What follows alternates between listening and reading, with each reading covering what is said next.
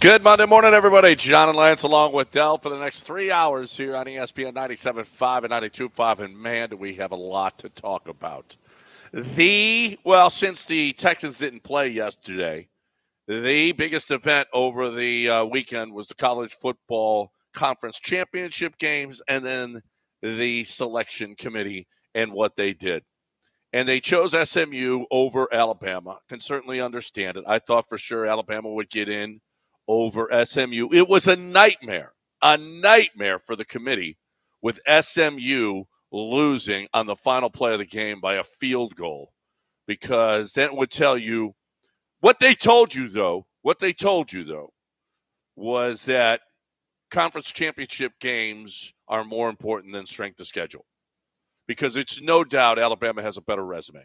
While they did lose a couple of games that, are awful on their resume, they still had 3 wins over top 25 teams, while SMU had none. 0-2 against top 25 teams. Texas, by the way, was 0-2. They did beat Texas A&M, which was a ranked team on the final Texas final didn't week have of a the good season. resume. Texas has a good resume. It's fine. They never had a good resume. They didn't have a strength of schedule. No, they had a bad strength of schedule. Yeah. Their best win was A&M. Right. And yet, but with your human eye, you could see, and with your human eye, you saw that Alabama, they faltered.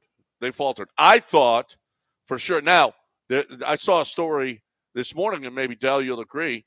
If SMU doesn't get in, that would have told everybody how weak the ACC is, and there's a good chance with Florida State already, humming about how they're going to get out of there and everything else, that the ACC might not have survived if SMU didn't get in. Well, the ACC won't survive unless their TV deal changes, because the power players in that conference know that the money they get from their TV contract doesn't allow them to compete. So it's a win, I guess, for the ACC, although Jim Phillips kind of screwed everything up when he was trying to, stump for his teams. But by naming, like, Jordan Travis was still playing quarterback, for not even for Florida State. So I don't know about all of that stuff. I just know, hey, they're in trouble no matter what, honestly. Yeah, but at least it helped a little bit. Here's the deal. Okay, so, and I think everybody agrees with this, because I've seen more than a few places. If, in fact, they didn't give buys to conference championships, here's what we would have in the first and second rounds. Notre Dame would be playing Clemson, all right, and the winner plays Penn State. Ohio State would be playing Arizona State, and the winner plays Texas. Tennessee would play SMU, and the winner plays Georgia. And then Indiana would play Boise, and the winner plays Oregon. That's the way it should go. What's normal seeding? As it That's stands now, it's an absolute F up. Absolutely right. Across the board. It is. Everything it's atrocious. Josh Pate told us on Wednesday, if SMU loses a close one, they're still going to get in over Alabama. Here's why. If Oregon loses, if Oregon wins that game and Penn State loses, there's a good chance that Penn State is going to have going to have an easier track to the championship than Oregon for losing a Big Ten. That worked out like unbelievably prescient there. No, and they're not the 5; they're the 6. And Penn State catches. Penn State has first? SMU and then Boise. Yeah, they get SMU in cold weather, right, at home, and then they play Boise in a neutral field. I mean, who does Oregon get?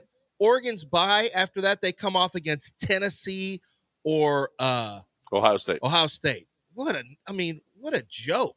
Yeah. How do you not see this potentially coming? So we watch season after season, and the argument from the SEC was the accumulation of games, how tough it is to get through that conference over and over. We have to play these tough games. So, of course, Alabama might lose to Vanderbilt because they had to play Georgia the week before. Just the accumulation of games. We don't foresee that being a problem in these playoffs, where the fact that your season's now longer than it's ever been, you have to play more games, might play a part in an ups. And I know on its face, Penn State getting what they got helps. But they'll play their first game. Is it the 20th or the 21st? Rather play easier. They play the 21st. So they'll play the 21st. So they'll have a couple weeks from the Big Ten title game to play, and then they'll have to play another game. We don't believe the accumulation of games despite what we consider an easier schedule, might play a part in these playoffs? How many games you have to play? It could. I mean, it could. You saw Arizona State's top wide receivers out now. Like, there's going to be injuries start to crop up and become factors without question. We saw it with Carson Beck. Had his shoulder damn near torn off. So I get it. In a I'm not perfect world. I'm not going to blame the accumulation of games for Penn State not winning the national title. I'm going to blame Penn State can't ever beat a top 5 team. No, that's not what Dell's saying. Dell's saying maybe the road is not as easy when you have to play game after game. But you can't guarantee against injuries, you pointed out. So I get it that the fact that you look at it and Oregon having to play Ohio State or Tennessee looks tough, but those teams do have to play each other, and who knows how beat up they'll be by the time they see Oregon, who's rested and waiting. So I think maybe we wait and see how the playoffs go before we just assume because the teams look easier on paper that it'll matter and you'll have an easier road. Yeah.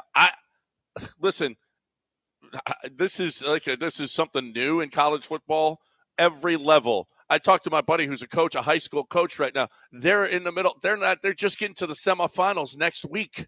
And it's, we're heading towards Christmas. So, I mean, it's a 16 game. You have to win 16 games to get there. This is new for college football, but it's not new for football. This happens every level except college football. Now college football is there. Well, and there's attrition. There's no question about it. Especially in college football with the running and hitting. And, there's it more so than the high school level. But, you still look at it like who's the easier matchup.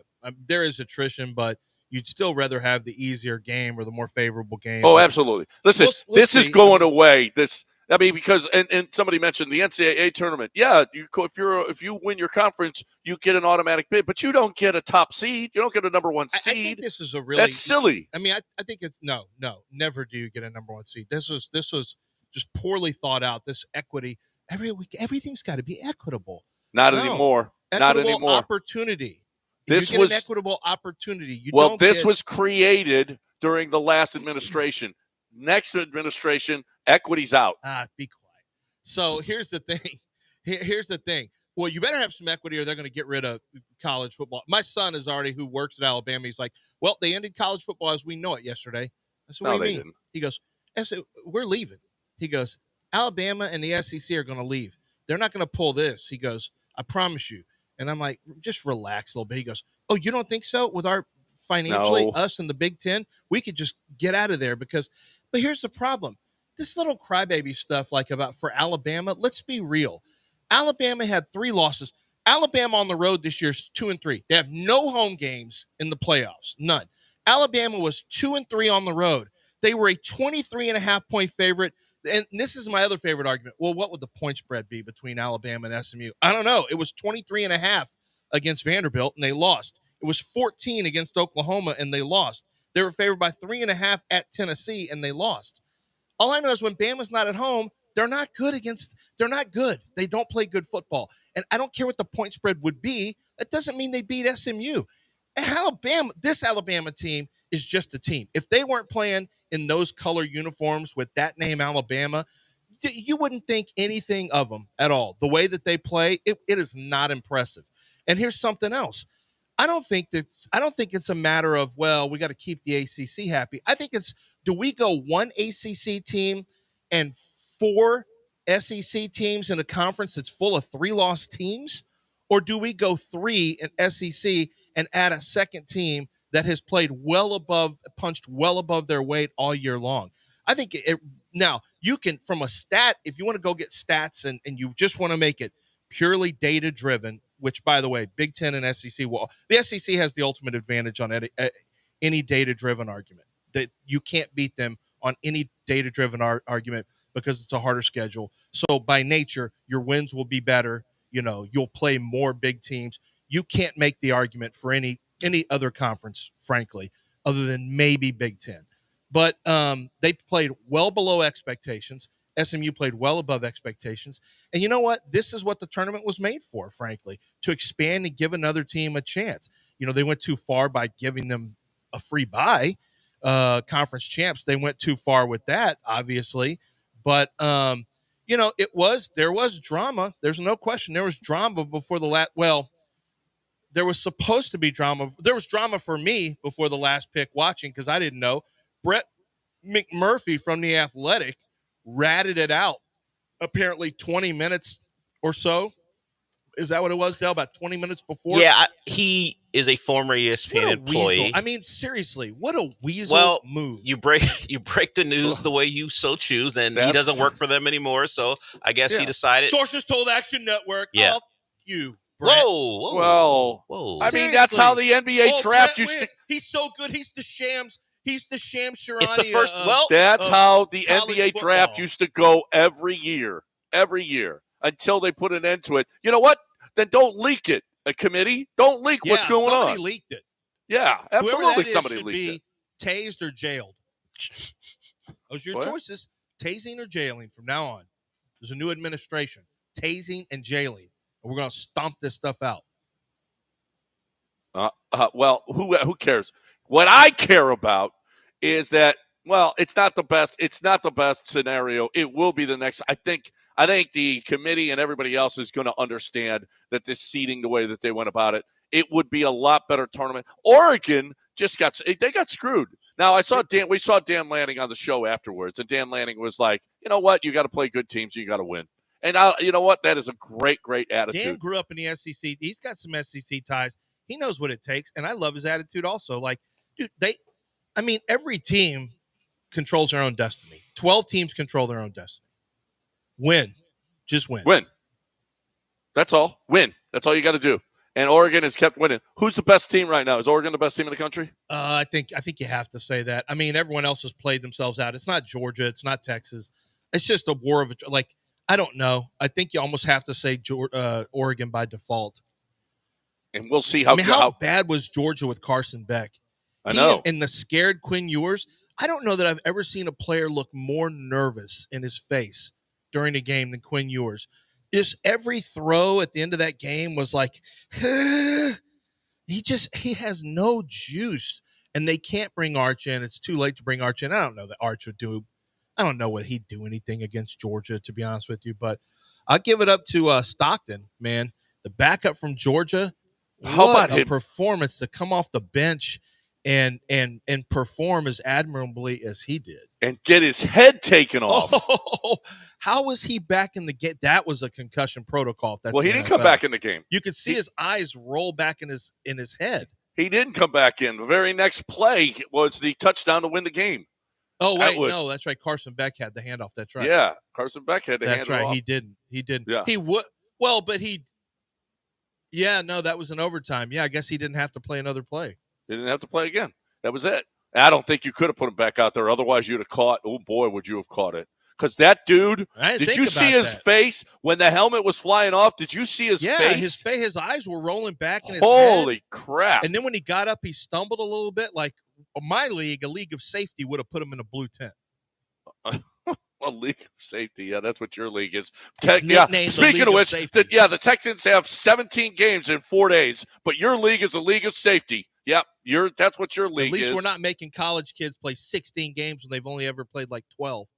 Right. Well, guess what? Trying to kill somebody in college. No. Raj just said he wants another game. That's 18 plus 4 playoff games. That's 22. Safer to play an 18th regular season game than to play a preseason game in that heat where people could have heat stroke. You're going to play the regular season game in that heat, by the way. Okay? Yeah, because you're not. Yeah, that's what's going to happen. Preseason heat. No.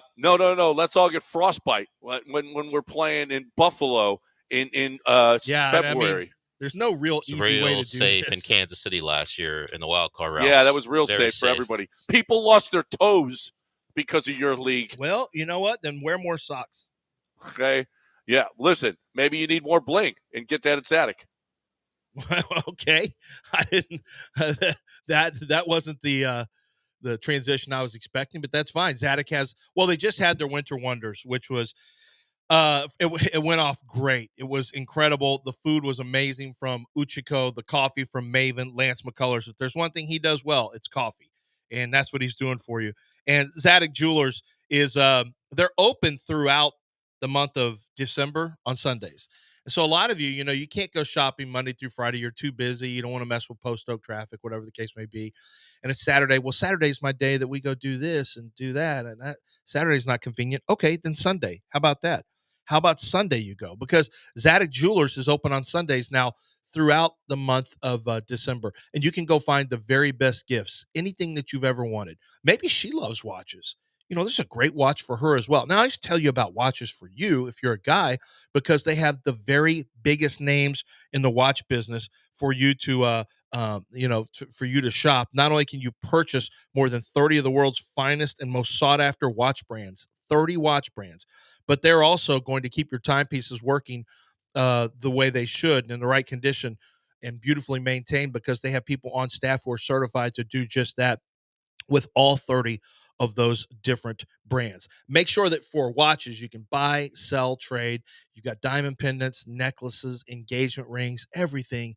And it's the best jewelry you can find in the city is at 1801 Post Oak Boulevard. Just a beautiful store, great help, and amazing pieces waiting for you. It's Zadok Jewelers, ZADOK.com.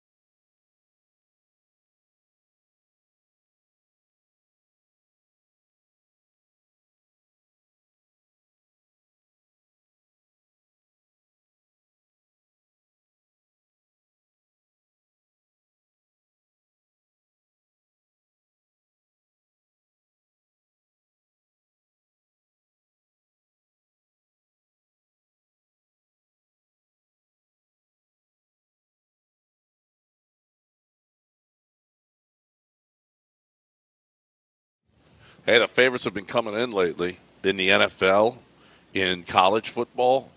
Man, you need to get on board. If you like, okay, that's a good, really good team. Now that in betting, that doesn't always work out. It's been working out lately. So you know what? The books have been taking a beating. Are you taking advantage of it? Because you can take advantage of it at mybookie.ag, promo code bet975. And you can take advantage of it better than other people because whatever you want to bet, okay, whatever you want to deposit, they'll double that deposit.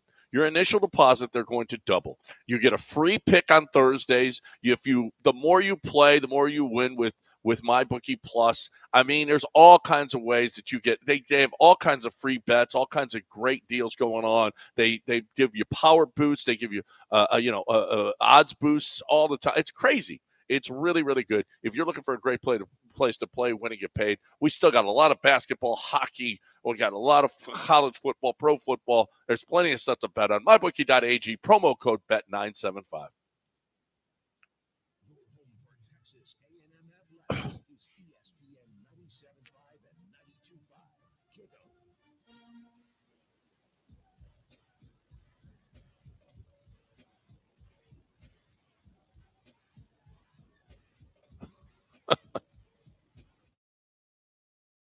You're back in the Veritex Community Bank Studios with John and Lance. On ESPN 97.5 and 92.5. All right. Biggest stories over the weekend, boys. We got the college football playoff. Yeah. We got the Chiefs winning again, right? And the Bills losing. Oh, God. Okay. The worst 11-1 team in history. We got the Rockets. Do you know they have a huge losing spread record, right? Like, yeah. They're awful against us. They're awful. They never. The Rockets, okay, we got that. The Rockets with the win last night against the Clippers. That saw was Jeff nice. Van Gundy on the sideline he there. Must they have been thrilled with the KPJ Bones Highland experience last night. Yeah, I don't think he is going to love the older Harden, KPJ. I can only imagine the strip club mentoring going on there.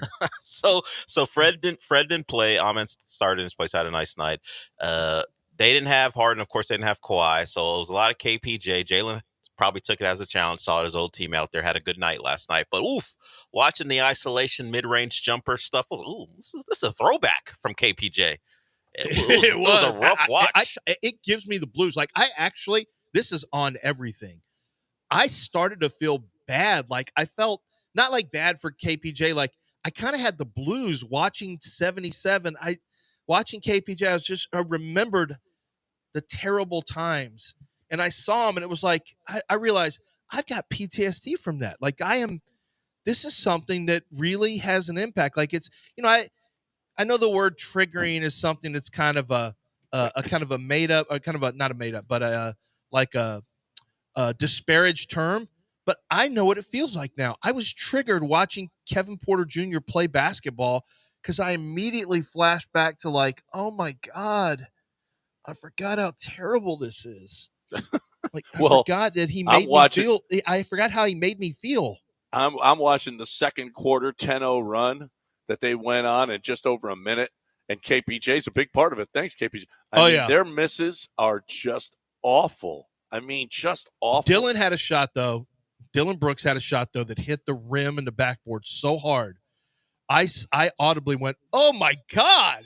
And Ryan Hollins goes, or Craig Hackman goes, "Well, that hit the rim hard there," and he threw it up from inside the paint. Like I didn't think you could. It was like almost like he was, when you try to miss a free throw on purpose and get your own rebound at the end of a game.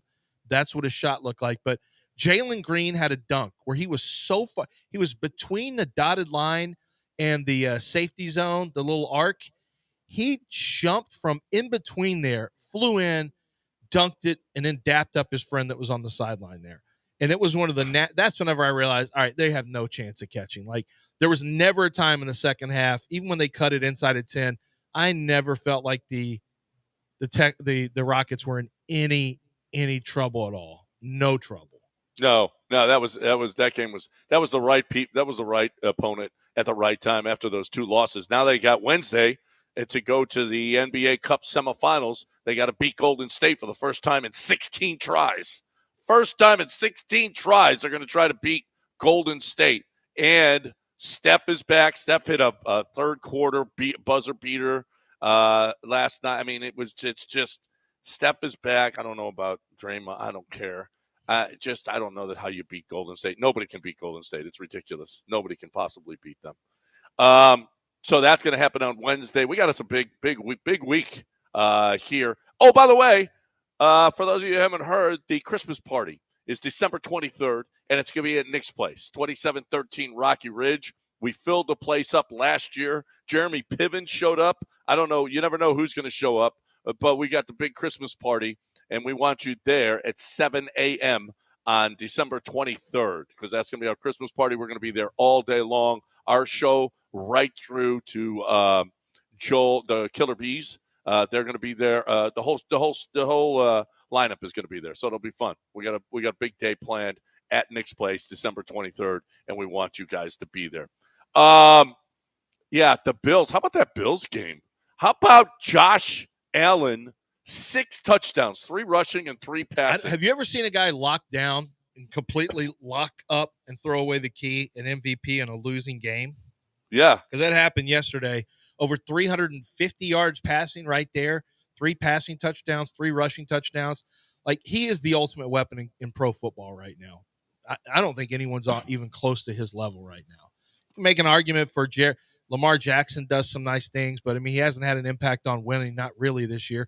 Jared Goff has really helped him win, but he doesn't it's not like this. This is full service. This is full service better than Cam Newton in 2000 and what year was that? Cam won the MVP, because Cam had a bunch of rushing touchdowns and passing touchdowns. Josh is going to end up being, I think even more prolific than that. I need to check I think Cam may have had more passing touchdowns, but we'll see. That was incredible. And what the Rams did, I mean, Rams beat them. It was a great, phenomenal back and forth game. Not a lot of defense. 82 yards rushing, 342 yards passing, 6 touchdowns accounted for. It's amazing. It's 430 total yards of offense and 6 touchdowns. That's what happens on Madden. These are things that people would do with Madden with Lamar Jackson, or back in the day with Michael Vick, or some unstoppable running quarterback. That's the kind of stuff. And it's not set to hard, by the way. It's set to pretty easy if you're getting 420 and 6 touchdowns. Your Madden that is. Yeah. And, I think he did. I think he locked up the MVP, which is nice. They do deserves it. You talk about a supporting cast. Nobody has less to work with than he does. Nah, I feel good for him. I like Josh. He was a guy that I didn't think he could make it as a good quarterback in the league, just too inaccurate. Now he's the outlier that everyone tries to use to normalize players who aren't accurate. You could be an extra Anthony Richardson. You're looking at some real Josh Allen type stuff here. Will Levis. I mean, you see Will Levis, you think, I can see maybe some Josh Allen flashes. Nope. He is one of one. I don't know too many guys. Cam is the other one that was like that, frankly, where Cam's accuracy could wane, especially in college. But, and then, he was highly productive in the pros. But Josh Allen, man, he seems like a good dude, a good teammate. He was never, he always tried to take in stride the Stephon Diggs stuff.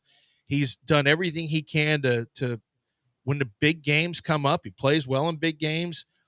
In big moments, he tends to have big moments. He's gotten beat by Pat Mahomes, although he started to have Mahomes' number a little bit. Remember, they're the only team to beat Kansas City this year, and they've beaten them 3 times in a row now, I think. Oh, no, they lost in the playoffs. So 3 regular season games in a row he's got over Mahomes. So, and I think it's good that historically we get one of the great quarterbacks that we have right now in our generation, that they get one under their belt. You know what I mean? That it's not, Tom Brady overshadowed so much. Tom Brady and Peyton Manning overshadowed just a massive amount of 18 years of football. Yeah. And you'd forget that other quarterbacks even played. Yep. And then there's another story, $765 million. $765 million. Wow. That we'll talk about on the other side. But first, we're talking about Houston Powder Coaters. We're talking about HoustonPowderCoaters.com. That's the place where you can find out all about Robin and all of the great people at Houston Powder Coaters. I love what Robin and those people do. Those people, I like to say those people because they're not me. It's Robin and all kinds of people who care about powder coating and making whatever it is that you have look great. Houston Powder Coaters is the premier place. When you look at their Google reviews, very hands-on, 5-star customer service, over 20 years experience. Whatever it is, you got special orders. That's not a problem. You have a certain color that you need and love, and that's what you want, and that's fine too. They got hundreds of different colors that they can, and make thousands of different combinations. So that is not a problem. If you're looking to make your whatever furniture or whatever it is, your car part look like your favorite team, you can do that as well. You want burnt orange, or you want maroon, or you want red, or you want blue, whatever it is that you want, you get that as well. They do you seeing their work everywhere. So anything that you need powder coated, especially that patio furniture, do it now so that it's ready for the spring when you want to sit outside. 281-676-3888 or HoustonPowderCoaters.com. Tell Robin you heard it right here.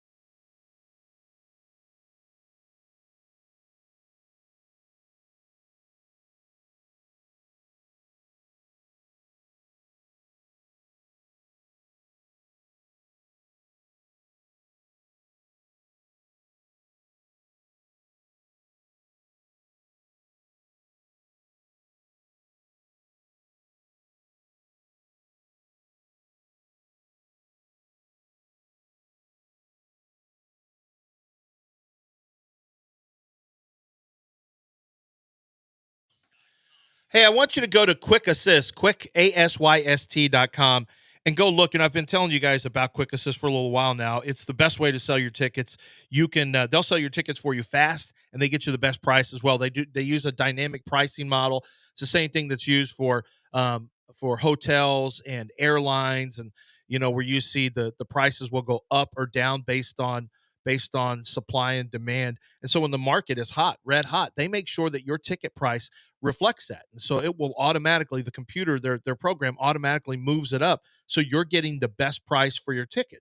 Because if you're selling your tickets, maybe you have season tickets and you want to sell them for a game. Maybe that's something. You have full-time season tickets for the Rockets or Astros or some college that you went to, and you say I can't use the tickets this game. Well, don't just let them go to waste. Why don't you sell them through Quick Assist? They will do that for you once they load your tickets. Once you download the app, you put the details of the game in there, you send them your tickets, and they will immediately list it with all the different top sites. And I mean, the StubHub, I'm looking at all the different sites. You know them all: StubHub, Axis, Ticketmaster, everybody. And they delist them immediately once they sell, so there's no hassle. So how would you like to have your tickets in front of millions and millions of eyes rather than just that one site that you would list them on? They handle all the hassle. You have no hassle, and you make money and get your tickets to sell. It's Quick Assist, your ticket and anywhere. Download the app today, Quick Assist.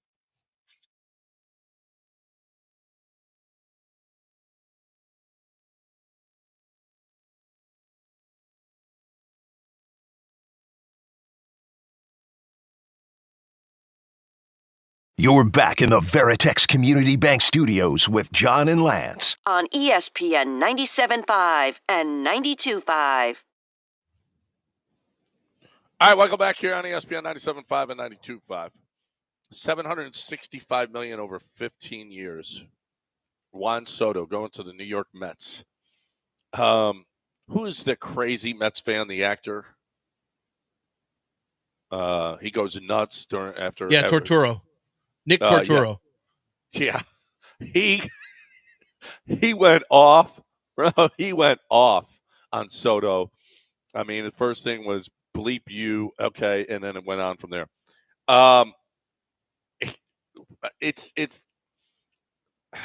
He's averaging $51 million, which is actually more than the $70 million because of the deferred money and what the money's going to be worth when Shohei Ohtani gets his. The average salary for Shohei is thought to be $46 million right now, so $51 million a year, and who knows what that's going to mean in 15 years, but it's getting to the point of ridiculousness now. I mean, and now the dude has got so much money. Steve Cohen can outspend you. He don't care. He doesn't care what his luxury tax bill is. He just wants to win. I guess we would want that. And here the Dodgers went and asked last week.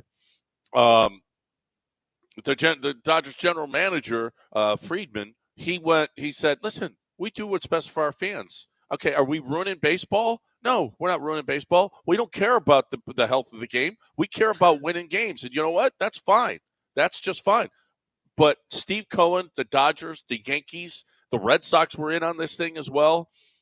Paying this kind of money to these guys is not good for the health of the game. It's just going to drive ticket prices up, and it's going to make it's an unfair advantage for all the teams with money. Get the bag mentality that some fans have for players. They just have to understand the cost is a pass on to you. That's what it is. I mean, the pass on is to you because the profit margin, they're going to keep their profit margin the same. So how do they defer cost? They move it to parking, they move it to concessions, they move it to obviously they're going to move it up. A big portion of it's going to be season ticket holders. Some will be in advertising, they'll defray costs through advertising, suite holders, stuff like that. But it's inevitable. The game, prices are going to ascend. I think the big problem, John, is you look at Ohtani and Juan Soto, and look how fast these jumps are. Baseball cannot sustain the biggest problem in a lot of things when it comes to change is when it happens too rapidly and too fast for the market to handle. And when you have a jump like this, now baseball up to this point has been pretty good about paying a player their worth, and it's not the next up mentality of quarterbacks in the NFL. Look at what Atlanta stuck with Kirk Cousins now. But it's not the next up. Well, it's his turn. It's Dak's turn, so I guess we have to give him Trevor Lawrence's turn. I guess we have to give Trevor Lawrence all this money. At least in baseball, they're still, like, I give baseball credit for that. It's still pretty much, market value is what they're paying, not a next up mentality. But when you have jumps in salary like Ohtani, like there's only 4 teams, probably maybe 5, that could even compete to have an Ohtani. And the only way you do it, and with the only way you compete with Soto now is you give him an amount that only teams with great TV and radio deals can possibly pay. And then on top of that, you now have the fear of he has to stay healthy for an exorbitant amount of years for this to be worth it for your own franchise. And so the Mets are taking a tremendous gamble, but there's not one fan that's going to care. I mean, the fans are going to be excited, but they got to be careful about resetting the structure too high, because baseball does not have that type of popularity. This isn't football. And what happens is the top teams will still be fine, but man, it will just wipe out the middle class, which is already having a hard time anyway. You think Jim Crane likes seeing that contract? No. More than Ohtani? Oh my I would God, not have guessed he would have had more total. I would have never have guessed that his total contract, guaranteed contract, would end up being more than Ohtani's. I would have never guessed that. The Athletic had an article this weekend about the Astros don't have a plan. So Dana Brown met the media, and here's so there was a report by an uncertain. It's a trick site. You don't even well, have to I don't know bring if it was up. a trick site, but it was. They have 114 followers. It's not real. Yeah. Well, it did. I don't know that. I don't know what the site is. I do know that it did say that they upped their offer to Alex. But Bregman. did you see it in the media anywhere? I wouldn't be surprised at all if they do up their offer to Alex Bregman. At $151 million, they're not going to be competitive for Alex Bregman. But we'll find out. And here, when I hear Dana Brown saying stuff like this, then I do believe that they'll actually get in the hunt. Look, Bregman's outstanding, great defender, good bat, quality AB all the time, done great things here in Houston. We're working on it. We're having a lot of conversations with Scott, and, we're optimistic. Well, I mean, that's good. I wouldn't have even mentioned that other one, John, because I can't find anything substantiated in any real media site. So I don't think they upped their offer at all publicly. No one has that intel, at least. Are they doing it behind the scenes? Well, they have to be competitive. They're not going to be competitive. Now, you don't think they'll be competitive? I don't think if they don't up their offer, they're not. Well, I think they got to be as close to $30 million a year as they can get, because they're not going to offer as many years, probably. Did you think they were competitive when they offered Carlos 160? No, that wasn't competitive. Well, but here's listen. They offered 160 over 5 years, which is 32 32 a year. Okay? Wait. It was over. I thought it was over 6 years. I think it was over 5. No, because we've done this before. 5. Oh, yeah, it had to be 5. It was 5. 160 over 5 years. Well, 32. No, I think it wasn't going to be competitive relative to the market of the shortstops. Well, here's the deal: they're not. So we're saying not competitive, but they're offering $32 million a year, which is just shy of what he ended up getting. But he didn't get. They won't give him the years. They're not going to come off this philosophy ever. So I guess they're never going to be competitive, even if they're offering now. Right. Bregman's is less. Bregman's is less per year than Carlos's was. Maybe they'll up that offer as far as money goes. He's but older than they're Carlos. Never coming off the year thing. No. They're never coming off the year thing. But the conversation I've been having with you is that this is never going to change. This is a philosophy. So if you know this is the case, you can never win in the open market unless you're getting a shorter term guy. You're not going to keep the top guys. You're not. Jordan, as soon as Jordan hits the market, it's finished. It's over. There is no chance, because you won't go longer than 6 years, and you have to use that to finance the deal. I mean, you have to have bad years on your contract. There's no way around it. And it's not fiscally responsible. I'm here to tell you that I understand what Jim Crane's doing, because Jim Crane doesn't want to put bad money out there. It's not a good business practice. And he's right. And Jim Crane's actually right. And the Carlos Correa contract, I would say, would not have paid off for the Astros at this particular point. You already won a title in 22 with Jeremy Pena winning MVP. I mean, unless Carlos did that, you can't say that Jim Crane did the right thing there. However, you just have to understand, this is why you're slowly disintegrating as a unit. And unless their draft, and I mean, if they don't have the balls to trade Kyle Tucker and replenish and have the next studs coming up, I don't know where it's going to come from unless Dana's going to really, his it's unfortunate for Dana Brown, but his legacy and is on the line. When I say legacy, the way people think of him in Houston as a GM, his hands have been a little bit tied. And he's going to get tied to some moves that, frankly, weren't his. But history's not going to remember that. Be tied to those. Well, I think history's going to remember he's the GM during this time frame. We know, no, but he wasn't even the GM when those moves went down. No, he wasn't. He but wasn't it was the GM. But it's what I'm telling you is it was the time. It was the time frame. He's having to play with. He was a GM when those guys are playing and they cut dead money. Yeah, he's a GM, but it's not his fault. I mean, we know it's not his fault. Obviously, he made it clear during the press conference when they were releasing him. I didn't do this. But he can't. But all the free agents that could replace Alex Bregman are going bye-bye. Well, here's the deal.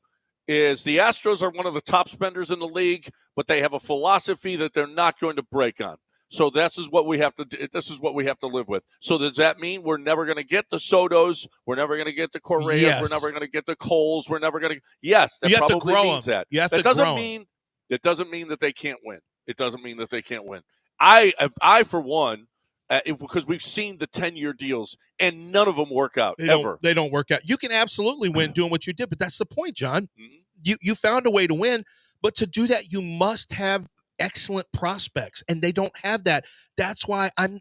You can say I'm the bad guy, but these guys need to get moved so that you can get prospects that have already started to be developed. That you're not scouting from high school and college. They're already in the minors, and you say, man, our minor league scouts love these guys. We've watched them play against other You gotta make a move to do that, to replenish, or you're just relying on draft, and that development typically takes a little longer. It does, and it will. All right, we got a break because what did you learn this weekend in one sentence? That's next. What did you learn this weekend? I've got mine already. What I learned this weekend. I learned something very important this weekend. I learned. So let's go. 713-780-3776. It could be you, or you can do somebody on a mobile, whatever it is that you want to do. What did you learn this weekend in one sentence? 713-780-3776. Hurry up and get in. And when somebody gets off, you can get in. This is the Gulf Coast. We've never seen more Gulf Coast in a break than we are seeing in this break right here, because you're going to talk about Gulf Coast Chevy. Gulf Coast Chevy Buick GMC. It's all three of them. Let me focus on the Chevy right now. Chevy Traverse is what I drive. It's what my wife drives. Her Traverse is in for service. And so I said, take your time, because they gave me a Chevy Silverado pickup truck. Oh, wow. Is the Chevy Silverado pickup truck nice? It is really, really nice. And it's one of the first times that I've been able to drive this over an extended period of time, and it has been incredible. Let me tell you what they got going on with the Chevy Silverado right now. So I tell you all the time, right? Different months have different programs. This program might be the best I've ever seen for the Chevy Silverado. 2024 Chevy Silverado 1500 Crew Cab Rally Sport Truck with a 5.3-liter engine. You can get total cash allowance of $7,250, plus current eligible Costco members get $1,000 in member-only bonus cash. That is a magnificent savings of over $8,250 right there. And that's before you get your trade-in value, which they have phenomenal trade-in values, and they get to the lowest price fast when you're talking to my friends over at Gulf Coast Chevy Buick GMC. Get the vehicles you want, get great prices, unbelievable trade-ins. Nobody beats their service. And you know what? This is a great chance for you to drive the Chevy Silverado at a discounted rate.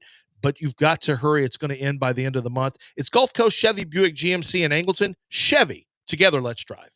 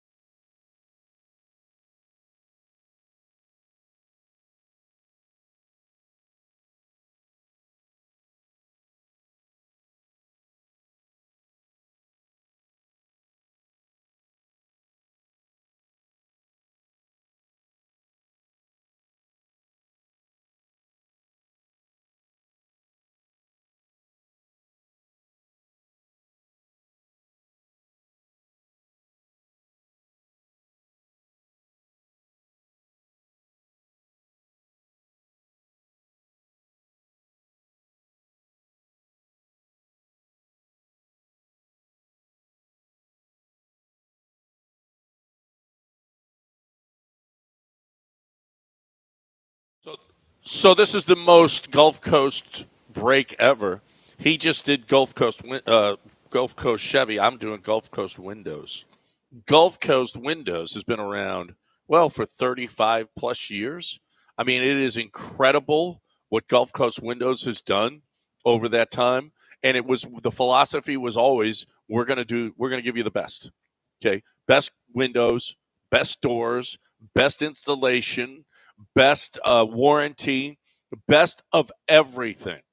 And by best windows, when you see these windows, the double pane, double strength, when you see hurricane windows or wood windows, wood clad windows, whatever, aluminum windows, whatever window that you're looking for, and you can spend from this to this, and that's just fine. But every window there is going to be top notch, state of the art, the best in market.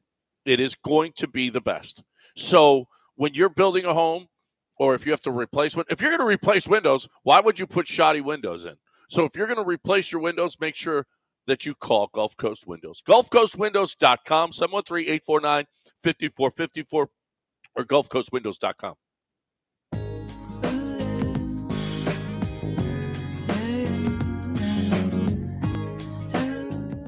You're listening to Houston's longest-running sports radio morning show from the Veritex Community Bank Studios. Here's John and Lance. All right, welcome back here on ESPN 97.5 and 92.5. 713-780-3776. What did you learn this weekend in one sentence? You get one sentence to tell us something that you learned this weekend. And as soon as somebody gets off, you can get in. We've got 4 lines. They're full. They're always full, but you can get in. And if you've got a busy signal, not to worry. 713-780-3776. We're going to get you in. I will start. Here's what I learned this weekend is there is a thing called Ashley Shahamati. All right, who's next? Well, that's a person, by the way. That's well, not a yeah. thing. Well, it's kind of, I learned that quarterbacks' moms sit up next to each other in the stands. Yes, they did. Stockton's mom sat next to. Yeah. Well, I mean, it's a fraternity. Next to each other. Yeah. You didn't know moms sat next to each other? I didn't know that. I didn't know the backup would. I'd be hating on the starter, so I wouldn't want to be up there like, get him! I'd be yelling, get him, if I were the backup's mom. Right. I've wished that before on the starter, but that's another thing. I've wished ill will on the starter when JT was the backup. Yes, that happens. And I never sat next to them. But Carson Beck was clearly the starter. Carson Beck was went into the season as the number 1 overall pick. Yeah, no, I know. Anymore. I was just saying something before we got to the calls. Yeah. Okay. All right. Ocho is first up. Ocho, what did you learn this weekend? Yeah, I learned that the player the Texans should have drafted, Brian Thomas Jr., has 9 games of 70 or more yards receiving and needs 1 more to become the first rookie to reach 10. Damn. Yeah, Brian Thomas Jr. is having a nice year. On a terrible team, he's still doing that. Yeah, with bad quarterback play. Yeah. With bad quarterback play. That's impressive. Yeah. Brian Thomas Jr. is going to be good for years to come. And we got to play him twice a year. Who's next, Al? Brandon, what have you learned? Brandon, what'd you learn this weekend in one sentence? Morning, guys. I learned that today must be a very uncomfortable morning over at Smoothwater in Mooresville, Alabama. Oh, yeah. Dr. Cogslaughter cannot be happy that Alabama is left out. We'll see if we can't talk to him at 8:30. 8:30? Yeah. No, that's when we have ship talk. How about 9 o'clock? That's right. Then 8:15, speaking of ship talk. 8:15. And it got Dr. Cogslaughter, and then Dell will have ship talk for it. And there was plenty of ship talking this weekend. Plenty of ship talking. No, that's right. So we'll get that done. Dell, who's next? Uncle Freddie, what have you learned? Uncle Freddie. Swifty. He learned something about Taylor Swift, I'll bet. The Air Store's over. Now, I learned that all my daughters really want to go to the Dolphins-Texans game because Braxton Berrios' famous TikTok girlfriend, Alex Earl, may be there. He's got a TikTok girlfriend? Yes. Well, I hate to inform your daughters that since Braxton's on IR, she probably won't be there. No. Yeah, he save won't money be on at those the game, tickets. and she won't be there either. more than likely. So his girlfriend is a TikToker? Famous influencer What TikToker. does that mean? It just means she goes on TikTok and she's just either an influencer. dances or informs people, and just girls like an like her. Instagram Yeah, influencer. no difference, really. Alex Earl? Yes. Oddly enough, an attractive blonde woman's making her way in the world. But she probably won't be there, Uncle Freddie. Feels unlikely. Yeah. She's not blonde, though. She's been blonde in the past, I think. She may not be blonde she's now. got brown. Well, she's brown hair. I don't. I guess I don't know. What don't you know? I don't know. Okay, she's a TikToker. She dances. Okay. I don't know that she dances. That's just what you do on TikTok. Wait a minute. This might be his current girlfriend. Okay. Who's up next? The blonde? Yeah, okay. Yeah, the blonde. I thought she was blonde. Who's up next? All right, let's move on to Art. Art, what have you learned? Morning, my guys. Man, I found out this weekend, I learned that it's never good to party on a Sunday for a company Christmas party and then take it back to the house for an after party. Yeah. Oh, no. You don't even have to say anything. It's the after party is usually not a great idea. Like, it's good intentions, but a lot of times, and you know what? I don't want people at my house that long. What are we doing? That's fun. Come on, hell man. Up out of here. Let's keep the party going. Y'all wanna let's go home and sleep. Let's keep the party going. I like it. Who's next, Del? I'm sleepy. Tongue Dart Chris. Tongue Dart Chris. What'd you learn this weekend, Tongue Dart? I learned over the weekend that if your toddler takes off running and you chase after her and you knock your wife over in the process, the wrong move is not to do the too small gesture. That's the right move. That's the right move. You went too small. You went Too little. small. That's a great move. That's a great move. Was it now? Is too small the hat, the hand on the head, or is it just the little down low? Down low. Yeah. Well, You're because too they small. do this one sometimes too. That's generally when you're moss a person. But Yeah. yeah, you could get away with that too. But for basketball, it's been you put your hand down low, saying, "Hey, You're too small. little fella, out of the way." To your wife, that's awesome. That is a great move. Now she probably didn't think that was funny. Not when you knocked her down. Hey, have a sense of humor, woman. Tell the woman Who's to next, move Del? her feet, get in legal guarding position. Let's go to Tom on a payphone. Oh, okay. What have you learned, Tom, on a payphone? Morning, gentlemen. I hope the connection's good on this payphone, but I learned if you're going to go to the bingo hall looking for dates, you should probably put on your beer goggles before you go. Yeah, bingo's not a place that Well, that's not true. Bingo on the Heights, but the Bingo on the Heights has good-looking girls running around. Now in the summer, I don't know about right now. I don't know. Yeah. Bingo would be one of the last places I'd say. Bingo on Heights. I gotta go. I'm going hunting. 300 people all bringing their own drinks, and no. It's trust me. Bingo on the Heights has some good-looking people. I mean, it also has my. I'm gonna have to trust you on that one. Yeah. Bingo in the Heights is elite, says Houston Dab. Okay. Yeah. Look at that. Yeah. It is. We move to LSU. Brian, what have you learned? Hey, guys, I learned that Kalen DeBoer does not have as much influence as Nick Saban. And I don't think Greg Sankey and Kirby are sitting down having dinner anytime soon. Ooh, man. no. Curb after the Kirby game was- on the stand. And so we don't, what did he say? He said something about said Greg. He what? called him Yeah, out wait, by his that name. schedule Greg Sankey gave us. Greg Sankey Well. gave us his schedule aggression. And he'll benefit from it next year. All those games he played on the road, he'll have them at home. Yeah. In 2025. Yeah. Well, they do have a much tougher. They did have a much tougher schedule than a lot of people. And it'll be better next year, Kirby. It'll And- come and- around but- for you. Then Texas has another easy schedule next year. So, yeah. So I don't know. Somehow they gotta figure that out. I'll throw mine in. I learned that 25 years of dominance breeds a lot of glazing for the SEC. They don't need you. They don't need people to defend them. Yeah. All right, They're going to be one sentence, fine. That's it. Golly, One stop sentence. your crying. Oh, my gosh. Everybody, from John to One everyone sentence. else. One sentence. Everyone. Mad. He said One sentence. strictly enforcing Just one sentence on you now. glaze. One sentence. Glaze. Let's go to Florida State on mobile, who would have some complaints as opposed to the SEC Hawks. Okay. Well, I learned that even though these radio talk show hosts will tell you just win and you'll get in, if you're Georgia and losing your quarterback, you can borderline lose and still get in yourself. How about that one? It would have worked got better. An automatic bid. It would have worked better if it wasn't. You had this cooked up when you thought they were going to lose, and you said, "I'm still going to try it."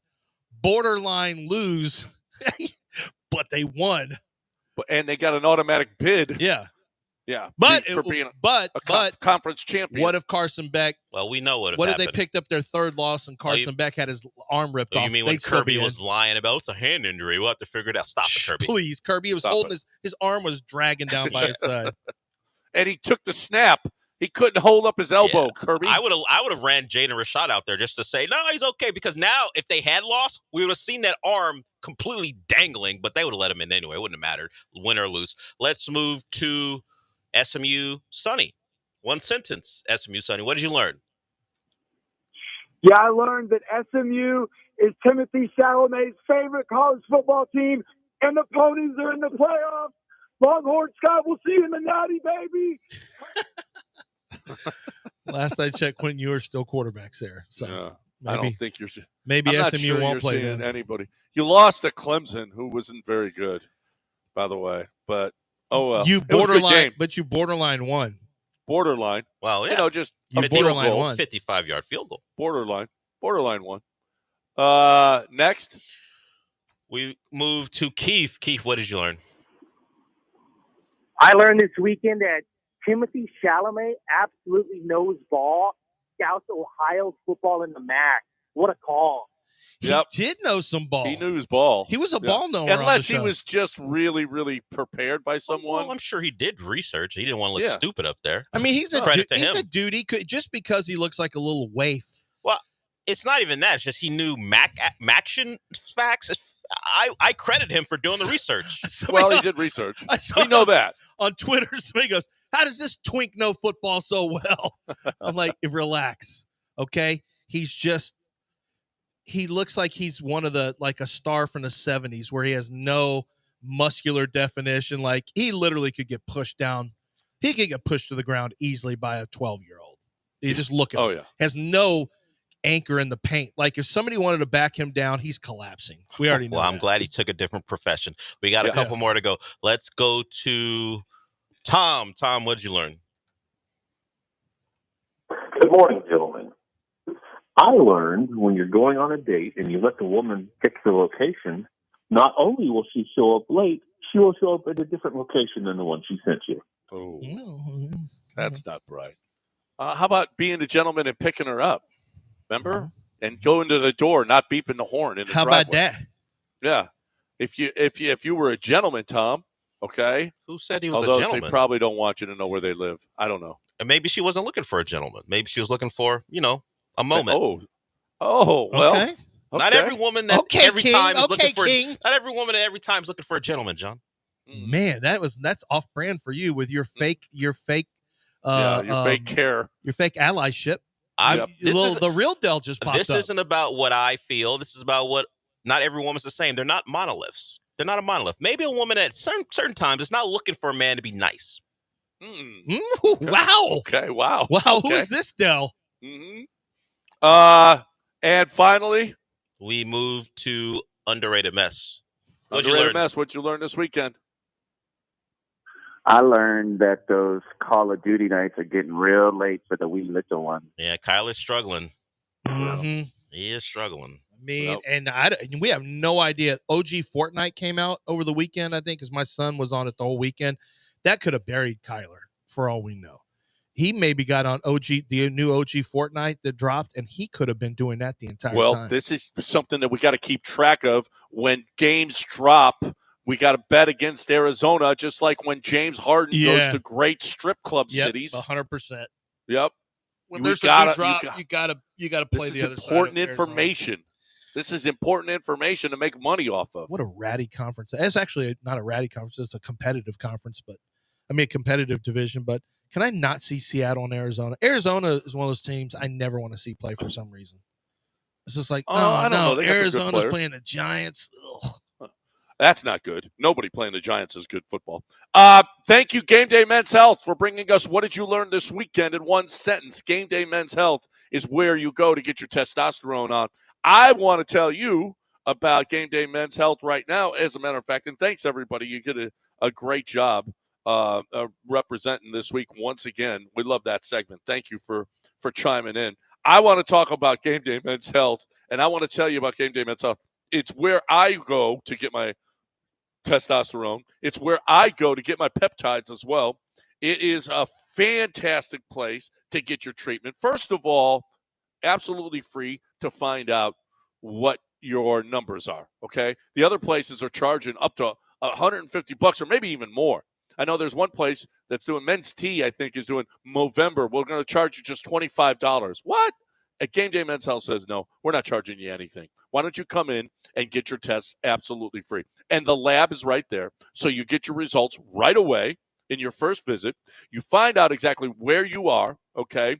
And what they're doing is they're trying to help you be better, look better, improve how you feel, how you perform, better results in the gym, improve your sleep, improve your sex drive, improve your mood, improve your work, improve everything.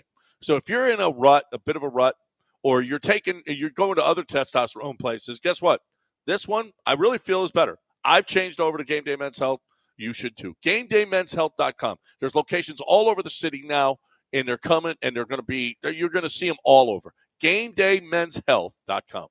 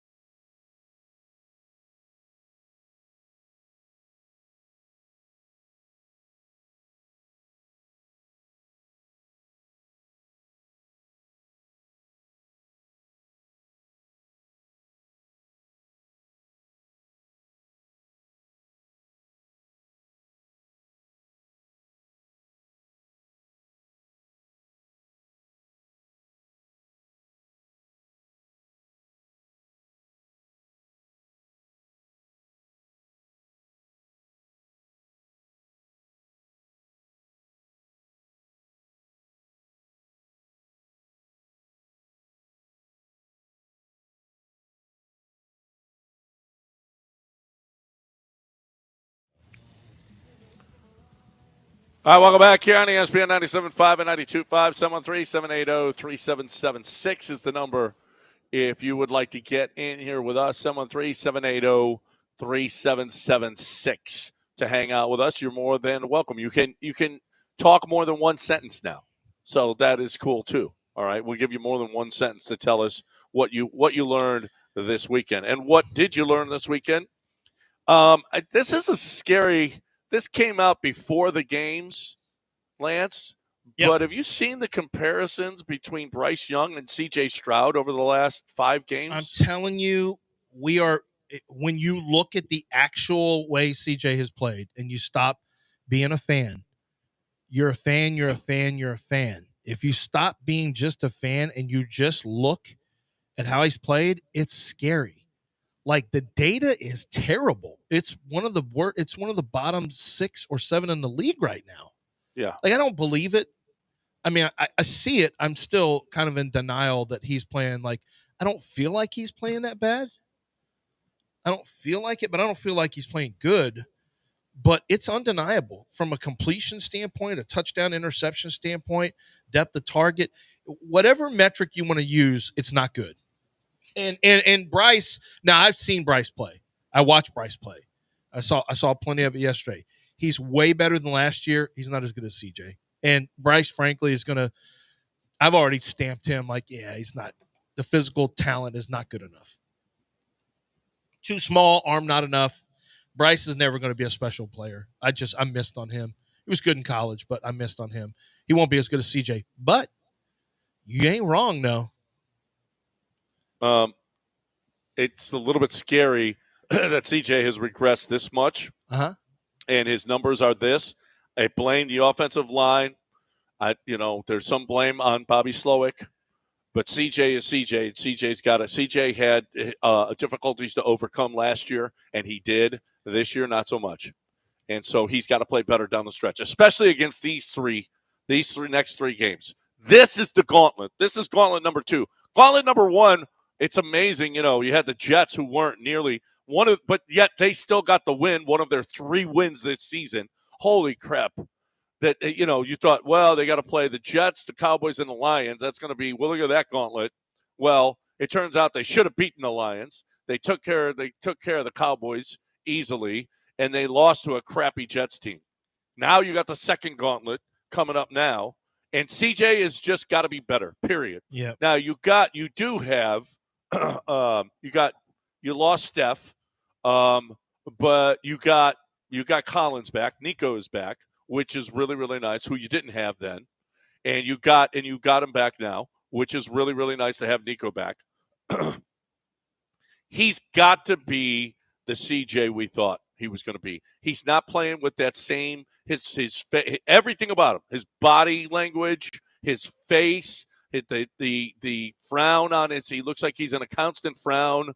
He's not the same confident. He's not throwing it with confidence. 2 of his picks have been lobs. I mean, the one in the end zone to Tank Dell that would have won the Lions game was awful. And then he did it with Nico as well, and he short-armed it against Tennessee, and he got a pick there too. Instead of lobbing the ball, throw it with some authority. We got to see CJ getting back to being CJ. Yeah. He's just not that guy. And he's got to be that guy. He's not. And some of it is actually on him. Like, some of it is just on him. He's just got to be better. Like, it's okay to say that. It doesn't make you not a fan, and it doesn't make you a hater. It's okay to say when a guy doesn't play well. He's not really playing well right now. And our standards are higher because he set the standards. And once again, it's okay. If you're a super fan, you can still say things like CJ needs to play better. It can be mutually exclusive from the offensive line needs to block better. You need to put CJ in better position. If you're calling plays, it's all that. That's fine. But one of the components is CJ's not playing as well this year. And the most notable element of that, most noticeable element, is that easy throws that were automatic, 100%ers, are now not 100%ers anymore. And I think some of that is his brain is sped up really fast, and he's like, I think he needs the game to slow down a little bit again for him. And I think the best way to do that is, I think it can be done. Protection starts with protection. Bobby Slowick, I think situational play calling, putting him in position to get early completions is a big deal. I'm not a big fan of sideways passing all the time, but I do think there's a time and a place for it to get guys easy completions and extended, like making an extended running game. Because, last year they had to do some of that. They had to be more creative because they didn't have a run game. This year, now that they have a run game, I think Slowick's trying to run a more standard, West Coast type of Shanahan offense, and it's actually not great. I think it'd be better to get more jet sweeps involved again.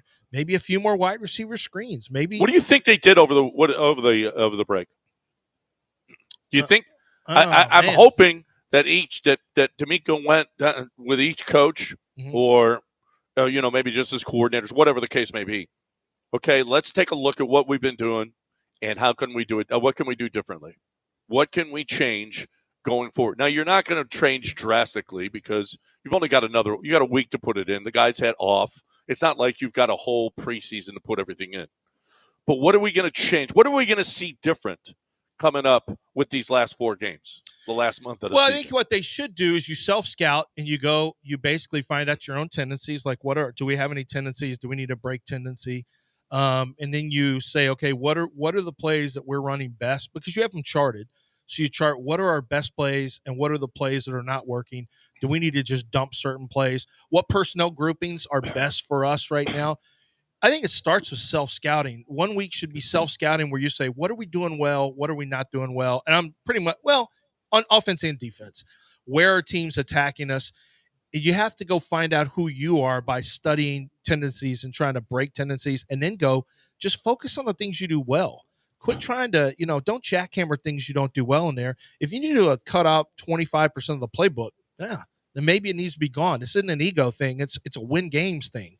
So if you need to simplify, then get back to simplifying. I think it's important that you get the ball in Tank Dell's hands. I've been saying Tank all year, and I know it sounds like I'm picking on him, but it's because I think Tank is a really valuable player. Like, you look at Tank's numbers this year versus last year, about the same amount of playing time so far, John. Actually, more playing time now than last year, I think by 1 game. I mean, the catches are similar. The yards are lower. His yards per catch was higher last year. The catches are similar, actually, to what he had last year.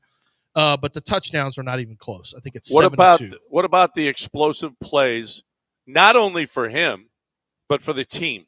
It's going to be hard because your coverages are played different. I mean, they're taking that away. They actively take it away now. And then they're daring you to run the football. And when you run, you usually run pretty well. But it's not. But CJ's not, and Slowick and CJ in the offensive line, they're not building long drives. What's the number one enemy of a long drive? A sack and a penalty. Check and check. They do both. Right. Drops are a big enemy of a long drive. And they do that too. They get their drop on some. Yeah. No, they forget long drive. I want explosive plays.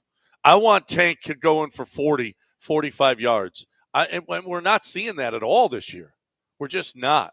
And those big plays are quick scoring strikes. We're just not seeing it. We got to get Nico. You still see some explosive plays out of him. Yeah. But Tank has got to be a part of that too. I think you're right. I think Tank has got to be a much bigger. How do we get the ball in Tank's hands to make a big play? But it's scary. Excuse me. It's scary looking at Bryce Young's numbers and looking at CJ's numbers. It is. And it shocked me. I was on the air doing it live when I was looking at, just CJ versus the rest of the league. And I realized how low down he was on completion percentage. His interception and touchdown numbers are the same as Deshaun Watson's, which is 3-1. It was, it hasn't been as good. And we're not telling anyone anything that you don't already know. Right. I mean, we already know it, but you're right. That's a really good question. And I am curious. I don't know if they probably wouldn't give. I'd be interested to hear Bobby Slowick on Thursday, and Matt Burke, maybe the two coordinators, because CJ D'Amico will give you a standard answer. But hey, Bobby, what did you guys do? Like, when you have this much extra time, can you give us an idea of what the organization, what you will do as an offensive coordinator? To kind of, do you review? Do you have an overview of the previous weeks of games? Like, what do you do moving forward in a game? Like, that would be a good question. All right. 818. I'm not going to be there to ask it, but maybe Sarge or something. Yeah, somebody might. 818 ESPN 97.5 and 92.5. I got to talk right now about my man, Doc Linville. I got to talk about what he's done for me in my life. I love it because my hair is thicker. It's fuller. I still have, it's still thin here, and I might go back and and thicken it up even more than he has. But man, oh man, it is huge, a huge difference from what my hair used to be. I had holes and pockets. I was mangy, like a mangy dog. It was awful. And now I feel great about my hair. And my wife loves it. And you know what? You will love it too. Especially if you're thinning and you're younger. Guys, take a preemptive strike. See the doc.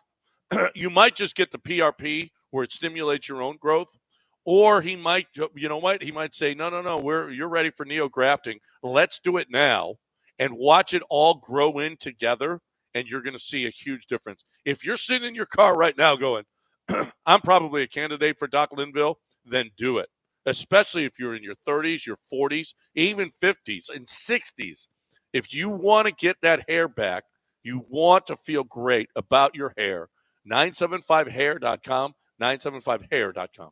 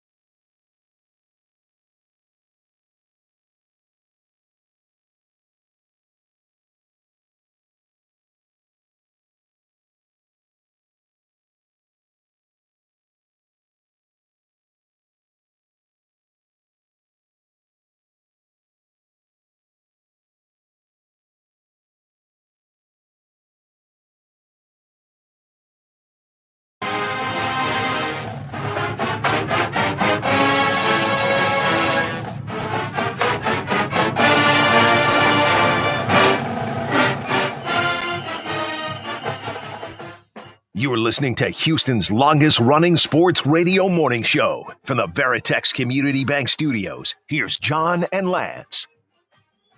So we've got the college football playoff. By the way, as poorly as Quinn Ewers played, Texas should have won that game. How in the world was that not a pick six? How in the world does he get tackled by one guy? And there was a blocker in front of him. That would have been Stockton's throw was ridiculously bad. It was picked off. He's heading up the sideline. He's got a guy in front of him, and I think it was Delp who tackled him. By the way, he's a pretty good player. Delp is a pretty good player. But I've watched it. I can't tell you how many times. That is just a ridiculous play. That should be, the blocker ran right by. Oh, no, it was 7, not 4. The other tight end. Lucky. And that should have been pick 6 game where Texas wins the game. Yeah, the blocker didn't block the returner. I don't remember the guy's name. He didn't cut in. He assumed he would get a block and go down the sideline. If you cut in, now it becomes a foot race. Even if you don't think that's going to lead you back, even if you think that's going to lead you back into the field of play and maybe someone can hawk you down, that's a foot race, and you probably should win that one. Instead, you allow him to just kind of guide you to the sideline. It was bad by the returner, bad by the blocker, and it partly cost Texas the game. Yep. It was, he scores and it's over. They win. That was just really, really awful. Texas. Lance, how did it go over in your house, the Texas loss? Well, Lance is currently busy. Busy. Oh, okay. Well, we've got a call. We got a call? We got a call from a certain doctor. What? Dr. Cogslaughter is here. Let's bring on Dr. Carol Cogslaughter from Sweetwater Country Club. Is it Sweetwater? Smoothwater. From Mooresville, Alabama. Listen, number one, the reason the guy got tackled is because old SEC's built different. It's really that simple. And that's how it goes. Never mind all that. Get the pencil, get your pen, pull your phones out, whatever you do. Here it is. Start going. All right? 2618 Carrollton Road, Knoxville, 37901. 546 Eleanor Drive, Columbus, Ohio, 43004. We got 18 apartment A5, Berkeley, California, 94701. What are these addresses? Of the committee members? It's committee, yeah. You don't want to go to their houses. Go up there. Hold on a second. You're in Texas right now. You're SEC now. So you either get on the bus or get out. It's really that simple. You should be as outraged as all of us are. 614-376-2299. Just tell them you're with the doctor's office. You have some results, very, very scary results that you need to give them. And then that's one. I'm not allowed to give the phone the names, but these are numbers. I'm doing what they call doxing people right now, because that's what you got to do to get people in line. This is outrageous. Every one of y'all should be just as hot as I am, and I'm assuming you are now that you're in SEC. Can you believe they put us out after we beat Georgia? You guys got beat twice by Georgia. We beat Georgia. Georgia's easily the best team in college football right now. They beat Texas easy twice, and then look what happens with us. We beat them. Unbelievable. We dominated in one half and then dominated for most of the second half, or at least, the last minute of the fourth quarter. So, obviously we should win. SMU ain't never beat Georgia in their entire life. They never beat them. Who has SMU played? Nobody and nothing. This is a travesty. Greg Sankey's weak leadership. We got to get him out of there. For him to allow this to happen, this would have never happened under Nick Saban. Never in a million years could this have happened when Bama got caught out. Well, you're more than likely right there. I don't think there's any question. But look at SMU, just 2 losses. How do you go to Oklahoma and lose to that terrible team? How do you go to Vanderbilt and lose? Real easy. You see, it's real interesting that you ask that, because here's what I've been told down to Sweetwater Country Club. We've got some people who have some real good sources on this. And the scuttlebutt on this one was that Vanderbilt, and this shouldn't surprise you because they're known for being an engineering school, I believe. They had rigged up the headphones and was listening to the plays, number one. It's real easy to beat somebody if you know exactly what's happening. Then on the Oklahoma thing, what do you know? The boys get some bad fish, and most of them had the craps. So we got a team squirting, just the squirts, just playing real tight in the booty cheeks. How come? Because they got bad fish. It's real. You don't know what goes on in this conference. You're new to it. This is old hat trickery and shenanigans. Y'all should know that about those land thieves from Oklahoma. You saw what they did to the Indians. It was terrible. Well, I've been. My daughter lives in Oklahoma. No one orders fish in Oklahoma. Exactly. There is no fish in Oklahoma. That's a lie. You've been taught. You've been fed a lie. All right. Caleb DeBoer didn't have those boys ready. Well, Caleb DeBoer, first of all, you're not ready for this conversation. You ain't inside the family. We'll have our own conversations on what we do with DeBoer. I never heard of a real person named Kalen in my life. Maybe a wide receiver that can return some punts. Maybe. But a head coach named Kalen? No way. Never heard of that last name. There's never been one DeBoer in the membership guide at Smoothwater Country Club ever in all of existence. This guy comes in and loses 3. 2 of them, obviously, there was some shady business going on, which I already told you about. And, of course, on the other one with Tennessee, that's just old SEC. Sometimes that's going to happen when you have a Kalen as a head coach. But to leave us out of we are a national championship caliber team. How are you going to put some suspect quarterback? Did you see SMU's quarterback running around, hucking, shucking, and jiving quarterback, shaking and baking and doing all this stuff? That's not right. Do it like Jalen Milroe does. Just run straight. Wait a minute. Down the field. Isn't Jalen Milroe a lot like? Didn't he a lot like that? Didn't he? No, Jalen runs in a straight line. He's not doing this hustle scuzzle stuff. He's going straight in a straight line fast when he's not throwing interceptions. When people know the plays. Well, you think? Hey, listen. Hey, give me who's your favorite defensive player off SMU? Can you name your favorites? I don't have right, any nobody favorites. can. I like them all. No one knows them. Next. I like them all. Okay. Next. No one knows those players. None of them. Who's your favorite running back? Say, I saw a guy at Arizona State named Scatterboo. Yeah. I tell you what now. This guy's bringing football back to Arizona where it ain't never been. This guy should have been. And how does Kalen miss on that? You got a chance to go get you a Scatterboo and you don't do it? In the transfer portal where I'm putting my money and I can't get me a Scatterboo? What is Kalen doing? Scatterboo running around out there. And you know what? We should have got that other kid, Dante Pavio, from, y'all know him, who plays at Vanderbilt. Dante Pavio? Yeah. Man, we should have had him. This guy could have done better than Milroe. He was in the portal too. Did we have a penny for him? No. So going forward now, is the SEC on board with this? Absolutely not. Your city, your state of all people should understand what's coming next. Seceding, because this is what's getting ready to happen. We're getting ready to become our own nation. We already are SEC nation. We just let all y'all suckle from the financial teat.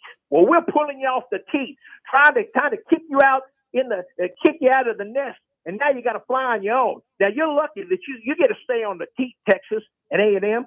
Y'all get to stay on the teat, but everyone else, goodbye.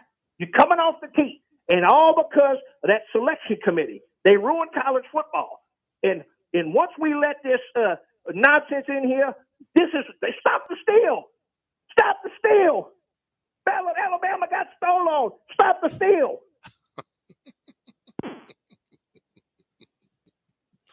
Boy, he's worked up, Del. He's worked up. It's tough when you live maybe not his entire life, but the last 25 years being given the benefit of the doubt for it not to happen to you. It's tough. It's tough to overcome. It happened throughout. He wasn't the only one. He's very vocal on our show, but all across social media, people who either love Alabama, love the SEC, or aren't even affiliated, were so surprised that it didn't go their way that they had to run to Twitter and talk about how great Alabama's schedule was. Yeah, I know it's tough. They didn't handle it very well. Are we taking that into account? How they didn't handle how tough their schedule was? when they lost to Vanderbilt and Oklahoma. Apparently, the schedule's too tough for them. It's way too tough. They didn't win enough games. Too tough. So I love it. One time, you guys don't get it going your way, and look what happens. Yeah. Well, guess what? We're out. All Guess right, what? Fine. We're out. Leave. Who cares? We're out. LSU, out. John, you That's don't right. like it. I guarantee you LSU people are happy Alabama got left out. No, they didn't. I saw them on Twitter excited about it. No, not in my house. Not in my house. I think the other SEC, I think most SEC fans, you got to remember now, SEC hates Alabama. Why would LSU want Alabama in? SEC fans hate Alabama because they've been so good. They're like SMU instead of Alabama. Are you kidding me? Well, that is a thing, too, because they think it's they're the same people who will chant SEC, no matter anytime what. they play other conferences. So it is kind of like a bunch of weirdos. So rooting for your rival. Your hatred of Alabama, does it supersede the fact that you feel like your conference got a slight? Yes. And that's all there is. That's all there Not is for in Texas. SEC country. Texas doesn't it's operate. SEC and everybody I will else. compliment Texas for one thing. They don't operate that way. They don't think of themselves as SEC. They think, hey, we're Texas who happens to play in this conference, but we're Texas. And that's how the other teams – well, I get like Vanderbilt thinking that way, but LSU, you've won national titles in HD. What are you doing?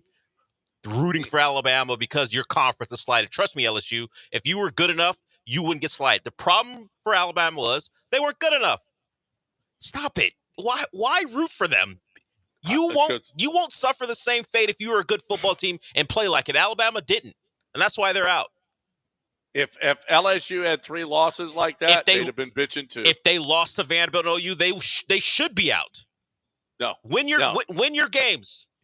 Lose to Clemson and BYU. Clemson and BYU are better than Vanderbilt and Oklahoma. Oh, yes. Oh, really? Yes. Vanderbilt? Yes.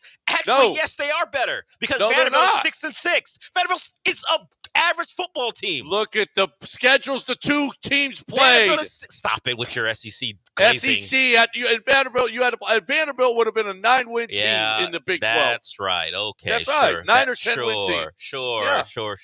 Oklahoma was just in the Big 12, and they were bad last year, and they're bad this year. What are you talking about?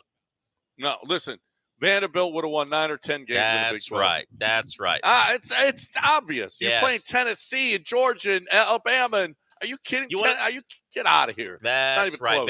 Vanderbilt would have run the table. They would have won 10 games. SMU would have been a 4 or 5 loss team in the a 5 loss team. All I know is that Alabama lost to a 23-point dog on the road. So I don't know who is good and who isn't. But handle your schedule. You know what, Alabama? Don't get beat by 3 touchdowns to a bad football team. That's all you had to do. That's all you had to do. You would have been given every benefit of the doubt. Don't lose Oklahoma, and you did. So you don't deserve anything. You got put in a situation where the committee had a decision to make, and you lost. You got put in a chair in a corner of a hotel room. I don't know if you're watching anything. You're watching the playoffs. They are watching. You're watching them play your game. Good. Yep. All right. I'm watching what's going on over at Chastain Ford, and I'm going, yep, that's right. That's right, people. I'm telling you right now, if you're looking for that, especially if you got a Jeep, trade it in over at Chastain Ford and get another $2,000 over what you would have gotten anyway. You're going to trade in a Jeep and you're going to get the Bronco. They'll give you an extra $2,000 plus all the incentives that they've got on the Bronco. If you've got a Ram truck, you want to trade that in? How about another $2,000 when you trade it in for an F-150? Plus, 1.9% financing on the F-150s is ridiculous. But they've also got a lease on the Bronco Sport, $369 a month with nothing down. It's crazy. People, it's the end of the year. You got to get the 2024s off the lot. They're going to continue to do that. Get those 2024s off the lot. You're going to love it. You're going to take advantage of them. They're going to put you in those vehicles at the best price they possibly can with the best service. And never an add-on, never a markup. Never, ever, ever. They don't want to do that. Well, they want you in that car or truck. First thing they'll ask you, what do your payments have to be at? And then we go from there.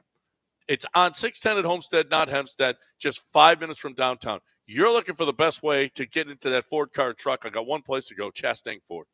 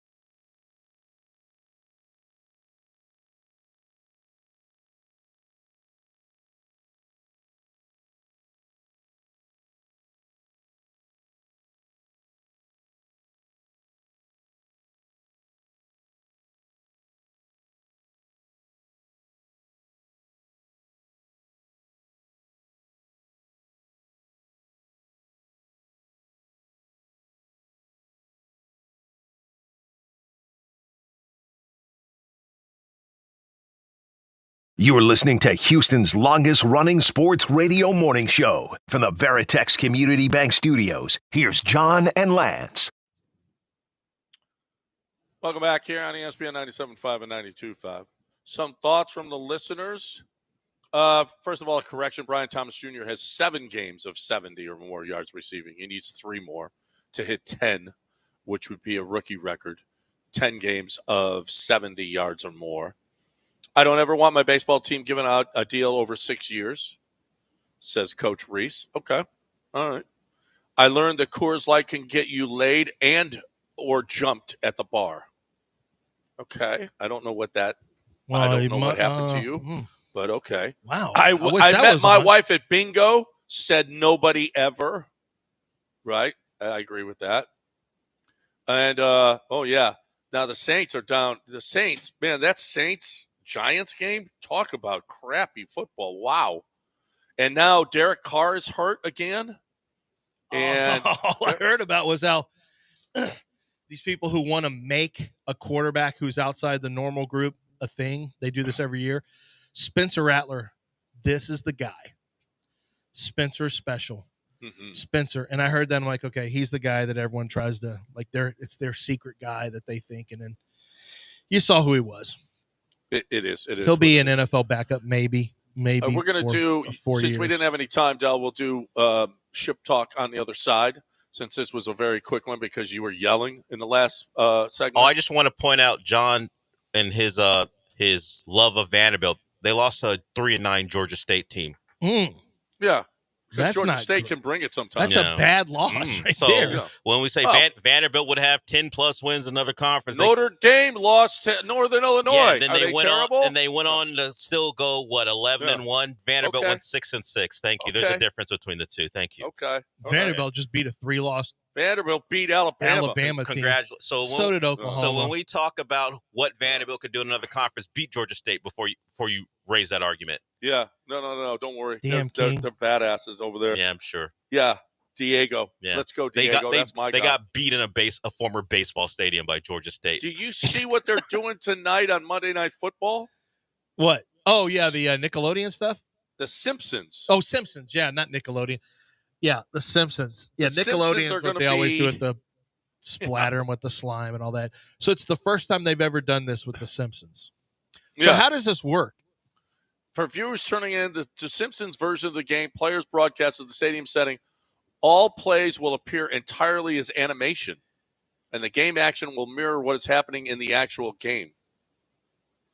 They've got all kinds of gags and jokes.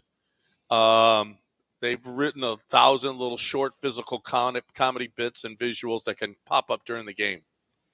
Mr. Burns is the evil.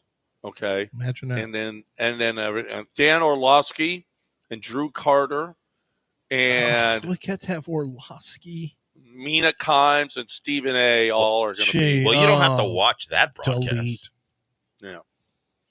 So that's what's going to happen tonight. I'm not interested. I just want to see a football game. I don't even want to see that football game. Yeah. Oh, I do. Watch Joe play? No. What do I care about Joe for? He can throw for 100 yards. They can lose again. We've seen that. Probably. I've seen that all year. That's what he does. I got Jamar Chase. That's why. Well. All right. I got Chase. If you don't have fantasy football, there's no real reason to watch that game. Yeah. But everybody has fantasy football. Not me. Del. So I'm out. He's the only I'm not person I know. trapped. I'm not trapped into watching bad football because I decide to play fantasy football or not. And so on the other side, what Ship Talk on the other side, right here on ESPN 97.5 and 92.5. Right now, I'm talking about HR&P. Those are my people over at HR&P. I love what they do. I know what they've done for our company and what they can do for your company. I'm telling you, we had another payroll company that was like, yeah, I know you went from 25 employees to 75 employees, but yeah, we're not going to adjust. That's the price. That's all. We were like, nah, no, thank you. Okay. When you grow, HR&P grows with you.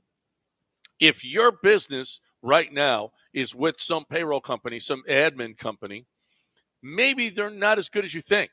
Maybe HR&P can give you a free consultation and tell you exactly what's going on with your business. Maybe HR&P can save you a lot of money maybe HRP is going to be able to do it better for you. If you're having issues at all with any of your payroll, or if you're doing your payroll yourself, which is silly, let HRP do it for you because they do it better. They just do it better. And come tax time, it's so much easier. And you don't know about the Affordable Care Act. They do. They got experts in the Affordable Care Act. So I don't know how you're getting your payroll to your people. I know how we do, and I know it's better. HRP.net, 281-880-6525 or HRP.net.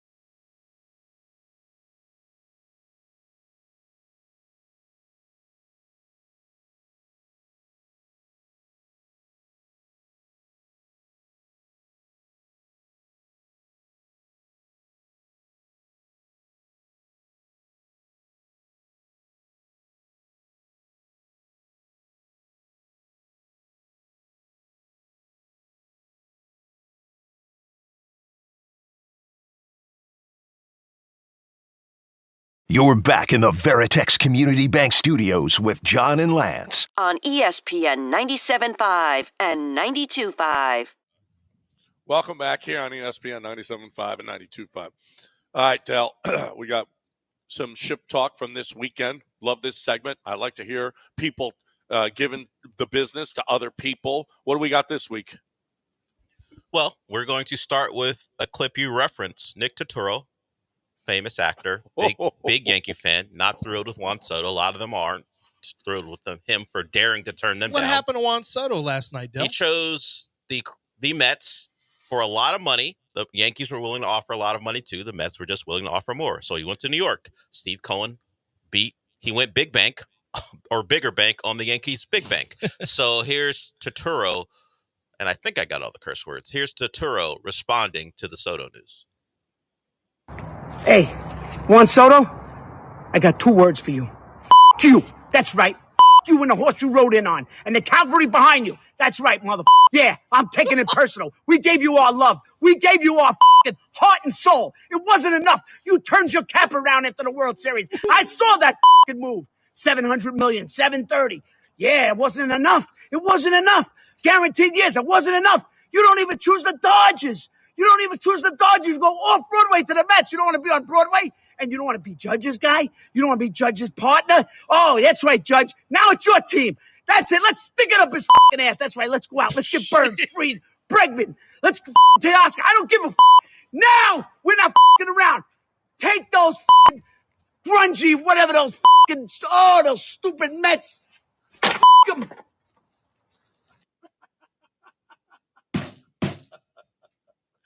It's so good. The Yankees think, how could anyone not choose us? The audacity, the sheer audacity of Yankee fans to believe that how could you hurt us? How could you possibly? The Yankees steal from others. Others don't take from the Yankees. We take from you. How could this happen? And to all people, the Mets. So they don't even acknowledge the Mets. I know they lost it. They lost to a team that they feel is so far beneath them. Yes. Yeah. Oh my God. It's like so here funny. If the Angels, they rented Soto. They gave away half their minor league system to rent Soto for a year. And then congratulations, you won a World Series, so that's great. They that's really right, they didn't. They really did. Congrats on your rental. Mm-hmm. And they looked foolish doing it. I saw you turn your head around. Well, who's his agent? Scotty B. And Scotty B is Garrett Cole's agent.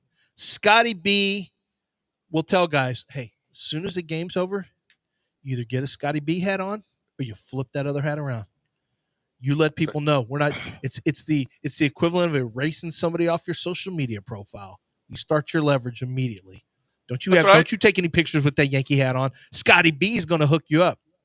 What's next, Del? Well, we'll stick with baseball. A newsbreaker, a man who probably was trying to break that Juan Soto to the Yankees news or Mets news was John Heyman. John Heyman joined the Fan and then said goodbye to the Fan, thanks to what he deemed was disrespect by Keith McPherson, their host. Broken a lot of stories. I think the reason that got such play is because people believe everything I tweet. I've had 100,000 tweets, and you get one that was wrong, and it did say appears, and I know I rushed it, and it was a big mistake, and I regret it. But it's 2 years later. No regrets. I think it's like at some point, I think someone could probably drop it if they're a nice person. What I think is it just like how I introduced you. Everybody in baseball knows who you are. So one, it's a credit to your work, your following, and how. By the way, I won't be going on with you again. The whole thing has been a disaster. That's okay. I can't even believe you said that to question my integrity. Are you being serious right now? I'm being serious. Yeah, John. Asking me if I'm getting a cut because I have a relationship with an agent. That's outrageous. I know you're not a journalist. You don't know anything about this. I know you don't, but that's an outrageous comment. You should know that it's much. Friday night at 8:30, John. You should know that much. And I am I'm not. done with you. I am not I'm taking done with this that WFAN. serious. Goodbye, John. Thank you for I joining can't us, even John. believe it. Thank you, I can't John. even believe it. Thank you, John. Appreciate your time. He's got to get to bed. I did not expect it to go that way. I can't believe What did it. they do to make RFK so mad? He said he was going to get that was an RFK? No. Oh. No. That's John Heyman. And he said that John Heyman would get a cut when he broke the how much, who was going to get paid? Was it Soto? Was it the Soto deal? Well, I guess he missed out on. It was a different one. He was wrong on a report, and that was the host, an Aaron Judge report from years ago. Then the host referenced it when he brings him on. Yeah, right. So now I guess he won't let it go. But apparently the host said to him, "Hey, you're going to get a cut when this guy signs so you can break it, and you'll get a cut of the deal." And so And John Heyman his head exploded. He couldn't even believe it. I can't even believe it. They screamed at the end. It got a little that's a good one. That's a good one right there. We move to the SEC. We'll start with Nick Saban. He was on game day. And this one is a little different. This one is about sportsmanship in how teams respond to not field storming per se, but flag planting. And Nick Saban, in honor of the segment's name, he dropped some ship. I'll sit up here and say, hey, look, it's bad. It's a bad look for the sport to get into fights. What do you do about this, Nick? What's the best way to handle this going forward? Well, first of all, I think we need guidelines, but I think to fine these schools $100,000 is like worrying about mouse manure when you're up to ears in elephant. All right, so, there's got to be, we got to have guidelines. All right, and I would be more upset with my team trying to plant the flag because I think that's disrespectful and doesn't show much sportsmanship. You want to defeat the other team, but, this disrespect that everybody wants to show is probably not a good part of the game. And I think you have to protect the brand. He also earlier, I don't know if it was earlier, but in the same show when they had Sark and Kirby up there, he said they're both full of shit as BS. well. Yeah.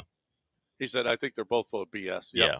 He ain't now. He drops the ship bomb all the time on that show. Does he really? Yeah, all the time. When they brought out the barbecue one time, only it wasn't barbecue. I don't know what it was. He said, "What is this ship?" And that's exactly what he said. And what Pat McAfee just lost it. He lost his mind. He thought it was the funniest thing he ever heard. And Saban is not afraid to drop a ship One bomb. of the weirdest things on that show, and actually I don't watch the show a whole lot. I used to watch it religiously, and I just don't now. But I see the clips all the time. Nick Saban loves Pat McAfee. Like, you can tell Nick Saban, if you try to be like football guy with Nick Saban, he's already been there, done that. Those kind of guys like people that are off the rails a little bit. That, it's not in the Nick world. Somebody who's outside of his own world. And Pat McAfee, I got to say, for as much as Pat McAfee annoys me with the stuff that he does and his wrestling shtick where he pretended like he was picking Texas over Georgia, and then he had the heel turn and went horns down and went Georgia over Texas when he was standing on a chair. Did you see it, John? Yes. It's phenomenal. Listen, him knowing that Georgia cheer, though, that's great TV. Well, I'm going to say this. It really is. I'm going to say this. Lee Corso had his run, and he was great, and the head thing and everything else. McAfee brings something to that show. McAfee is pretty good. Well, those guys like McAfee. Everybody on that, they get McAfee is the wild card that they all smile and laugh about. And you're right. He does some stuff that it's Georgia fun. Stuff. He did it at West Virginia. He did it with LSU fans with Neck, unfortunately, on TV. Yeah.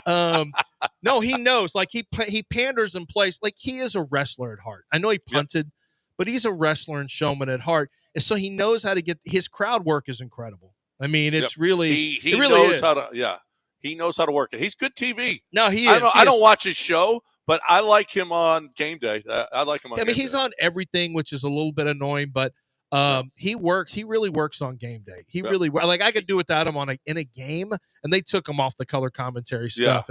But he's got his own his little sideline cast, right? The TV where he and the guys from his Pat McAfee show do their own little, you watch the game along with People them. Who want to find that, find it. That's sure. fine. Well, I mean, kids now, like, young teenagers and below and above, that's how they watch games. They watch somebody else watching the game. Like, you watch the game and you hear their commentary live.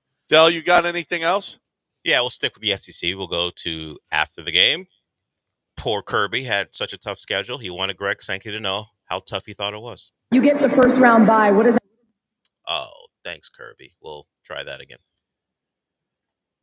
And cool. You get the first round bye. What does that mean for you? Well, it means rest for a team that Greg Sankey and his staff sit on the road all year long. We get to take a little bit of break and get ready for college football playoff. This team needs some rest mentally, need a little time off. We're going back. We're going to celebrate this one for maybe 48 hours because this is a big one. A lot of credit and thanks to the Texas fans, to the Texas team. They got a great program. Sark does a tremendous job. But these guys right here, man, never say die dogs. Never say die dogs. 2 overtime games and keep chopping. He said, Kirby, aggression. Kirby, what do you want to come out? What was your message to your players coming out? Aggression. That's it. Aggression. You got to play with aggression. Do what you got to do. We're trying to win. We're trying to play 4 quarters of SEC football. It ain't always going to be easy. It never is in this conference. But if you play with aggression, you can do anything. Aggression. He said that's a famous, it's hard to find. When they were playing TCU in the national championship, and they said, Coach, what is your message to your team coming out here? You know, he's on the sideline right before the game. He goes, aggression. Aggression. We're going hunting.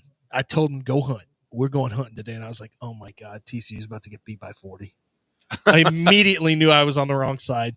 I think I had under. I would never dare to play against Kirby Smart in the national championship game. But immediately when Kirby tells you aggression, our guys are going to hunt. I was like, oh, TCU's not ready for this at all. And you know what? Texas isn't either. I mean, Texas is a better team. Okay. So, Dell, when we come back, Dell, do you have any more? It's 9:02 already. No. Those are really good ones. We're way late. But, Dell, I want you to get into some of the stuff that you were talking about. Dell made some really good points. I think he copied somebody off Reddit. Okay. But he made some good football points about Sark in Texas, actually. Okay. And congratulations on Jonnu Smith yesterday, Dell. Yeah. Did you have him? That's why you're so thrilled. I just thought it was a great win. No, I'm sure. For our squad. Sure. I think it's a great win if you go and make this a country and make this a rodeo Christmas. How about, have you thought about that? If you got somebody in your family that loves to go to the rodeo cook-off, you got somebody in the family that loves to go to the rodeo, how about something from Republic Boot Company for that person? Okay? You can customize. You can get a gift certificate, or you can get a cowboy hat for them, or you can get a belt, or you can get a jacket, or you can get boots. Now, these are personalized things, and they got to be custom fit to their foot and custom fit to their head. But you can get them there, and you can go in and have them custom fit for that person. And listen, I know that they're on the rack, Lance, but they're custom fit. The 1836 will be like you have custom boots. I don't care. I'm not trying to buy you anything. I'm going to go buy myself some boots. That's what I'm going to do. Go to 1830. Go to Republic Boot Company. Their 1836 boots are incredible, and they will fit them exactly to your foot. You have a wider foot, they will be able to stretch the boot and fit it to your foot. And we've seen they've got one of the premier boot makers in the entire world, not even the country, the world, who came over from Mexico and is back there and works. And he said, this is my calling, to make incredible boots. And the story is incredible. The work he does is even better. Everything about Republic Boot Company stands out, and it truly is a slice of Texas history. Everything in there is specifically curated for people who love the state of Texas and love to dress, to dress to impress, especially for rodeo season. RepublicBootCompany.com, RepublicBootCompany.com.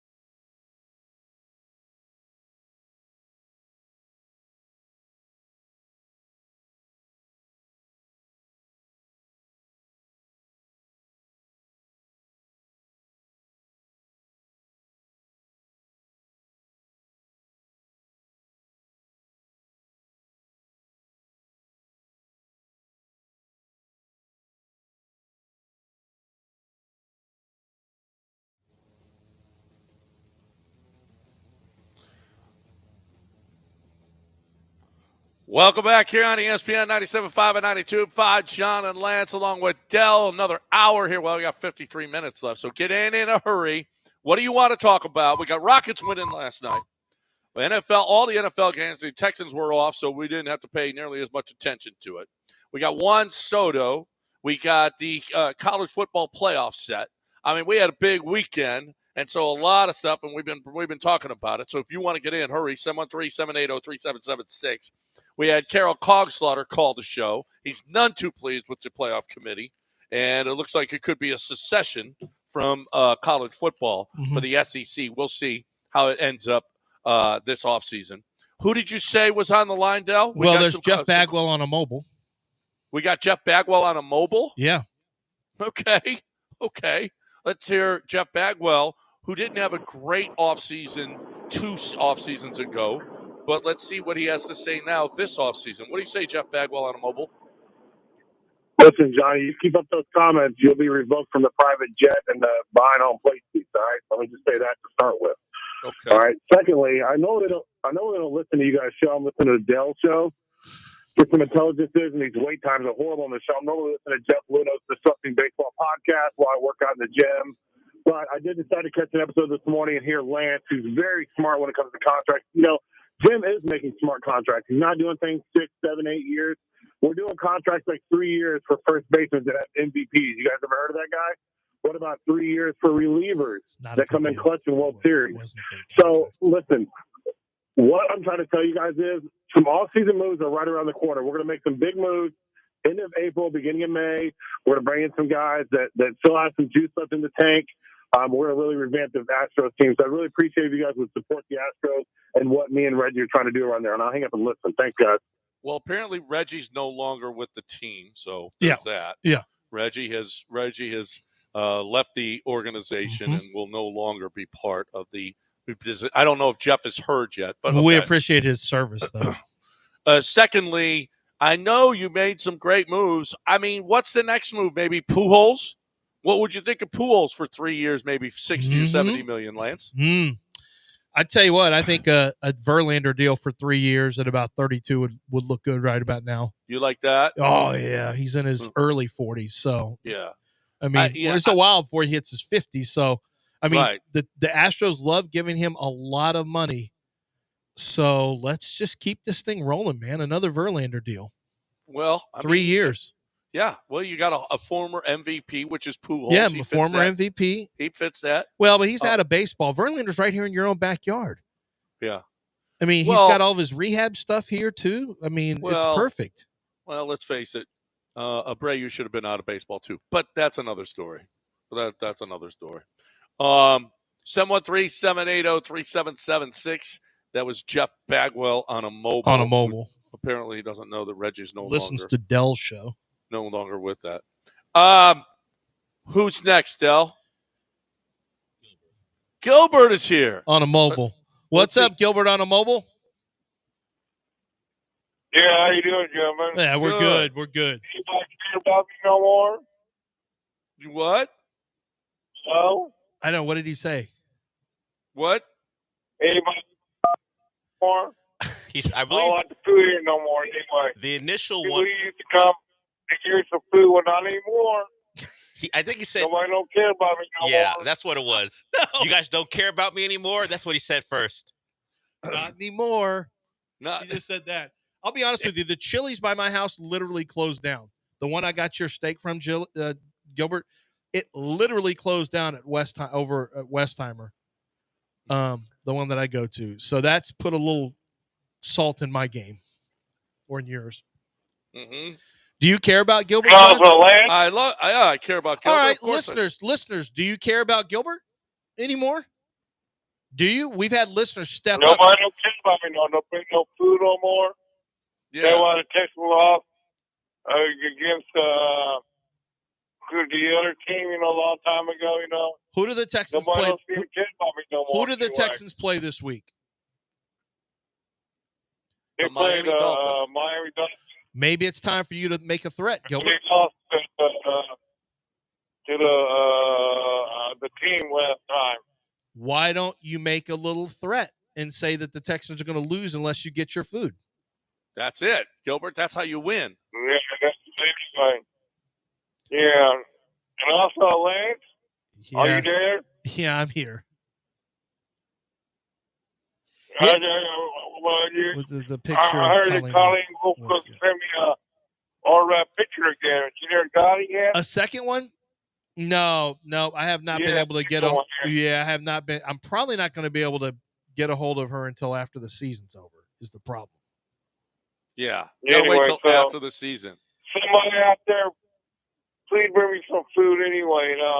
Yeah. I want some China Garden egg rolls. I'm praying for that anyway. All right. And long, China Garden egg rolls. That's all. Out there, please help me. I don't like the food here at the nursing home anyway. It's not great. I'm really tired is. of it. No, I don't blame awful, you. actually. We got to get. Come on, guys, step up. I'm going to have to go do this, and I got players to write up. Yeah. I mean, it'd be one of those things where I'd have to drop it, just dump and run like a Grubhub or something. Like I'm not staying. I'm not staying to have to change the sound on the. But you have to. There's a lot of things you need to do. Yeah, it's just part of it. You need to get these soft drinks. It's understandable. It's understandable. Silverware. There's a lot. You have to change the channel. There's a lot of stuff. But how about one of you guys step up? You already heard him. He's like, "Do you not care about me anymore?" Yeah. What is the deal, people? Start caring about Gilbert. Let's go. We need some. Del, maybe it's your turn. Wait, Del. it is your turn. Oh, he's got a show to do. You've gotten years of entertainment from Gilbert. I have. Yeah. You guys have let that man prop you up in the decline of this show for years. He ain't helped me. No. How many drops do you have because of dirty, filthy? Sorry. Yeah. If he asked me that question, I'd never cared. What about his NIL?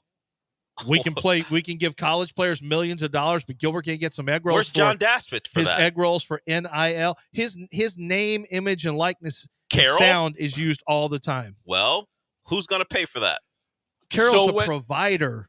Well, here's what we're gonna do too, and I want y'all to be a Gilbert part of it. volunteer. We got a call right now. Okay. Who's that? Who's on the line there? That's Will. All right, let's get Will in here. What's up, Will?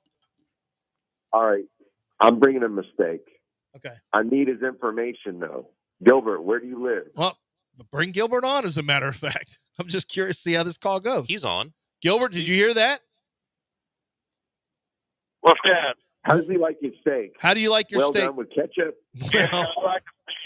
Okay, you would think, but it's not. You mean steak and quarter cup fries. Okay. I thought you wanted egg rolls. Well, he already said he's bringing a mistake. He's bringing a mistake. So, Gilbert, how do you want your steak cooked? Medium? I think I did his medium well. I just took a guess. Yeah, just medium well.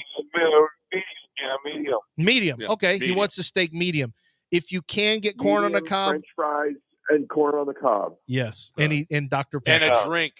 Yeah, and a Dr. Pepper. And Dr. Pepper to drink? Yes. Yeah.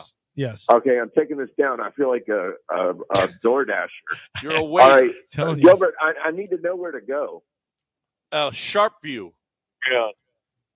Sharp View. All right, Dan. I appreciate it. Thank you very much, Dan. It's by. And also, how about the Astros? Lance Berman, I don't know about him coming back to the Astros. Well, I don't either. Me either. I don't either. Probably. No chance of bat speed's the same. I don't think Lance Berkman's coming back. No. All right, Gilbert. It's Sharp's View. Sharp View Residence and Rehabilitation Center, and it's at 75 Sharp View Residence Go ahead, and Lance. Rehabilitation. All right, Gilbert. We're trying to get you your food. Calm down for a second. Sharp View Residence and Rehabilitation Center. Just put it into any map feature, and they'll have it, and they'll take you there. It's in. Yeah. It's not far from West Park. Gessner and 59. It's not far from there. Yeah. Okay, Gessner 59. Yeah, just do All right, we're getting a win this. So week. you're doing this? Are you Excited? doing this today? I can. I mean, Yeah. if I were you, I'd Gilbert. get it over with. Yeah, we can't leave things to chance. No. I mean, we have to have this victory over Miami. Have to have it. I appreciate you, Will. Will's a Thank you, hero. Will. Will's All right. what we call a hero. Good deal. Yeah. See that? Now that's a good Samaritan. Absolutely. Okay. Samaritan. Right, Gilbert? That's a good Samaritan. Please don't bang the phone where you go, bing, bing. We're trying to hear. Now we're bringing the steaks coming, I think today. So 11:30, 12. Okay, Gilbert, or just whenever he brings. Just know this: you don't need to eat that food today because it sounds like Will's bringing your food. All right, then. Talk to you later. All Bye-bye. right, then. Bye. All right, So talk when to he you get, later. Oh, you don't like me anymore? How about Gilbert led with that? Don't care. I like you guys anyway. You're the best friend, or best Smart Talk Radio in Houston anyway. Well, Yeah. thank you, I'm Gilbert. growing up with you anyway. Thank you, Gilbert. He's grown up with you anyway. We've grown up with you. No, you heard him, John. Yeah. He's grown up with you anyway. Gilbert's 65. He's 64 years old. Okay. He grew up with us? Okay. All right. All right. We got a break, and we got stuff to do on the other side. Thank you, Will. That's very nice of you. Very You nice. better watch it. You think it's going to save you and get you a win. He didn't use the trump card. If you don't give me my food, they're going to lose. He hadn't done that yet. So he may do that later in the week. Well, I hope he doesn't do that. He hasn't even done it yet. He's getting food. Is this what it felt like when your dad would get shaken down by the mafia at his bar in Chicago, where the mafia would come for the envelopes each week? Is this what it was like? That's what it was. A lot like this. Only not nearly as aggravating. Okay? Hey, give me a picture of your wife too, autographed. All right, we got a break. When we come back, we got some Texans to talk here on the other side. Right now, though, I've got to talk about Coors Light. I got to talk about what a weekend too. Today is my wedding anniversary. We celebrated this weekend, and we celebrated with Coors Lights. You know what? I gave my wife a card that said, hey, look at another year together that we passed together. And I said, yeah, I could use a beer. And that was the card. And she laughed and she thought, well, that is you. Okay. Whatever it is I'm doing, I could use a beer. It sure is fun to have that beer, that cold, clean, crisp, refreshing Coors Light, no matter what you're doing. I keep it chill. I like to keep my marriage chill. I like to keep my everything chill. I don't care what the temperature is. Somebody sent me, they were at a game. Oh, they were at the Blue Field, Boise, and they had a cold, clean, crisp, refreshing Coors Light on hand right there. And you know what? In that cold temperature, you could see the Blue Mountains. I love that. Thank you. Oh, that was ATX Hobo Girl. That a girl, Des. But here's the deal. It doesn't matter if you're outside, if you're inside, you want to keep it chill. You want to be refreshed. Always, always, always. And that's what Coors Light does. Always have it on hand for when your boys come over. Cold, clean, crisp, refreshing Coors Light. Let's keep Texas chill.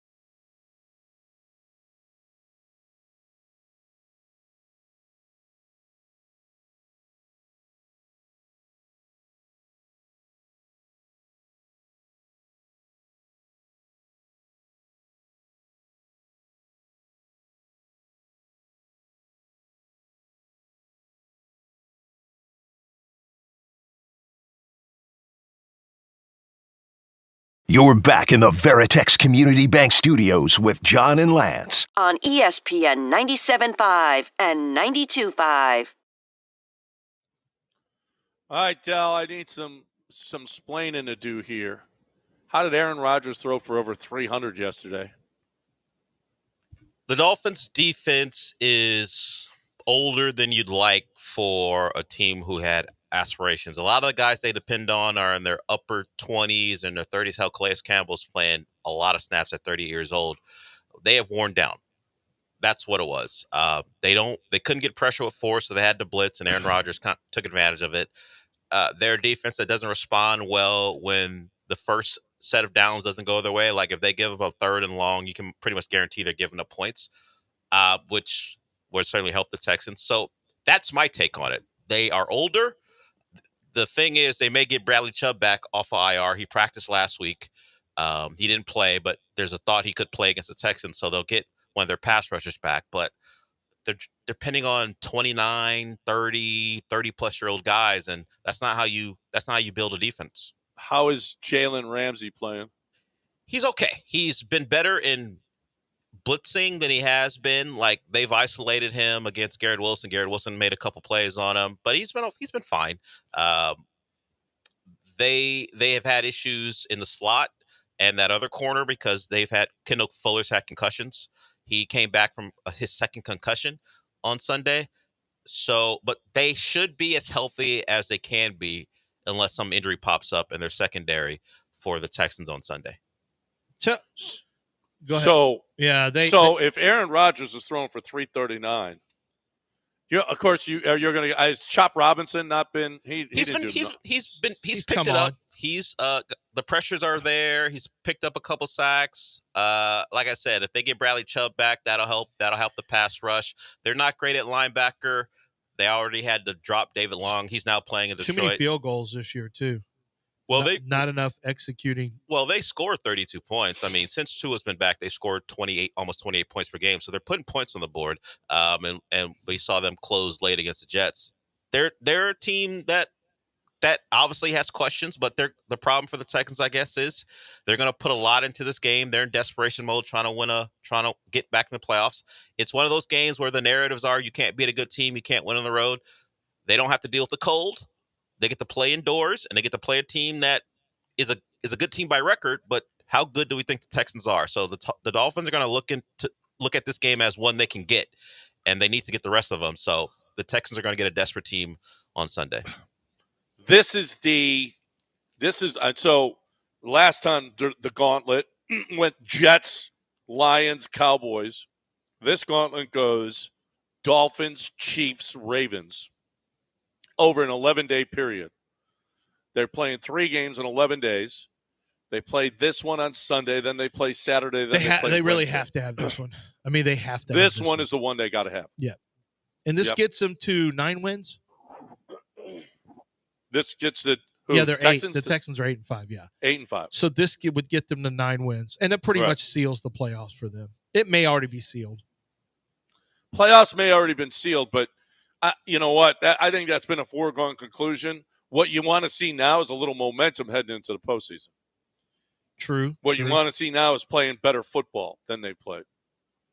You want to see some offensive explosion. You want to see that. I do. I mean, I don't think you just get it that last weekend against Tennessee because Tennessee's just terrible. How about that game? 10-6, they lose to the Jaguars. I mean, you shouldn't. That is not something that you should televise. No. In any market. That shouldn't be Mac Jones versus Will Levis should not be a televised game for the people of Jacksonville or Nashville. Like, that's just not something that you should do.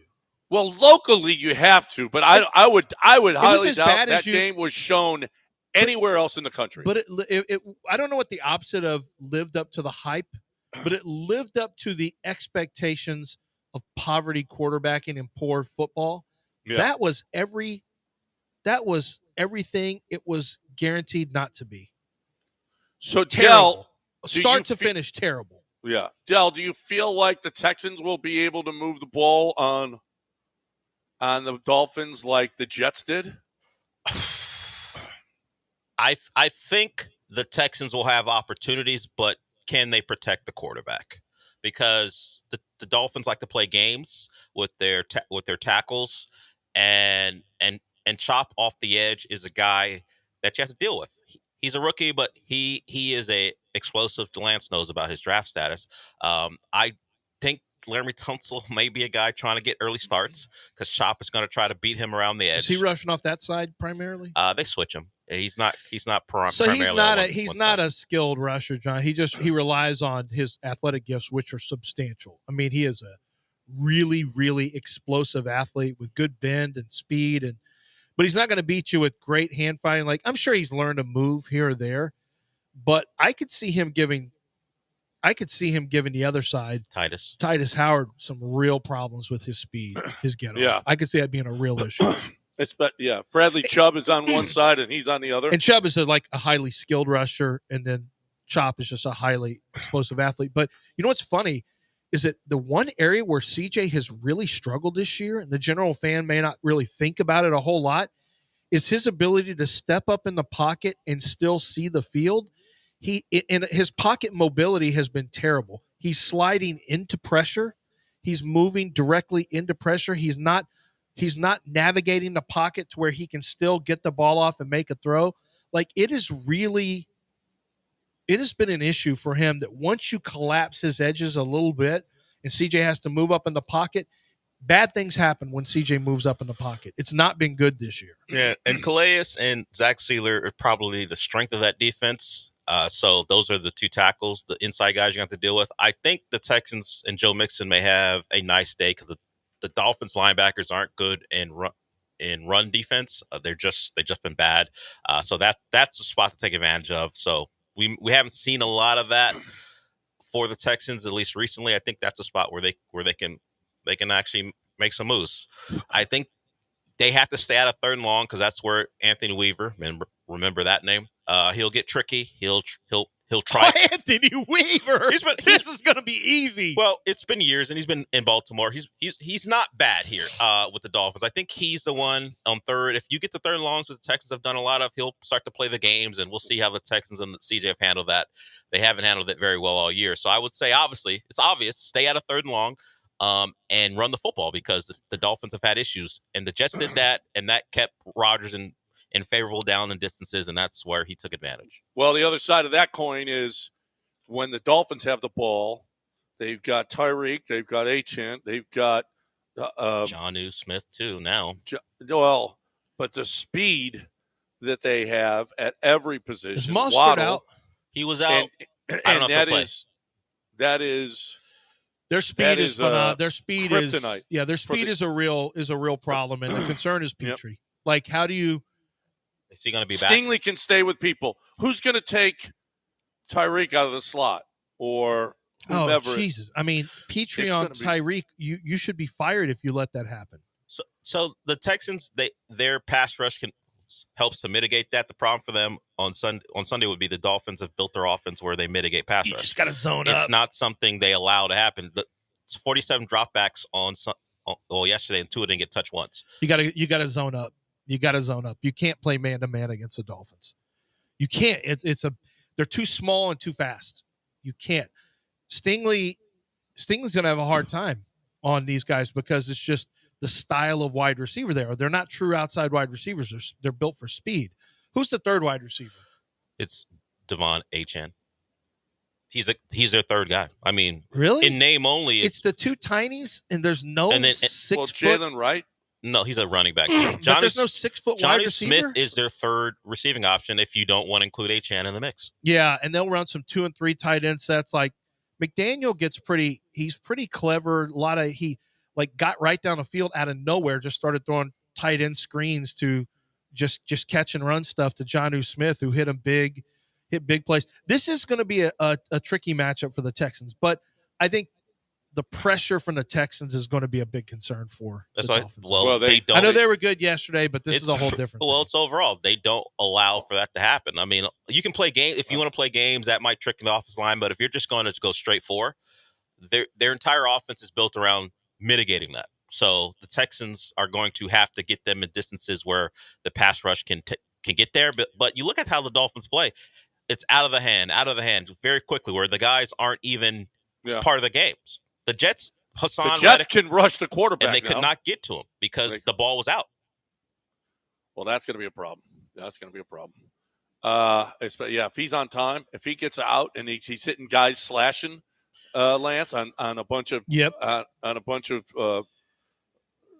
little crossing patterns, And the Texans are in some They trouble. throw the screens. They get you up the field. The problem is right now he's probably playing the best football of his career since he's been back. I think he's like at 15-1 touchdowns, interceptions, completion percentage over 78% or something like that. Since he's been back, he's playing the best he's ever played.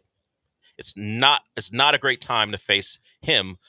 But I will say this: Teron Armstead might not play, so you might see Patrick Paul, who played for most of the Houston guy, who played quite a bit yesterday, was fine. But putting him out there against Will Anderson, Danielle Hunter might be a different story. Well, let's see. What do you think that line is right now? I think I heard it was 2.5. Oh, I think Yesterday. it'll be a good fat 3 by game time. Probably won't move much. Would be my guess.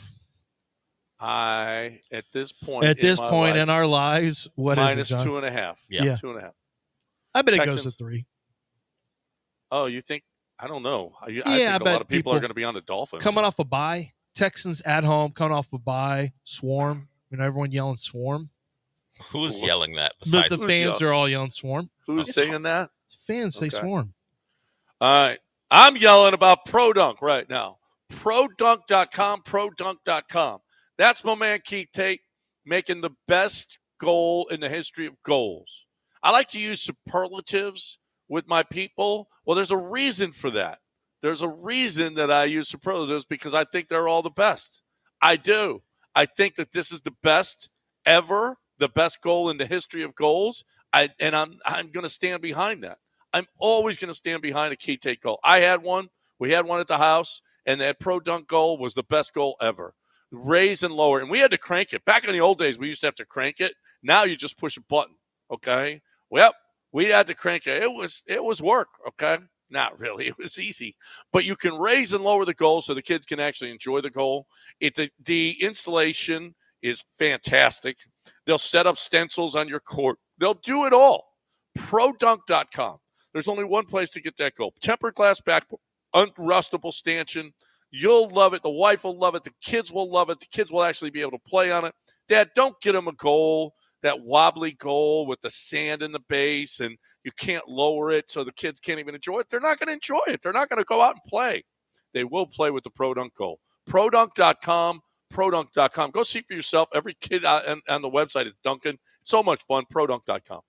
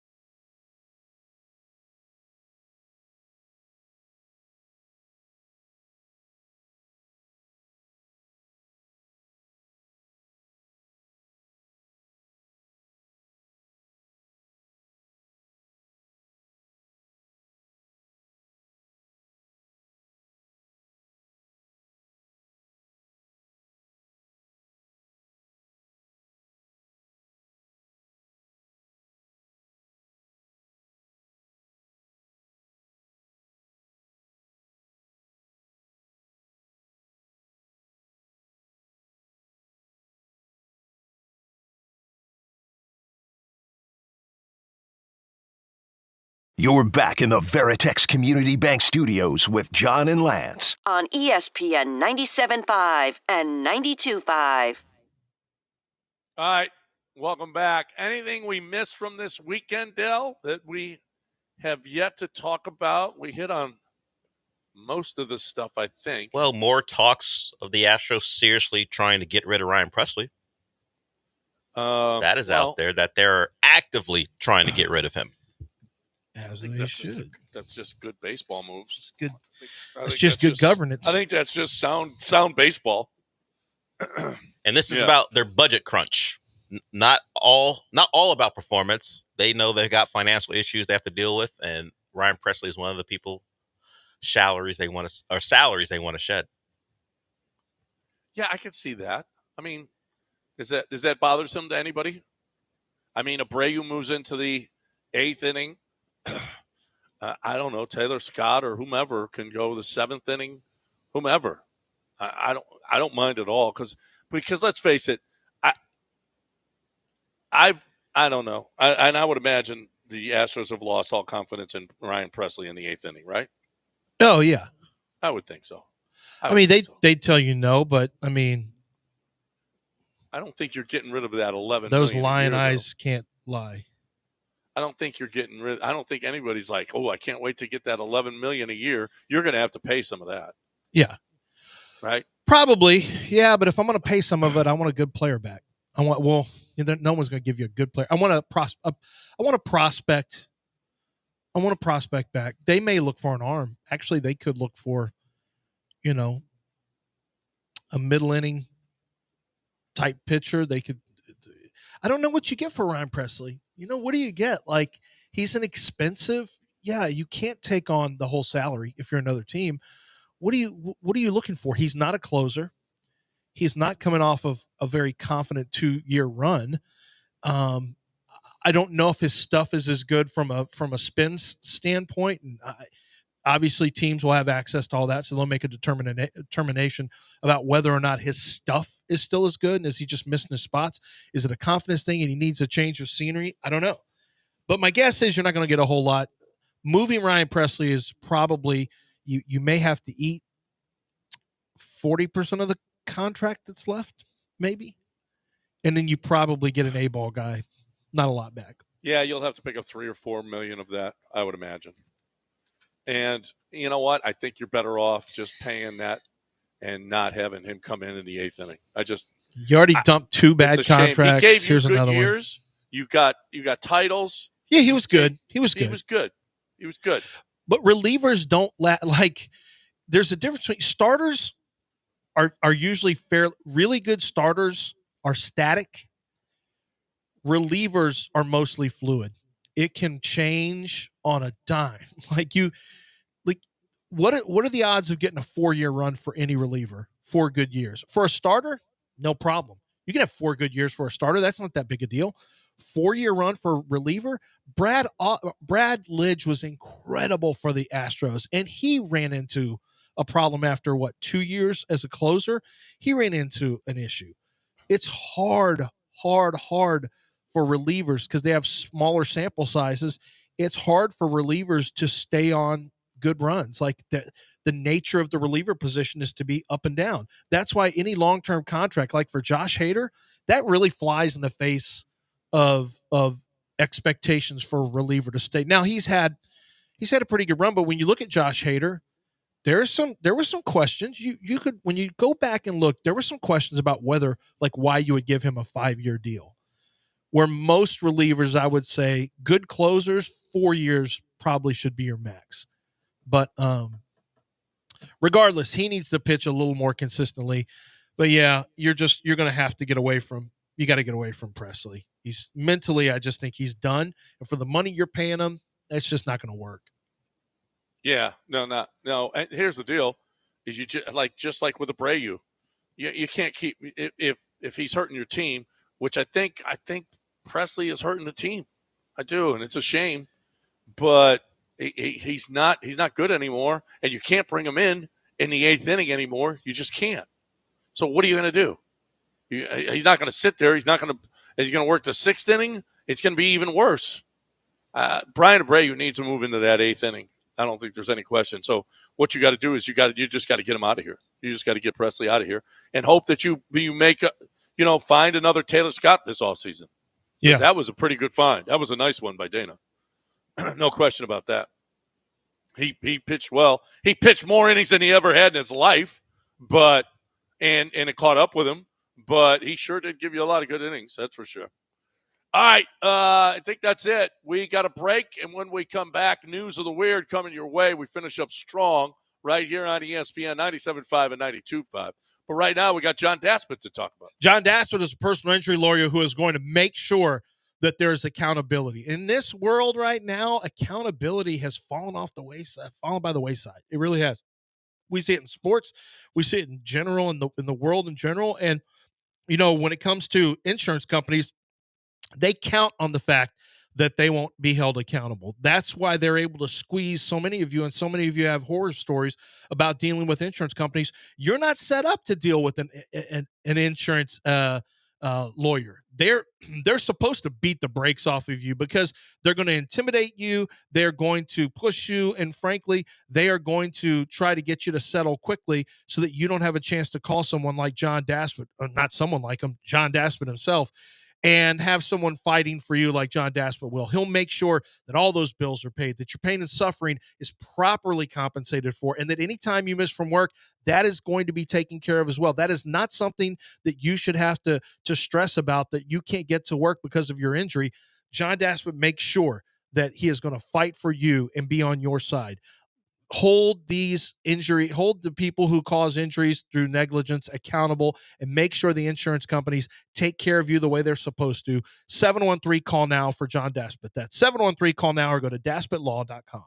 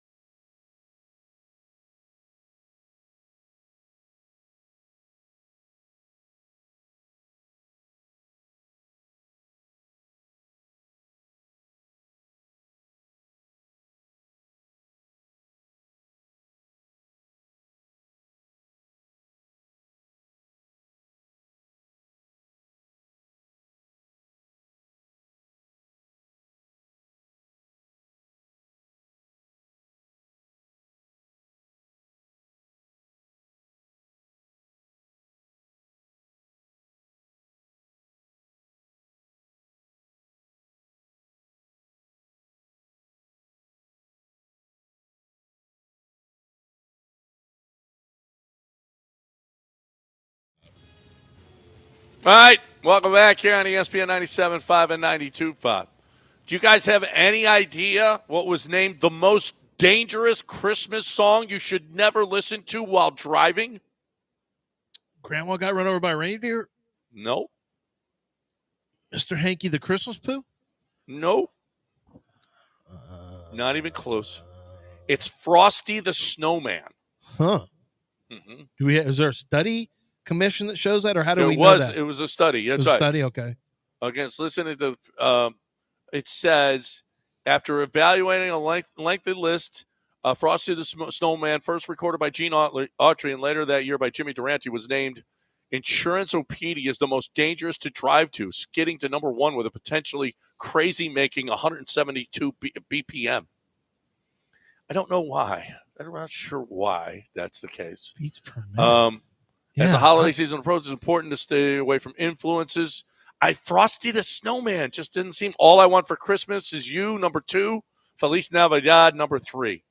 So All I Want for Christmas is obviously the one of the. It's turned into an iconic standard now, thanks to your girl with a high voice. What's her name? Mariah Carey. Right. And then Feliz Navidad is the Spanish version, been around forever with Jose Feliciano. Right. Yeah. But they're dangerous, so don't listen to them in your car. Mr. Hanky, the Christmas Pooh. That's one that actually helps you drive. Broward County is going to vacate convictions for people who bought crack made by the sheriff's office. Oh, that is a technicality you can get off on. Entrapment. We're going to buy you. We're going to make crack and then sell it to you. Yeah. For 3 years, Broward County Sheriff's Office produced its own crack cocaine so it could sell it to people that deputies would then arrest for buying crack cocaine. That sounds like you're trying to entrap me. That's like the bartender who's serving you or over serving you, and then he goes outside and gets in his cop car and pulls you over. Yeah. How much have you had to drink tonight? You were serving me. You know. Yeah. You kept giving me shots. You kept buying me drinks. Yeah. Pull it over. Yeah. License registration, please. Apparently, this kid really, really, really is serious about his studying. A Chinese student travels to Australia weekly to attend university. It's 8,800 kilometers. That's his commute to school. Wow. Holy crap. It just seems like that's too far. I mean, not if you love learning. Well, what if can't you find a school that's closer? Maybe he's not that bright. He couldn't find any Chinese schools. He couldn't get in? He couldn't get in. They only take top 6%. It's my scores weren't high enough. So it's my fallback. What's your fallback university? It's in Australia. Australia. That's your fallback is in Australia? Yeah. Oh my God. I just want to get away from my family. Apparently there's a company called Yes Madam. It's a salon home service startup. They asked their employees in a survey if they were stressed. And all of them who said yes were fired. Do you feel like you should get fired for answering a survey by your work? Tricky move. Isn't it? Yeah. Well, no one at our station is stressed, right? I don't believe. No. Do you feel like, what if our company just sent out a survey and then they fired us because we answered it? Hey guys, you feeling stressed? Yeah, I am. I know it'd make you feel less stressed not working here anymore. No, boom. Actually, that will make me more stressed. Okay. A U.S. woman was caught with a golden gun in her luggage at a Sydney airport, and she was jailed for a year. She was on her way to clown school. Apparently, too, she said she brought it with her. She accidentally put it in her luggage. But on her phone, she had a note that said, "Put gun in luggage." She was on her way to clown school, and she says, and she said, "I accidentally put it in there," but they found on her phone, yeah, actually a note. Yeah. in her what's it called? Anyway, she said she had it on her phone, and she's spending a year in jail for that. Thank you. That's a tough out. That's a tough option for you. Prince Charles says that Queen Elizabeth II bathed in her crown. Would you, if you were the queen or king, would you take a bath in your crown? I take a shower. I don't take baths. Yeah, I don't like baths either. Gangsters don't dance. We boogie. Yeah. Yep. I think I would wear it too. I'd be like, I'm the king. You know what? Well, look what they do with the Stanley Cup. Yeah, well, it's no that's different. Well, I mean, it's a lineage passed straight down, but, it's kind of like the Stanley Cup, only for crowns. Yeah, but you're getting ship-faced all day. Ship-faced, I said. Yeah. You're getting ship-faced all day with that. I don't think with the crown you'll be ship-faced. I would be, but I don't think, normal kings and queens would be. There's a king who put that crown, just put it right someplace and like, why don't you take this crown off? Like did something like that.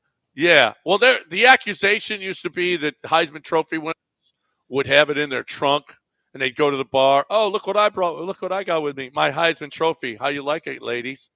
And so if I was the king, I definitely have my crown all the time.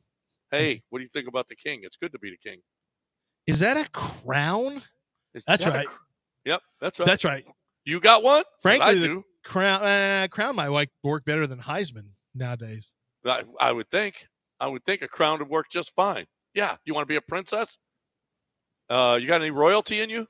Don't. I already know where you're going to pull that. You got any this and you move again. You pulled that on Friday. Baltimore County is spending over $4.5 million to avoid paying minimum wage to inmates. Apparently, I don't know why they have to spend. They approved spending $4.55 million on a private law firm to continue litigating a 3-year-old case over how county jail inmates who worked at the county recycling center should be paid. Don't you think they should just, instead of giving it to the lawyers, they should just give it to the inmates? I mean, honestly. Come on, guys. Come on. We're talking about minimum wage here. We're talking minimum wage.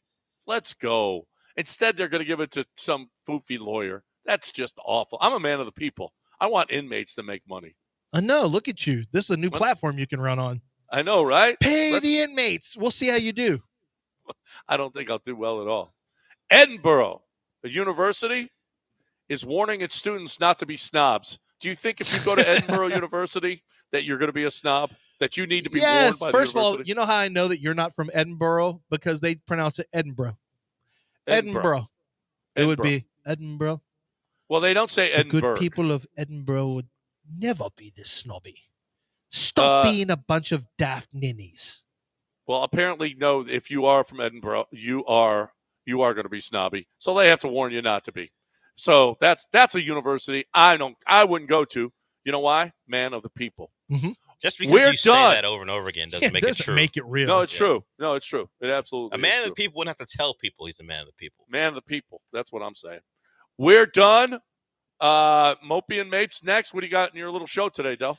Well, we're going to have to overcome you insulting us again. So that's how we'll start. And also you taking our time. Then we'll cover certainly some college football talk, probably more than you. We'll break down what happened and why Sark decided to test the strength of Georgia's defense as opposed to leaning into his strength. Real football talk as opposed to what went on this show for 3 hours. Okay, good. Some real football talk next, right here on ESPN 97.5 and 92.5. But right now, we got a little Taqueria Sarandon. Taqueria Sarandon, they want you to, the great thing about them is all three of your meals. You want the breakfast tacos, and actual breakfast plates, whether it's breakfast tacos on the go or hearty breakfast, they've got you covered for that. If you are looking for an opportunity to enjoy lunch, of course, classic Mexican favorites, all authentic, is available for you every single time out there at Taqueria Sarandon. And then at night, you can have dinner, but might I suggest stopping in at Aranda Sports Bar? And you say, where is that, Lance?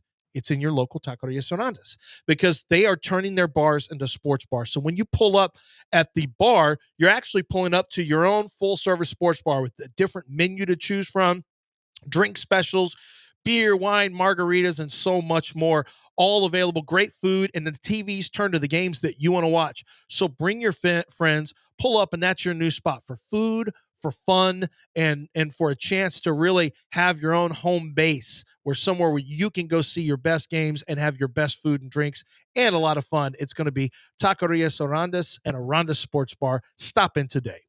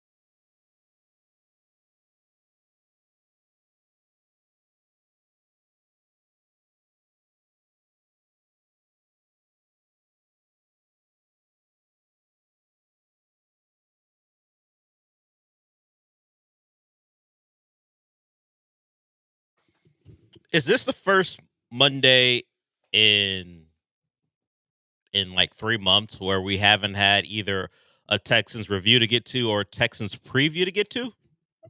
Well, yeah, they played on Thursday night, so that was the one time. So this is the second Monday since like mid-September for the most part that we don't lead off with, man, the Texans played great, or man, the Texans played terrible, or man, the Texans are just meh. We got 5-6 more days before the Texans are back, either disappointing us or thrilling us, depending on how the game goes. So we'll certainly talk about their opponent at some point throughout the week, because they have an opponent who's desperate to make the playoffs. So the Texans have that to go against, and maybe a quarterback playing the best football of his career. But that's down the line. As far as what happened over the weekend, where do we start? Do we start with what I consider an awful game plan by Sark? Because sure, the bracket takes precedent overall. It feels like the games kind of go to the back burner once Sunday hits. We stop talking about what happened in the games and we start talking about who's going to be in the playoff bracket. But I feel like that might be overblown. I'm far more interested in talking about what happened on Saturday. The fact that in a game where Carson Beck is playing terrible, he gets hurt on the final play of the half. Texas loses the game where they, I think, should have won by a couple scores. Let's remove the non-block on the return for potential pick six that could have been a sealer. Another play where Texas didn't take advantage of the situation. But I don't get why Sark decided he was going to test the strength of that Georgia defense. Why are two tight ends on the field as much as they were? Why are you in close formation so much, condensed formations? Even early on a drive that eventually didn't amount to a touchdown, when he threw the ball outside the numbers, there's a healthy fear of the Texas wide receivers from Georgia. They were willing, at least early, to let you work on the outside. And I know the man loves to drop a play. It's what he does. He is one of those people you would call a tactician in play calling and setting up plays. But sometimes I look at that game and go, your guys are better than those guys. Not every play needs to trick Georgia. I just think back to the fake screen one way, fake screen the other, resulting in a sack that short-circuited a drive. At points, I'm just looking at the game going, except that your quarterback's probably going to take some hits, but if he can get the ball out of there and you've got Golden, Bolden, and Bond lined up and throwing Moore and Wingo, throw all those guys out there, you're going to attack a matchup and go have that guy win, whether it be a slant, whether it be a slot fade. I'll be honest, Quinn Ewers didn't throw the slot fade very well, but I was bothered by Sark's game plan. Stop trying to either have long, drawn-out pass plays or testing Georgia in these condensed formations. I thought it was a poor way to go about it. And the group chat that I was in, we have a Texas fan in it, that being Raheel. He said that Sark was going to be balanced because that was one of the things he wanted to focus on. I know you don't trust Quinn Ewers to drop back 45 times, I guess.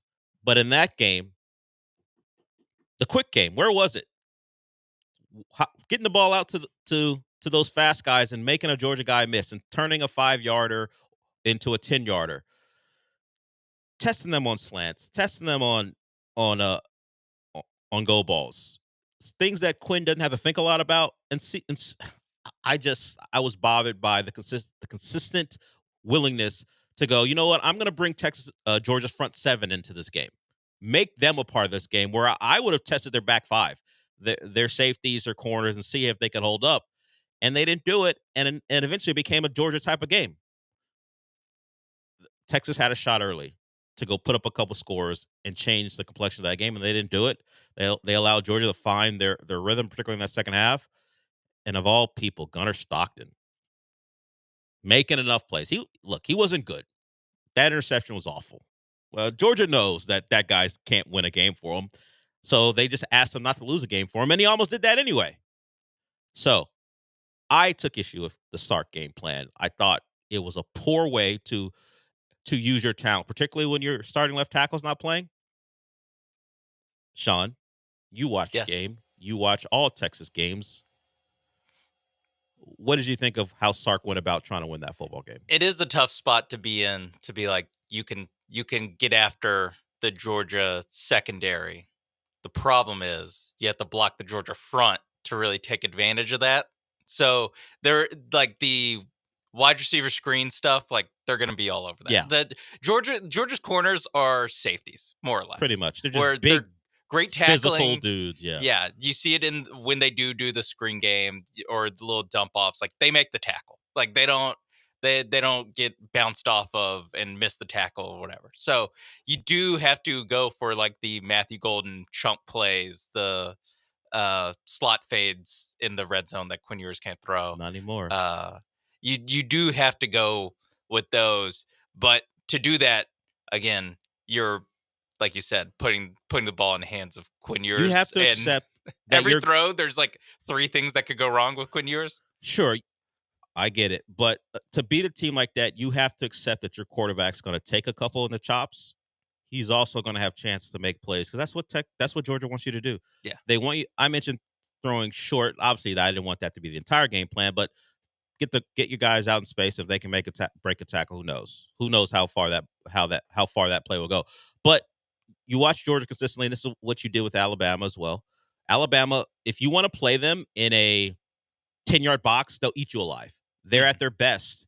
Despite the corners they put in the NFL, they're at their best in that box. But if you try to test them deep, it may go poorly for you, but you also have the chance to make big plays. I mean, that was the only offense was deep balls. And then the one DeAndre Moore RPO where he like fakes a screen and then slants. Yeah. And Georgia just leaves them. He makes a safety miss and he goes and he goes and scores. So I mean, but I think that speaks to like that goes into why they couldn't score in the red zone was because they couldn't run the ball and they couldn't trust Quinn in tight spaces. Yeah, I don't know what happened to that guy's arm. And the screen stuff just doesn't. Everything doesn't fly. He threw up there was a soft toss, like a paper airplane. Yeah, and you can't trust that arm in tight windows or that decision maker in tight windows. So yeah, that's he a just problem. doesn't have like a fastball. Yeah. Like he has good arm strength where like he can float one deep, but he doesn't have like zip. He's like not going. Yeah, tight window throws aren't going to be his thing, and that's what you have to do in the red zone. And if you can't run the ball, that hurts your cause. I get it. You're in the ball game. It went to overtime, and if Auburn could make a kick or two, maybe we're not even having this conversation. That's why, like, honestly, like, it was a little bit of a microcosm of like why people are like, on Quinn Ewers, but he didn't play bad. Like he wasn't a reason they lost. If anything, it was the reason they were in it. He's not the reason they lost.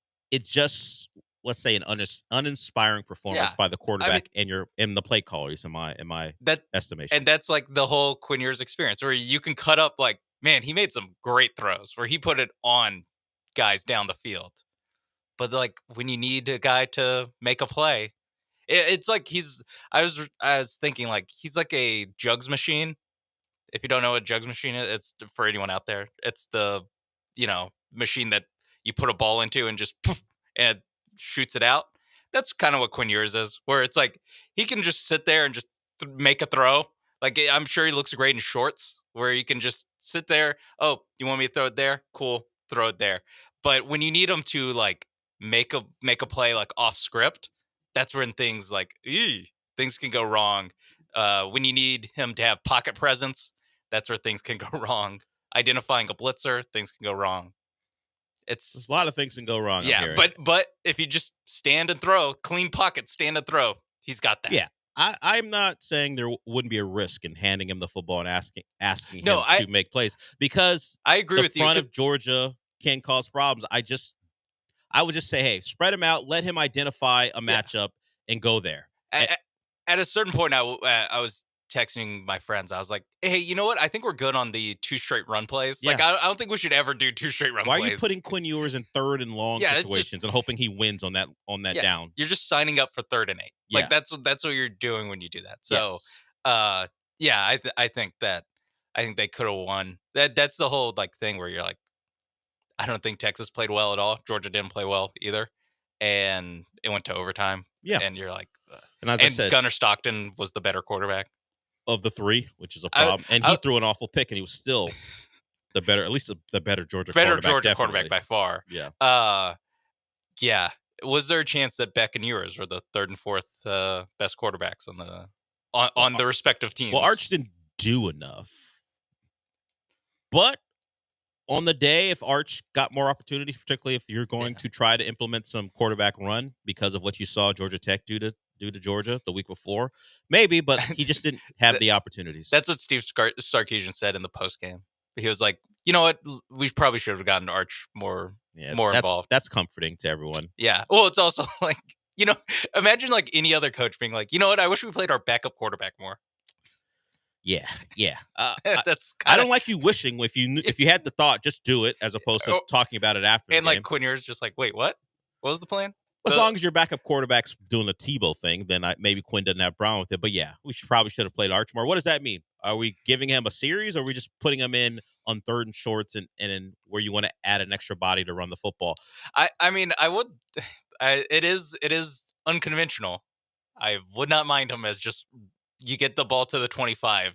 Now it's Arch Manning time, where he can make those tight windows throws. He can run the ball. It just like adds an element to your offense that you can't get with, trying to scheme open a Gunnar Helm screen pass. Yeah, or the pass interference, offensive pass interference, where you're trying to get Helm down the sideline on a wheel. Yeah, but that's that, you have to like Mickey Mouse your way to an open receiver. Yeah, so and you Quinn can hit it, and he doesn't. And you can't look like it's an OPI. Yeah. You hope Quinn doesn't lead him out of bounds, or Gunnar Helm has to get his feet situated and then drop the ball anyway. Things like that. Yeah, that's part of my issue. I think your receivers could have won some of those one-on-ones. It just so happens that they took a different approach. And look, and they lose a tight one. They lose the bye, and they now will host Clemson in their first round matchup. So you get the ACC champion who I won't even say man for man is as good as Texas, certainly. But as far as program understanding the moment, Clemson won't be overwhelmed by going into Austin. I mean, you basically saw that in the ACC title game, where in the first 10 minutes of the game, you're like, oh yeah, one of these teams has won 7 of these in the last 10 years. They will know what the moment is, as opposed to SMU had to kind of get themselves into it, and eventually led to a late game comeback and then the walk-off kick by Clemson, which put the CFP committee in an awful position. So I'm sure they were hoping that game will go one way or the other. SMU wins or Clemson blows SMU out. So they didn't have to make the decision they made last night. So the bracket as it stands, Texas hosts Clemson. Clemson doesn't want to play in Austin in December. Yeah. I was hoping for Dabo in the snow degrees. if he was going to win. We don't get that. We get Dabo in 45-50 weather at best. Yeah. At worst, I was hoping for the night game, so it really gets down there to it feels like 40. 43. Yeah. Feels like weather's 43. The rest of the bracket goes like this. You have Tennessee going to Ohio State, so that'll be a Southern team in a cold weather spot. SMU, another Southern team, going to Penn State. And then you have the Battle of Indiana at Notre Dame. And obviously, if you missed it, the byes go to Arizona State with their big win against Iowa State, blew out Iowa State in the Big 12 title game. Boise State won on Friday at home against UNLV. Georgia, they're the 3 seed. Georgia's the 2 seed with their win over Texas, and Oregon is the 1. So the conference championship losers weren't punished to the point where they're either out, like people thought SMU would be, and this show thought. Although I did not predict the walk-off 55-yard field goal after the Stern comeback as a potential fly in my ointment of the committee never letting SMU in if they lost, no matter how it went. By the way, Clemson has 2 kickers, and one of them just is the kickoff guy, and they let him try the 50. That's what I gathered from. Yeah, I heard throughout the broadcast they have 2 strong leg kickers, but one of them stronger, has the stronger leg, so he takes those. Yeah. Okay. Anyway, either way, it worked out for him. How would you like to drive a Lambo in Austin? Yeah, get Burt. Is he a senior or is he just not? I think he's I still got to deal with Burt Auburn for him? He has. You don't have to deal. Well, these things can deal with themselves. That's true. Somehow, 2024 now. Somehow, Burt Auburn has made a decision about his future that doesn't involve staying at Texas. You know Look at that. I want to explore other opportunities at Tulsa. Tulsa, huh? You want to spend time in Tulsa, huh? Look at that. So finish my degree up. Yeah. at Tulsa. The credit hours. That degree is more valuable than the one he could have gotten if he stayed at Austin. He better come up with a better excuse if that's the way it goes down. I don't know if Bert Auburn's going to go, but he did not bathe himself in glory on Saturday afternoon as Georgia beats Texas in overtime, thanks to the hanging arm of Carson Beck as he hands the ball off. To be honest, is it Kilikowski? How you pronounce his last name? Yeah, Kulikowski. Kulikowski. You didn't inform your linebackers that guy can't throw the ball. The run. Just play the run. Once they'll sell out for the first and goal from I knew it was over. Yeah, I knew they were going to score. But even when I saw him walking on there with his arm hanging, look at me moment. It was completely fine when he was standing on the sideline, but then jogging onto the field makes him have to. He was like moving it, showing it to everyone, but when he got on the field, he couldn't even lift it. I was like, they're going to score a touchdown with Carson back on the field. Of course, that's how this game is going to play out. Gunnar Stockton almost got knocked out. His helmet goes off, and the next play. Dirtiest hit I've seen in 6 days. Does there need to be an investigation? Do we need to investigate that? Yeah, hit too? yes. And we need Von Miller to hear the appeal. That's you didn't want to get a more current Aggie? Nah. No. What's Mike Evans up to? Okay, get one of the Shamars to do it. Shamar Turner, Shamar Stewart. I didn't mean an active Aggie. I just meant a more current one. Certainly not Johnny Manziel. He's spending too much time in a bathtub with Jose Canseco's daughter. If you missed that on the internet. I mean, that's talking about their love, and he has to post them sitting together in the bathtub in bubbles. I mean, that's what you expect him to be doing. Fair. Look, I don't blame him. But I don't know why. Surprised if he wasn't. I don't know why it's being posted on social media. I hope Johnny Manziel is the arbiter of all things fair and equal in college football going forward. Like, just make him the czar. Everyone's talking about how we need a new president because a president of college football because things are so out of whack. I nominate Johnny Manziel. We need a name that'll bring people together.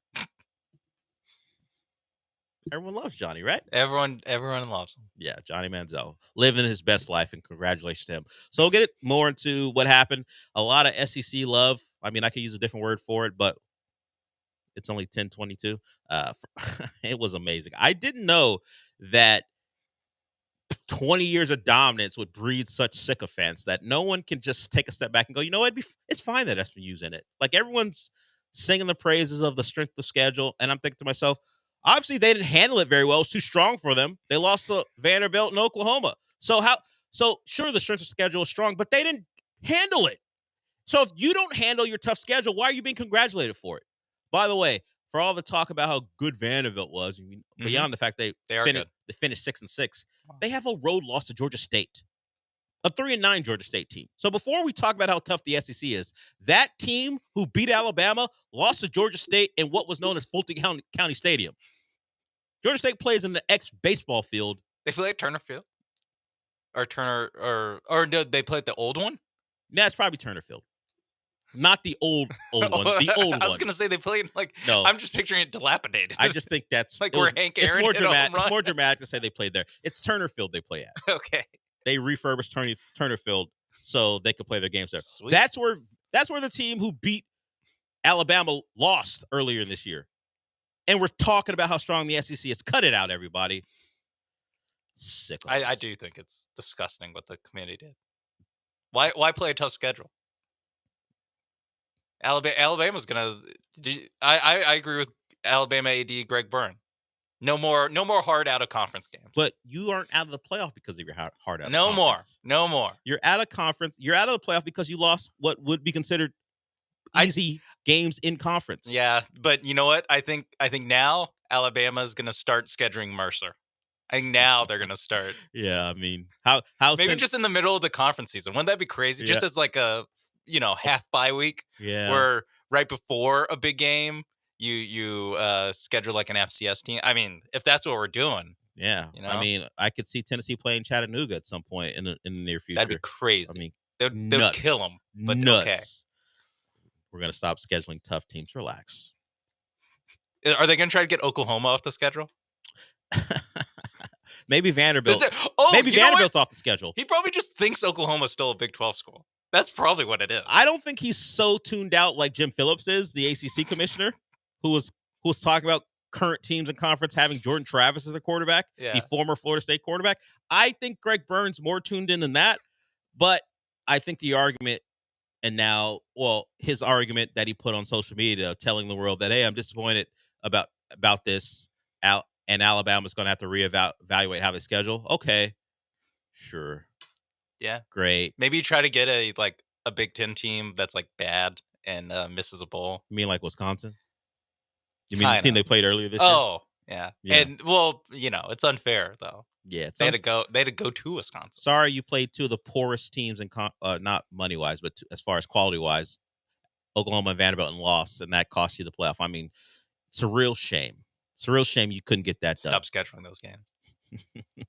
Ole Miss has to stop scheduling Kentucky too. Yeah. By the way, all three teams Texas beat, and their trash ass schedule. Texas found a way to get it done. By the way, I don't know. That's weird. They weren't able to beat Georgia, but you know why they're in the playoff beyond the name of Texas, which certainly plays a part. Hey. They beat. It's true. They beat the teams that they were supposed to beat. You're allowed as Alabama to drop a game here and there. Maybe you want to drop a game to Tennessee, and you could have dropped your game to Georgia. Just don't lose to Vandy and Oklahoma, and your Georgia win or loss would have still allowed you to make the playoffs, because that would have been a good loss. Yeah. I mean, also, do you really want to start comparing Vanderbilt and Oklahoma versus all the teams that SMU beat? Those teams, at least they beat those. Yeah, it's not really a compliment teams. to you. Their schedule might not have been great, but they beat the teams they're supposed to. You did not. So bad losses should mean something, and they did this year. We'll see what happens after the SEC whines and complains, and they reformat the playoff in multiple ways. The most likely one right now is removing automatic buys from the equation. Automatic entry, but removing the buys for conference winners. I think what they should do is just expand to. I mean, they will 20. Oh, I was gonna say 14 or 16. That way, you don't get the weirdness of the one seed has the hardest path. Yeah, which is what you have. Yeah, and I'm interested to see how it plays out this year, whether it'll play out that way, because I think maybe accumulation of games, playing games might be a bigger factor than what people are taking into account. Sure, the thought of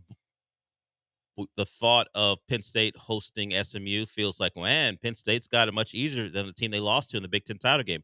But that is an extra game, and we don't know how these teams are going to respond to multiple games. We'll see if the teams who play, even if they have quote unquote easy games in the first round, how well they play. Yeah. And once playing you get to a team game in the quarterfinal. And once you get to game 15, 16, and 17, that's gonna matter. Yeah. We have never seen attrition guys is play that one. Attrition's going to play a part. So I would say let's get through year one before we start complaining so much about how the Big Ten champion has an easier path or a harder path than the Big Ten runner-up. Okay, we are done with segment one. If you want to get in on the show, 713-780-3776. We'll continue to talk college football. We'll get into what was, at least in my eyes, a rough watch. Watching KPJ be the leader of an offense. Bad memories. The Rockets go to L.A. and take on the Clippers without Kawhi, obviously, or as has been the case all year long. And then they also took on the Clippers without James Harden. But they didn't have Fred VanVleet, so we'll talk about that when we come back. But first, let's talk about Aqueduct Plumbing. Aqueduct Plumbing Company is the place you go to if you are having issues with your water, with a leak, with your water heater. They take care of all that. So you don't know how to fix that. I don't know how to fix that. So when I have a problem, that's who I'm calling. And you can call them. Excuse me, as I wait for this phone number to come up. You can call them at 281-488-6238.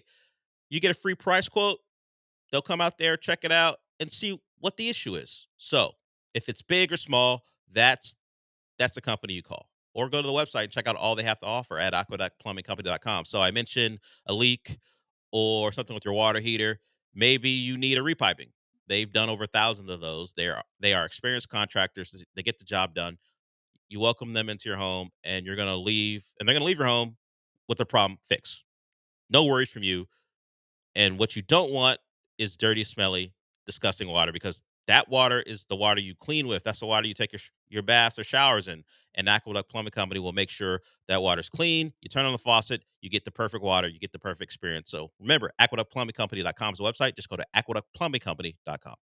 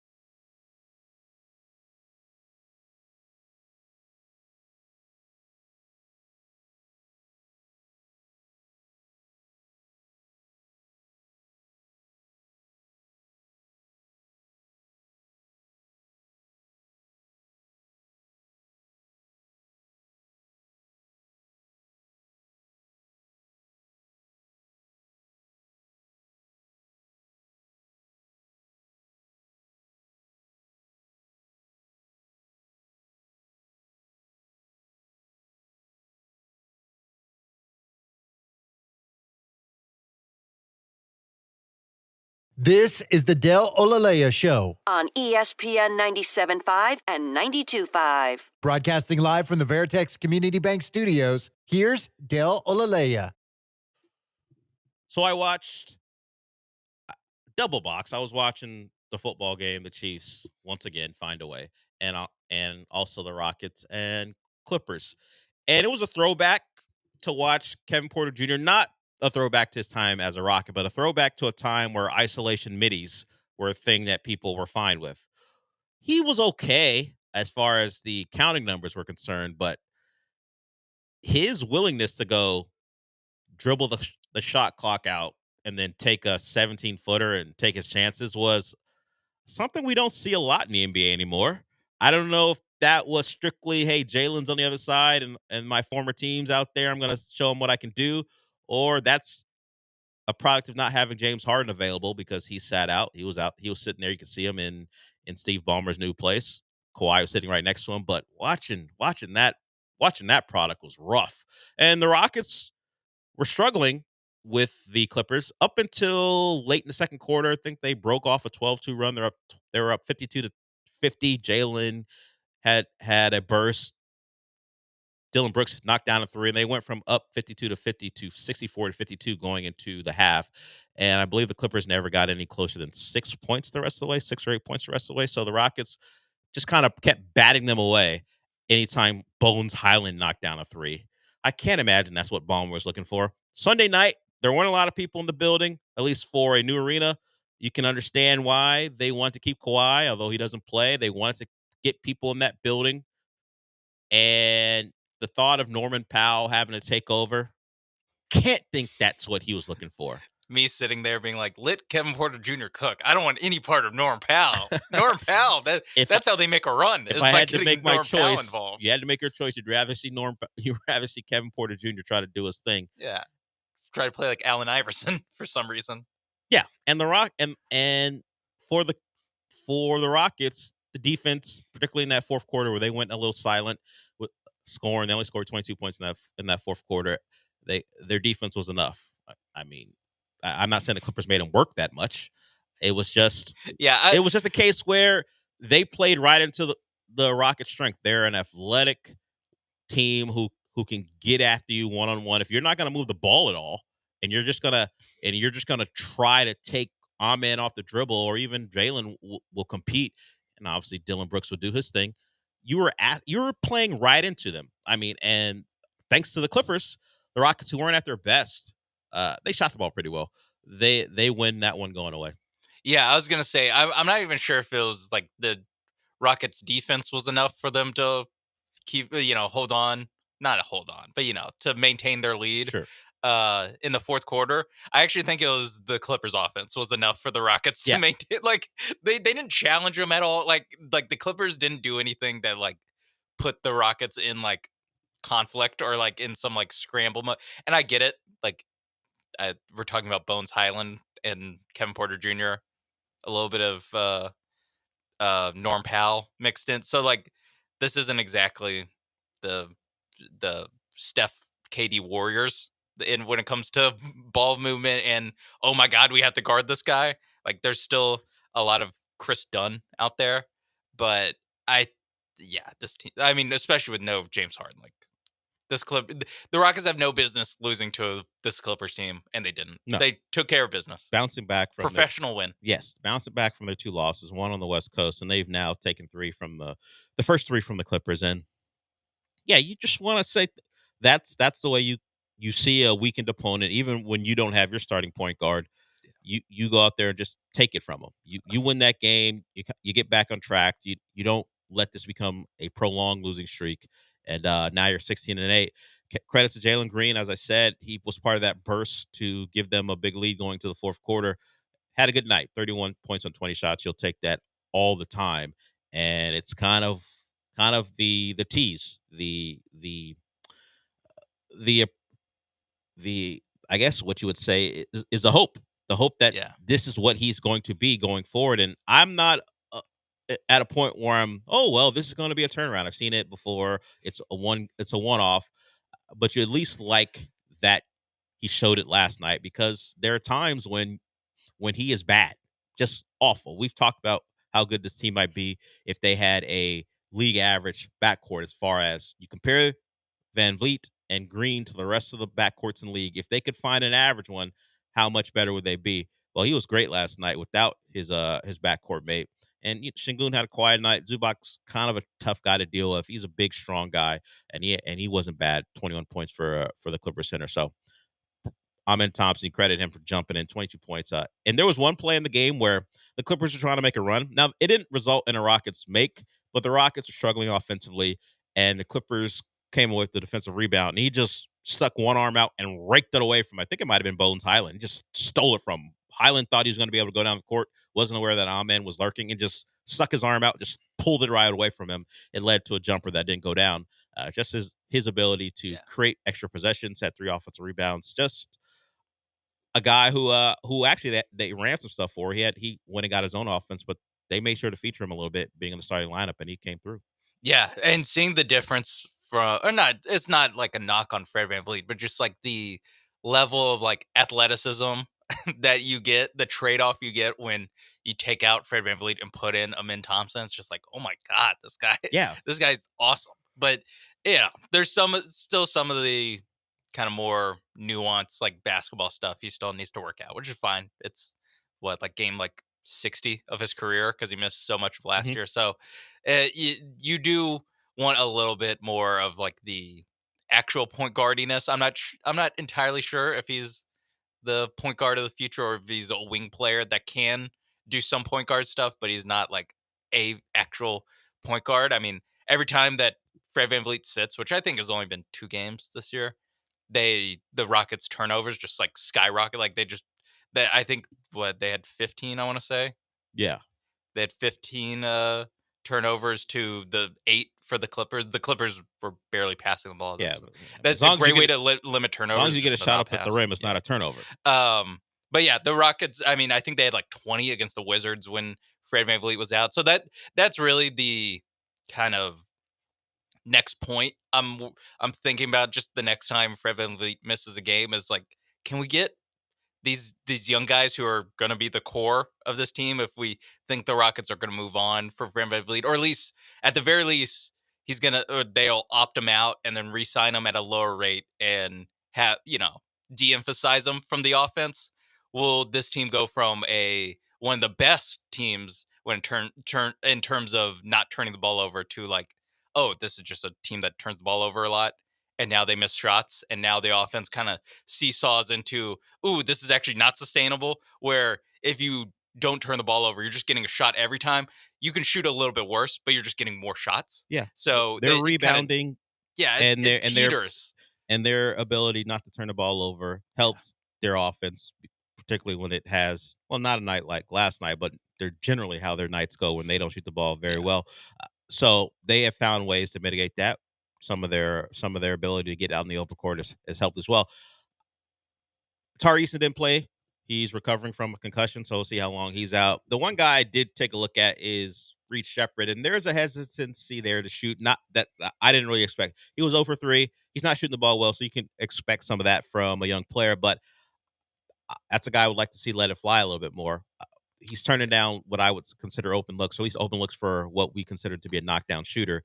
And he's not going to get many opportunities in his 11 minutes. So I understand not being a guy who wants to be looked at as a chucker, but I'm not sure what you're out there for if you're turning down threes. And I wonder how much of it is like you said, 11 minutes where it's just not in the rhythm. He's just not in a rhythm when he's out there. I mean, you think about like Reed Sheppard, and he's not alone in this. This is what most rookies go through. But for their entire life, they play 80% of the minutes for their team, just all the way from high school, college, AU. Played for Coach Cal, and last year. Well, but he played. He played a lot. Yeah, he just played didn't a lot. Start He there. didn't He start. didn't start. For some Yeah, reason. He was the Monty Ginobili of the Kentucky Wildcats.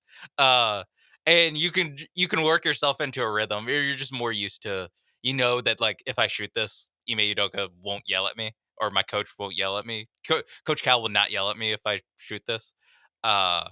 And now he's in a situation where he's like, I think he's overthinking it a little bit. And there were times where he turned down a good shot and took a worse shot because either the ball's got back to him, or now he dribbled himself into a contested shot late in the shot clock. So they need a April or March game where guys on both teams are sitting out, and it's like Reed Shepherd, you're playing 32 he minutes winds up tonight. starting, or at least getting a lot of Yeah, minutes. just he just needs a absolutely farcical NBA game to hey, listen, you're be Cocaine Curry, all right? Be what everyone that nickname we gave you before the year yeah, started. be what everyone nicknamed you after we picked you and they decided it was a great pick. Do that. Rookie of the year, the guy we thought was going to run. Yes. And then you showed out in Summer League, and we thought, look at him coming off picks, shooting the mid-range stuff, knocking down threes. Be the guy that Sean Mapes has a Rookie of the Year bet in on. Good luck with that one, Sean. It ain't going well for you right now. No, I think it's Jared. I hope you didn't put at least the relative amount that the guy who bet $3.1 million on the Eagles. No, it was whatever that fits. It was one Abraham Lincoln. One Abraham Lincoln. Well, I guess we're going to say goodbye and say, hey man, that could have been an energy drink. I don't know if you drink them. I'm trying to think of something that's worth $5 now. It's not a lunch. Back in my day. Yeah. I mean, back in my day, you can get that's 5 things on the McDonald's. It's a long time past now. We don't do that anymore. I don't know if you've heard. We don't do that anymore in these fast food streets. So Rockets get a win. Nice win for them. They have the day off. And we're getting ready for the NBA Cup. NBA Cup matchup against the Golden State Warriors as they try to not lose 16 in a row to the Warriors as the Warriors come to town in the quarterfinals of that prestigious tournament. And let's be clear, it's the Emirates NBA Cup. We got to make sure we need to be better about that. We got to make sure we acknowledge the sponsor. The Emirates NBA Cup is back. Rockets in action on Wednesday against those Warriors. Okay, we will come back with this. Dana Brown spoke. Winter meetings. We know giant deals are getting done. Willie Adames is off the table. Juan Soto is a Met. Does that mean Alex Bregman is the next domino to fall? Well, we'll hear from Dana Brown on him and where they stand, and also whether the in-house replacements are anywhere near ready. But first, Sean's going to tell you about Prize Picks.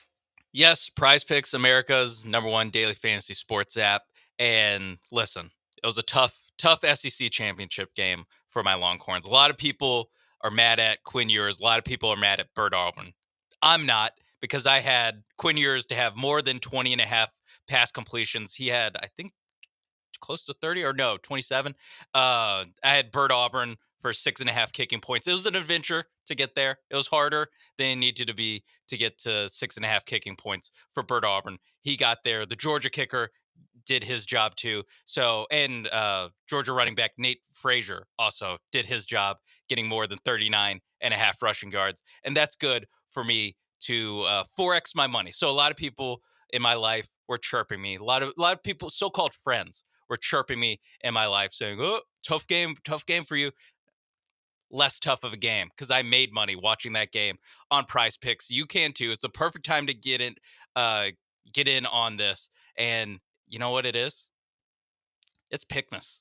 It is Merry Pickmas on Prize Picks, and you can win up to 200 times your money on Prize Picks. See, I only won 4 times my money, and I'm happy. Imagine if I won 200 times my, I might not be doing the show if I won 200 times my money. You can win 200 times your money on Prize Picks if you know your stuff. Just go to go to your app store, download the Prize Picks app today. Use promo code MAPES to get $50 instantly when you play your first $5 lineup. That's promo code MAPES to win some money and get $50 on your first $5 lineup. Prize Picks, run your game.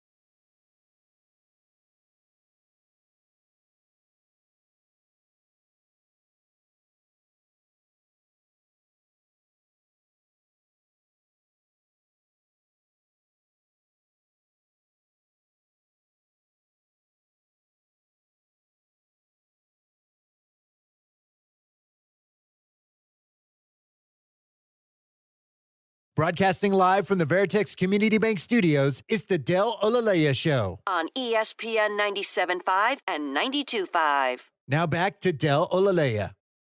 Before we get to Dana Brown on Bregman, Carson Beck has a UCL injury. Reports are that he is expected to miss the Sugar Bowl, which would be Georgia's next game. And they don't know who their opponent is yet. That is yet to be seen. It'll either be Notre Dame or Indiana. I'll ask you this, Sean. If Georgia had not won the SEC title, would the timing of Beck's injury and not a lot of time to figure out what actually the issue was, would that have been the reason the committee kept Georgia in and ignored what happened or what they did to Florida State last year? Or would they have just said, Georgia's good enough with Gunnar Stockton, we're going to keep him in? Or would I don't know which one they'd lean on. Yeah. I mean, I guess it also depends on like how Gunnar Stockton looked. He looked fine. Like he wasn't like awesome. He looked no better than the good enough. Florida State backup last year. He looked better than Brooklyn. In that Louisville game? They played an entire game and won the conference title. He played a half and threw an awful pick. Yeah. That was terrible. The Louisville Florida State game last year was terrible. Yeah, Florida State's defense was great. I don't think Gunnar Stockton looked any better for a half than those guys did in that game. I don't know. I mean, he did score like what? They scored 16 of the. I blame Texas more for 22 that. points. I blame Texas more for that. Texas defense. Carson Beck was. Well, Carson Beck's terrible. I guess. Yeah, I think this just turns into we're both teams starting the wrong guy. Yeah, maybe. Or Texas, for whatever reason, didn't adjust. And, Georgia decided to play a little better, I guess. But I mean, Gunnar Stockton looked like a better running quarterback than Marcel Reed. Like he was ripping off. So I do draws. wonder. Can't happen. No chance of it happening because the automatic bid. If Georgia had lost, I don't think they would have had enough turnaround because there wouldn't have been enough proof how different Georgia is without Carson Beck. If they would have just if it happened in the Georgia Tech game, or just like the pick six happened, like the Texas, like they just pick sixed it, and actually scored, and then that's how they lost. But you would still have to know because Georgia. And everything else happened the same way. Like SMU still lost. Yeah, everything happened except because then Texas it would be makes a play they should have made and they win the game. Is there a chance that they wouldn't drop out? No, Georgia. I was thinking maybe they do the Georgia-Alabama flip. People would be big mad if they did that, or if they didn't do that. People would just. I wish people that. Just be mad. You know what? I wish that happened. I wish Georgia lost. That'd been awesome. Let's see what they would have done. Well, and also that means Texas won the SEC. Yeah, you would have loved for Georgia to have lost for obvious reasons, but I don't think there would have been enough time, and it would have had to happen against Georgia Tech. If he had an injury in that game, and then they could have Gunnar Stockton looked terrible against Texas. They could have maybe made that decision, but I don't think they would have done it. Yeah, anyway. And you need like the full run up for it sucks that this is like part of the playoff selection process, but you would need like the full 2 weeks of Alabama propaganda, and like readying it for, hey, if he stinks, you got to drop Georgia. Like, I although I don't think this committee is like, I think this committee is better than ones we've had in the past. Would they? The fact they put SMU in may prove that. And would they have done it 2 years in a row? Would last year and them doing it prohibited them from doing it again? I also I don't think they take precedent into account like at all, or maybe a little bit, but I don't think they like. It's not the Supreme Court here. Like they can just go, oh, we think that team's better, because it also rotates members every year, so it's not like it's not the same. It's not the same people And deciding. the other thing is people getting really upset with them for how can affect for how the ranking beyond that, but by how the rankings went and the matchups. They're not the ones who created the rules. They just have to enforce them and put teams where they should. Right. They can't. Why are people getting upset with the committee for how difficult Oregon's path is? They're not the one who set that up. They're just what you want us to put Ohio State like what as the 6th seed? Like for Yeah. like What do you want from us? although I'm sure Ohio State fans are like, yes, we beat Penn State, but make us the 6th seed. But You lost a bad Michigan team, so no. yeah, I think that I think that they did a good job. I was surprised, or not. Yeah, no, you know what? I was surprised because I have low expectations for these people. That's why we thought That's SMU. why we thought Alabama was getting in Yeah. as long as SMU lost. And the manner they lost helps. It's like literally the example you give. Like, what if they lost on a 60-yard field goal at the very end? You're like, oh. It's the one thing we didn't add into our math when we were saying no matter what happens, if SMU loses, they are out. We didn't give the perfect scenario where they lose on a walk-off long field goal. Do you like the fact that they said that they were not going to penalize the SEC or the conference championship game losers, and they actually like went out and did it? Like Texas, Penn State, Notre Dame were in the same order, or I guess they weren't in the same order in the rankings, but the seeds, they ranked them in the same order that they were going into conference championship Saturday. Particularly because how the games went. Now, if you have a, as they like to say, data point that's overwhelming because one of the losers got their ass kicked, then maybe you have to downgrade them a little bit. But because of how those games went, competitive, one's in overtime, Penn State, a couple things go their way, although, of course, it's a James Franklin team, so they're never winning that type of game. They had to try to do a Philly special. Yeah, they don't do that. If you don't go for two for no reason. If things go their way, they could win that game. So I like the way they approached it. Let those games be for championships, not be punishments for being able to qualify for them. And that's kind of how it played out. And now we have our brackets, and people will have a couple weeks now before the first round games to complain about whatever they want to complain with. And then the games will start, and we'll stop complaining because that's how it works. But let's get to this before we go to break. I mentioned this. Alex Bregman, the big name for the Astros. Will he come back? Will he find money and a lot more money elsewhere? Well, Dana Brown, winter meetings going on. Dana Brown spoke, and here is the latest, at least from the Astros GM, on Alex Bregman. Look, Bregman's outstanding, great defender, good bat, quality AB all the time, done great things here in Houston. We're working on it. We're having a lot of conversations with Scott, and, we're optimistic. Optimistic. He has pretty much said that every time he's asked particularly since the season has concluded and he's now more available to speak. Good. I'm glad he doesn't feel like there's no chance. The initial reports say they are not worlds apart, but there's significant money differences between what Alex Bregman wants, allegedly, and what the Astros have offered. And they will continue to talk. Now that the Yankees lost out on Juan Soto, there's another team out there with a lot of cash to spend. One team off the board, you think, with the Mets.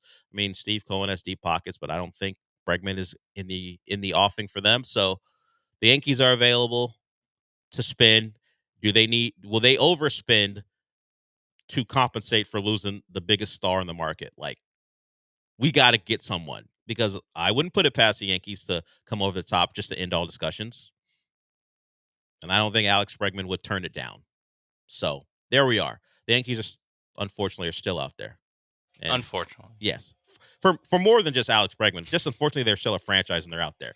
I could do without them, honestly. Yeah. I do wonder how much of because a lot of people are saying, like, hey, they're ready to offer $750 million to Juan Soto. Now they have all that money to spend and expect them to be interested in Alex Bregman. I do wonder how much of that money is actually like, all right, now we have all this money that we're going to pay for Soto. Now let's pay for a bunch of different free agents. Because that's not what the Yankees did. I think the Yankees went that high because they didn't want to lose them to either the Red Sox, the Blue Jays, Dodgers, and the Mets. It's like literally the worst teams. That was big bank, little bank, some pettiness involved. Those are our rivals. There's no chance. I don't think they're all of a sudden going to just be willing to spend, because that's not what they've done. That across three different players. I don't think that's what they're going to do. Yeah, so I don't know if you have to worry about like them, because theoretically they could offer three different guys $200 million contracts and still come out still come out on top of the Soto. They have $100 million in the pocket. Like, I don't think they're actually going to do that, though. No, I don't know where they'll pivot to, but if they want to, they'll have the funds to spend. It would be funny if he went to the. Funny? I mean, it would be, yes, if he went to the Yankees. If the 2017 Astro went to the New York Yankees, that'd be funny. Yeah, 2019 went there. They'd have minus so much. If a 2017 goes there, we all know. Yeah, if it's Kyle Tucker, they don't care. Well, Garrett Cole. Oh yeah, him too. They're not going to care. They're not going to care if 17 Astro goes there. Alex Bregman, Altuve's the problem, not Bregman. We all justify what we need to justify. It would be funny. It'd be if we and the Astros trade for Cody Bellinger. Yeah, that one. I'm in on the Cody Bellinger to the Astros just for the introductory press conference and how things will go just down. Just for Chandler Rome to raise his hand for the first time at the introductory press conference. Well, there's no one really left. If Bregman goes, how many people are left from the team that would call him to carpet? Like, Altuve's not going to do it. Lance McCullers will. You got to play. I know there are more video of you throwing stuff that aren't. Yeah. And throwing a baseball at someone who's not a batter or anyone, actually. You're just throwing it at a wall. Yeah. He's got to play to call anyone out. How many innings? Before he can call it Bellinger? Yes. Like, does he need to make 3 straight starts without issue, without being scratched? I need 5 starts, and then if ERA lower than 5. Sure. And then if a producer, if a reporter wants to ask him a question about Bellinger being on the team, then I'm willing to listen. If not, particularly if Bellinger's playing well. Oh yeah. I don't want to hear from McCullers. Yeah. All right, we're over it. The team signed him. They're over it. There ain't anyone left but you and Altuve, and Altuve ain't saying nothing. He's probably broken heart because Bregman's not here. I don't want to hear from McCullers. I'm not saying quiet down and go sell some coffee. Yeah, shut up and pitch. That's what you're saying. But you can talk about a lot of things. You love an animal. You want to. I don't know if that UFC podcast is still going on, but we don't speak about things when we're not able to play. Mm. And I don't think he would say anything. I don't think he was asking him a question about that anyway. He's not that vocal. Was he that vocal back then? That was a Correa thing. Yeah. I think it would be different if it was Correa. Because Correa was actually going back and forth. Well, Correa was still here. Then Bregman would have already been signed because the Astros had changed their philosophy on things. So Bellinger wouldn't be here. And we'll see if the Astros don't have to worry about bringing in someone a lot of you guys hated.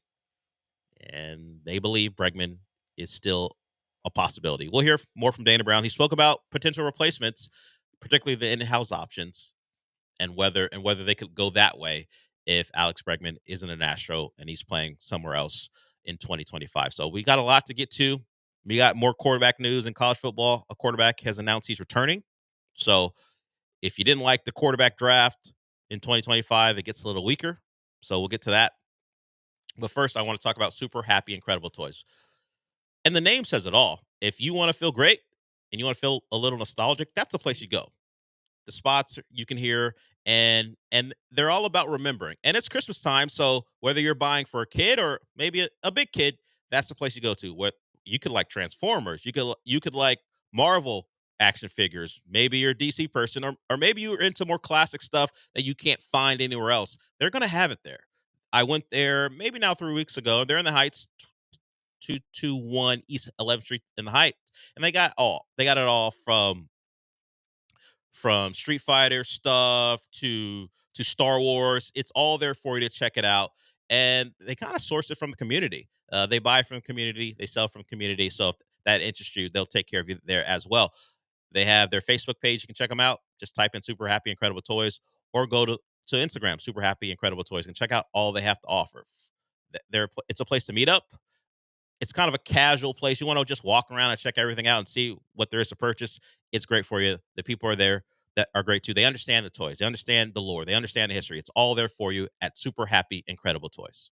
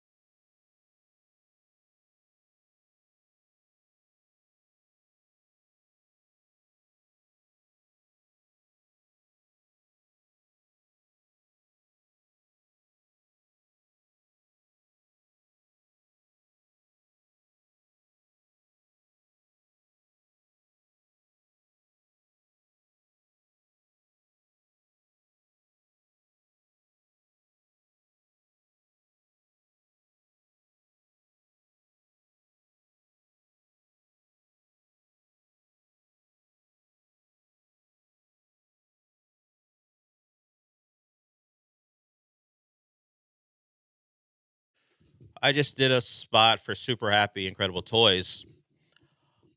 They sponsor our weekly segment we do with Michael Carroll, where he informs you what you should or shouldn't watch on television. I'm interested to see what Michael thinks about this. Did you see the trailer, Sean, for The Gorge? No, I did not. The Gorge features Miles Teller and Anya Taylor-Joy. Okay. And you think, oh, is that a romantic comedy? With the name The Gorge, I don't think so. But No, but it's set up this way. She's going to put on her Russian accent. He's going to be just an American. It looks like. Thank you, Miles Teller, for not trying an accent. Thank you. Apple TV is the place you're going to be able to watch. It looks like a movie where each part of the world, I guess you want to say the Russian part and the Americans, they send operatives to a certain part of the world, and the Gorge separates the two sides, and there can be no contact between each side. Maybe some type of standoff. I'm not sure. But they have to monitor maybe a demon, maybe a monster in the Gorge. In the trailer, all you do is hear the sound of the monster roaming around down there, maybe multiple monsters. But it's set up like one of those things where we can't meet each other, but we develop a bond because we can look across from each other. And we're going to stare at each other through our telescopes. This is such an Apple TV show. It's a movie. Or movie. But, like, this is, like, such an Apple TV. They're combining sci-fi monster stuff with a potential romance where two people don't meet, except someone has a mishap, and the other person has to go down there and save them in the Gorge. And, of course, they'll bond over a life-threatening situation, it feels like. Oh, and it comes out on Valentine's Day.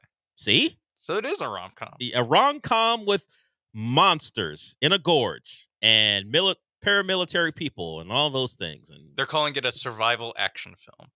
Well, that's the sell, but I think the sell is the 2 stars. And will they or won't they get together, and can they survive the evil that they're trying to keep from the rest of the world? So that trailer popped up, and I thought to myself, you know what? I don't know if I'm interested. Mostly because of the romantic angle. If it was just those two trying to kill things, I think I'm in. But then I got to listen to her in her accent, and then I got to look at Miles Teller. I'm not sure. What happened there? I don't know. I think I'm sick and tired of Miles Teller, I think. I'm not sure. My mom would agree with you. My mom, you know how like moms just randomly hate actors? Yes. One of those happens. Is Miles Teller. Yeah. I can't really explain it. I don't know. He was fine in Top Gun Maverick. I mean, I was trying to sell my mom still hasn't seen Top Gun Maverick. I was like, it's awesome. Glenn Powell's in it. Tom Cruise, Miles Teller. She's like, ugh. I'm like, what was that? I don't know. Maybe she didn't like him in The Spectacular Now. He took all the shine away from Shailene Woodley. I don't know why. Probably that's probably what it is. Big Shailene Woodley head. My mom. Yeah. Hate what Aaron Rodgers did to her. So does she, apparently. She's now speaking on that without saying his name. It was a dark time for her, apparently. Toxic relationship she was in. Glad she's doing all right. Big surprise Aaron Rodgers had a relationship that didn't work out well. Big surprise there. So The Gorge, Apple TV. That trailer came out, and I'm unsure. We'll see. We got a couple months before that movie comes out. Okay. We can move on from that. I did want to hear from Dana Brown one more time. He spoke about potential replacements. We've seen whether it could be DeCenzo or Whitcomb.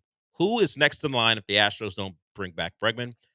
You can listen to him and see and determine whether this is going to be someone who is from the inside replacing him, or maybe they have to go find a kind of a stopgap to replace Bregman if he decides to go someplace else. Yeah, I would say the internal solutions are maybe a little bit away. So maybe another 6 to 8 months, maybe a year. So I don't think it's going to be internal. But, sometimes these young kids will fool you. And, they'll come in camp. They'll look really good. They've worked their tail off in the off season, so you never know. But we're not taking anything off the table. Hopefully, maybe by trade or, something like that. But nothing's off the table. We're going to have to compete. We want to remain good. But we're focused on Bregman first. So that's our priority. It's been our priority from day one to get a third baseman signed. So, we want him to come back. So don't expect at least right now. Don't expect someone young to be taking this job if they don't get Bregman. It'll probably be someone like Polanco with the Adames off the table. If not Bregman, I don't know if they're spending money big at third base. And the question, I didn't keep the question. It was asked, they were asked, or Dana Brown was asked about first base too, whether it would be a Singleton who's back or would they lean to the youth. And I think that answer was for first and third base. So obviously Bregman is the priority and focus, and that replacement, if it's needed, is something we're focused on. But I don't think they're going young at first or third, if I'm listening to what Dana Brown has to say. It could be a couple 2-3 year deals for guys you're not that excited about, but they think they can compete with in the near future. I'm looking at the available free agents. It's Ty France, Jorge Polanco, Joey Gallo.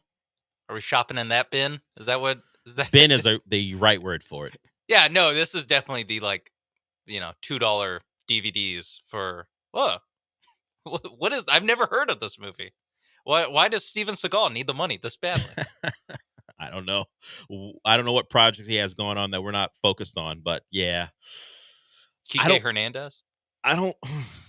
Can I interest you in a No, Paul DeYoung? None of these names are interesting to me. That's why I've consistently said just go sign Bregman. I scrolled down far enough. Are you done? No, I saw Jose Abreu. Now I'm done. That guy's still making lists, or is that just free agents on Spot Track? It's just the Spot Track sorted by their estimated market value. Hey, there's Yuli Gurriel. Four spots below. Astro. We would have loved. He would have been a better option last year. He was on a team that was good last year. Tim Anderson. You're not giving me a lot of names that make me feel great. Well, because I scrolled past all the good ones. I'm looking at basically $7 million and under. Are we in that bin? That a corner infielder, they're going to go that low on the price? Can I get you Gleyber Torres for 14? Can the Astros? Would the Astros be interested in Torres for 14? I mean, that's why I scrolled right past it. Johan Moncada. Okay. Thanks, Sean. Anthony Rizzo, $20 million a year is his estimated one. Oh no, that's his previous.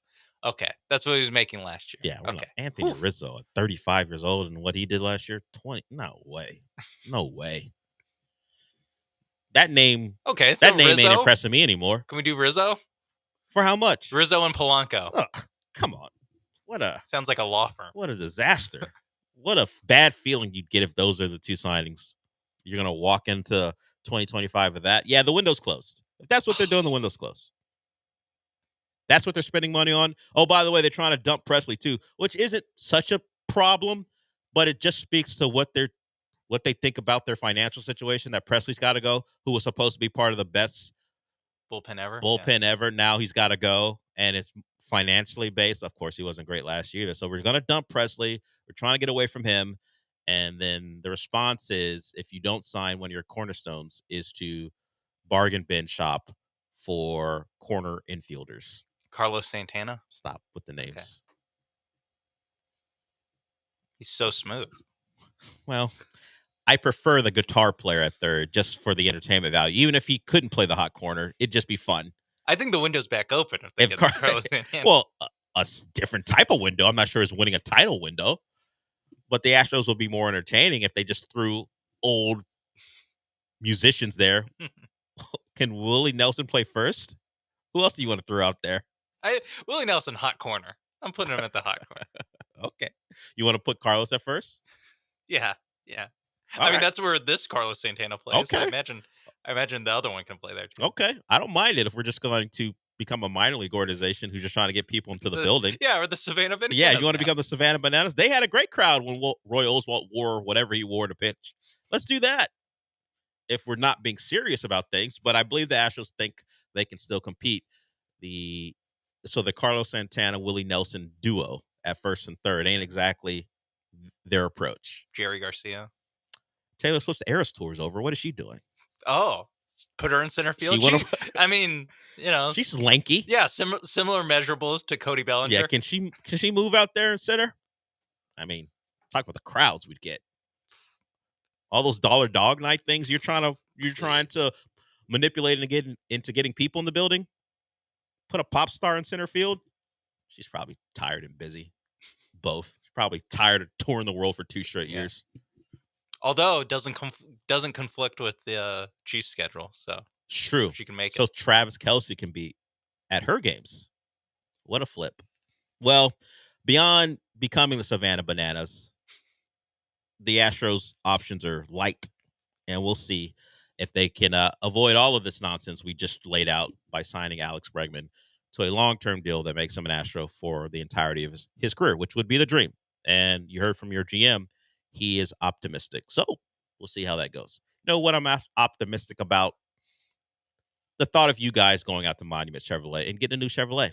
Why wouldn't you go out there? They've been doing business for 50 years, and all that means is they are selling great cars to generations of customers, from the dad and the mom to the daughter and the son. They have sold cars to families, and that means they're dependable. It's a great experience. I understand going out to a dealership, not always fun, but they make it quick and easy. They understand you want to get in, get your new car, and get out. Just check out the inventory at monumentchevrolet.com. And then when you go out there, the prices that you see on the website are going to be the same you see once you head to the dealership, which is in Pasadena off of Beltway A and 225, 3940 Pasadena Freeway. No hidden fees, no upcharges. You get great salespeople walking you through the process.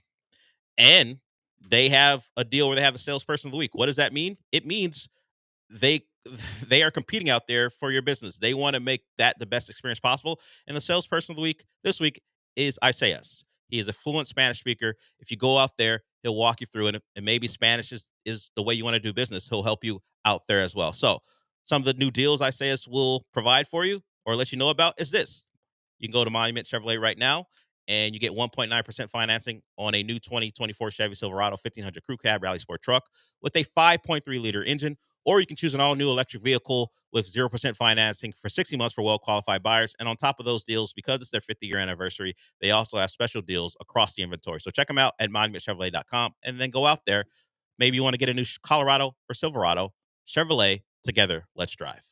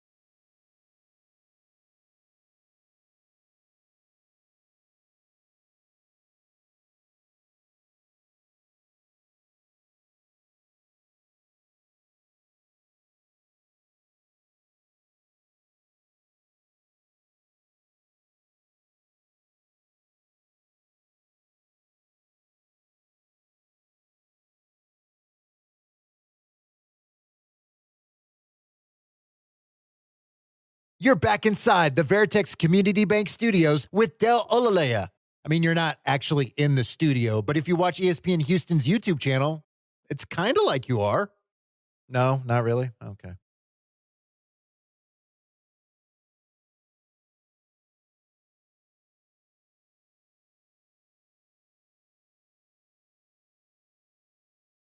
We haven't talked, well, really NFL outside of pointing out that we didn't have the Texans to talk about, and we did that very early. So, did I mention that Jalen Milroe is returning? I think I said a college quarterback in the draft gets a little weaker if you are looking at a quarterback in the draft. Jalen Milroe is back. He's going back to Alabama. He made that announcement, so he wants to go try to win a title. So one of the guys who had some early buzz, and then we started to watch him play later, and that buzz dissipated. I believe he will be back in the draft. Or excuse me, he'll be back in Alabama. So good for Alabama. Don't need to find a replacement. That explains why all the receivers are hitting the portal. There was one receiver who I think he liked tweets or messages about Jalen Milroe not being very good, and he's in the portal. So yeah, if you're looking for a quarterback in this year's draft, are we sure Jalen Milroe is a quarterback? He would have added to the list of guys who you might he would have thrown at the combine, thought were draftable. Yes. Whether you thought he was a franchise changer, that's up to your opinion. But he won't be a guy you can draft if you wanted to. I'm not doing the Lamar Jackson should be a running back, but Jalen Milroe is not a. All right, is not the passer. You watch it. He's not the passer. You watch it, Bill Polian. I'm just saying. I don't know. I watch him, and man, he killed Georgia and he killed LSU by running that football. He did. Not sure how many teams he killed by throwing the football. It's not really what he was great at. Yeah. So that's my concern with him on the NFL level. And let me make sure, because I saw it and then I have not seen anyone else put it out. So let me make sure that's a thing. I don't think there wasn't like Pete Thamel not on that one. No, but I did see what appeared to be a legitimate account, but I have not seen anyone verify it. So who knows? Maybe Jalen Milroe has not made a decision, but I have not. So maybe people will have the ability to draft Jalen Milroe if they so choose. Yeah, he could be the Dameon Pierce replacement for the Texans. That's ugly. Cut it out. Hey, if Jalen Hurts can transfer to Oklahoma and become a starting quarterback in the NFL, okay, maybe that's the Go option. to USC. Transfer to USC and then let Lincoln Riley work for you for a year. I'm not sure Lincoln Riley still has the sauce. Yeah, I think he might have lost the recipe somewhere along the way. Yeah, that comes into question. That can come into question. I'm not sure what that's about. Bob What happened? Stoops merchant. Bob Stoops had been out for a little while, and he was still winning games. Bob was still around the program, so maybe the Bob Stoops vibes were enough. He took over in 2017, I think. Yeah, he was. He only was there until 2021. That's one recruiting class that he's stuck around for. Sure, I don't know. But he was there before Bob Stoops left too, so he was part of getting Oklahoma to a spot where they could compete to make the playoff every year. Yeah, he's a great offensive coordinator. You come from a position of comfort because that's what they used to say about your guy. Well, now you can. And by the way, he's made less playoff appearances than Lincoln Riley has, right? Has Lincoln Riley made more than 2? I don't know.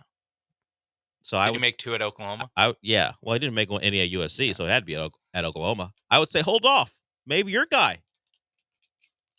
He ain't exactly developing Quinn Ewers in anything. So all the talking. All it takes for Arch to not be who you think he is, and then we can start to say the same things about Sark. Oh, we will. Don't you worry. Unless the Bears or Jets hire him for a good chance. I'm sure that'll go well for all parties involved. Okay, the NFL. Josh Allen, is he the MVP now? I feel like he is. He's had a great couple weeks, man. He's got a Spider-Man crashing out because he's got engaged. I didn't say the. I said No, I just want to make it clear for everyone in their cars. Yeah, I didn't say the Spider-Man. A Spider-Man, the animated Spider-Man, one of the animated Spider-Man crashed out. because Josh Allen got engaged to a Hollywood actress, and he's putting up 6 touchdowns in a game against the Rams, in a game where Matt Stafford and Puka Nacua won out over Josh Allen's Bills. They likely lost out on the 1 seed. I mean, the Chiefs can drop a game. We saw them nearly lose. So I do think it's presumptuous to just assume the 1 seed is over, particularly because the Bills beat them already. But it's going to be tough.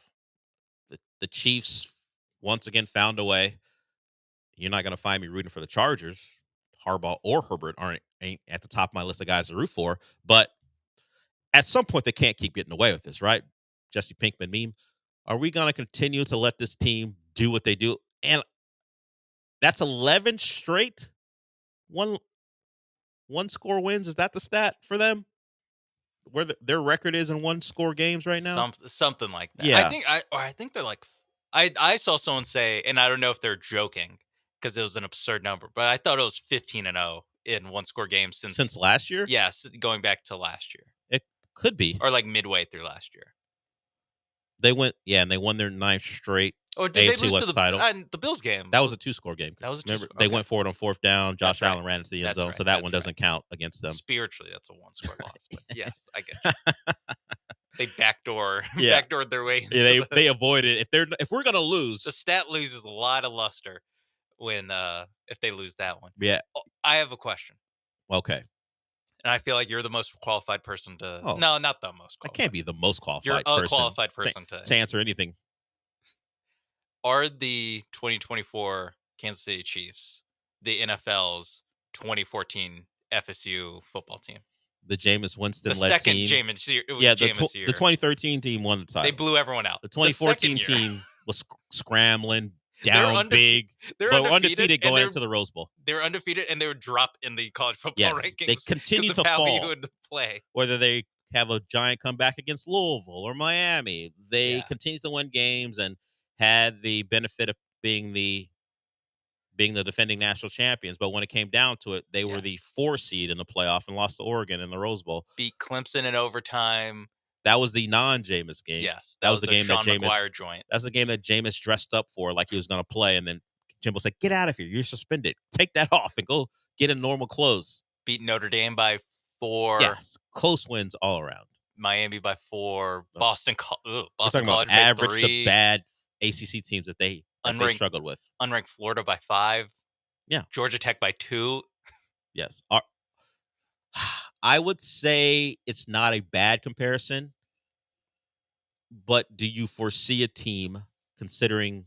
Yes, well, Jameis was the defending Heisman winner, so yeah, there are some comparisons that are dead on because they get a benefit of the doubt because they did it before, and that FSU team the year before was like dominant. The Chiefs weren't even dominant last year, but but they've won. But they won 2 in a row. Yeah. So no one, this is a very like if this was. What was it? The 2022 Vikings that basically had this season, and the entire time we're like, we know how this is going to end. Like we know this isn't for real, but because it's the Chiefs, like we still kind of prop them up. Is there a chance that they run into their Oregon in the Rose Bowl and they go up against, maybe it's the Bills again, maybe it's whoever in the AFC playoffs, and you're like, oh yeah, the kind of getting by on the skin of your teeth kind of runs out, and they're going to lose a multi-score game to one of the teams in the playoffs. It's not a bad thought, except I don't think any team they would face, relatively speaking, is as good as that Oregon team that Florida State faced. Yeah, and they lost by 39. That just doesn't happen in the NFL. But but that kind of like where they get beat by 2 scores and it's not competitive. Yeah. Or 17 or something. That one's and it would have to be at home. It would be at home. That one I don't foresee, because I think if we're talking about teams who you think have a chance to beat them, I'll believe Buffalo beats them in a game in the playoff when they do it. Until that happens, throw in Lamar as well. So who's the team you trust to beat them, other than locking into Chiefs' failures and their issues? What team in the playoffs in that scenario are you trusting to beat them? And the other two likely Pittsburgh. The other 2 likely teams that everyone points to, the Bills and the Ravens, have their own playoff scars they have to get over. Yeah. I mean, Yeah, that is right. But I do think that we're gonna have like win/if they lose in the playoffs. I do think we're gonna have the this was sitting here in front of us the entire time. We just refuse to see it. We just been burned too much by them last year, maybe it's in the Super Bowl. Maybe they get all the way to the and, Super Bowl, and the you're like, Lions just oh yeah, whipped them. That's possible. I could see that. Yeah, Their offensive line isn't great, and if we go back to where they got beat by the Bucks, or when they got beat by the Bucks, that offensive line could not handle the Bucks pass rush. Now the Lions don't have a great pass rush. I mean, there's some hope that Hutchinson may find his way back for the Super Bowl. They brought in Smith. The Lions may just be able to score enough where the Chiefs just can't keep up because their lack of explosive plays has been an issue. The receivers not being available, Rasheed Rice, Hollywood Brown. Hollywood Brown could come back. So I don't foresee that blowout happening until probably a Super Bowl. They can get beat in the playoffs in the AFC. I just don't see either of those teams blowing them out. Yeah, I mean, all they need is for the kicker's kick to hit the other side of the upright, and the Chargers just went in and beat Kansas City. So the Broncos just need to get the kickoff, and they beat. There are ways that they lose a close game at home. There's so many. This isn't a team where it's like at Arrowhead they're unbeatable. It's like no, they're very beatable. They just keep winning. They just keep winning. Yeah, but they're beatable. Yeah, they're 12-1 now. 11 of their 12 wins have been one score victories. Yeah. Maybe it's the Chargers. Jim Harbaugh. You're trusting Justin Herbert to win a big time game. They both quarterbacks throw 4 interceptions. Yep. Harbaugh has to be in the league for like 3 or 4 years and then start cheating like he did in Michigan before he wins a big game. That's ugly. It's the truth. You can call it whatever you want. Doesn't mean it didn't happen. Get Boltman to steal the signs or something. Boltman's not that inconspicuous. He's going to have to take off the Boltman costume to hide on the Chiefs sideline. To be their Connor Stallion. Yeah. Connor, while very obvious when you knew who he wasn't wearing a giant Wolverine on his head. The prop, I didn't even mention it. Because Georgia won, we don't even get Bevo. We don't get the Bevo helmet or hat or whatever you want to call it. Headgear, I guess you call it. Sucks. Sucks for everyone. Julian, I see you. You want to talk Lioness. I am up on the latest episode. It's a really good show. While they tried to create some drama by who's going to die, you're like, okay. This show's going to go on for more seasons. Cut it out. I know this person isn't dying. But at least I watched it last night. The latest episode's pretty good. Check out Lioness, another one of Taylor Sheridan's shows. You can watch it on Paramount Plus if you so choose. We'll hear from Julian on it when we come back. Anyone else want to get in? 713-780-3776.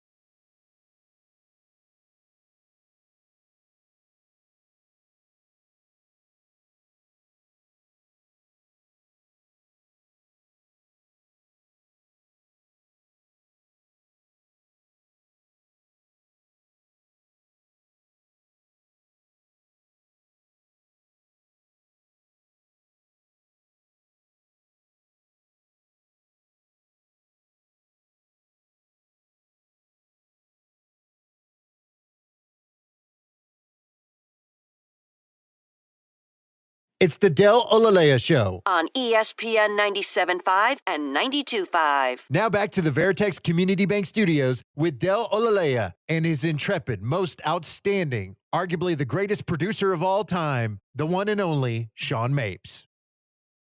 He was about to be the host for a little bit. Coming back. It's also the longest one we have. I know. I've heard of it. I know you play that one when I'm late coming back. It's part of the tricks of the trade. Let's get to Julian. Julian wants to talk about Lioness. So is Haldana of Lioness. What's up, Julian? What's going on, gentlemen? Boy, they sure did glaze up Mapes on that one, didn't they?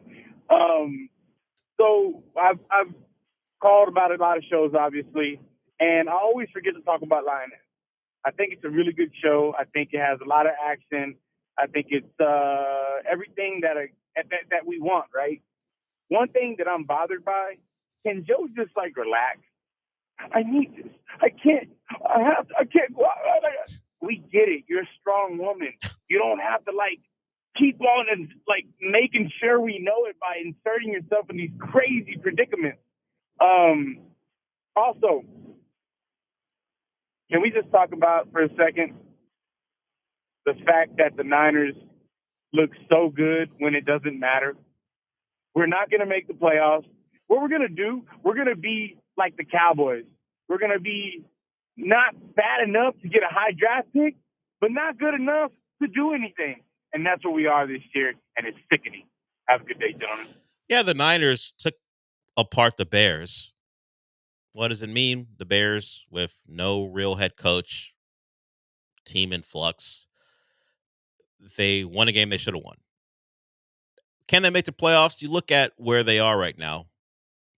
The 49ers are 6-7.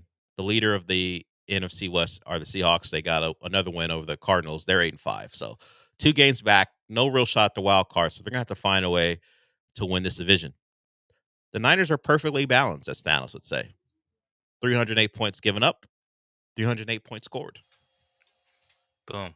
Boom. Perfectly balanced. But that's not helping them in terms of the playoff chase. So if you look at their schedule the rest of the way, they have a game at home against the Rams, a team who's a game ahead of them, at the Dolphins, home to the Lions, at the Cardinals. So those are 4 teams either are going to make the playoffs clearly like the Lions or teams fighting for a spot. So they're playing, for the most part, teams just like them. They likely would have to go 4-0 to make the playoffs, being 2 games behind the Seahawks. I haven't even looked at the Seahawks schedule, but they've lost to the Seahawks and won. So they split. So they don't have the advantage there. So likely they'd have to win out. That's a tough schedule as far as situation. Home game, then cross country to Miami, then home against the Lions, back cross country, then at the Cardinals. The Cardinals feel like the weakest of those because it's Kyler Murray time, late. I thought he was going to beat the allegations this year. Not this year. It is that time of the year where Kyler Murray starts to revert back to the guy that always struggles at this time of the year. So that's where we are. It's not impossible. You just have to play better than really you've played all year consistently, and that's the problem. You just have to be the team we thought you were going to be. Yeah, you have to be the team that we thought you were, except you don't have the players that would help you get there. And you've proven 14 different times that you're not that team. So yes. That is tough. You're 13 games in, your point differential is even, and you're under 500. So they're not out of it, but it's going to be tough for them. I do have some breaking news. Oh. This isn't huge news, but it's huge news for the show. This man is basically a character on the show. Some would say this man produces the show. Okay, what's the breaking news? From Matt Zenitz of CBS Sports. The current expectation is that star quarterback Cam Rising won't return to Utah next season. That doesn't mean he's going to go into something other than pro football. That means Houston Gamblers, get ready. He's going to play college football again. Oh, okay. Yeah. The Gamblers are pro football, semi-pro football. They're pro. Pro football. They get paid, sure. So the AAF was the one that they didn't get paid. That's true, and that's why that league didn't last very long, although the XFL has had their issues as well. So, Cam Rising, your doppelganger. Yes. And we say your because you're older slightly, which is part of the joke. is no longer going to be a Utah Ute. Where will he go? What middling ACC team wants Cam Rising on their roster? Florida State. They are in for some other middling quarterbacks, like Okay. Thomas Castellanos. Apparently, they're interested in. Nice. Love that. Oh, yeah, I forgot. They have Gus Malzahn. Yeah, Cam's not going to Cam Rising and a Gus Malzahn. No, he's going to need a guy who can move. I don't think he makes it past spring ball. And speaking of that, who's back at UCF?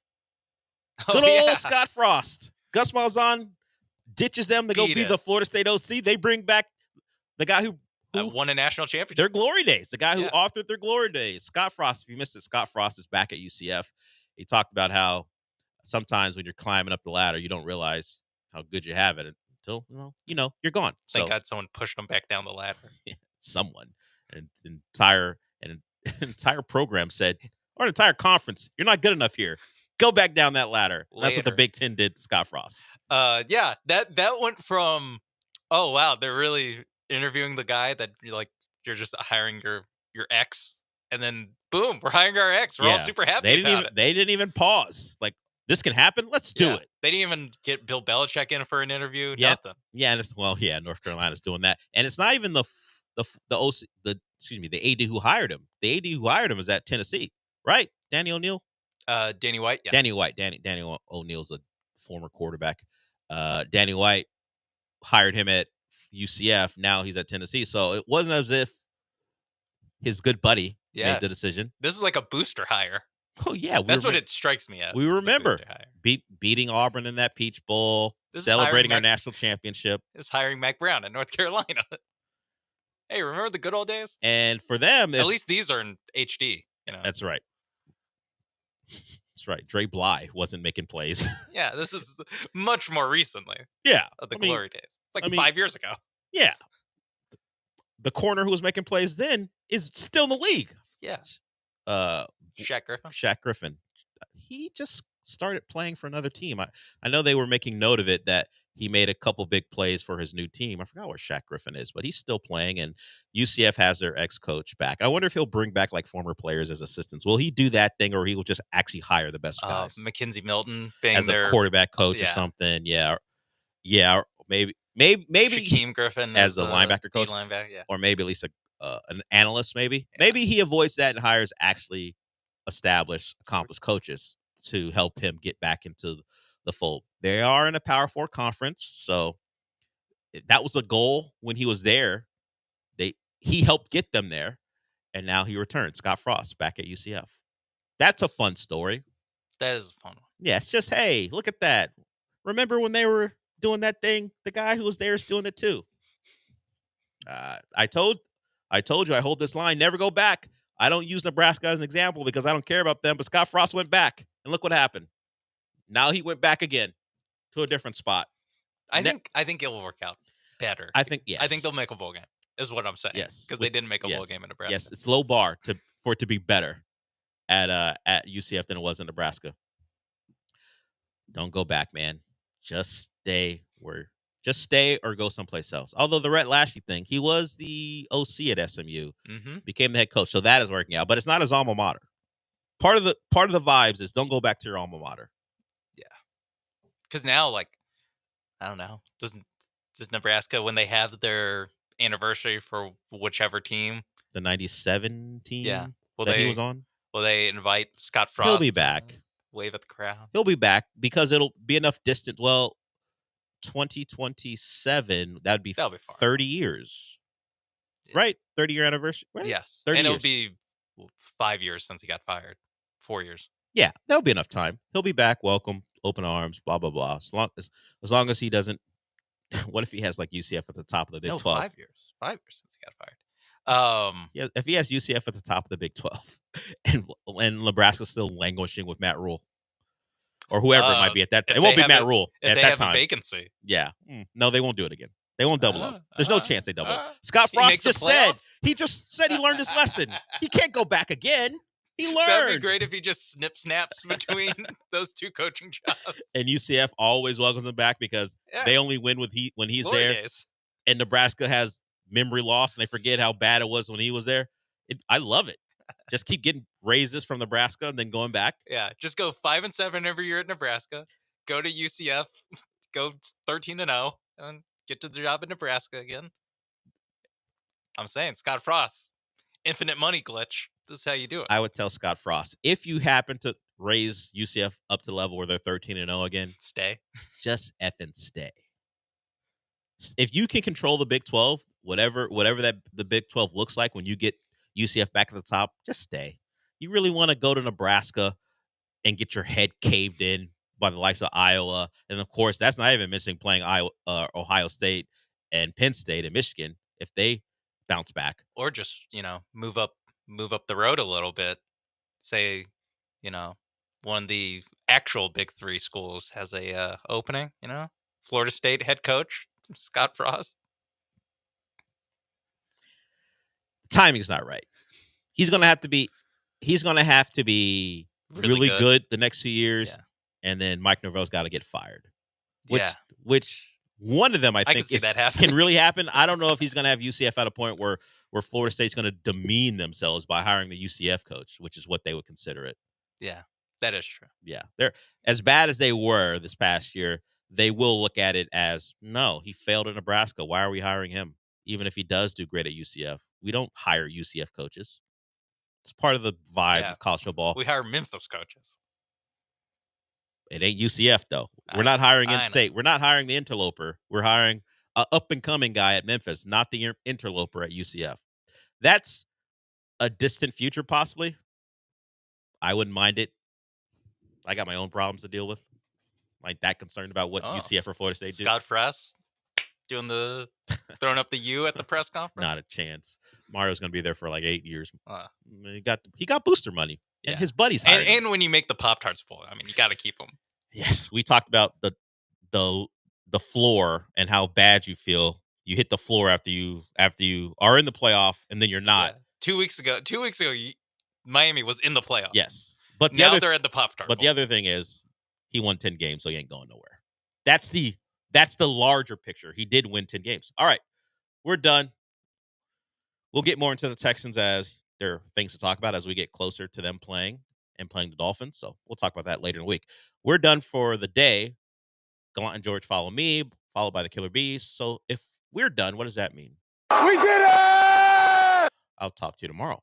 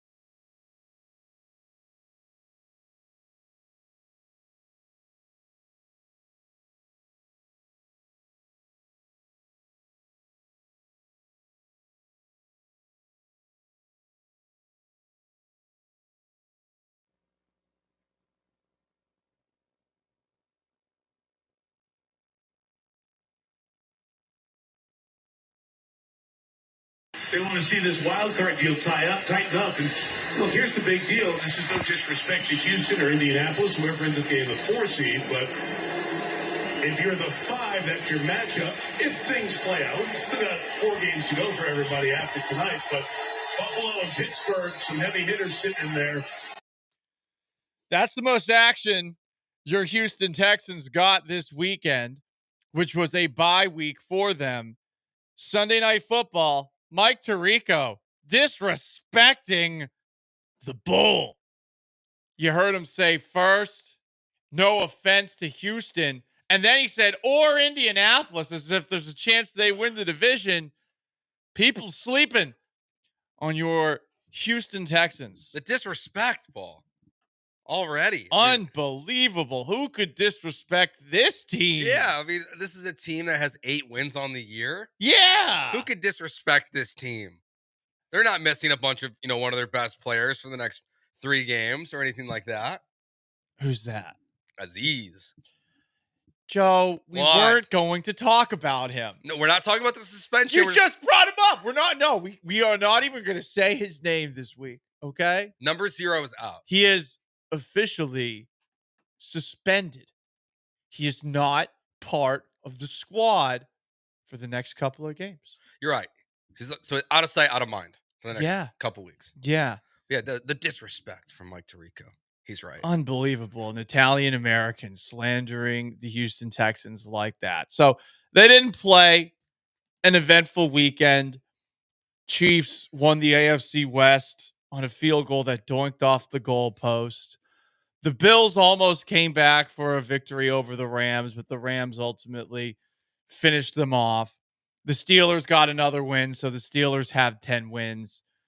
Philadelphia rallied against Bryce Young and the Panthers. You're feeling a glimmer of hope for the Texans after this weekend. Please explain. Look, the AFC, just all these teams are super flawed. And it's not that the Houston Texans are not maybe very flawed, but the AFC is just not what we thought it was going into the year. I mean, why not? Buffalo have given up 44 points to the Los Angeles Rams. You've already beat them once. I'm not a believer in Russell Wilson and the Pittsburgh Steelers. It's a fun 10-3 record, but I'll just believe it in the playoffs when I see it. Mike Tomlin consistently has the Steelers at 500 or above, but it's not resulting in playoff wins, right? It's getting into the dance, but they're not doing anything with that all these years. Baltimore is fine, but they're 8-5 this year. They've lost games they shouldn't have. The Chargers, they're an okay football team. They're good, but they're not a great team.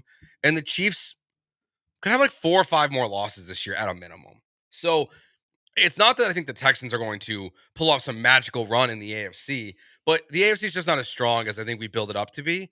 And if the Texans can actually figure some things out offensively, it gives me a slight glimmer of hope for them. These are the ramblings of a madman. Why? These are the ramblings of an absolute madman.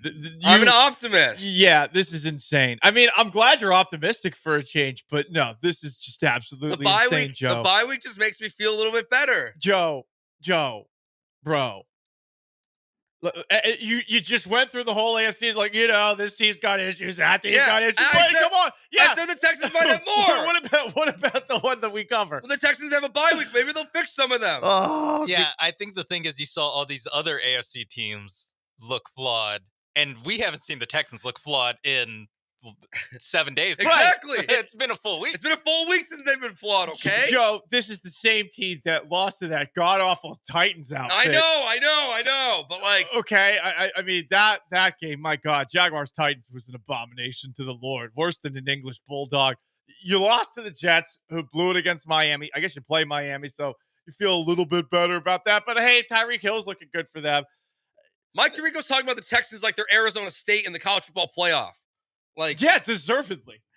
Deservedly, Joe. I look. They're at least closer to Indiana.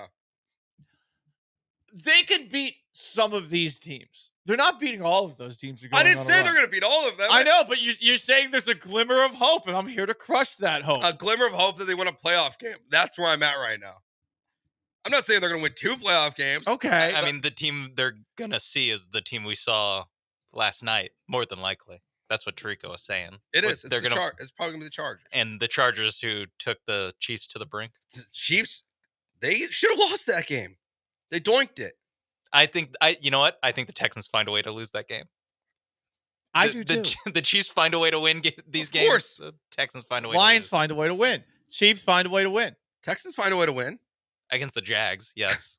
Well, and barely. They beat the Bills twice. They came They back. did. You're right. I get it. You can have a little bit of optimism about this, but I'm not feeling better about them, and that's the vibe I'm getting from you. Is that you're feeling a little bit better about them after this weekend where they didn't play and piss us off again. Maybe that's it. I think that's what it is. 100%. Like you went maybe. That's 100% that. They're saying like if they can figure it out in the bye, like that's what the bye week's for, is to fix your problems. There hasn't been a backbreaking penalty in 7 days. Well, there hasn't been. Maybe they stop making them. There hasn't been a terrible throw by Stroud in 7 days. Yeah, I mean, hey, you know what? Maybe he feels less ghosts around him when he comes back from the bye. You really think he's seeing ghosts too? Hell yeah, he's seeing ghosts. You see it on the field. He's moving away from sacks that aren't there. I think seeing ghosts is an extreme way to say it. I know, but that's Sam Darnold's I don't think fault. CJ believes in ghosts either. But if he prays a little more, maybe He's he'll seeing stay away. angels around him. Who's playing better right now? Sam Darnold or CJ Stroud? Sam Darnold, 5 touchdowns. What the hell? You can say, yeah, you who hate Sam Darnold, you who doesn't believe in Sam Darnold. I'm on the same boat. I'm not gonna say anything bad about Sam Darnold after this weekend. Does that make you feel a glimmer of hope that Sam Darnold threw for 5 touchdowns in a game and the Texans only gave up 3-4 touchdowns against them? Glimmer of hope? No. They held him. They held him to 4 touchdowns. No, because Jordan Addison is on a different level right now. And he also started throwing to Justin Jefferson finally, so it helped him. No, look, I don't think the AFC is that. I think the AFC is wide open. That's what pisses us off. It is wide open. Yeah. And no one believes in them. That's where they're at. I'm just a small glimmer. Okay. Small glimmer of A glimmer, but a glimmer for what? To win a playoff game. To win a playoff game. Okay. Okay. Yeah, Okay. Maybe they can win a playoff game. Okay. Not It sounded like you're thinking No. AFC Championship game. Look, man, I got bad takes, okay? But I'm not going to go that far. Okay. Okay. Well, good. as long you clarified the glimmer, sorry we extinguished it. Look, I'm going to be attacked all day today. I can feel it already. I'm only here for 2 days this week. Oh yeah. feel like the knives are out. Middle management vacation Joe here with his 8 weeks of vacation. Unbelievable. Yep. Wait till it gets to 10 next year. No, I'm just kidding. Yeah, it will, because you're gonna elbow your way into that, Yeah, bro. hey guys, jack this up. He's Joe and Paul. We got John behind the glass. You want to jump in today? You can. 713-780-3776 is how you call. It's how you text. You can join us on YouTube at ESPN Houston, on Twitch at ESPN 975. Don't worry, we won't be staying on the Houston Texans all show long. We will eventually this week dive into their game against the Miami Dolphins. Coming up next, let's talk about what went down in college football over the weekend. Not just Texas losing to Georgia again, but we got the official college football playoff. It's set in stone. Did everyone deserve to get in? Were any teams perhaps screwed over, whether by seeding or by being left out? We will discuss. It's ESPN 97.5, 92.5.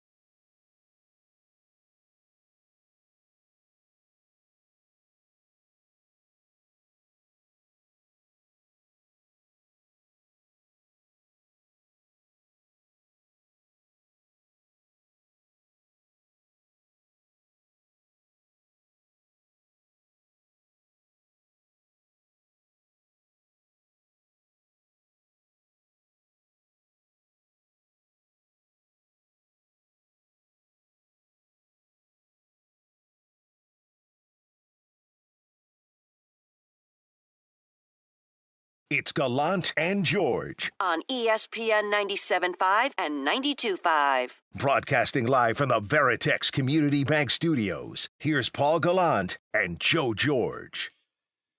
Couple of comments to hit quickly before we talk about the college football playoff and what went down championship weekend. On YouTube, BVP09 asks, is Bryce Young going to end up having a better career than CJ? Thinking emoji, thinking emoji. I mean, I would still lean no. That's not very confident. I mean, he was a good prospect for a reason. Like, I know he's tiny, but he's played really well the last couple weeks. And if Carolina can get their heads out of their asses, then maybe they can actually do something around him. As an organization, yes. Also, get Xavier Leggett some stickum. That poor bastard. Dude, catches that. I can't believe that would have been that would have been a difficult catch to make, but you do have to make it when you're at the NFL level. Another texter, did you hear about the person that bet $3.1 million on Philly to beat Carolina? I bet he was sweating. Yeah, it was $400,000. That's all he would have won. Better give Xavier Leggett some of that. Yeah. Or maybe he already got it. Is that level of a drop. You know, if the teams were swapped, if Xavier Leggett was on the Eagles and that person made the bet on the Panthers, 100% some angry Philadelphian would be going after Xavier Leggett right now. Yeah, I mean, I doubt it. I think CJ's still a better quarterback, but it doesn't mean Bryce Young can't have a good career. I still think his height is just caps. His size caps how good he can actually be. He can be fine, but I don't think he can be great. I think that the size is a problem, but I will give him credit. He's bounced back from being benched, and everyone acted like that was such a crime when it happened to Anthony Richardson, and like it was the end of Young's career, and it's not. Sometimes you just need a couple of games away from it to reset, and I'm rooting for Young. I do think it's kind of annoying how much people were glomming on to him praying for a guy who was injured. Oh, wow, it's so wholesome. I mean, it's cool, but sometimes we make a big deal out of things that don't need to be made a big deal of. Like, yeah, it's a cool moment, but the amount of just whatever. I don't know. It's not a big deal to me. You can pray without like stopping and looking like that. Whatever. I sound like a jerk bringing that up, but college football playoff, it is set in stone after conference championship weekend. The results outside of Texas and Georgia, I would say, were about as expected. Arizona State smoked Iowa State in the Big 12 title game. SMU was getting their doors blown off by Clemson, but they rallied late, and then Clemson hits a long field goal at the gun to win the ACC title. Oregon was always in command against Penn State. It did get a little tighter towards the very end. So here's how the rankings are. Clemson, who won the ACC, is the 12 seed. They will play Texas in the first round. Number 9, Tennessee will play number 8, Ohio State. Number 11, SMU travels to play number 6, Penn State. And number 10, Indiana plays number 7, Notre Dame. The teams that got the bye weeks, the automatics, Arizona State gets the 4 seed. Oregon gets the 1, they're number 1. Boise State gets the 3 seed. And Georgia gets the 2. I think they got it right, personally. Because if you make the decision to leave out SMU after that game to put in Alabama, you literally have to, I think, cancel the conference championship games. Because then what's the point of them? Like, if you're going to punish teams for losing a close conference championship game like they did, then it just sets I think it sets a really dangerous precedent. And that's kind of what this first committee was tasked with, was setting the precedent going forward for the 12-team playoff. Now, things will probably change with the schedule, and there's definitely parts of the rankings that, I think they'll have to reevaluate next year. But they took the information that was in front of them, and I think they got the 12 teams right. Honestly. I'm not so sure because I don't think SMU or Indiana deserve to be in 100%. I just can't get by what they did on the schedule. I know that the record is impressive, and maybe the record is ultimately the most important thing, but Indiana had a very favorable schedule. And SMU also had a very favorable schedule. So did Notre Dame. Like there's no denying that. But With Notre Dame, I get it because they're Notre Dame. yeah, well, and they also it's not that they People will schedule watch their games, and they had Florida State on their schedule. Obviously, Florida State ended up being a disaster. But SMU and Indiana, they played the worst teams in their conference. They had historically bad schedules or easy schedules for the now expanded as hell conference. I mean, honestly, Texas did too. I think the bigger problem with people are upset about how the schedules factor into the college football playoff, and I think that's totally fair. But this, to me, also seemed obvious that this was going to happen. Like when you expand these divisions, these conferences in the way that they did, there are going to be years in which teams have favorable schedules that are not fair, I would say, to the other teams in their conference. And the SEC, they did themselves no favors. They can't even fix it next year. These teams are playing the exact same schedules they played this year. They're just flipped where the games are at. So Texas can't do anything really to improve their schedule next year if they don't have the the 2-loss season that they did this year. Like they have to, they're just stuck with it. And so I think the conferences themselves, they're the ones that have to fix this. It's their responsibility. Well, I would start with removing out of conference games that are against MAC teams. Alabama did bring up after the fact, we got to start scheduling tougher out of conference games. Yeah, I think it starts with, I think there's two simple things. You go back to divisions. Divisions, at least then, if you have 2 divisions in the Big Ten, 2 divisions in the SEC, at least then you have the ability to say, okay, everyone in this division has the commonality of opponents. And then that way, it's not Indiana so lopsided versus what Ohio State played. So you go back to divisions and that fixes that. I think the best solution, personally, would actually be to take one of these soft games off the schedule and you put these teams into 4 divisions and you do a 4-team conference playoff instead of a 2-team. I know. Joe, that's too much. I don't think it is. No, it's too much. The playoff, it should be 4 at most. Honestly, I think the BCS was a lot more convenient than this. It might be 14 next year. I get that everyone, wants to have a true winner and that the BCS had a couple of hiccups along the way, but a conference tournament, come on. I know, but if you're gonna have these unbalanced schedules, you have to weight them somehow. How many games are we playing? Yeah, that's why I said take one game out. You take one of the soft games out to replace this, so it doesn't alter the schedule. How about the SEC just plays 9 conference games instead of 8? I mean, I'm fine with that too. Just that seems way easier. Hey, sorry, you don't get to play Mercer anymore. You don't get to play UTSA anymore. They probably don't want to, though, because they're going to look at the total wins and they'll assume that could potentially hurt them at the end if they have that extra conference game. There should be more SEC teams that are in. I don't like the idea of adding a conference tournament. I hate that we already have this in college basketball. I hate that conference tournament. I'm like, oh, so the whole regular season was just a waste of everyone's time and some scrub team can win this conference by winning the division. I don't want that. I feel like this has just lent itself to the slight shaving of meaning for every single game, every single expansion thing that they have done. And I get it. They're going to make a ton of money off of this from the college football playoff, but we got 4 Big Ten teams. F that. And Boise State gets a bye. Really? I think the bye structure is something that they can also easily change. I mean, they're going to by adding 4 more teams and making it 16 teams. No, I think that's what they'll do. I think you just either go to 14 teams and you follow the NFL model. No. It's going to happen. Yeah. You either go to 14 teams and that way the SEC champion and the Big Ten champion get a bye. They're the only teams that get a bye. Or you have to remove the conference winner gets a bye. They can make the playoff, but you don't have to give Arizona State a bye. You don't have to give Boise State a bye. You never had to give those teams a bye. You can just give the 1 through 4 teams the bye, and I think everyone's a little bit happier with how this bracket. And part of the problem is that the ACC didn't have a good champion. If the ACC had now you're only looking at either Boise State or Arizona State getting a bye, and then if Clemson's not 9-3, they get the bye. This is just a especially weird year because you have 2 teams that you're kind of meh on getting buys. Yeah, I mean, and then I see King of Twitch strength of schedule has to be a factor. I totally agree, but they're not going to put in a 3-loss team in Alabama over teams that lost 1 or 2 games, and they lost should. But they lost to a 6-6 Oklahoma team.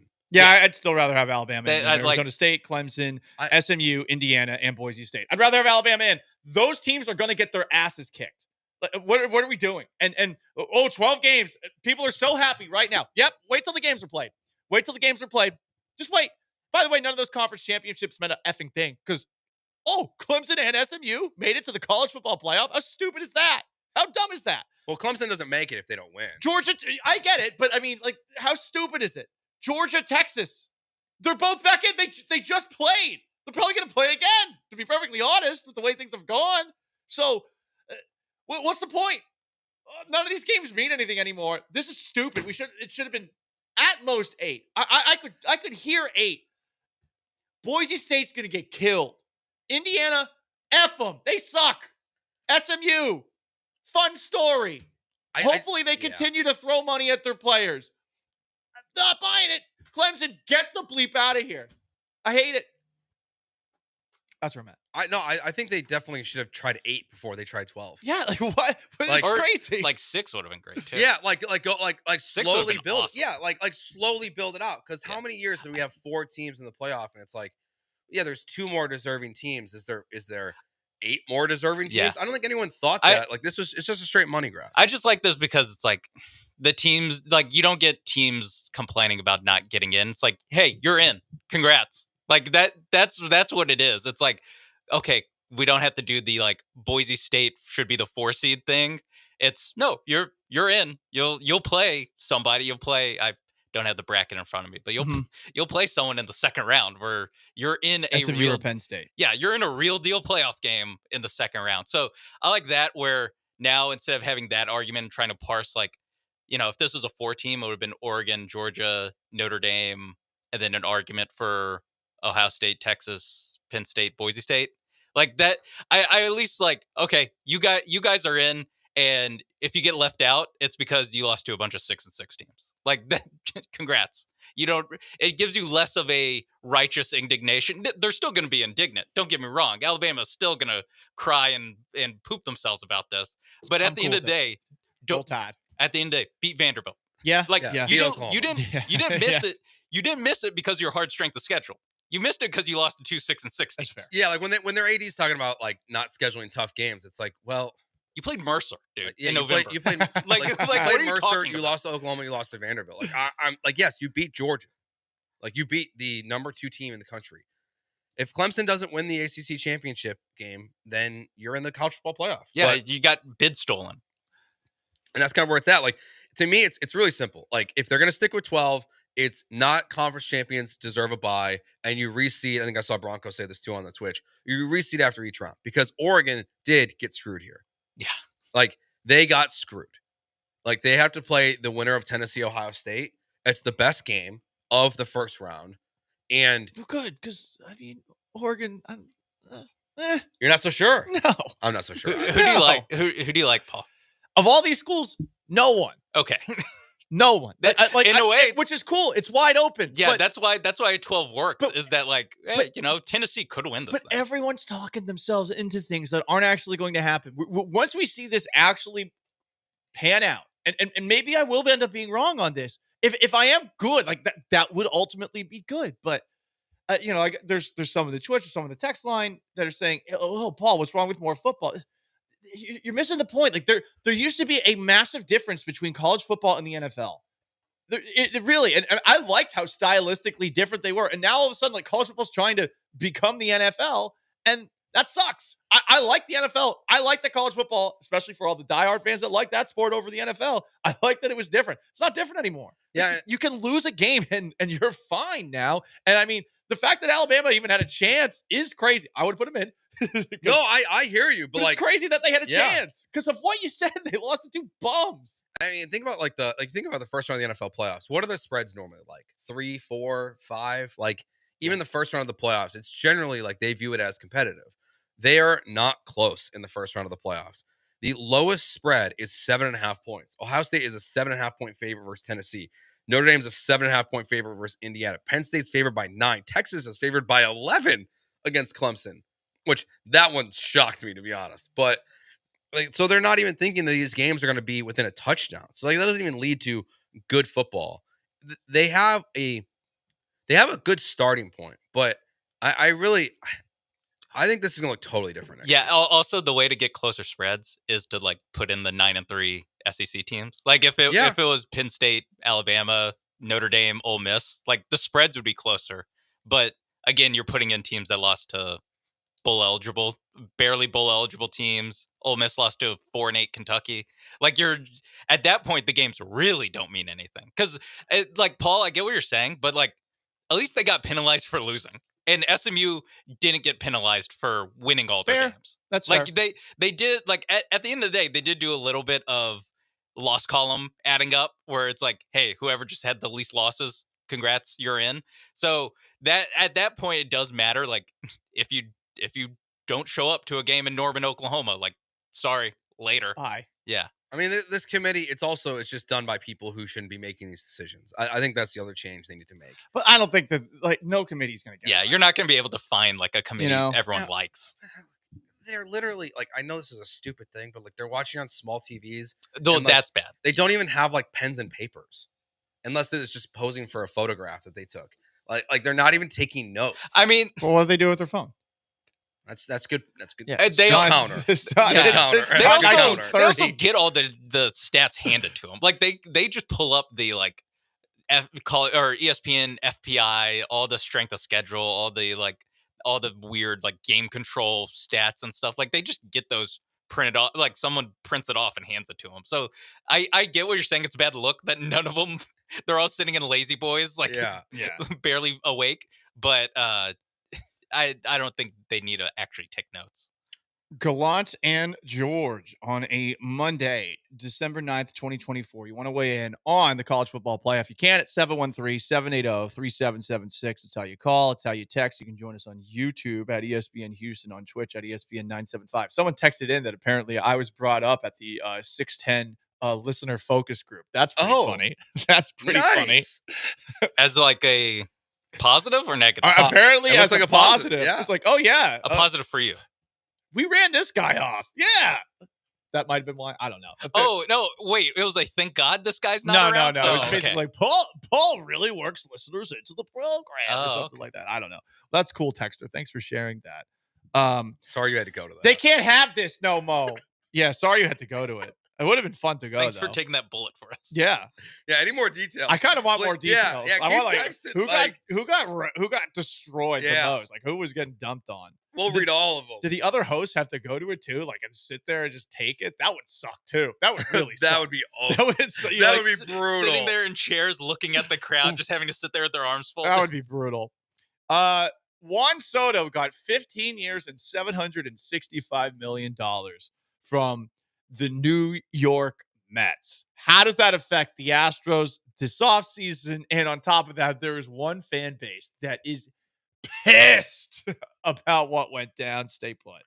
Oathletic.com. You find them at 767 North Shepherd in the Heights. You can sign up for a personal trainer. They offer over 100 classes per week. They also do some cool things that we'll be discussing more once we get into the new year. A little teaser here. They're doing a charity event coming up in April that I have agreed to participate in. And I started my training for that today because I'm apparently going to climb 50 flights of stairs as fast as humanly possible and try not to die in the process. So, Athletic, great place to get ready for things like that, or a marathon, or you just want to try to look healthier and be better for yourself and your family in 2025. But don't wait till 2025. Get started now at Athletic and oathletic.com.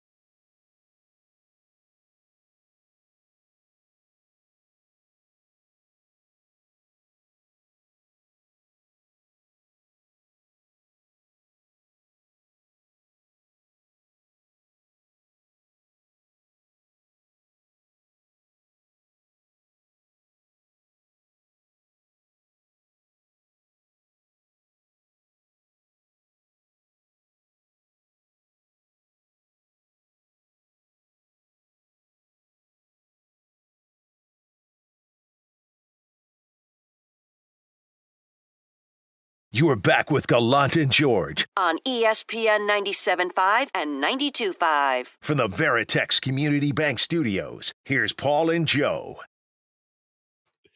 So the New York Mets signed Juan Soto to the biggest deal in the history of sports. 15 years, $765 million, no deferred money. The deal actually could be more. Say he doesn't choose to opt out after 5 years. His deal will go up $4 million per year if he sticks around. So that becomes 15 years, $804 million. That's a lot. That's a lot of money. That's a lot of money. Longest deal in Major League history as well. The previous long was Fernando Tatis, who had a 14-year deal with the San Diego Padres. So he's going to the Mets. I will give the Mets a whole lot of credit for throwing that kind of money at a player, and I wish that more teams had the balls that the Dodgers clearly do and that the Mets do. The Yankees, per them at least, fielded a competitive offer. 16 years and $760 million, an average value of $47.5 million, and no deferrals. But ultimately, Soto decided on the Mets. And Joe, the best part about this isn't what it means for baseball. The best part about this is Yankee fans are so upset about this. They really feel betrayed. They're crushed. You might remember Nick Turturro. He is a H-list celebrity. He's been in movies. He's like a Ben and Everything guy. His older brother John is actually a really good actor. He's the really bad quarterback from The Longest Yard remake, right? And the younger brother of the guy who's in a million different things, John Turturro. I think John Turturro is a fantastic actor. I think it's a disappointment that he didn't end up being in the Penguin series. Neither here nor there. Nick Turturro, with a baseball bat, recorded this video of himself after finding out that Juan Soto had signed with the Mets. Hey, Juan Soto, I got 2 words for you.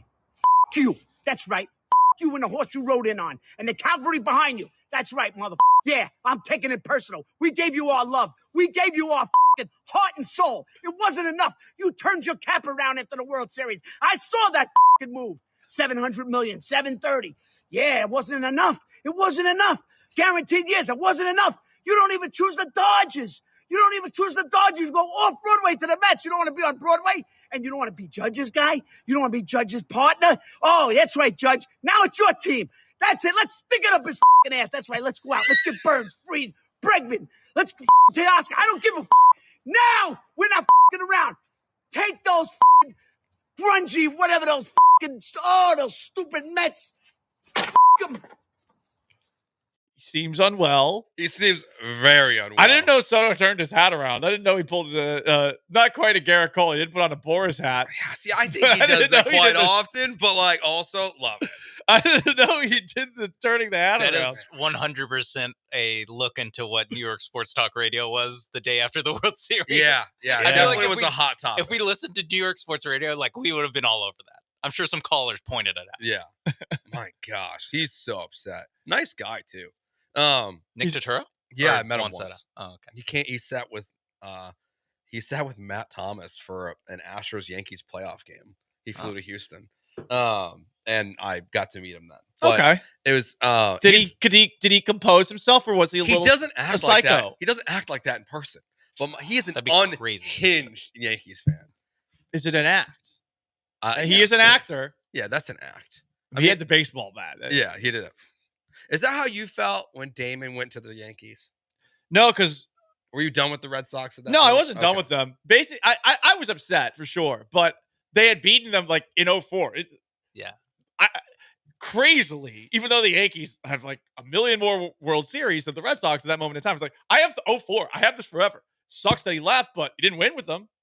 And with the Yankees, I do feel like this reaction is much more violent because he went to the Mets and not if he went to the Red Sox, I think they'd be pissed off, but they wouldn't be this upset. There's an element of you chose the Mets over us. It'd be like if Alex Bregman signed with the Rangers. You signed with little brother. You sign with the team that you don't take seriously, and he chose the Mets. This is not a money thing. Well, I mean, they offered more. But like it's a minimum. They did offer more. Like you don't think the Yankees would have come up an extra $15 million to make this happen? Like it's such a marginal amount of money.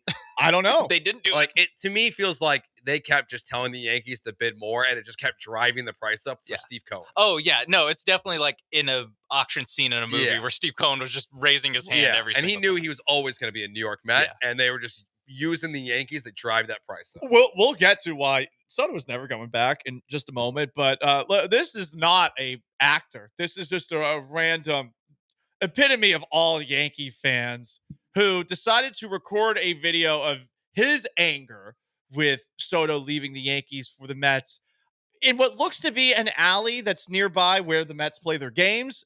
Anyway, I leave it to this unwell Yankee fan. Yo, Juan Soto, listen up, man. This is your new fucking home. This is your new home right here. Shut the fuck up and don't fucking complain. Look at this hole. Look at this fucking hole. Right across the street. Look at this fucking dump. Road fucking closed. You chose this piece of shit to be your home for the next 15 fucking years because you're a money-hungry fucking bitch. Fuck you. Fuck you. Every Yankee fan should burn your fucking jersey. Fuck you, Juan Soto. Suck my fucking dick. Fuck you too, Scott Boras. Suck my fucking dick. Sean, great job with Great all the job, censors. Sean. God, I hope Garrett Cole leaves. I need more from this guy. What do you think that guy drinks? That sounds like a Mad Dog 2020 guy. Yeah. He's maybe he's got like a hidden stash of like the good Four Loco. Like before they ruined it. Yeah, I was trying to think of a malt liquor or something. He seems like a malt liquor guy. Honestly, so it's probably like Truly's. Like, I mean, he strikes me as the kind of person who's gonna get the plastic bottle liquor that you can also use as paint thinner. Yeah. Which, hey, been there when I was in college. We've all done it. We've all been there, but that guy was hammered. You can tell. Typically, you leave that behind in college. He might have brought it with him to his 40s. I love and Scott Boras. Yeah, well, hey, you won't be saying that if Garrett Cole goes back to the Yankees, but I think you would. Yeah. And Scott Boras, washed, not washed? Ooh. I need to see what the next contract is. Oh, come on. $765 million. Look, it's one player, okay? I think we did say that he was exempt. Yeah, he doesn't get credit for Juan Soto. Yeah, it's Juan Soto. But I mean, it's like the highest ever in team sports. Honestly, yeah, he's not washed anymore. Like now, if Bregman gets like 130 million, like then it's back on. Wait, what? The Astros offer gets lower? Yeah, the Astros offer gets lower because the market's so bad, and it's Boris's fault. But yeah, he's off the washed list. Okay. No. Okay. Has to be. I think he's still like in spirit. Yeah. But yeah, he's still inspired it. Yeah. But I mean, maybe now it's just that's the king of the washed list. It might just have to be Justin Tucker now that Scott Boras isn't on it anymore. Yeah. So Interesting. Well, I don't think Soto was ever going back to the Yankees as angry as these guys were, because it sounds like it actually was personal. Just a little bit personal. I say that because per John Heyman, we'll save that for tomorrow. John Heyman, baseball reporter, reported that Soto was upset early in the year by an overzealous Yankee security guy who disallowed a family member from a certain part of the ballpark. And on top of that, did the same thing with his chef and driver in certain areas of the ballpark. So apparently one security guy was such a dick to his family and his people that this was a factor in picking the Mets over the Yankees. I mean, Steve Cohen, like he's savage. So he found out about this. He brought his wife and father-in-law to the meeting, and then he also brought the Mets traveling secretary, who explained like all the perks and logistics of all of this stuff. This security guard has to get fired, right? Like, just that this story's out there, this guy has to get canned. He has no chance to have a job. How do they next know year. which one it is? Yeah. My Bring guess him is, in like Spartacus? My guess is they knew about this right away. I would assume like Soto ran this up the chain of like, hey guys, like that's probably this security dummy is not letting my wife and like not my family in here. Like that can't happen. You got to make up for that after that goes down, right? Once you find out about the incident. So maybe they never found out about it. Maybe Soto just held on to it. Yeah, but shout out to that security guard because you saved us from him being a Yankee. What if that security guard was a Mets fan? Ooh, wow. He was just trying to plant the seeds of leaving. Trying to make it seem like the Yankees are terrible people. Mm-hmm. Smart move. Does seem like It's they are. Mark Wahlberg and the other guys when he shoots Derek Jeter. Maybe Steve Cohen told this guy to go work for the Yankees. I mean, if I'm Steve Cohen, like I'm doing stuff like that. Yeah, I could. Yeah, you'll take a security job for the Yankees. I'll pay you under the table like quintuple what you're making because I'm Steve Cohen. I can do that.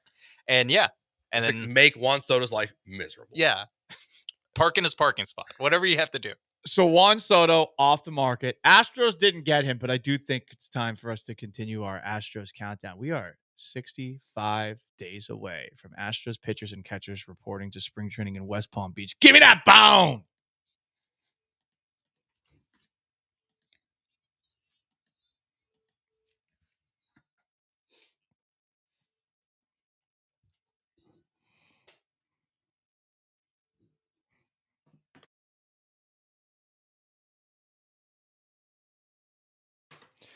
Astros GM Dana Brown was on Sirius XM satellite radio over the weekend, and he was asked a couple of questions. Everyone wants to know what's going on with Alex Bregman. Here's what Dana had to say about the free agent third baseman. Look, Bregman's outstanding, great defender, good bat, quality AB all the time, done great things here in Houston. We're working on it. We're having a lot of conversations with Scott, and, we're optimistic. Are you optimistic after hearing that answer from Dana Brown? Joe's shaking his head. I'm not. I'm not either. I was feeling better during the day yesterday because we got some of the other reports about Alex Bregman. Like they're $50 million apart. Bob Nightingale reported, but that the Astros were ready to enhance their offer. But to Nick Turturro's point, doesn't it just feel like the Yankees are just going to drop bleep you money on the table now? I mean, theoretically. Yeah. So that's why I feel just like a little bit worse. There's another thing that Brown said that we'll get to in a moment that makes me feel worse. But yeah, I mean, I don't hear the overzealous positivity that politician Dana Brown, I know him for. Like, where's my high energy? The world is a very full glass. It's flowing. It's all over me right now.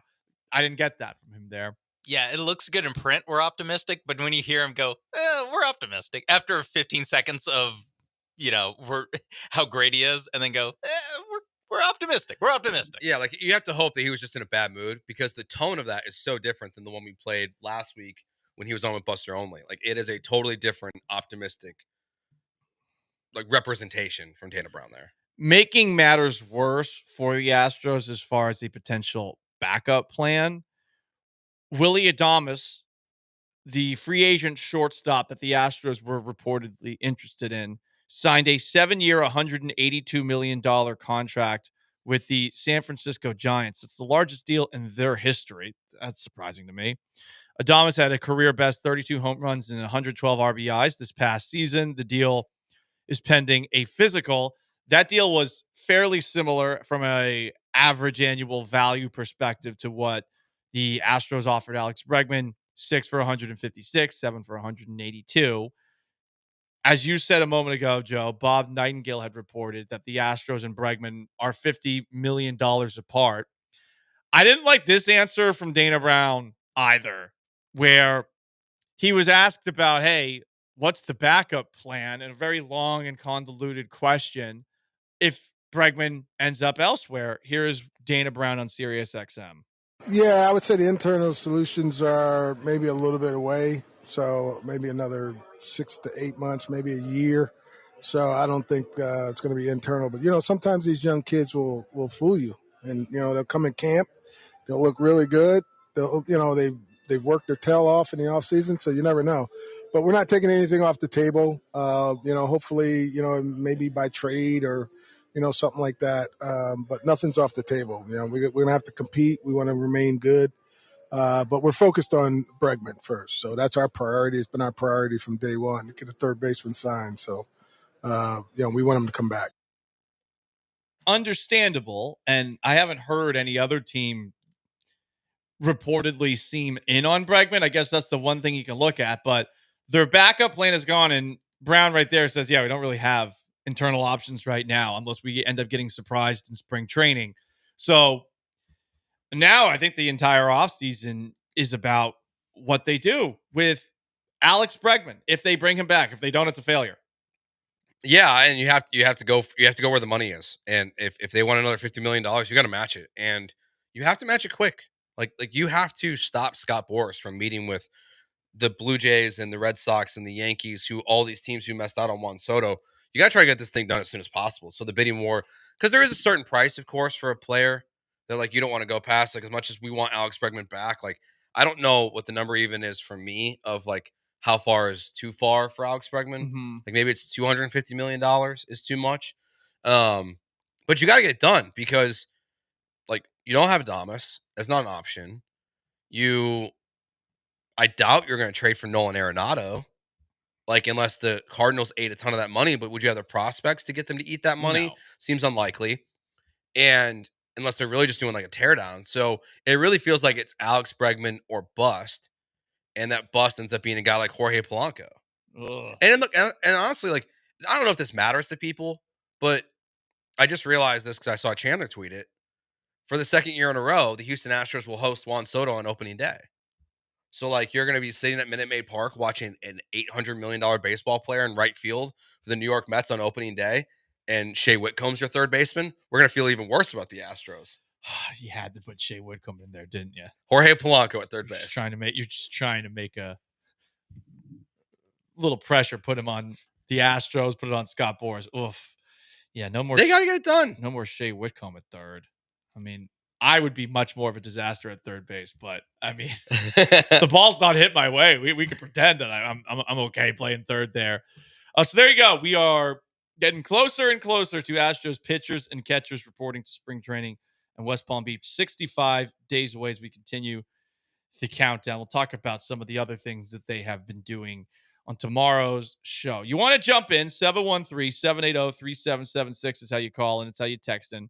You can join us on YouTube as well, or on Twitch, on YouTube at ESPN Houston, on Twitch at ESPN 975. A text from the 281. Real chess move. Astros give Bregman some money on the side to go to the Yankees and take the big contract, but tank like Abreu and make the Yankees waste money. You're trying too hard. I love it, but try too hard. I don't want Bregman to wear pinstripes. That would hurt. Yeah. I don't like any player I've grown up or covered for a while. It's just the pinstripes are awful. They steal your soul.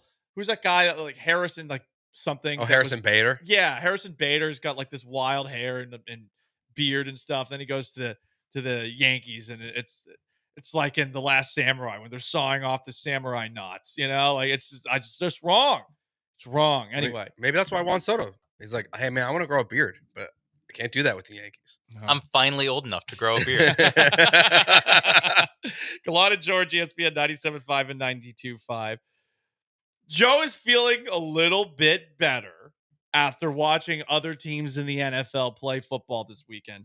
Feeling better about the Houston Texans. Can CJ Stroud learn anything from what we saw over the weekend? 713-780-3776 to call, to text. Stick around.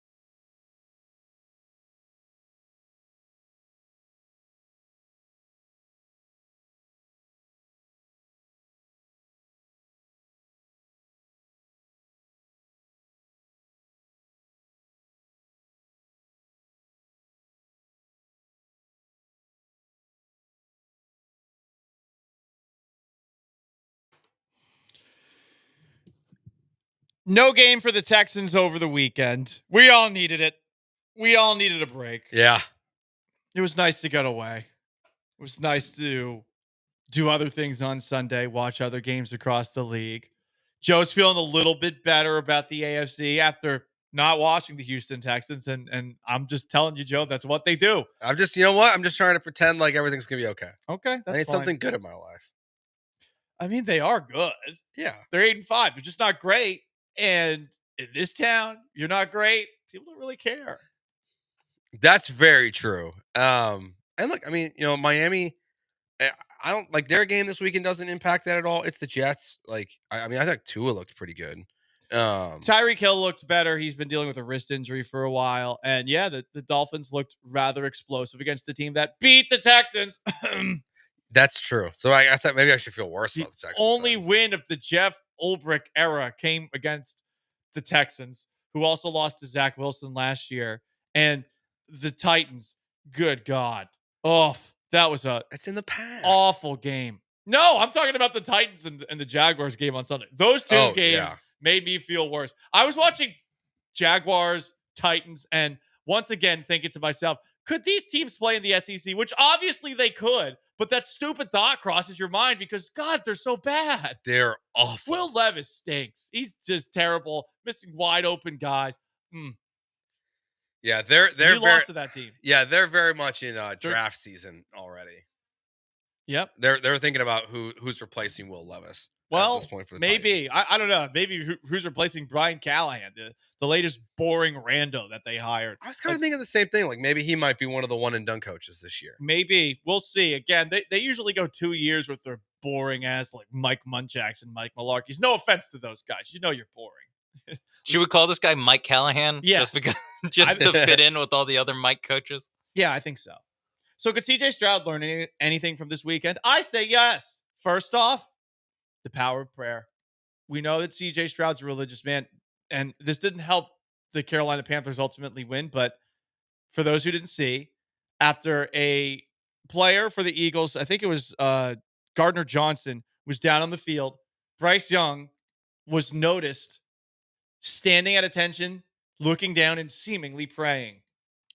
CJ Stroud talks about the Lord in post-game interviews. Mm-hmm. Why isn't he thinking about the Lord during the game? Was he praying for Trevor Lawrence in the moment? Good question. We don't know. No cameras. We didn't see it. Right.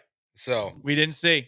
We're not sure. I'm assuming though, yes, because after the game he did say that. But just all advice is on the table. Okay, he's in the midst of a sophomore slump that is not happening because he's a sophomore. But all right, yeah, we all thought it wouldn't happen. Guess what? It's happening. It's happening. Let's just admit it. Let's call it what it is.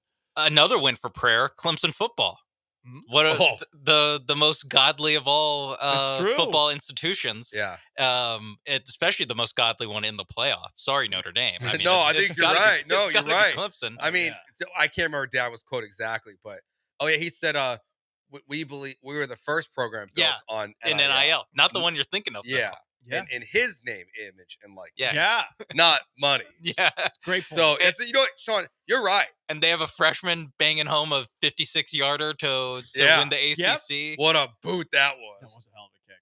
But yeah, so I think I mean the power of prayer compels you. Yeah, a little bit of God, a little more God for the Houston Texans. I think that's one thing. And again, all options are on the table. So if you got suggestions, please bring it.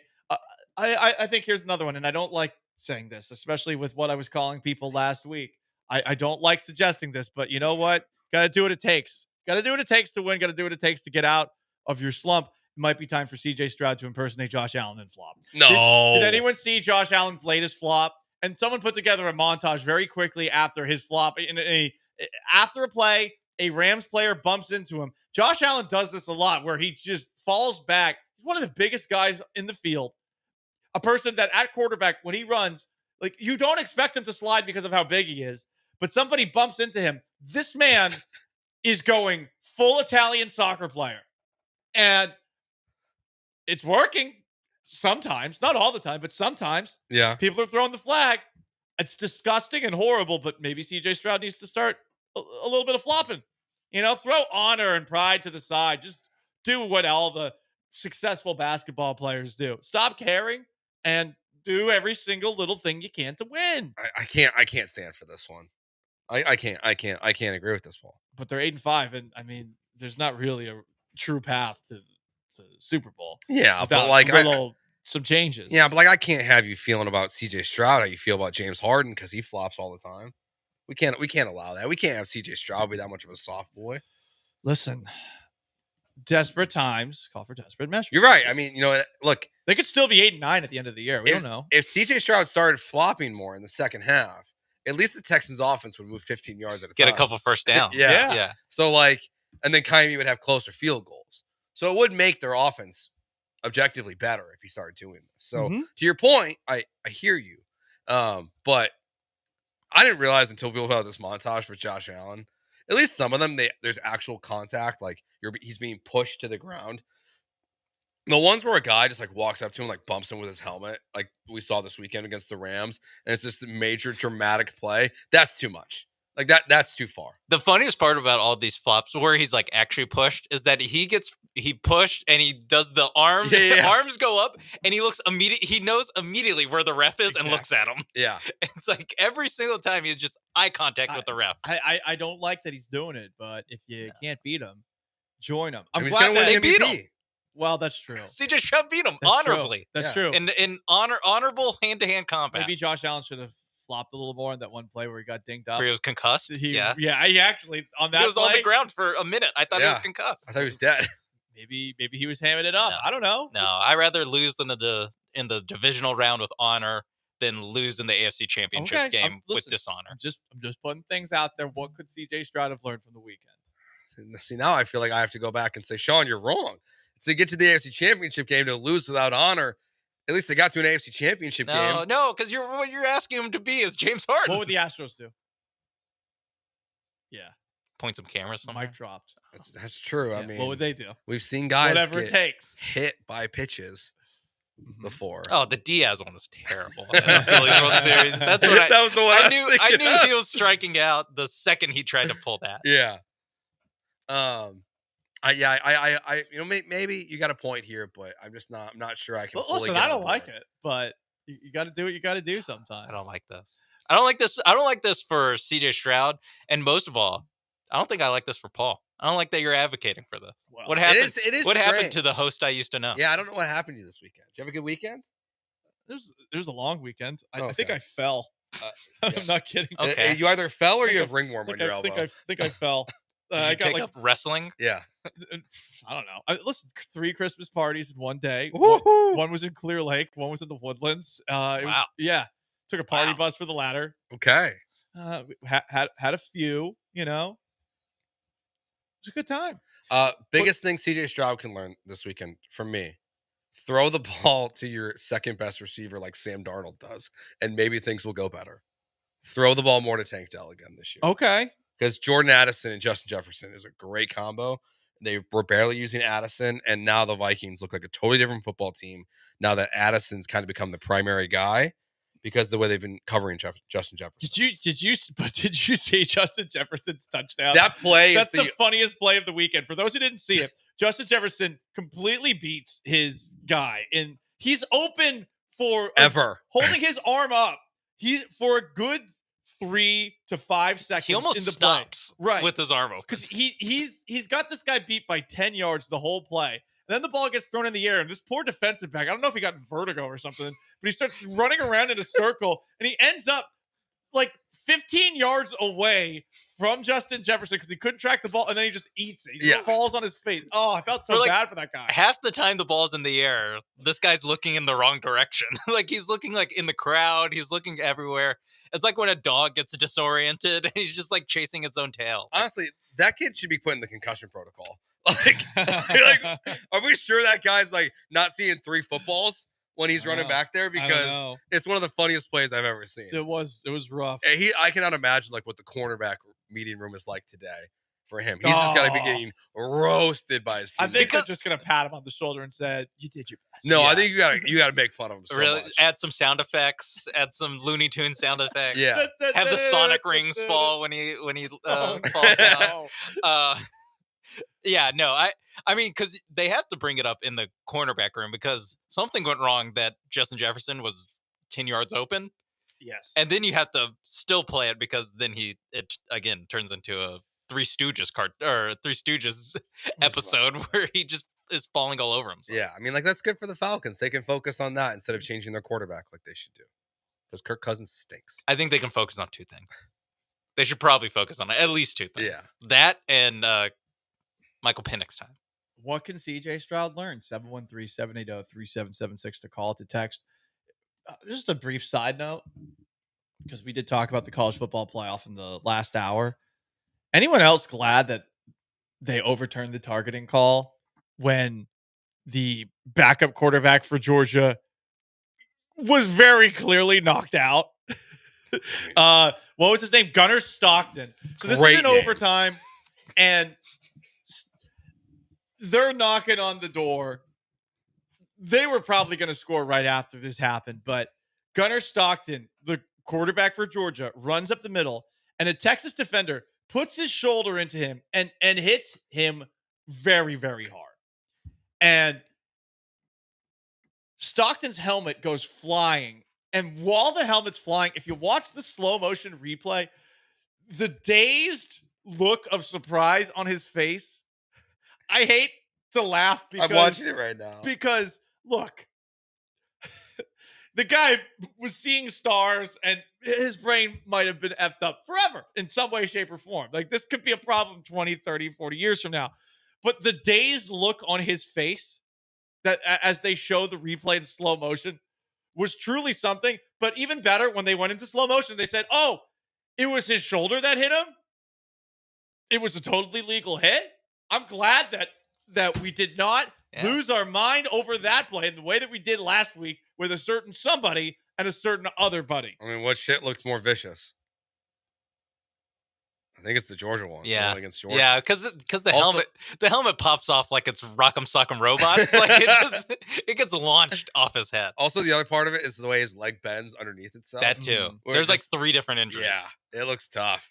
No, I'm glad they overturned it. Like, it's a shoulder hit. It's a totally legal hit. It shouldn't be called targeting. They've called things like that targeting in the past. Mm-hmm. And also, like, there's major implications for this. Like, having a kid be suspended for a game for a questionable hit. There's no reversing course on that if they make that call. So I think it's the right move to not do it. They even took the penalty off the board. Yeah. I was surprised. I figured they'd still give him roughness. They took it off. I was like, all right. Someone was listening to the Gallant George radio program, listening to me rant and moan and call people the P word. That is like the one thing that college football gets right is the targeting. Like, they immediately review it, and then because it used to be they would review it to see if the guy gets thrown out, but it's still a 15-yard penalty, which doesn't make sense. Where it's like, well, if it wasn't bad enough for him to get thrown out, why is it still a penalty? Now they actually do both, where they're like, clean hit. That's good old. That's SEC football right there. Yeah, just means more. SEC. Gallant and George, Sean behind the glass, Joe to my right. I am Paul Gallant. You want to jump in? 713-780-3776 is how you call in. It's how you text. And you can join us on YouTube at ESPN Houston, on Twitch at ESPN 975. So we could talk about the weekend that was in the NFL. We can also talk about some interesting comments made by Ime Udoka that have been interpreted a variety of different ways. I think we'll do that next. Stick around. Talk about OAthletic, oathletic.com, OAthletic on Instagram, 767 North Shepherd in the Heights is where you find them. Not just the gym itself is great, but they also have all the recovery needs you need there, whether it's the endless pool, the sauna, the steam room, all of that available for you at OAthletic. You can even get a protein shake on your way out to get you filled up for the day instead of having to make lunch. They also have, available, there's a refrigerator there where you can even buy food and things like that as well. So it's the gym for me. It should be the gym for you. Don't wait till 2025 to start working on your goals. Get in the gym now at OAthletic.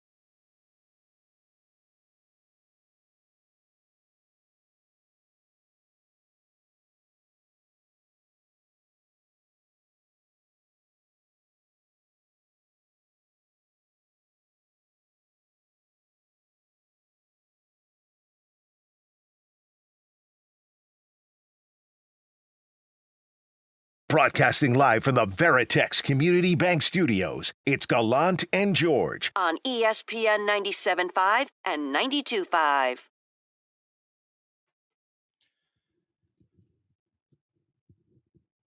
Rockets played the Clippers last night. They won. I didn't know who any of those Clippers players were. Besides Kevin Porter Jr. Yeah. The Rockets were missing a couple of players too. Fred VanVleet's dealing with a knee injury. Tari Eason's still in the concussion protocol. But a rather convincing win. Amin Thompson had a good game. Jalen Green had 30 plus, but not exactly the most efficient night from him. And Alperen Şengün had an interesting stat line as the Rockets were trying to figure out who would run the offense early on in this game. And they were kind of going between Thompson and Şengün and Green without VanVleet. You take a look at the numbers for Şengün afterwards. Not ideal. I wonder how our Turkish Rockets community felt about that performance. I'm sure that they weren't being personal with him at all because that population of Rockets fans would never do that. But after the game, there's been some conversation about something that Ime Udoka said about what he's been telling Şengün he needs to work on to get better. Just continue to be a physical presence on both sides, but really my thing is to concentrate on the things you can control, which is, looking to score and not looking to get fouled as much, playing through contact and not looking for a call or letting missed shots affect you on the other end. And so they went after him tonight, anytime he had it in the post and he found guys, and that was the reason we had those wide open looks. And so some nights it's going to be a scoring thing, some nights it's going to be facilitating, and he has to be able to do both. But my biggest thing with him is I say, don't get the European out of your game and play through stuff. Stop crying. People are trying to figure out what he said. Was it get the European out of your game? Was it don't get the European out of your game? I think I definitely hear don't get the European out of your game. I actually thought that I heard that all along from the first time I heard the audio. And I know it's been kind of like you said, like people are a little unsure because he kind of mumbles there. Yeah. Just a little bit, like right as he says it. Let's hear it again. My biggest thing with him is I say don't get the European out of your game. Don't get the European out of your game. Yeah. But do you think he meant to say get the European out of your game? No, I think he means don't get it because he's basically saying don't be one of these American, soft boys who's asking for fouls. But the Euros are soft too. I mean, Luka does ask for a lot of fouls. I think he has unintentionally created debate. And as the resident xenophobe of ESPN 97.5 and 92.5, at least per Turkish Rockets fans, I want to know here. How do Turkish Rockets fans feel about that? Like, Turkey, part of Europe. Huh? Probably don't love it. Does Ime Udoka want the European to stay, or does he want it out? Embrace debate. I mean, I would like to keep it in. I think he, in that comment, is trying to tell him to stop being soft and whiny. And I mean, sorry, not to be xenophobic, but I associate that with the Euros. Well, no, here. They think it means Alperen Şengün is soft because I went to your friend. Yeah, your friend that you're going back and forth with online, the Turk. Oh, hey, don't call him that. He's a person. His name is number one Alperen Şengün fan. Sardunya.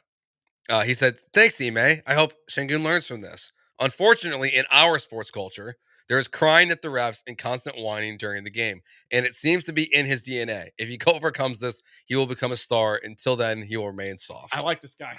I like him. Does this guy sell his account and someone else runs it now? He's like weirdly flipped on Şengün this season. And I don't know, he hasn't been bad. No, he's holding him to a high standard. See, me and this guy, we probably would get along. But I just think they're a bunch of softies for getting mad at Dell. What do they drink in Turkey? I don't know if they drink that much because it's what are you asking me? Partially Islamic country. I don't think it's quite as Islamic as some of those other Middle Eastern countries in the area. So I don't think it's like a theocracy, right? But I do know that they're very friendly to cats, which is cool. How do you know that? I know that. Why do you know that? How do you not know that? They're in Istanbul. They are very friendly to the cats, the capital city of Turkey. Gotcha. Yeah. But when you say friendly to cats, what do you mean? They don't eat them? There's milk bowls outside of restaurants everywhere. There's just stray cats everywhere. Oh, okay. Huh. Yeah. They're very friendly to their cats. And there. yes, how do you know this? Because I'm a cat man. Of course I do. You have like a map of friendly, like best cat places. Yeah, like non-extradition countries, That part- also cat countries. That part of the world is a lot friendlier to cats than America. Yeah. I think America is pretty friendly. No to cats. stray cats though. Yeah, that with the exception of there is a classism that comes with cats. Yeah. Or pets in America. Mm-hmm. If you have a home, you're viewed as like, a good boy. If you're a stray dog, mutt, less than. Yeah, especially when you attack a toddler. Pit bulls. Xenophobic. No, that's dog racist. Dogophobic. I am dog like, whistling. Breedophobic. Specific breed of dog. Breedophobic. I don't know what that one is. No, I mean, English bulldogs caught one in the first segment. Mm-hmm. They're an abomination to the Lord. At least pit bulls can be cute. They just might eat your toddler, which is a little concerning. Yeah, it's not great. No, you want to avoid that. You want to avoid that. Definitely. Some people are meant to own dogs, and some people are meant to play basketball the European way, and that's what we're trying to figure out. Well, what was Ime Udoka saying here? It is a good example of when you see it, because I saw it in the I think it was Jackson Gatlin posted it, and he said in the caption, he said he read it as "get the European out of your game," and I heard it and I was like, wow, I can't believe he said that. And then once you point out that he was saying don't get the.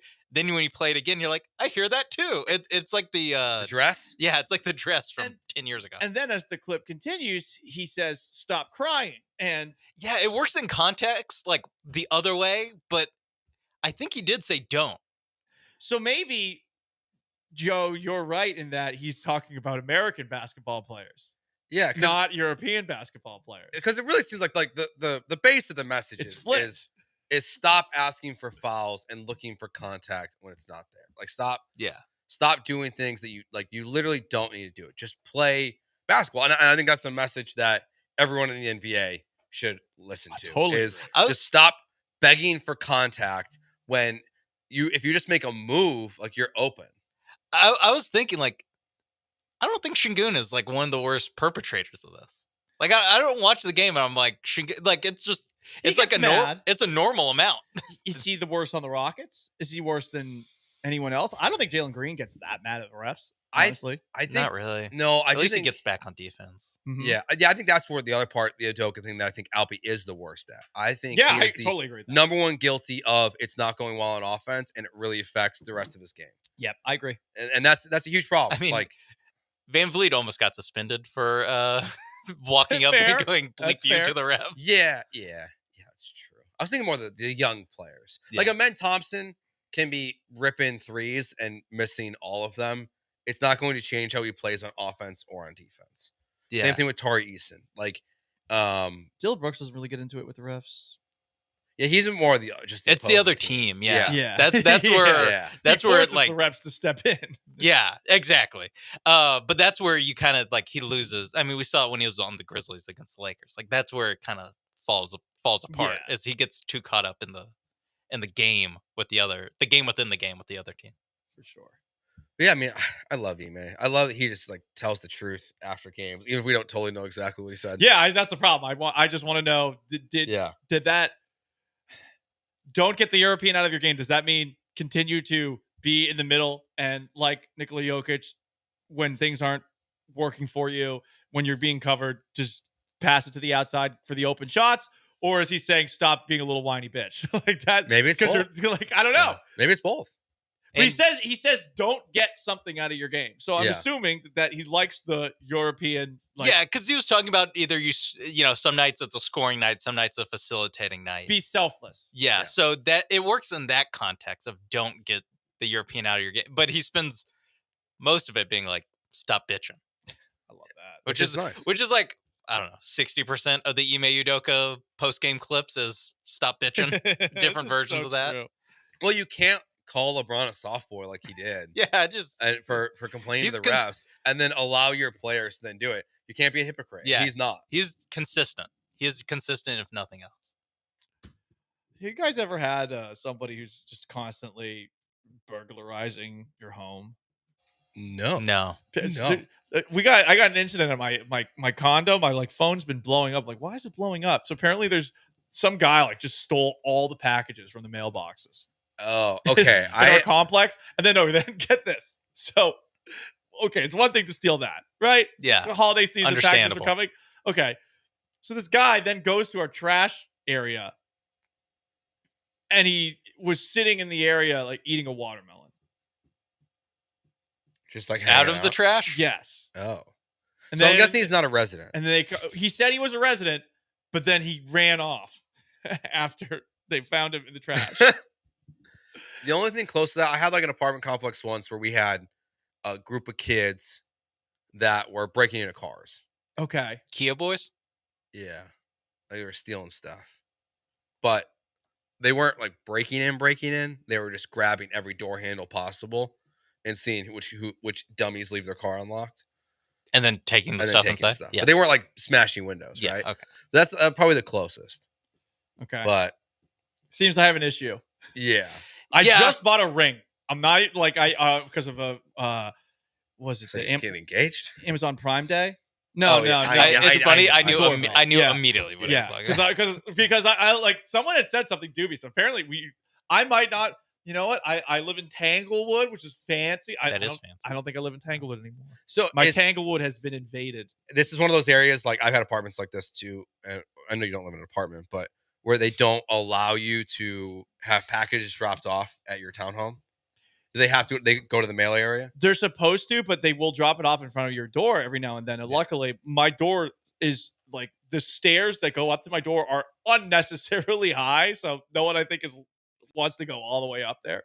But yeah, man, this is interesting. Anyway, I'll keep you posted on the. Paul's gonna be part of the night watch. My now. condo complex. No, I might. Might be time to. Just like hanging out with a flashlight. Gonna strap up. Tech 9. For real. Yeah. Glock. Good luck. Good old fashioned street justice. Poop. I don't know what that was. That was a weird sounding gun. Poop. Yeah, I don't. It sounds like you said poop. I don't think he'll be worried about that gun. You know, my poop gun. He feels it feels like he'd be comfortable with poop. Yeah, very. Yeah. He's eating watermelon in the trash. Like, so it was watermelon was in the trash.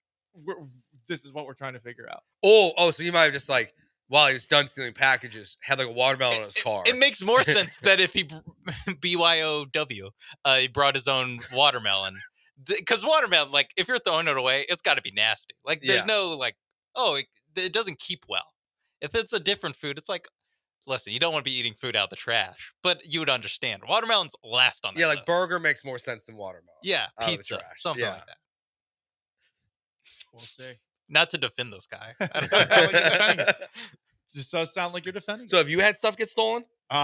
Not that I'm aware of, but I have been on the lookout for a package that I thought was coming to me. So I'm not 100% sure. What was the delivery date? Right. I don't know. I didn't get the tracking information. So these are things I have to figure out. Anyway, no one cares about that. It's Gallant George, ESPN 97.5, 92.5, 713-780-3776 to call, to text. You can join us on YouTube at ESPN Houston, on Twitch at ESPN 975. Did this weekend make you feel better about the Houston Texans in the NFL? Plus, we'll tell you about the Chiefs, who won again. And by the way, won the AFC West. Water is wet. Stick around.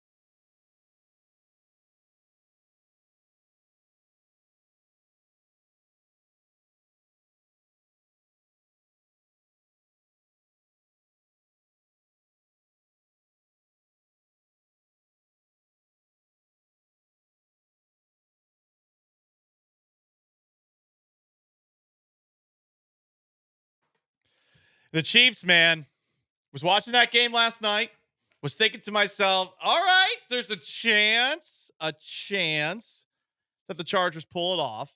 But of course, Kansas City gets the ball with about 5 minutes left. They drive down the field. You know that they're going to kick the field goal, at least attempt it. But hey, Harrison Butker, Catholic of the Year, he's not active. So that means they're going to have to put another kicker into a high-stakes situation. I mean, the Chiefs were losing that game. And Kansas City's backup kicker drilled it through the uprights. Just kidding. Drilled the left goalpost. Doink! The ball still goes in, and the Chiefs have won the AFC West with 4 games to play. God, they're just incredibly lucky this year. They have all these super close games. I don't even know if it matters. They might just keep doing it all the way to the Super Bowl at this point. The last 2 games that they have won have been remarkably fortunate. 1917 over the Chargers and 1917 over the Raiders. What an odd score that I have it back-to-back weeks. Like, they've won 2 games 1917. They won a game 16-14 this year. I know, like, they made a deal with the devil. They have a very good defense. Their offense is not that good. And a lot of people think that they are pretenders right now. They play the Texans in now under 2 weeks on a Saturday, December 21st. So we'll see what happens there. But the Chiefs just keep on winning, and everyone's still saying, I don't really believe in it. I'm not going to be the one that questions them. I'm not going to do it. There's too many idiots out there, and I remember the entire Patriots run where people were doing this with the Patriots too.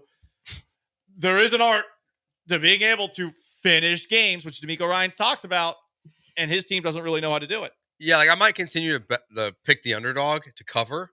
Okay. But I'm going to pick the Chiefs to actually win the game. Okay. Because they can't cover. Until they start giving out Chiefs 2.5. Yeah. Then I'll start taking the Chiefs because it feels like they all either come down to a made field goal, whether improbable like this last one, or it's a missed field goal from or blocked one from the Broncos about a month ago. Like that's how all these games go. If they lose in the playoffs, people are definitely going to be like, the signs were there all season, and we just bought it. It's like, yeah, but they have won the last 2 Super Bowls, so they do get they get more of a benefit of the doubt than like the Kirk Cousins Vikings team that was doing this a few years ago. Like I do believe there's some realness to like what Paul says, like they execute well down the stretch, and they have a really good defense. Yeah, man, and Travis Kelce, like he's still a monster. So come playoff time, it's hard. How do you pick against the Chiefs? Like as good as Buffalo is, boyfriend a monster. Come I on, know, dude. That's wrong. He's a sweet man. Do you want the T Hive coming after you? He's a monster in a good way. To the T Hive. Okay. Actually, I don't know if we want to use the word hive anymore after what's going on with that family. What do you mean? Jay-Z got sued, so. Oh, he did. Yeah. I mean, and the response was basically, I'm not surprised. And the response was basically like, Tony Busby, you're not going to shake me down. I mean, he might have started dating Beyonce when she was 17 or 16. Like they definitely met. They met. That's when they met. Yeah. That's when they met. So just whatever. Started dating when, my bad, she was 19. It's fine. Yeah. All things were different back then, Paul. In like 2000. Yeah, so such a long time ago. The Buffalo Bills almost rallied down 38-21 against the Rams at the beginning of the fourth quarter. They scored 21 points in the fourth, but LA holds them off 44-42. I suppose you could look at this game and say, hey, the Bills defense, highly sus. But, I mean, they're going to be tough to beat. Do you think the Texans are capable of scoring 44 points on any team? No. You know, they needed 44 to win this one. No, they're winning in different ways. Josh Allen definitely won the MVP for me. If I had a vote, like it's over. 3 touchdowns passing, 3 touchdowns running. Like his team lost. Well, last night proved why he was the most valuable player in the NFL right now, because he did everything he could because his defense was letting Puka Nacua just run all over them, literally.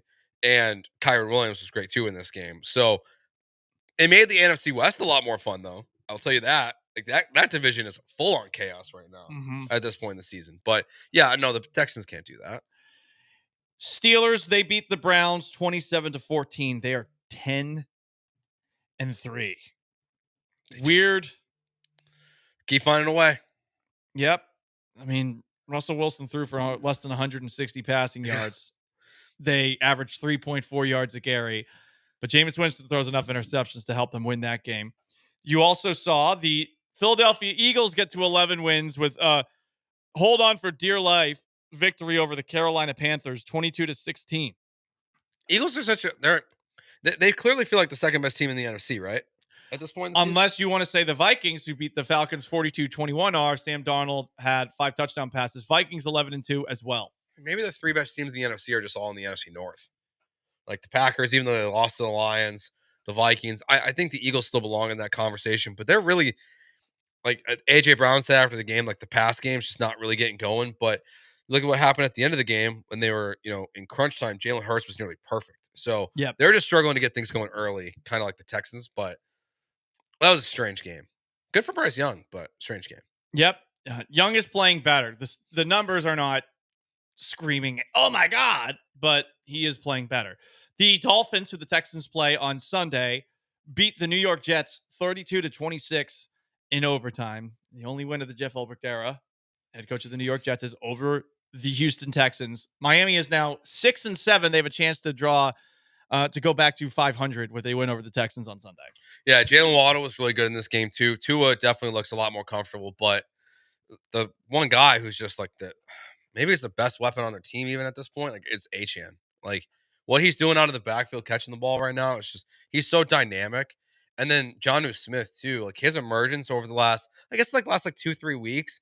He only had 3 catches for 44 yards, but that last drive to win the game in overtime, he had 2 massive catches and then caught the game-winning touchdown.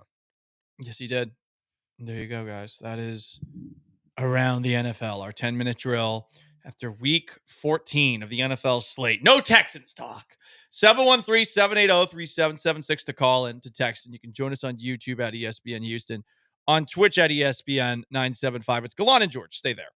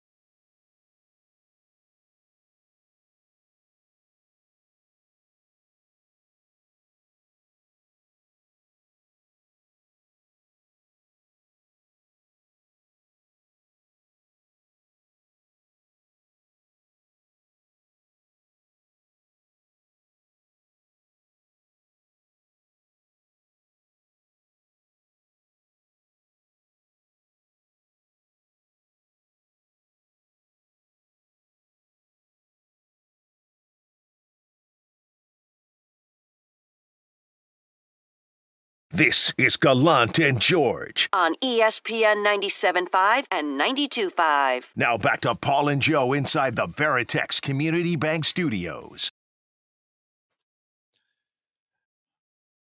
No Texans game to react to. We did have a D'Amico Ryans press conference earlier. He says the team has moved on from Azeez Al-Shaair's hit of Trevor Lawrence. Not going to be the rallying call that some were hoping it would be. Kenyon Green has been activated from the injured reserve. He was back at practice for the Texans today. Struggling left guard who's not very good in pass protection, but actually pretty good as a run blocker. Will be very interesting to see how they handle him. And Christian Harris was back at practice, but he has yet to be designated for return from an injury that has kept him out of every single game. They could really use Christian Harris right now, given that Azeez Al-Shaair is going to miss the next 3 football games. Yeah, I think with Kenyon, I think you play him. Like, as bad as he is pass blocking, I think you put him out there to be your starting left guard. And I think it's Scruggs I'm out on right now. It'll be interesting to see what they do because Scruggs has been playing left guard. He has not looked very good at left guard. Jarrett Patterson has been center. He's been okay. He's been solid, right? Like I don't think he's been bad. The offensive line though is coming off of its best performance of the year. You want to shake it up?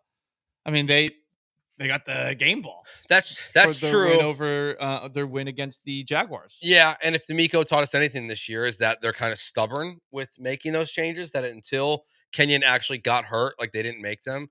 So it wouldn't shock me if it's just the same group and Kenyon Green's the backup. And like it's a 21-day window to, once you're designated to return before your season would officially be over. So it's not like a guarantee that they play this weekend. We all went through the Nico Collins thing. But if you need help run blocking, and maybe you can't like fully give it away. Like you can't every time Kenyon Green goes on the field, it can't be a run play. But maybe they do some rotate. Funny if they did that. I mean, if it's good enough blocking, like it shouldn't matter. Look, offensive linemen do sub in and out occasionally. Yeah. Not that much. It's not like with defensive linemen, but they do sub in and out occasionally. You do want to have those guys have that rapport. So it'll be interesting to see how they handle that. But it is the offensive line, and I'll be perfectly honest, I don't know a damn thing about any of that stuff that's going on in the trenches. And most of the people that say that they do, they are in the exact same boat. But those are the 2 things of note from the Houston Texans today. We were talking about cats earlier, and very glad that we got these notes about cats because I was talking about how Istanbul worships cats. Yeah, we had a caller who didn't want to get in on the air, but left some notes about cats with Victoria. All right. I'm appreciative of Victoria taking these notes. Pink ink, I like it. They love cats all over the Middle East and in Cairo.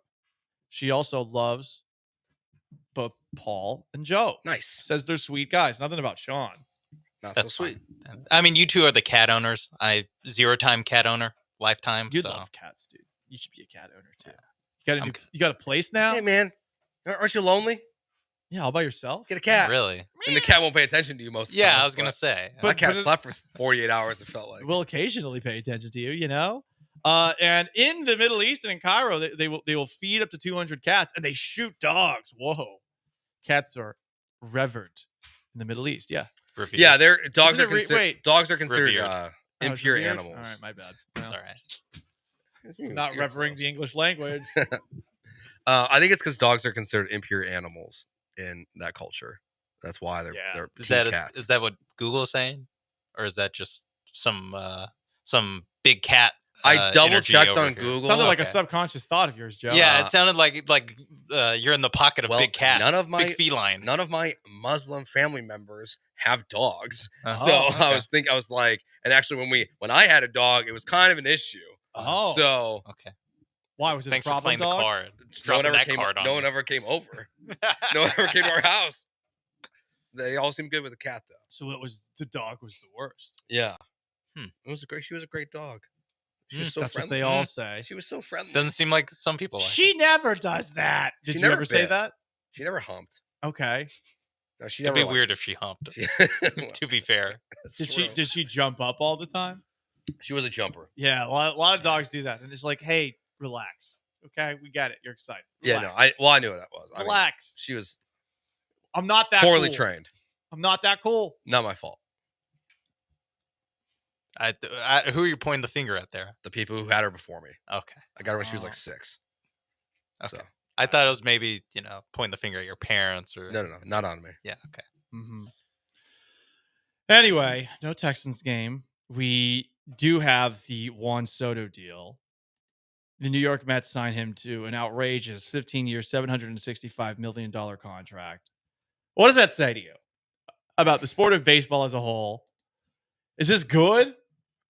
I don't like it. I feel like it makes it seem like the haves have so much more than the have-nots, and there's already a massive chasm between the have and have-nots in this sport. And the luxury tax threshold, the collective balance tax, I don't think it's going to actually fix things. You got the Dodgers doing deferred payments, and you got the Mets spending an outrageous amount of money on this guy who, now that you think about it, was really only going to be going to 2 teams, right? Like, it doesn't seem like the Yankees did themselves any favors with the way that they treated some of the people close to Soto over the course of last year. So the Mets, they spend. The Dodgers, they spend. These are the 2 spending teams, and they're the ones that are actually going to go and land deals with guys like this. Yeah, I don't know if it changes anything. I mean, you look at some of the stuff that people have just pointed out, David Stearns, the Mets general manager, this contract is more money than he spent his entire time as the general manager of the Milwaukee Brewers.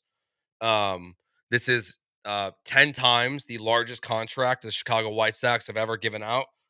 Biggest deal they ever gave out was for $75 million. This is 10 times that. I don't think this changes the sport. And I don't think this means that we're also going to see, 26 billionaires be like, I want to buy a baseball team so I can recklessly spend money on, where if we set the over-under on World Series won by Juan Soto, what do you want to set it at? 1.5 over a 15-year period?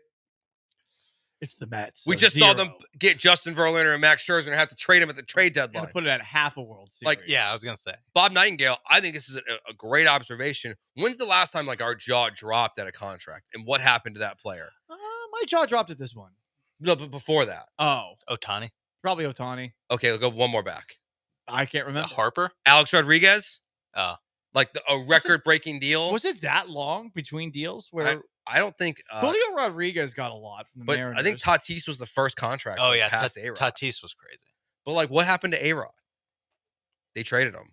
He married Jennifer Lopez because the Rangers couldn't win. But then he signed the same or a similar contract with the Yankees. No, I know, but it didn't work out for. It was worth it both times for A-Rod. For sure. I just wonder what the I don't think this changes anything for baseball. This isn't going to make Jerry Reinsdorf or the Oakland A's or the Houston Astros spend more money. It doesn't mean they're going to sell their teams so they can spend more money. There's going to be the super, super, super rich, the next level, which the Astros play on, and then there's going to be the poors. Well, I mean, if you think about it, $51 million isn't an unheard of average contract for anyone in the other sports.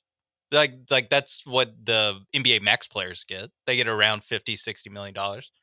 That's what quarterbacks get. The quarterback Trevor Lawrence is getting $53 million per year. Trevor Lawrence is nowhere close to as good as Juan Soto. Now they have limits in the NBA for you can't sign a 15-year deal. You can only sign a max of 5 if you're re-signing with your so the spending. It's really the years that's crazy, and the spending at the top doesn't seem like it's out of hand to me. To me, the problem with baseball is the spending at the bottom. Yeah, is that you just don't have every team in the NBA spends 90% of the salary cap. In baseball, the Marlins might not have a $51 million payroll next year. Right. Yeah, I mean the Astros. Wasn't the Astros payroll starting lineup $30 million, bigger than the Tigers? Yes. Entire payroll Oh, yes. I thought when the Astros were bad, their payroll was $30 million. Lance McCullers and Rafael Montero were more than most payrolls in baseball. Yeah. That's the problem to me, at least. I totally agree. It's the bottom end cannot spend, and at that point, it's well, why is it? Or do you just not want to? Because every other league has no problem having all 30 teams spend a similar amount. Because the problem is that the A's don't spend money, and the White Sox don't spend money, and the Marlins don't spend money. And at the end of the year, all these teams go into the luxury tax, and then they get a fat check. and they become a profitable organization. Even if they have embarrassing low attendance, It goes right to they the make owners. profit. Yeah. Like these teams are not losing money any year. The worst teams, the teams who are losing money are going to be the Dodgers and the Mets. And like, they don't care. Gallant George, he's Joe. I'm Paul. We got Sean behind the glass. You want to jump in, 713-780-3776 to call, to text. You can join on YouTube at ESPN Houston, on Twitch at ESPN 975. Should we have a glimmer of hope after what we saw from the Texans this past weekend? That in college football, the playoff is set. We'll discuss. Stay put.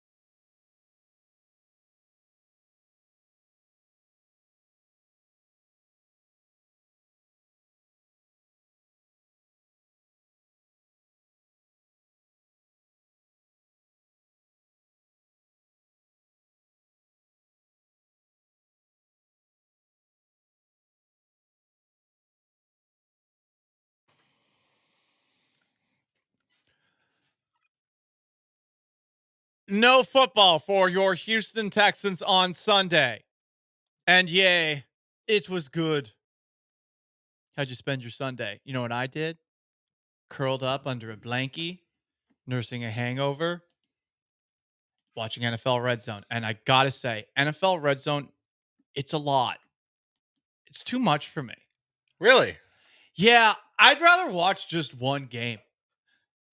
The jumping around, it's so much.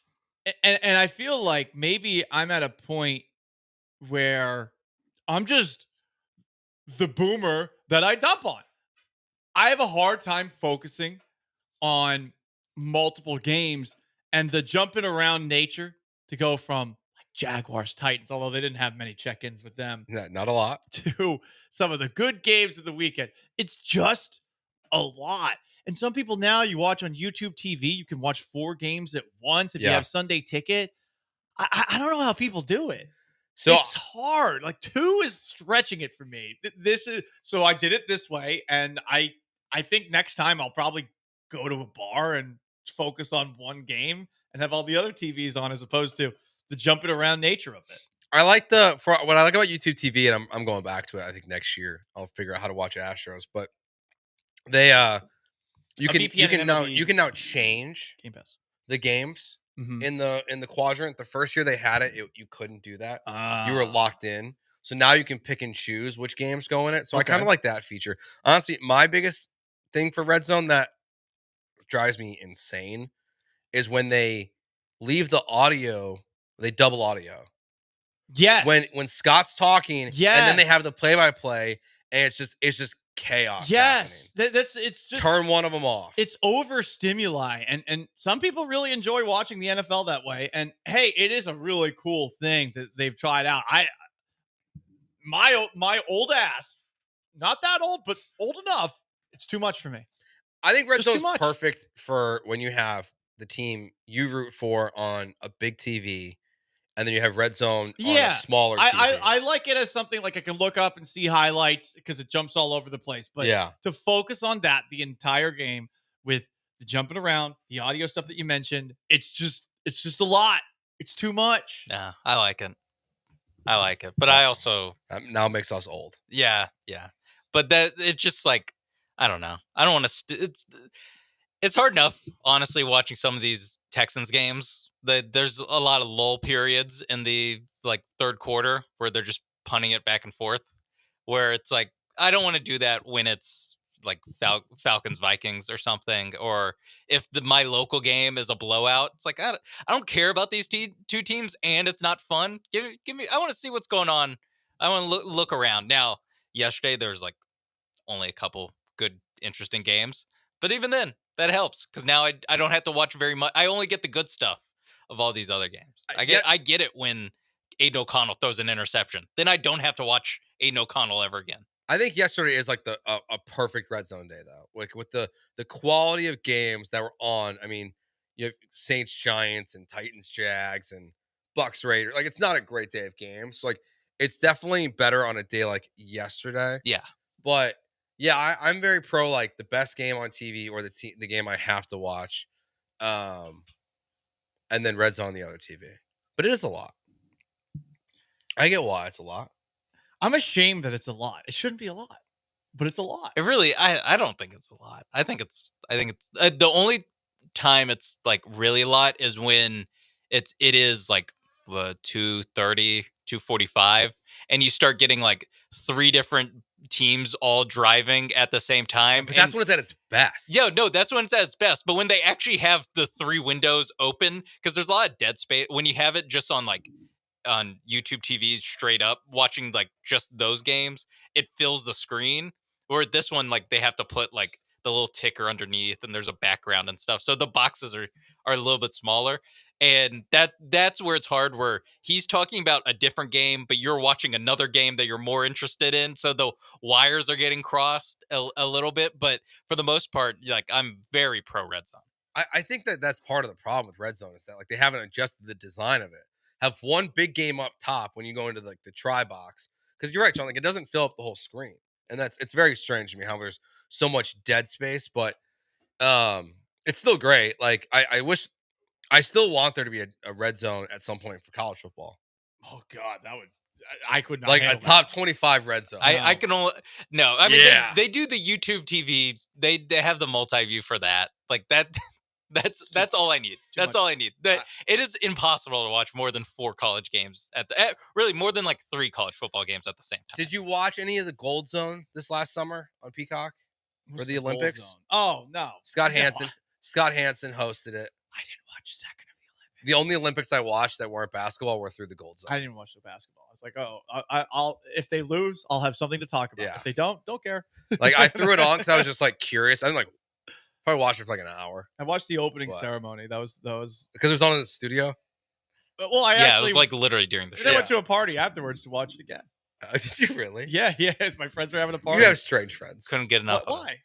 Why they have a party for the opening ceremony of the Olympics? There's a lot of people do that. Yeah. Really? Yeah. You should try having sometime, dude. We're the only ones that watch the Olympics. I don't have friends. We're the ones that watch the Olympics. You're the one being like, no, it's normal to watch. Yeah. Have a party to watch the Olympics. Yeah. Did you watch any of the Olympics? No, not a second. But it's normal to throw a party to watch. It is 100%. Speaking of parties, how did you end up with 3 Christmas parties on one day? I mean, I'm just a popular dude. Just a popular dude. Maybe that's also why, because you were so hungover on Sunday. I was tired. I was tired, and I'm pretty sure the party bus that we took back from the Woodlands, that I'm pretty sure I slipped off it while I was walking out the bus. And that's why you have the bruised up elbow. Yeah. I got to work on the soles of my boots because I'm pretty sure there was just unstable boots on the bottom of my feet. Anyway, speaking of unstable, the Texans in 2024, am I right? Because it's been up, it's been down. They're 8-5, but you don't feel great about it. I think it's been pretty stable. They've been mediocre for 13 weeks. And it's given you a glimmer of hope, Joe. No, they have not given me a glimmer of hope. A glimmer of hope. The rest of the AFC being meh or having clear weaknesses has given me a glimmer of hope. It's just, if the Texans can do what they've been talking about for 13 weeks now. Which is finish games. And stop beating themselves. Yeah. Then I think they have a chance. A chance to win a playoff game. You see, but like that's the expectation. But going into the bye week, maybe it's just negative vibes, but I didn't feel like the Texans had that. Like they're not a good football team, and they're an average team at best. But it's just the rest of the AFC is not doing what Detroit is doing, what Minnesota is doing, what Green Bay is doing. Like it's just you have a bunch of teams that are skating by every single week and just generally unimpressive in some capacity in their games. And they're no different than the Texans in that way. Now the Texans are still lesser than, for the most part, of these teams, but these just teams they all seem so flawed right now in major ways. Define so. I mean, like the Chiefs offense, right? Fatally flawed or no, not fatally flawed. Well, I mean, look, it's the NFL. Every team has weaknesses. For sure. Their flaws are bigger than I thought they were. Like the Ravens secondary, right? They're getting torched most of the season. They really have struggled this year to cover guys consistently. The Chiefs offense has struggled to consistently be good. I mean, they really haven't been able to, like the Xavier Worthy connection for Patrick Mahomes has not been what people kind of dreamed of when it got there. DeAndre Hopkins was a fun story when he first got there, but he's not having the impact that it was before. Yeah, exactly. Like the Buffalo Bills defense.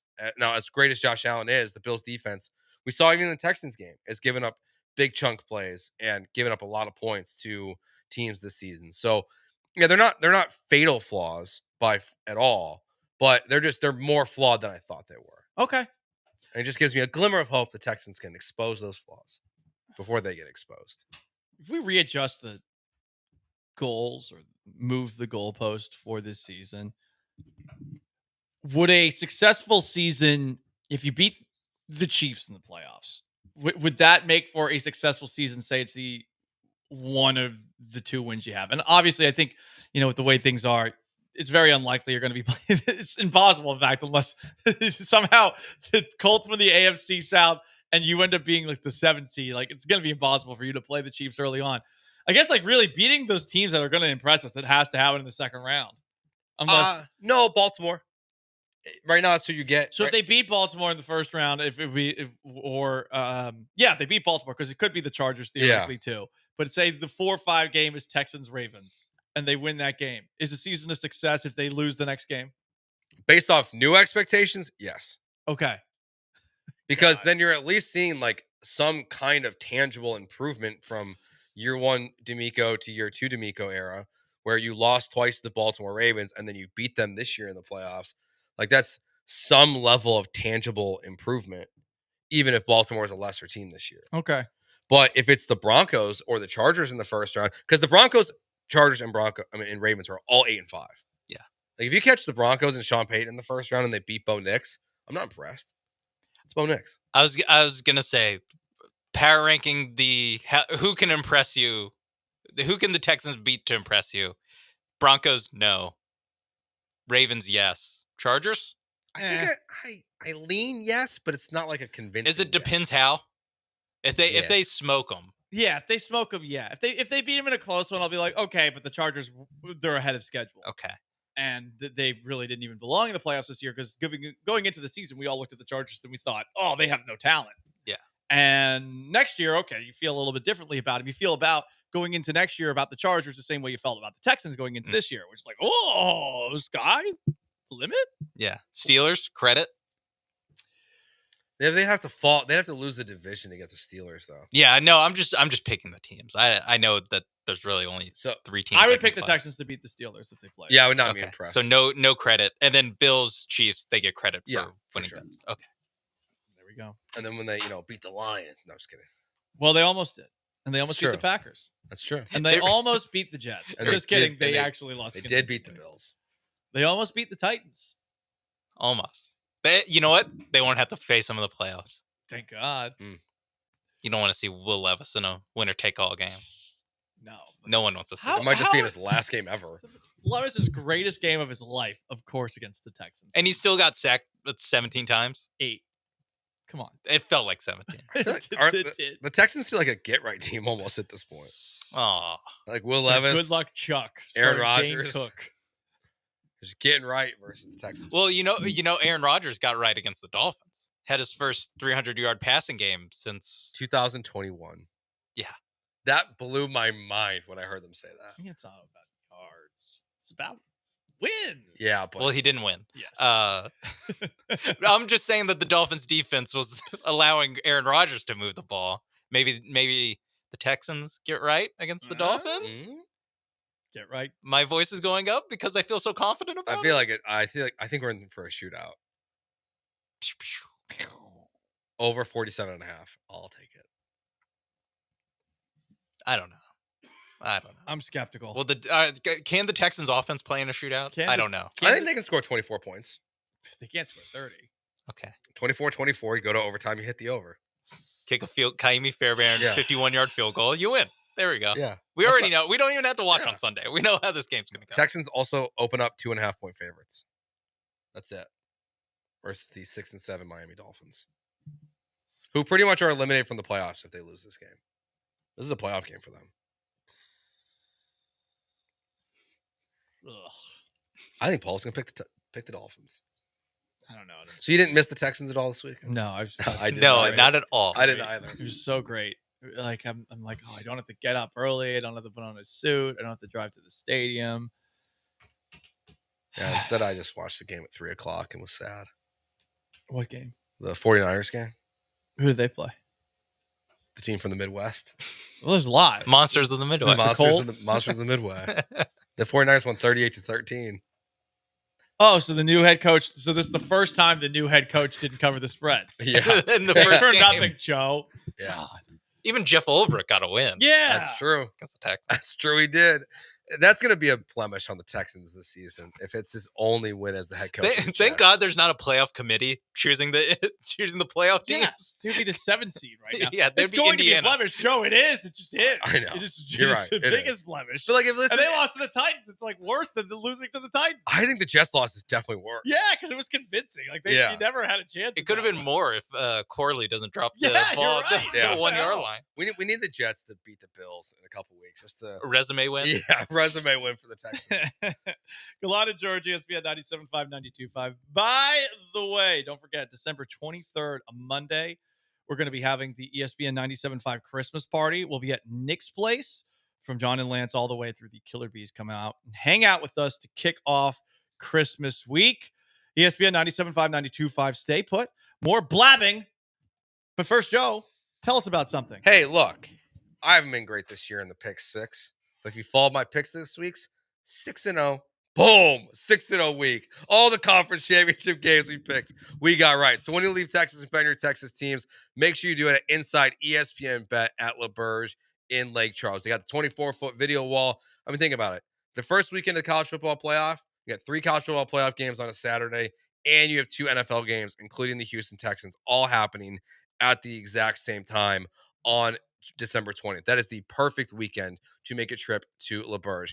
We might be making a trip. I'm trying to get that thing going right now so we can be there for that one. So when you leave Texas and bet your Texas teams, make sure you do it at ESPN Bet inside LaBerge in Lake Charles.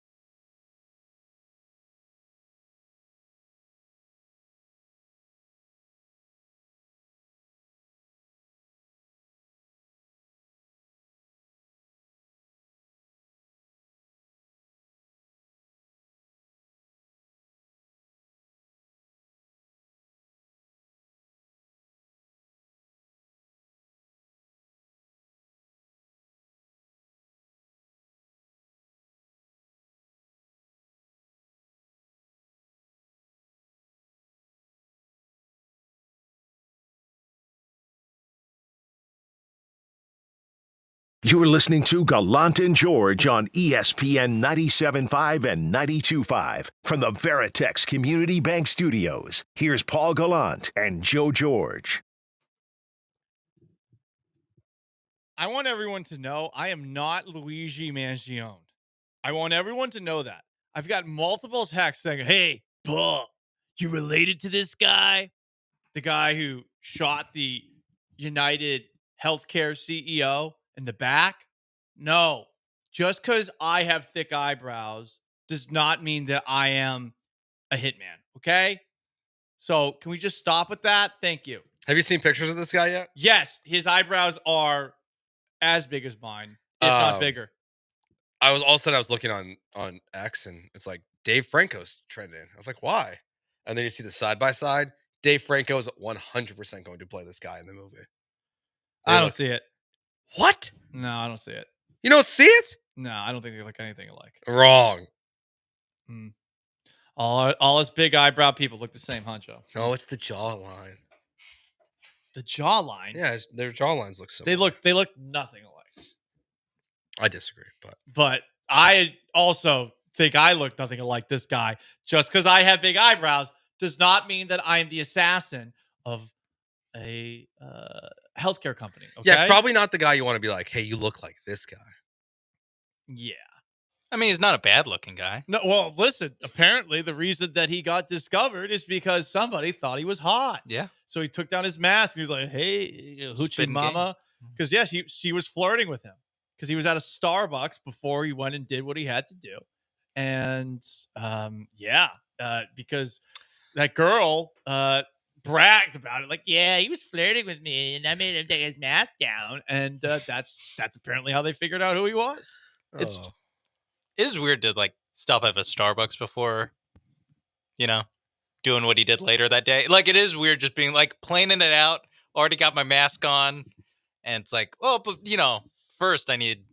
Do they still have the pumpkin spice? Let me try to get some of that. Probably in winter Christmas season. Oh, okay. Oh, yeah, that's right. Yeah. One of my favorite stand-up comics, Tim Dillon, made the joke that, is this going to be used as advertising for Starbucks? Like, this is where people who've got a job to do go before they got to do the job. No matter what your job is. Can you do Dunkin' Donuts? Super Bowl commercial? Mm-hmm. America runs on Dunkin'. Well, yikes. Assassins run on Starbucks. Assassins run on Starbucks. Yeah, this is actually probably a bad look for Starbucks. Yeah, I don't think Howard Schultz is like, yeah, love this guy. Do you think Dunkin' will do the hit piece on Starbucks? Oh, be careful. Be careful with those words. Careful with those words, okay? Doing a hit on the hit piece. Yeah, it's a hit piece. You make him look bad. About a guy who did a hit. It's not going to kill him. These words are not going to do that. But anyway, yeah, I am not that guy. So please stop sending in texts. I've got, these are my friends that are sending this to me. Not cool. I'm not even Italian. And I'm assuming that Luigi Mangione is Italian, the alleged perpetrator of this act. Do you just send the horns down back to those friends? No, this is done. Not those friends. This is somebody who I would not have expected to. How are they doing, Paul? How are your horns down? Are they doing okay right now? I know that's tough. I mean, look, that game didn't matter. So ultimately, they got to hold that. I had random Aggie friends were coming after me on Saturday too. They're like, yeah, you just sucking on that T-sip. You know what, huh, Paul? And I was like, what? Am I? I don't even know if I like sports anymore. Like, what are we talking about? I'm not living and dying by that team. Yeah, I don't blame you on that. You are sucking that. I am? Yeah. Dang. Hey, you picked them in the. I did. That is correct. It's true. That is correct. So, college football playoff, it is set in stone. Too many teams, which I was already of the belief of, but 12 getting in, both teams from the ACC title being in, Boise State getting a bye week. What are we doing? Yeah, I think the biggest issues are who got the buys for me, who got the buys, and just the actual how the seeding played out. Like I'm with you. I'm not still totally sure about Oregon, even though they're undefeated. But for them to get the winner of Ohio State, Tennessee, it's just ridiculous. It should be ranked 1 through 4. Oregon gets a bye, Georgia gets a bye, Texas gets a bye, Penn State gets a bye, and that should be it. Like that should have been the order. It should be this. I think that, and the NFL playoffs do this. The number 1 seed should play the lowest seed, and then it goes from there. If because I'm with you, it is surprising that they have the 8-9 matchup, and this is, I think, how the NCAA does the NCAA tournament. Yes, where they're locked into this. But if you really want to give the teams that have the bye weeks the best advantage, then you should give them the possibility of playing the absolute worst team. Because otherwise, like, what is the difference between any of these bye weeks? Like, there isn't one bye week above all the others. No, well, they're all like kind of equal in nature. The reward is the bye by itself. Yeah, instead of hey, you also get to play the best possible team. So technically, Boise State has the same advantage that Oregon, Arizona State, and Georgia have, and like that's not right either. Yeah, like if Texas and Penn State also, maybe some of this will play out. We'll see how the actual games go. But if Texas and Penn State both win their 2 games by combined like 25 points, because Clemson's just not that good, and Texas crushes them and then crushes Arizona State to get to the semifinals, and Penn State does the same thing to SMU and Boise State. Like I think this is going to look fundamentally different next year. I do not think that they are. Well, not next year, the year after, when they add 4 more teams. teams. They're signed. It's like in like it's locked in that they're You don't think that they can change like the structure of it? Why would they do it if they're going to change it anyway for 2026? I wonder if they don't just change it next year. I know they have TV contracts and stuff, but all that stuff was broken for this. It can get broken again. You go to ESPN and say, "Hey, we're going to give you 2 more games." What would they do? Yeah, what's so urgent that you need to do it? What was so urgent about this? Well, great question. Well, but because they also let the 10 or the 14 one rock for 10 years. I know, but I think they always wanted to go to 14. I don't think they wanted. Why'd they to wait 12. a decade? I don't know. Like, but like that's and why then 2 years. Like that's why I don't know if they'll wait a couple of years to see how this thing plays out before they just make the next jump. I think they'll I think they'll do it 2026. There's going to be enough belly aching where you're probably going to get like 3 automatic, like SEC, Big Ten get 3 teams automatically. That really, you want to talk about killing the title games? That's going to kill. Well, kill then they'll just get rid of the title games at that point. Which is crazy because those make a lot of money for the conferences. Like they get sold separately. Yeah, they make good TV money. So maybe they won't go away because of that reason. But I mean, it would be for the buy most times. So that is like, and if there's only 2 buys, it is like, okay, this actually matters a little bit more than like here where it's like, yeah, it's for the buy, but we're actually not sure if how much better the buy is. Now, like you look at Georgia's path and versus Texas's, and you're like, yeah, I probably would rather have the buy than Notre Dame than having to like actually play 2 games against conference champions. But it's like close. And that's the problem, is that it's close. I'm with you there. I wish that they would not give automatic buys to the 4, and they didn't give it to the 4, but college football playoff, 4 of the buys go to conference winners. Well, 2 of the conferences are not on the same level as the SEC and the Big Ten. Like, let's stop pretending. It seems like we are living in some fantasy land where the NCAA is holding the ACC and the Big 12 up to the same degree as the SEC and Big Ten, which is dumb. Incredibly dumb. No one's believed that for years. Well, and like if Clemson was like a regular Clemson team or, Clemson of the last decade, like it would just look less like ridiculous. Still, though, I mean, it would be kind of like, hey, Texas and Oklahoma in the Big 12, like those are the only 2 programs that were taken seriously in the Big 12. No offense. I get it. TCU made the college football playoff, but let's be honest here. Okay. And same thing with this. It's the same thing with them. Like the ACC, it's just been Clemson or Florida State for the last decade. Like that's it. It's only been one at a time. Those conferences suck.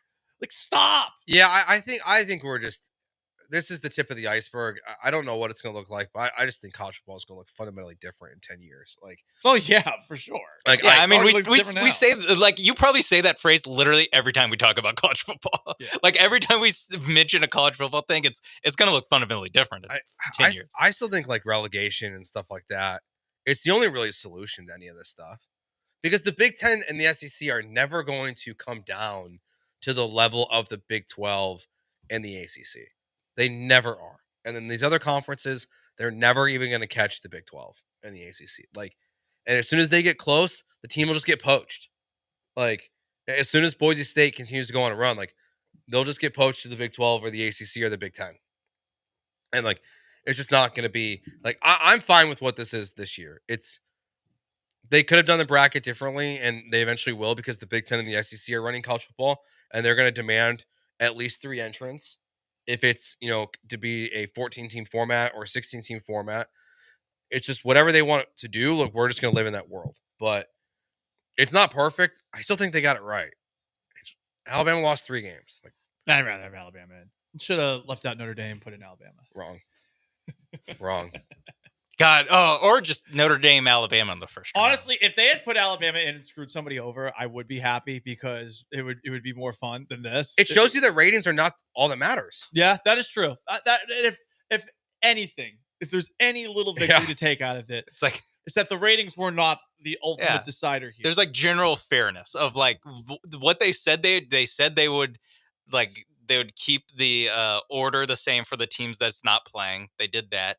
And they said that they're not going to punish teams for losing in conference championship games by dropping them farther than they would have been. And all the at-large teams that lost in the title game stayed in the same order that they are in.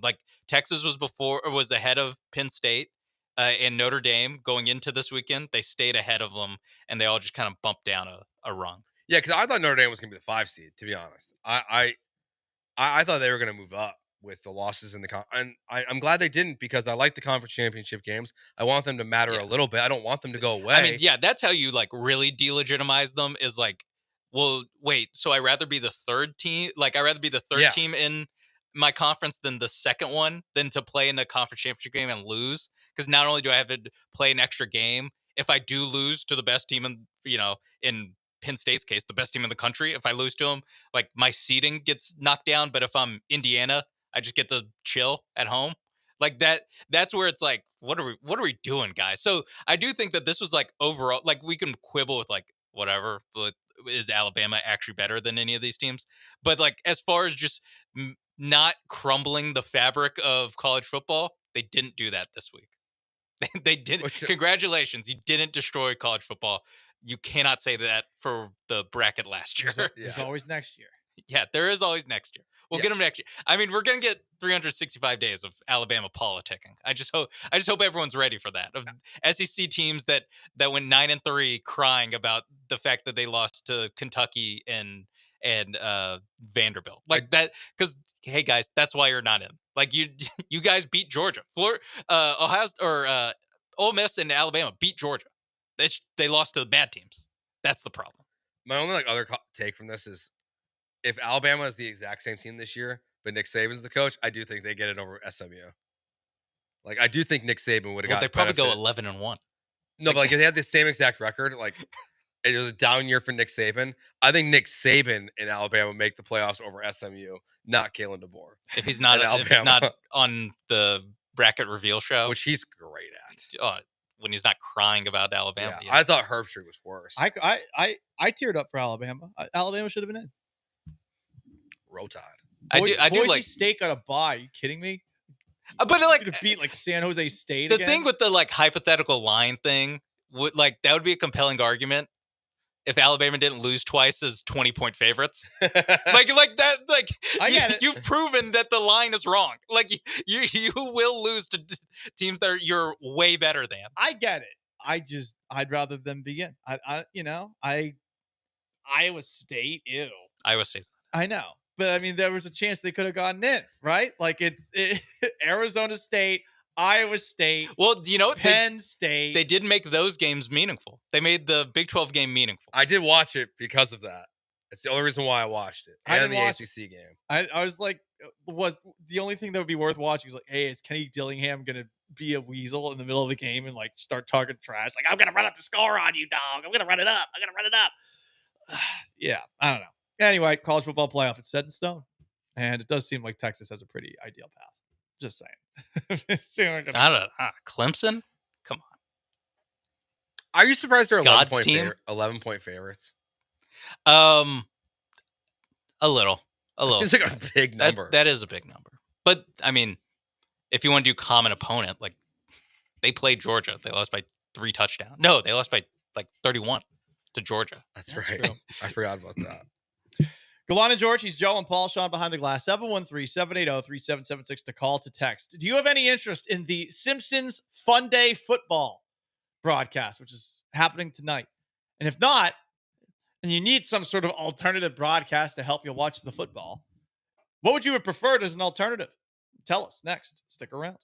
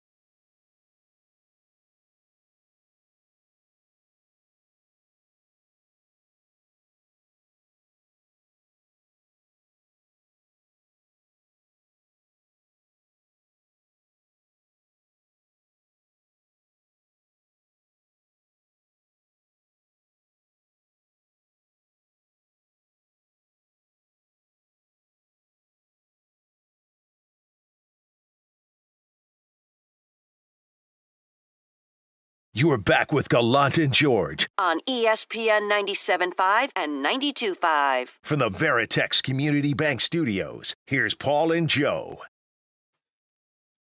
You want to jump in, 713-780-3776 is how you do it.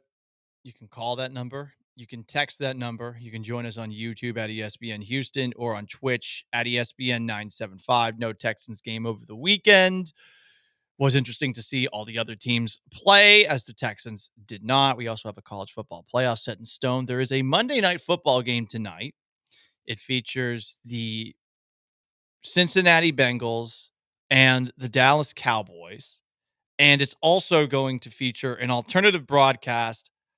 And I wonder who this is for, because the alternative broadcast is going to use Simpsons animation. And I would imagine it's going to have some Simpson characters dropping famous one-liners from the show and things like that. I don't know. The Dan Orlovsky kind of showed what he was doing to get ready for it. Uh-huh. He had like a VR headset on. Okay. And the only still image I've seen so far is of Dan Orlovsky and Mina Kimes. Like, they're doing the broadcast. They're doing the alternative broadcast. So I don't know, like, if it's going to be they're doing the broadcast and the players all look like Simpsons characters. It's a great question. Like, who is this for?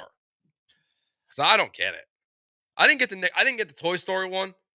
Like, it's good. That's for kids at least. But like, is anyone watching that? Like, I'm not introducing football like to my son that way. Damn, really? I'm gonna show him real football. Why not show him Toy Story football? It might actually capture his attention more than the football that we as adults are conditioned to watch. It might have to be like Peppa Pig football for him to like catch his attention. Okay. But to your point, yes. Yeah, I just don't like. Feels like it's like good for social media clips going viral. Maybe. I don't know though. I mean, I'll say this about The Simpsons. So one of the longest running shows ever. It's still going, and it does have a fan base for sure. But they haven't been throwing high heat in a while, from what I understand. I've never been a Simpsons guy. If you ask me, what's your favorite adult themed cartoon? It would probably be South Park. Rick and Morty's right afterwards. I liked Family Guy more than I liked The Simpsons too. Like those are the top ones, and then you can go further down, Beavis and Butthead, King of the Hill, among other ones. But I am wondering who is watching this game. I mean, I suppose it gives you a reason to watch Cowboys Bengals, just an alternative way to see it. Why not? There's a novelty, but are Simpson fans like coming out of the woodwork to watch this thing? I don't think so. I don't think this is like a massive pull for like people wanting to like watch a game differently. I don't know. Like I don't really get the purpose of it. It just honestly feels like a lot of work. Yeah, it does. I mean, that's why they didn't flex this game out, to everyone's chagrin.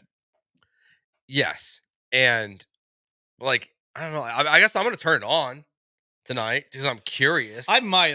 I'm still not 100% sure. I feel like I have to for work, and I don't like that. Like I'm definitely gonna flip it on only during a Cowboys offensive possession. I'm not going to miss real Joe Burrow throw football. Yeah. I'm really not even sure how much of this game I'm gonna watch. Like it might be second TV tonight. Damn, dude, that's all we're talking about tomorrow. Well, it's gonna be 3 hours. Then I guess I'll watch the Simpsons broadcast. Bengals Cowboys. I guess, yeah, it's just strange. Like I don't get why the NFL is trying to do stuff like this. I think it's over the top. I think it's their deal with Disney, because Disney now owns The Simpsons. Yeah. And Disney owns ESPN. And I think they're just trying to flex that, hey, we have all of these products at your disposal if you join us for Disney Plus and Hulu, et cetera, et cetera. Yeah. I get like the Nickelodeon broadcast, like the concept behind that, and even putting kids on it and trying to make like you are watching real football where they're making it kid friendly, but they have like the green end zones and the slime when you score a touchdown, and now they have the MVP, the Nickelodeon Valuable Player of the Week. MVP, yeah, dude. Like they do stuff like that. Like that to me reaches kids. Like you're actually trying to do something different. I'm not gonna be totally miserable if that's how my son starts watching football, is through Nickelodeon screens. You know, this I just don't get it. I don't get the need for it. I don't get why people would watch it over the regular broadcast. I don't get how you could commit hours and hours of work to something like this when you're constantly firing people as a company like Disney is. All of it seems strange to me. Yes. Sean, are you gonna watch tonight? Probably, yeah. Just to see. I mean, it's something. I mean, what the hell? What else am I gonna watch? Is it gonna be PG-13? Are they actually gonna be Simpsons? Is it gonna be Simpsons level humor, or is it going to be something that would be suitable for all ages, much like what they were doing when they had the SpongeBob broadcast a couple of years back, which had its funny moments. The SpongeBob broadcast was fun. It's a great. Like I imagine it'll just. I mean, because the Simpsons, like, they're not super edgy from what I remember. Like it is, Not anymore. it is all stuff that will 100% fly on ESPN. Yeah, they should have McAfee. Yeah, I was gonna say they have McAfee on the show on every day. Will Homer strangle Bart? I would say yes. Oh, I think so. Back. Yeah, strangling your kids in I mean, 2024. it's the Simpsons show. Hell yeah! Thanks, Donald Trump. We're back, all the way back. Yeah, I think yeah. The whole thing is like this is not for us. Like this is not for like sports fans. I guess that's like what all this is. Like remember, like like millions upon millions of people watch these games. How many people do or listen to sports or talk radio?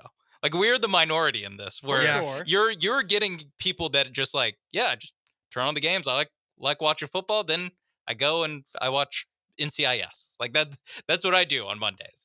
Like I don't know. I feel like we have to talk about it because we talk about sports, but like this isn't for us. That's why none of us get it, is because it's like, this isn't for like we just want to watch Cooper Rush throw a football the old fashioned American way. Is there a show a cartoon you watched growing up? South Park. They did a South Park one of this. I would be so in. I would have. This would be a totally different conversation. But it's The Simpsons, and I'm like, whatever. I mean, I'm just not a big Simpsons. So it's fan. not the idea; it's like the actual show. Like you're down with the idea of a cartoon version of a football game. I mean, I think it's trying something new. Like I don't hate it, but I'm wondering how many people are still that into The Simpsons, because I feel like The Simpsons has had such a long run where they haven't been what they used to be, because obviously writers leave and they go off and do different things. I mean, Conan O'Brien used to be writing for The Simpsons. Yeah, he was like their OG writer, I think. Right, one of many. So like those are factors that I wonder about. But I'm sure there will be a lot of people that do like The Simpsons that will check it out. Like it still is on, so people are watching. Like enough people are watching that they don't cancel it and throw up some new animation show. Like. They're not gonna like. There's probably like if we look up the ratings, it's probably like one of the more watched things is Simpsons. To this day. My question is, so this, I'm assuming ABC is going to have the regular broadcast of the game. Does that mean ESPN has this, or is this going to be ESPN 2? Oh, that's the question. Disney Plus. The way it's being advertised is as if this is going to be like one of the primary broadcasts, and I imagine there's a lot of people that would be like, "F that, nope." Yeah, it says Disney Plus. Yeah. Oh, so I got to get Disney Plus to watch it? ESPN Plus or Those Disney scumbags, Plus. F them. Yeah. F them. Then I'm you know not what? watching it. Out. I don't even have Disney Plus. I'm not watching it. I do not turn it on. Not wasting my time All for right. that. There we go. Now we know. Dragon Ball Z. Oh, that would be funny. Turn everyone into Dragon Ball Z characters. And everyone just goes, my power level is higher than your power level, meaning my power level will never be higher than your power level. Yeah. What's going on here? And then they make those noises like they're all dropping a deuce. Yeah. I'll watch that. I would watch that too. Never a Dragon Ball Z guy, so probably not. Wait, I don't even know like what's your age group for this. I didn't watch a lot Adventure of Time. I didn't watch a lot of like cartoons. Okay. So like Saturday morning cartoons were like not a thing? No. Saturday mornings weren't a thing. You kidding me? I was always sleep in kid. Oh, yeah.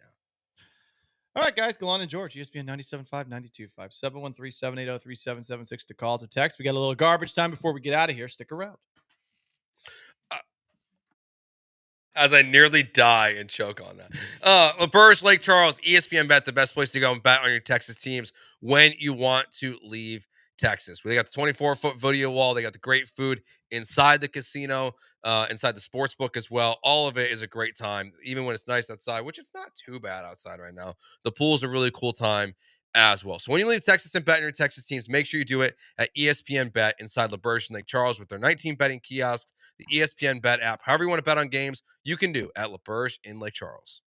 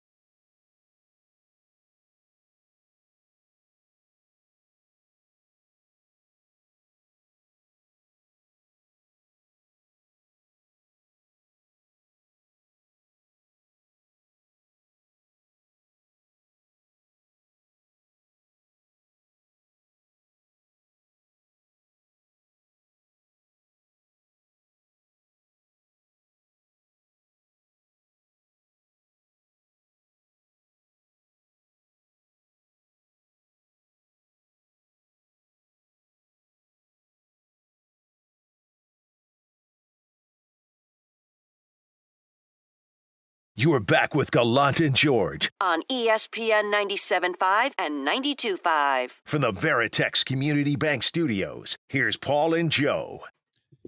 Last chance to dance. Gallant and George. Joe's back from his coughing fit. I was coughing there too for a little bit. Honestly, it's something every time I feel like I'm over it, I come to work and I freeze to death and it feels like it gets worse. The coughing? Yeah.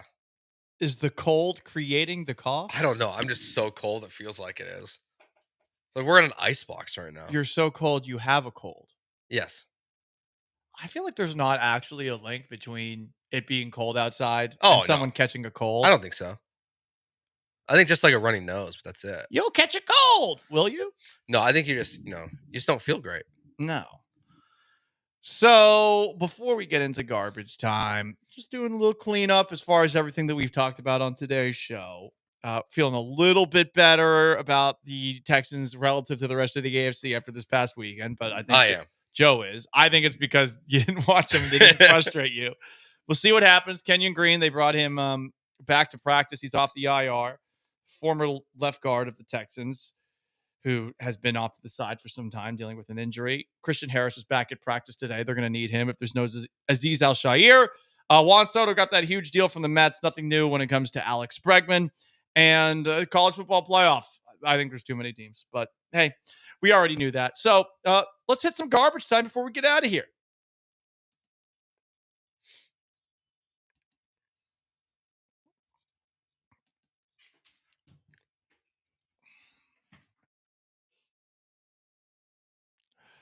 I got a question, and it has to do with some things that have been posted about Stephon Diggs. Do we have to take every rumor about Stephon Diggs and address it? Because there's just been a lot of rumors about his prowess. A aggregator account had posted something that was certainly very interesting about Stephon Diggs and his alleged love life. Uh-huh. It was removed, so I'm not going to repeat what was actually shared. Because, again, I don't know. It's like speculation by this guy named DJ Academics, who apparently knows a lot of what's going on behind the scenes as far as the who's boinking who side of things in the entertainment world and in the sports world. Do people have curiosity about the goings-ons of Stephon Diggs? I personally don't. Okay. But this is not the first time we've discussed this because DJ Academics was saying right. things about DJ Stephon Academics Diggs. Talks about Stephon Diggs' love life a lot. Yeah, it's very interesting. I mean, maybe when there's smoke, there's fire. Perhaps. But it's very strange. The whole I don't really get into any of that gossip world stuff. Like TMZ, not for me. It's not? No, never been like a big I read TMZ guy. Just when they report deaths. What about TMZ Sports? No. Don't think they really bring any value either, except unless it's a video of something that I need to see. Well, they certainly don't bring anything of value. However, they do provide content, Joe. That's true. That's true. An OnlyFans creator who made $43 million this year got $4.7 million in tips from one spender in 11 months. That guy might be over 5 million now. It's still December. What's wrong with people? Yeah, I don't get it. I don't get that. No. It's available for free. Yeah, I don't get it. I mean, hey, you got that much money to spend. I mean, I have this person I have thoughts on of why it happens. Why? Because she looks like she's not 18. Oh. That's like, I clicked on the story and I was like, are we sure she's legal age to do this? Yikes. Like, I just saw the headline. Yeah. Yeah. I was going to say something fun about No. Can this? No. Joe dragged it down to the. I was gonna say, can this guy get involved in college football? Like $5 million. That's like half a roster for a playoff team. Yeah. Like, come on. Well, it's not even a full quarterback at Michigan though. Well, sure, but like I don't know, $5 million. That's more than a lot of teams like entire NIL budgets. Like this guy had to graduate college from somewhere, right? Like, come on. Yeah. Get it going. Maybe the OnlyFans creator is someone who went to a college. Yeah. One of the colleges involved. What a strange time to live in. Arizona State can take Arizona State to the top, or this guy could take. Arizona State, Why's it got to be That's Arizona what they do State? there. Yeah, because that's what. What? It's what they do there. I think they just have attractive people. Do they all? Is Arizona State like the highest percentage of OnlyFans stars? Typically not before OnlyFans. Sounds like you're an expert on the matter. Maybe Joe. fitness influencers that become OnlyFans Yeah. creators. Okay. I mean, like if this was in Texas, I get it because certain websites are banned. But like, also, why are people paying for this stuff? It's all free. That is crazy. Like paying $5 million. Like what? $5 million. I have so Dude, many I don't questions understand about paying like $5, let alone $5 million.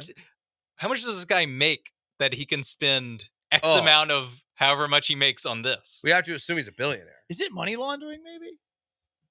Oh. You know, he helps her get that high number where she makes a lot of money, and then maybe she gives some of it back. I could see that. Be a creative Like way to shell do it. corporations? Be like Yeah. creative, like Skylar when she's got the car wash in Breaking Bad. Like this is the new version of But that. this is OnlyFans? You could Yeah. brag about making $43 million, which means, you got a lot going on. Yeah, I'm When sure it not. helps the algorithm. Yeah. I never thought of it that way. Anyway, just food for thought. And on that note, this is what happens when the Texans don't play a game on Sunday. You happy? We are. That's for sure. For Sean Mapes, for Joe George, for our texters, our tweeters, our YouTubers, and Twitchers, I am merely Paul Gallant. So long, farewell. Have yourselves a wonderful Monday. The Killer Bees are up next. Peace.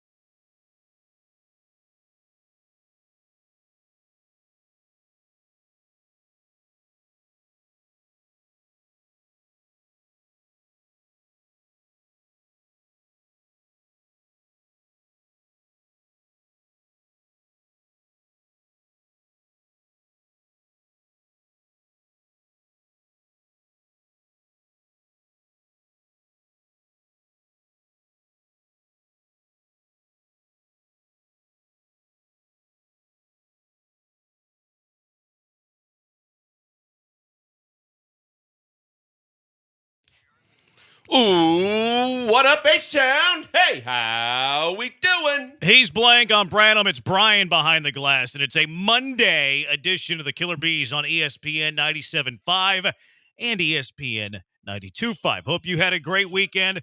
Lots to get to today throughout today's show. Mailbag Monday. You know, the Major League Baseball winter meetings start today, and Juan Soto stole the spotlight yesterday, signing before the winter meetings officially get underway. The aftermath, the domino effect of that, we'll discuss. What do you believe after this college football weekend? Did the committee get it right? Mailbag Monday and week 14 of the NFL season, even though the Houston Texans did not play a football game. But there was news today for the Texans.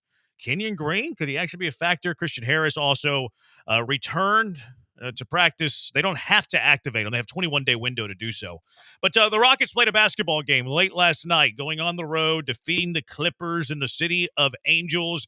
What are your biggest takeaways from the Rocket win on the road, Blankers? I mean, any win is a win, especially on the road, is a good win. So, good win for them, but Harden didn't play. To me, this team has so much talent, and I think for the long haul, it's really going to be a team that we will continue to watch develop.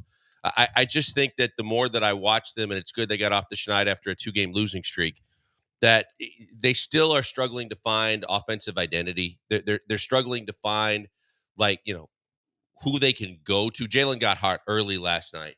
But to me, it's overall defensively where I have my biggest concerns about when you're playing better teams in this league.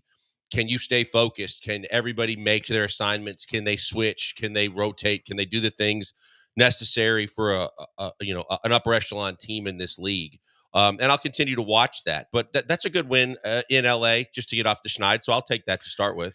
Respectfully, you're coming across a little bit like a Rockets hater. A little bit. It's okay. I don't care. To have the negativity after a win. I think it's important to define for the sake of the season, I think, when discussing the Rockets, what are you expecting them to be, or what should they be? Because there's a bar, right? And whenever you exceed the bar, good season. When you fall short of the bar, bad season. And it depends on your expectations of the Texans, or the Rockets. 2 seasons ago, looking at it from a Texans perspective, no one had the expectations that they were going to make the playoffs. So whenever they go 10-7 and win the AFC South, it's yay, what a year. If they go 10-7, win the AFC South, and then lose in the wild card game this year, it'd be like, oh no, that was a buzzkill. So the expectation to me is kind of how you define one, the bar, and then secondly, the year whenever we discuss it at the end of it. Mm-hmm. So I think it's very important to set the parameters of what you're expecting the Rockets to be this year. Yeah, I get dragged into a lot of either group chats and or conversations and want opinions, and then they don't like what I have to say because everybody's bought in hard to the fact that with a quick start like this, when they were the number 2 seed in the West, when they beat Oklahoma City, that everybody wanted to hear everybody else say, hey, this is a team that can compete for a title. This is a team that can compete for one of the top 4 spots in the Western Conference. And I've just been very realistic in watching this team and saying, hey, you got to be careful. Sometimes it's fool's gold. I mean, they get off to the early start. They get off to a quick start. They beat some good teams along the way. They also beat some teams that weren't so good, but you're supposed to do that. But when I look at this team and I say, look, for one night, can they beat Oklahoma City? Absolutely. Can they beat a team like that in a playoff series? I mean, that would be a totally different discussion where I would say no. And as I watch this team develop, again, for the big picture, this is not a slap in the face. And you're right. I mean, a lot of times we change the bar and set the bar at a different level when we see teams like the Texans a year ago accelerate past what we were expecting. The Rockets really, with their first year under Udoka, getting 22 more wins than they had the year previous, and people starting to think, hey, this is a team on the rise. Yes, it is. But don't think that they're going to rise as quickly as you want them to. I think that they've got a great young nucleus of young talent. It is a fun team to watch. And I'm not trying to take away any of those things.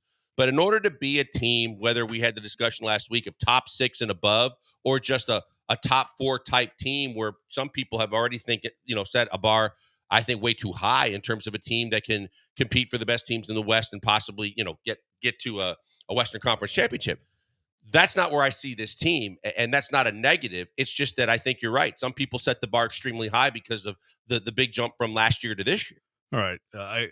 Forgive me. I'm going to come across like a jerk. I'm not exactly sure if you just set the bar, though. Like you mentioned that I set the bar last week when I said that I don't think they're a top 6 team. And I had people But for coming your at me about that. expectations, though, like for your expectations, what would be a good year? Like a fair year? What would it look like for you? They make the play-in, and then as part of the play-in, and with a legitimate chance, to they don't embarrass themselves in the play-in. Like they compete with a chance to possibly get in a series. Okay, so somewhere between 7 and 10, and then they look good after the 82 games. Yes. Okay. In terms of like fool's gold relative to the 7 or 10, like through 10 spot in the Western Conference, I disagree. I don't think that they're fool's gold whenever you talk about the Rockets team as a top 6 team in the Western Conference. I hadn't heard anybody mention them as a championship contender this year. Top 4, maybe, and they did get off to the hot start. Number 2, I mean, they're currently number 3 in the Western Conference, tied with Dallas, half game back of Memphis. So yeah, I would say that they're not fool's gold whenever I look at them as can they be a top 6 team in the Western Conference, or if I had the expectation that they will be a top 6 team in the Western Conference.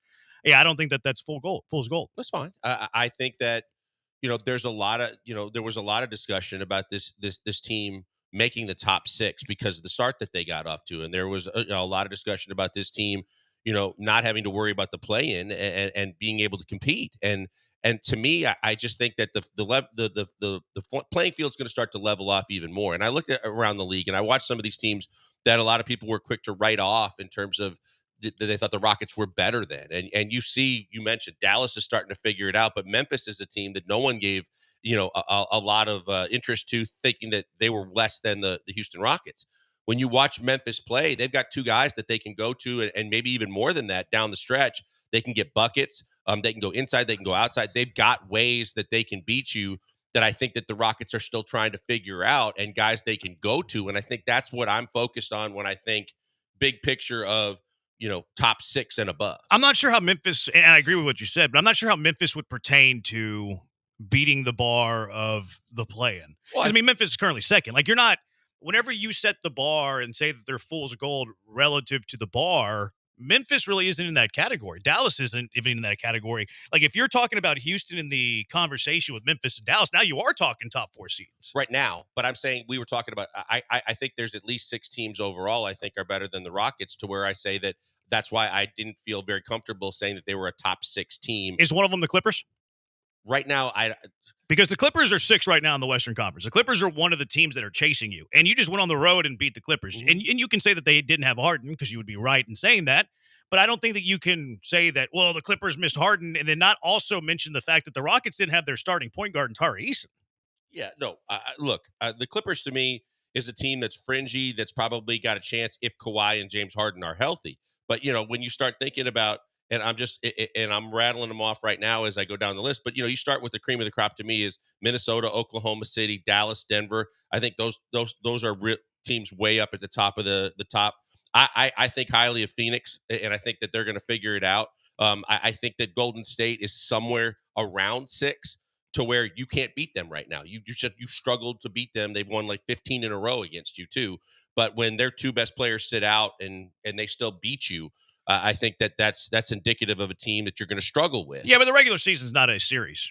Like it's whoever has the best record after 82 games. Like, would I take the Rockets to beat Golden State in a 7-game series based on their history? Probably not. Like, it seems like Golden State has your number. I just wanted to define what is the fool's gold. And look, the Rockets could very easily finish 10th. Like, I'm not ruling that out. I'm not saying that you're wrong. I just wanted to establish, like, what is going to be this bar that we're comparing the Rockets season to? Because, like, let's because I think it's important to define the bar. And the Rockets, I think, kind of readjusted the bar a little bit. Maybe not for you, but for the fan base, because they have gotten off to a 16-8 record in 24 games. I think the bar, if you just took a poll from all Rocket fans at the start of the year, I think the bar would have probably been playing. I think it would have been 7-10, and you haven't moved off that bar, which, look, maybe you shouldn't overreact to 24 games.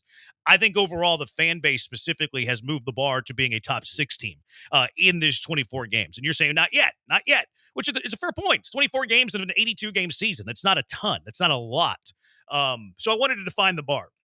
So the bar for you is if they finish in the playoff, if they finish top 6, you're going to say that they exceeded expectations. I think you wouldn't. Okay, and you wouldn't use fool's gold anymore. But if they finish 7 through 10, then they kind of they kind of misled people. Yeah, it's through kind of 24 the games. whole they are who we thought they were at the start of the season. I Yeah. think a lot of people got a little too excited about this quick start that they've gotten onto, and that's why I don't want to be perceived as someone that hates the Rockets.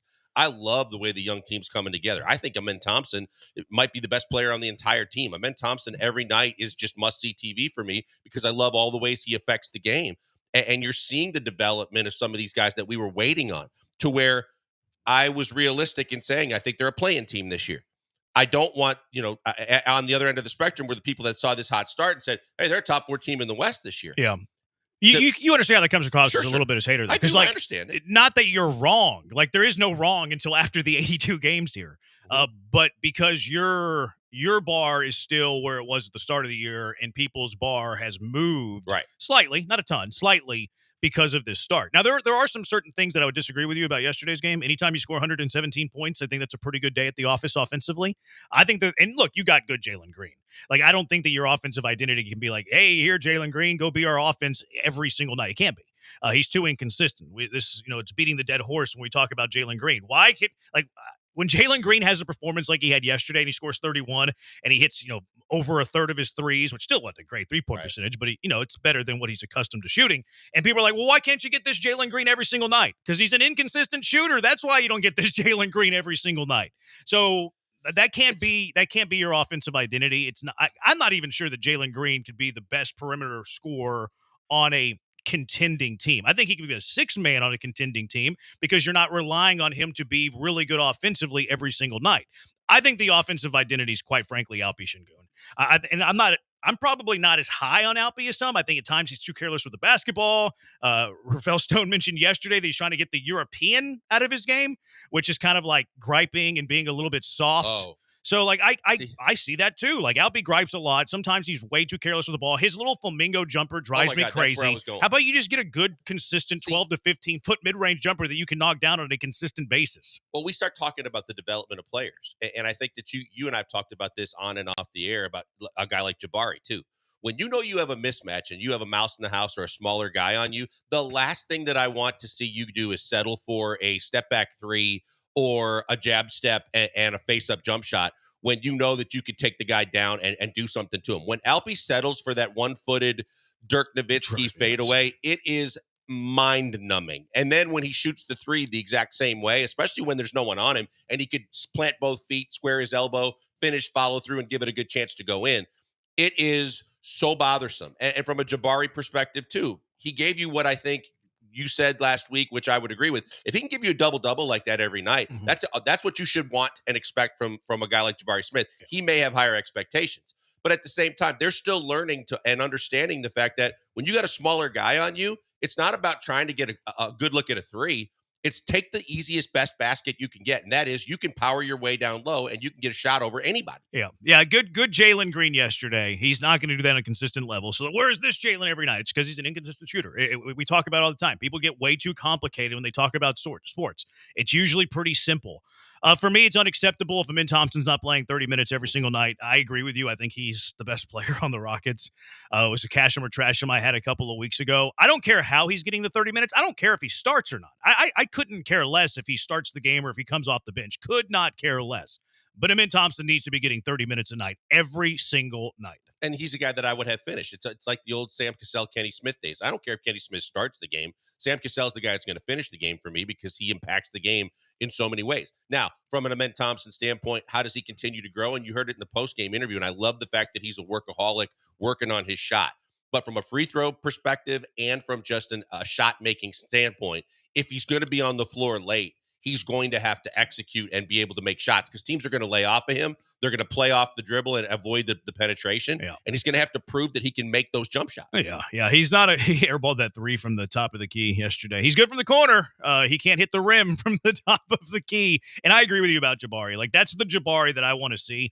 I don't care if Jabari's scoring 20 a night. I don't need Jabari to be a scorer. For me, whenever I evaluate Jabari, it's going to be three things. It's going to be rebounding. And whenever he has 12, I'm going to give him a thumbs up. It's about the defense, and Ime likes to switch all of his players except for Alpi because Alpi's a little bit slower, but he likes to switch. So Jabari, give me rebounds, give me defenses. I don't even care if you score a ton of points, but when you shoot the ball, make it. Well, I want you to be about a 40% three-point shooter. That's a little lofty, but I think he can do it. Did it yesterday, 2 for 5.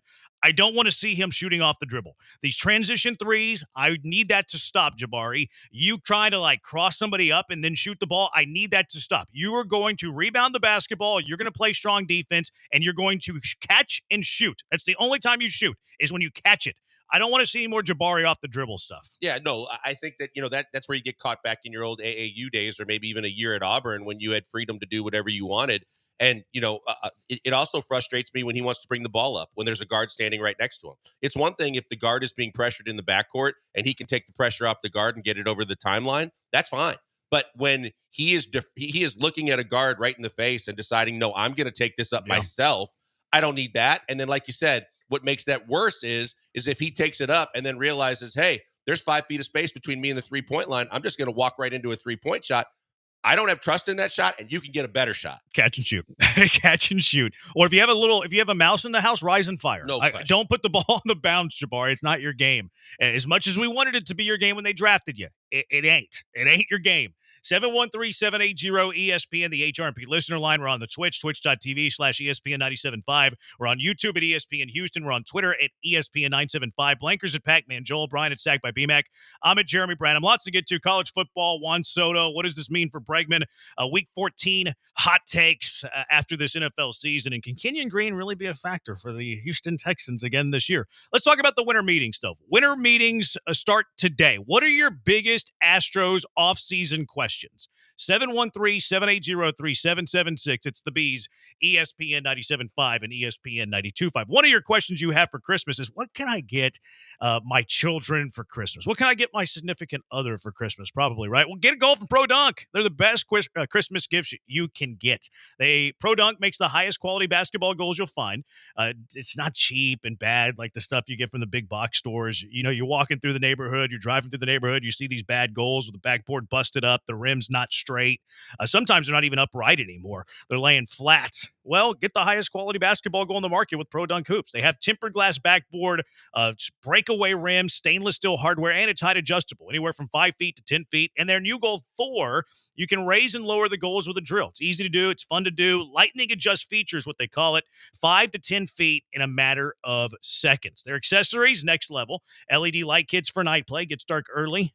You're at work. Kids are at school. You can only play at night. We'll get LED light kits. Backstop nets. You don't have to chase after the basketball, and pull pad lettering so you can customize your goal exactly how you want it. And you can order everything, including professional installation, online. Are you a little bit intimidated by a big box delivered to your driveway with a million pieces that you have to assemble? Of course you are. You don't want to do it. No one wants to do that. Let the pros at Pro Dunk do that for you. They'll install your goal at the perfect height, perfectly straight. You don't have to worry about it. Let the pros at Pro Dunk do that for you. Give them a call right now, 281-351-9822, and visit produnk.com. That's produnk.com.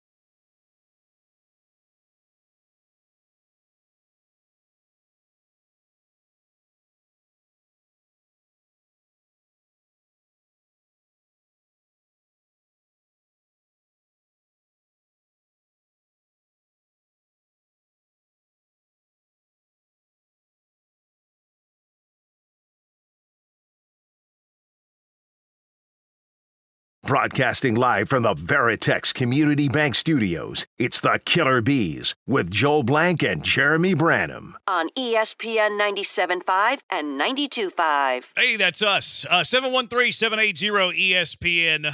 What is your big Astro offseason question that you have?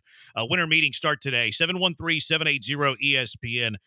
9062 Blankers. I don't understand how you keep dealing with the BS Branham put you through, dude. Thinks he knows everything. I thought I handled that pretty respectfully well. I think I pressed you on the questions that the Rocket fan base would have with that take. I thought of all the times that I pushed back, that might have been the best I've ever done.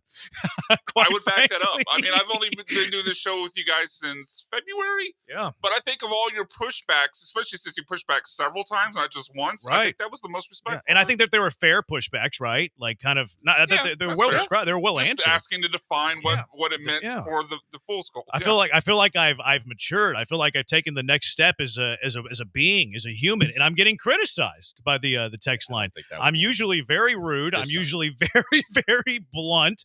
I feel like I did a good job there, 9062. I felt like I am growing as a person as we reach the end of the year, and I'll continue to work on myself in 2025. But as someone who is my prevailing attitude is a little bit blunt. Sassy. Does that come across a little bit rude at times? I understand that it does. I'm not rude in my heart. I really do mean well. But as I do understand that about myself, I feel like I did a good job there. All right, 713-780-ESPN. What are your big Astros questions now as we enter the winter meetings? And yesterday, the big domino fell. We'll talk about Juan Soto later, the biggest contract ever given out in sports history. It's insane. Over the weekend, we saw Brian McTaggart. He had, 7 years, $156 million? Was it 6 years? I can't remember. 6 and 156. 6 and 156 for Alex Bregman. One of the big name reporters, I think it was No, it wasn't Rosenthal. It might have been Heyman or Nightingale. It was Nightingale. Nightingale said that the Astros and Bregman are $50 million apart, which that's a big number, by the way. $50 million is not, chump change. You're not going to pull up the cushions of the couch and find $50 million. So that's an amount where if they don't make that up, I hope Astros fans realize Bregman had no choice but to leave. Like, that's not about, state taxes, you should come here. I wonder what the dollar amount is where Astros fans would be forgiving. Maybe that's a topic for another day. But I hope 50 million is enough for Astros fans. Like, okay, go get the bag, man. We understand. Yeah, but I think that would be more on. Speaking for myself, I would. I would say that would be more on. Don't be mad at the organization, because at a certain point they just realize there's a threshold they're not willing and feeling comfortable, getting into. And I think it's a separate conversation, but sure, along the same lines, I think that's right. Like, once you get a north of 200, it's probably in the territory where even hashtag pay the man guys will go, okay, I get it. Yeah. It's interesting you bring it up from a fan base perspective, as they would be mad at Bregman, because I don't get the sense at all that if Bregman leaves, that Bregman will be the ire of the fan base. I think it'll be Crane. Yeah, that was my point. Like, depends at a certain point, you got to understand. On the dollar amount. I think you got to sympathize with at that point with the scenario. If it gets 50 million more than what that initial offer is, I think that at a certain point you got to tell the fan base, hey, look, this ain't the organization's fault. That's just smart doing what they're doing. Don't be mad at the organization, and you can't really be mad at Bregman because he's chasing a dollar figure that he may be able to get. Yeah. I'm that's the first I've heard of disgust directed towards Bregman, which is interesting because if it's like some fans maybe, but like your point about what the difference is and what the delta is in contract does matter, because if let's just throw out $200 million for 6 years, the Red Sox give him that. The Astros had a $200 million 6-year deal, and the tie was just he wants to leave Houston. I think that there would be some disgust with the fan base. I hadn't allowed my mind to go there, so what the contract offers matter do come into play. But so Nightingale or whoever it was. So there's a $50 million difference. Do you think that Alex Bregman's a $200 million man? I don't. I just don't. And if the first domino in Soto falling opens up a free fall of more money and more opportunities for Alex Bregman, so be it. Then good on Alex Bregman being a free agent in this market with some of the bigger, deeper pockets in this league, able to throw money his way to where he can cash in. If I'm the Astros, I have to be respectful in the fact that I love what Bregman has done here. I have been in the discussions. I have been serious and sincere in wanting him back. But at a certain point, I got to draw a line in the sand and go, but I'm not doing it for that, because I just think that you set yourself up for way more that can go wrong than the fact that he could possibly be a big return on investment. Yeah, I'm out on Bregman. Like the numbers, even the 156 for 6 is too big of an offer for me. And I understand that there aren't other options, and Dana Brown will get to that in just a second. I think that's too much for a good that is starting to, I don't want to use the expire. Expire's too big of a word because he's not done as a baseball player, but he's starting to digress. Like he's digressed in each of the last 3 years. He's moved backwards in each of the last 3 seasons. People are acting like he's still the 2018, 2019 Bregman. He's 5 years removed from that. No, plus, he had to work his ass off to salvage last season because of how long the slow start took for him. He did salvage. He salvaged it well. He did. To give him credit there. But what if there's a year? What if he stopped salvaging it? And look, he had injuries last season too. Like he had injuries that were keeping him off the field at the age of 31 last season. He's moved backwards as a player. His arm is gone. Like his arm hasn't been good in the last 2 to 3 years either. Now he gets away with it because he's so good defensively, but he doesn't have this cannon for an arm either. Plus, we found out that he had to go through a procedure, whether you call it an operation or just removing bone chips, because we knew that he was not available all the time at the end of the year. He's also not a fantastic athlete. He's kind of small. I don't think he's a player that ages well, quite frankly. I think the first signs, too, were the fact that when we constantly have to have this conversation at the start of every season, he's a slow starter. He's a slow starter. This one was slower than it's ever been. And that there's nothing that says we're going to reverse that now that you got all this money in your pocket because you're getting older, because you're not a very smooth, fluid athlete, because yes, you do work really, really, really hard. But at a certain point, you start looking at this going, this looks like it's going to be more the norm than just an anomaly. Oh, he got off to a really slow start last year. But believe me, next year's going to be better. I'm sure Scott Boras is telling people that. I don't think that I feel confident in that. Not only with his track record of obviously getting off to slow starts in almost every season, even the good seasons, you would have to expect if he'll be 31 when next season starts. The slow starts, the bounce back from previous seasons, the bounce back from being worn out over a full season, that's not going to get better as you age. If you're saying, are the slow starts going to get better or worse? I think they're only going to get worse and worse as you reach age 33, 35. By the time you get to the end of this contract, if it's 6 years, you're going to be 37. Those slower starts, when you get older and you have a more difficult time recovering, are only going to get worse and worse as you age. OPS plus, the average ball player is a 100. They always, mess with the algorithm to get the average player at a 100 OPS. Alex Bregman had the injury-prone 2021, so he only played 91 games. He's been he's been an Iron Man, quite frankly, with the exception of 2021 when he missed a bunch of games, missed about 70 games. Now, this past season, he only played a 145, which was the lowest that he's played all year, not counting his rookie year, not counting the COVID year, and not counting the injury-riddled 2021. So he played the fewest game he has in his career with those exceptions. And his OPS plus in the last 3 years, 134 in 2022, 122 in 2023, and then 118 this past year. It's not going to balloon back to 140. It's the natural regression of an athlete, not even a baseball player, of an athlete. So I'm out on the Bregman thing. Here was Dana Brown talking about, I feel like actually they're going to sign him though. Here was Dana Brown talking on Sirius XM about the latest on Alex Bregman. Look, Bregman's outstanding, great defender, good bat, quality AB all the time, done great things here in Houston. We're working on it. We're having a lot of conversations with Scott, and we're optimistic. There you go. And Joe Espada also said that they have a high level of confidence. The way that they're talking, and I read the tea leaves and trying to put 2 and 2 together, the way that they're talking, I actually think they're going to get them.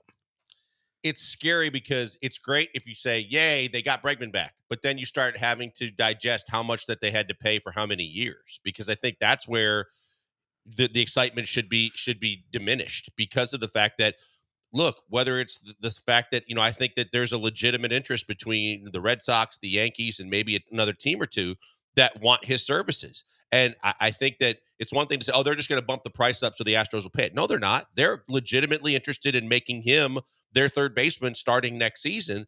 And so there's going to be a market. And with a market, and it only takes 2, but you're going to have multiples. And a lot of them, like I said, are big market, deep-pocketed teams. Yeah.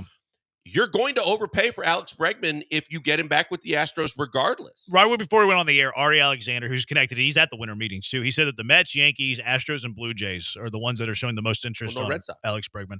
He might have said Red Sox. Okay, I did see somebody else say that the Red Sox were in on him too. Yeah, they're trying to move Devers to first, and they would like to put Bregman at third. He makes some sense in Boston. I So think. no Diamondbacks, no Nationals, because those are teams that No, popped up early. Diamondbacks. I left off the Red Sox. The Astros, Red Sox, Yankees, Mets, and Blue Jays. Diamondbacks aren't an option. Like No. they're really not. Like people like to throw out Diamondbacks because it's like the closest to where he's from, I guess. And he has a house, I guess he's building there or whatever. They picked up the option on Eugenio Suarez, Yes, that's and then they have Ketel Marte who plays second base. Like they don't have a spot for Alex Bregman. Yeah, Eugenio Suarez or whatever. That's I thought I vaguely remembered that Arizona was out the minute that they picked up the option there. He's going to play third base. I think that early on in the discussions, the talk got really fired up because of the fact that Bregman sold his house here. He bought a house in Arizona, and people immediately put two and two together. Well, he's going to be a Diamondback next year. No, not necessarily the case. A lot of players have their homes off season in Phoenix. Yeah. If they didn't pick up the option on Suarez, it makes a lot of sense. And I don't think he has to go somewhere to play third. I think he can play second, but they're blocked at both positions.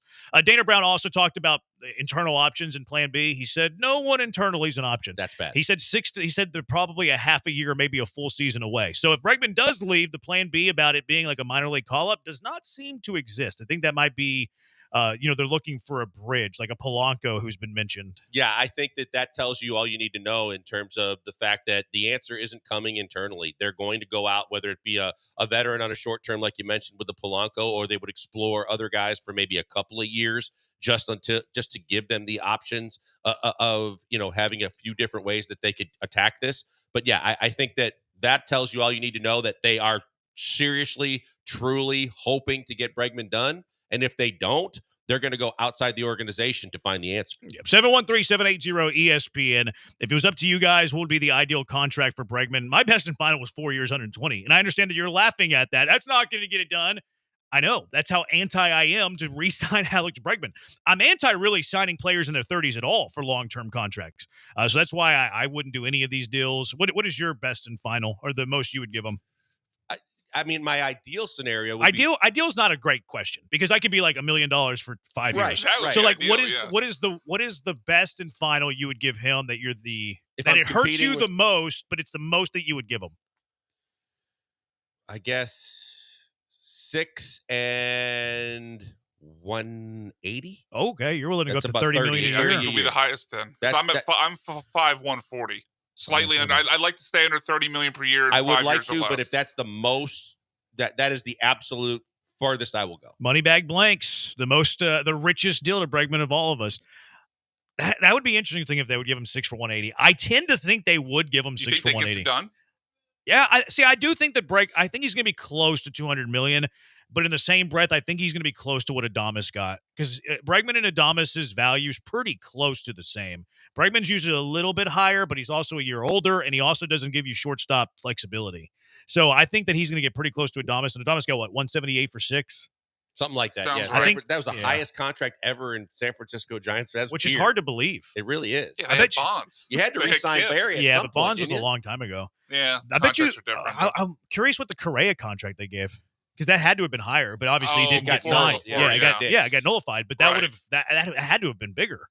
I think it's north of 200. And they were in on Arson Judge. In fact, some people thought that they did everybody sign thought Arson that- Judge. They thought that that they were the favorites to land Judge. Eric says if Bregman takes 160 from the Yankees versus 156 from the Astros, that's where fans will hate on Bregman. That's a good point. That is the scenario that exists. I feel like if the gap is that close, the Astros aren't going to lose out on it, but we'll see. All right, 713-780-ESPN. What are your big Astro questions you have with the winter meetings starting today? We got Bregman aside, so let's discuss everything else that isn't Alex Bregman. 713-780-ESPN. The Bees on ESPN 97.5 and ESPN 92.5.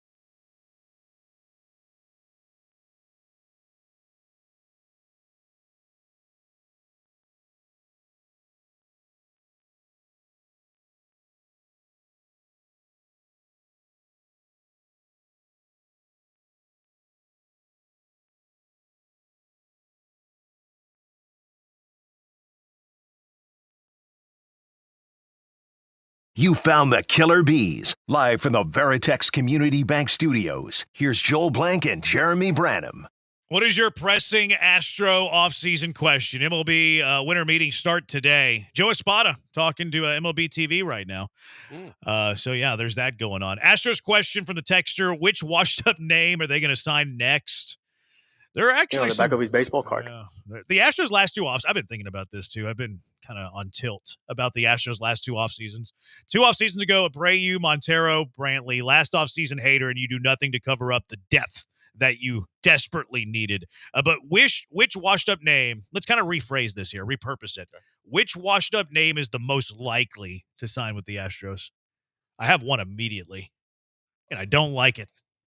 Verlander's an interesting Justin one. Verlander. That's an interesting. See, I wouldn't mind the Verlander one because I think that the Astros need one more starter that can eat some innings. I'm not signing Verlander to be at the top of my rotation. I'm signing him to eat innings in the bottom of my rotation. I could live with Verlander. The one that I do not like, and I've actually been a fan of his, a big fan of his, would have liked to seen it last year at the deadline because you had absolutely nothing. I think it could be Paul Goldschmidt. I think Paul Goldschmidt could be a name that the Astros signed to play first base or platoon with Singleton, and I don't like it. He regressed a lot. He's no longer any good. The analytical numbers, like the baseball savant numbers, do not like him. I would be out on Goldschmidt, but I could see it. How much money you giving him too? It wouldn't be much because I don't think there's a whole lot of demand for him. I hope not, because you're still trying to deal with another year remaining on the Abreu contract.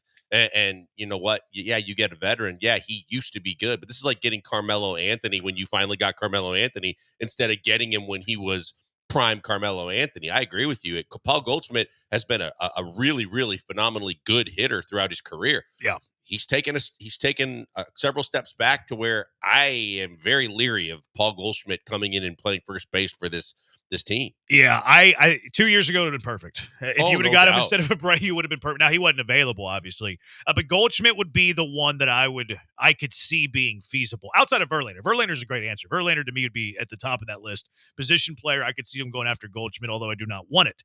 Another texture: does the Soto contract even matter for Bregman? He's nowhere near that level. It's not that he's going to get anywhere near that level. It's about the other teams that now could express interest in Bregman. We talked about this last week. The biggest thing that you have to worry about being in the American League with a team like the Yankees, who, yeah, you can say, hey, positive, they lose one of their best players in the middle of their lineup, but maybe a better team next year if you believe some of the rumors that are out there that when they switch gears after losing Soto, that they go after Corbin Burns, Alex Bregman, and Christian Walker. If you add those three pieces as opposed to Juan Soto, there's a chance that they are a more complete baseball team. Yeah, I'm with you on that. Well, the Astros offers Sasaki.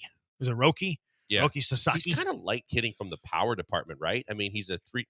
Oh, the pitcher. Yeah. Who's the other guy that became available? I forget his name. He's from the Korean League. I usually like guys from the Japan League more than the Korean League. Like they translate better to the bigs. Because I saw people asking, would the Astros be interested in him? I think as an outfielder, he doesn't have a whole lot of pop. He's a 300 type hitter, and I think that the price is going to be very high. I don't think that they're going to offer to either one of those guys. Yeah, usually like the last 10 years or so, the guys from the Korean League really haven't done a whole lot. But it was the Nippon League. They've done really good.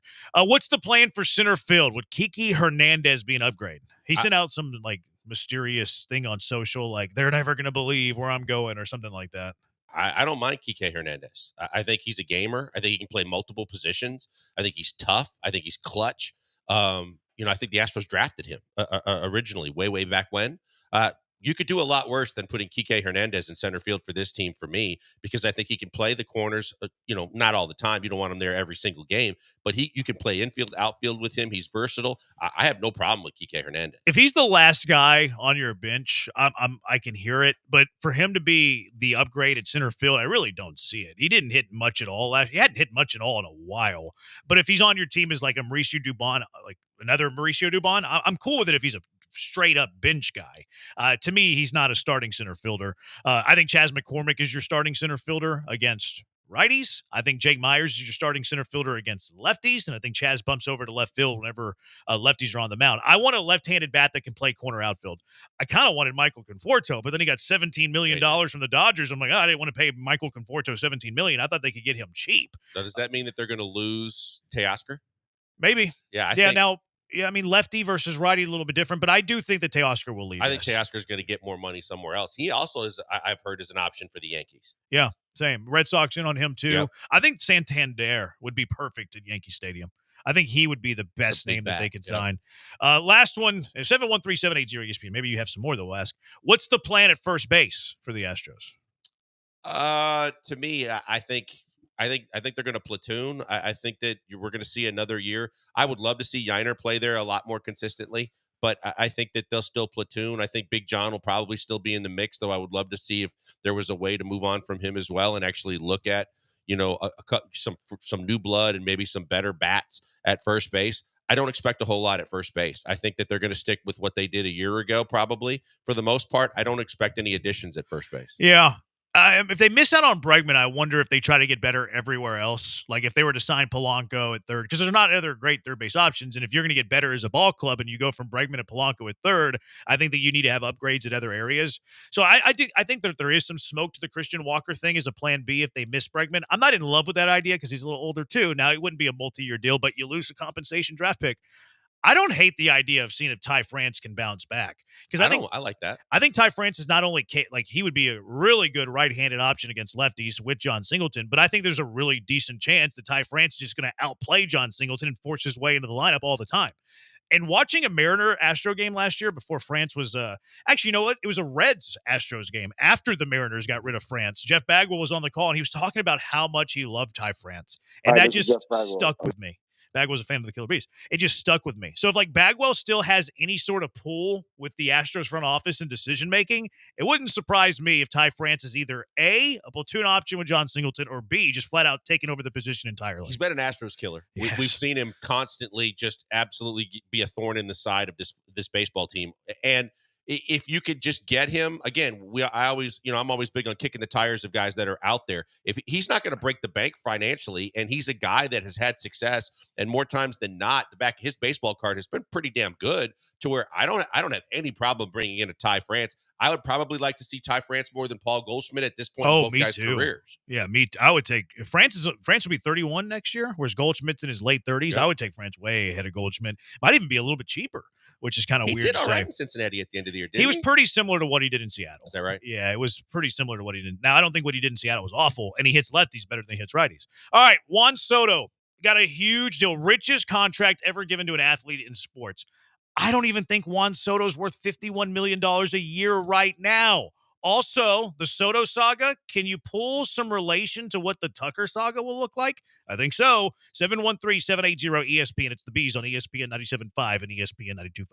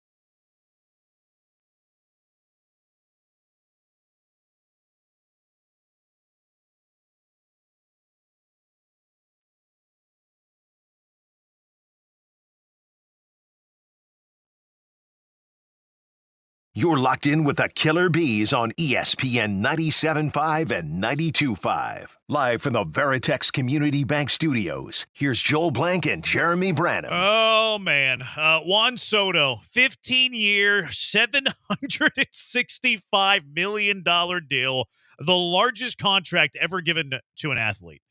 Insane how much the Mets spent on Juan Soto. Came out later that the Yankees offered him like 16 for 780 or whatever it was. Yeah. What do you make of this 15-year, $765 million deal, and then Soto leaving the Yankees for the crosstown Mets? Look, the first and foremost priority for me was to let him leave and go to the National League and then let them all fight it out and just try to lessen the Yankees no matter what. I love the fact that he's leaving the Yankees. I love the fact for the first time in a long time, the Yankees are losing out in a bidding war where they're always the king that kind of has more money than everybody else and wins. He is not worth that kind of money. He is not a two-way player with Cy Young possibilities like a Shohei Ohtani when he comes back from Tommy John surgery, where we originally had the conversation of how much you're willing to pay for a guy that's dominant and one of the best at his position, both pitching and fielding. When you're talking about Juan Soto and he's just playing a corner outfield position, and you're suddenly going to pay him that much money for that long, you talk about a wasted return on investment at the end of that contract. But this is basically the fact that the haves and the have-nots, and if you're the Mets and you're Steve Cohen and you're trying to compete with the Yankees, this is, I want to take them away from them. I have so much crazy money that I don't care how much I spend. And I am going to make sure that I win this sweepstakes to get the guy that I want that's the premier name in free agency. It was kind of market value, though, like seeing what the Yankee deal was. So it's not like he went like to the moon and then no one else was willing to keep up. Like the Yankees were willing to keep up, but ultimately the Mets win it. I'm with you. Now, to be fair to Ohtani's $70 million a year, 700 for 10 versus 765, 15, where it's $51 million AAV, but still the total value of the contract is $65 million more than Shohei Ohtani. And undeferred. And not deferred. And then Soto also doesn't have the marketing that Ohtani has. Now, I'm not saying that Soto doesn't have any marketing. I'm just saying it's nowhere near what Shohei Ohtani has. So of the two deals, give me Shohei Ohtani over Juan Soto. There's no way that Juan Soto can live up to this contract. I'm not sure that Juan Soto currently, right now, is worth $51 million a year. I think the Yankee Stadium was good for him. In fact, it's the only season. Do you believe this? This last year was the only year in Juan Soto's career where he hit north of 40 home runs. Really? The only time in his career where he hit north of 40 home runs. He was 19 and in a World Series. This contract's almost older than he was whenever he played in the World Series, or will be older with the end of it. Last year was the only year where he had more than 40 home runs. I'm not sure that Juan Soto, look, he doesn't play a premium defensive position. Like, these offensive numbers are fantastic. No denying that. I think he was third in OPS. But Juan Soto has never, prior to last year, hit more than 40 home runs in a season. He is a 0-time MVP. He plays right field, not center field, not shortstop, not catcher. I don't think that Juan Soto right now today is a $51 million per year player. And the Mets gave him $51 million for this year and the next 14. Ooh. I think it's a stupid contract. Yeah, not that, a guy with that much money in that market can't find a way to, to sustain and make that team still compete.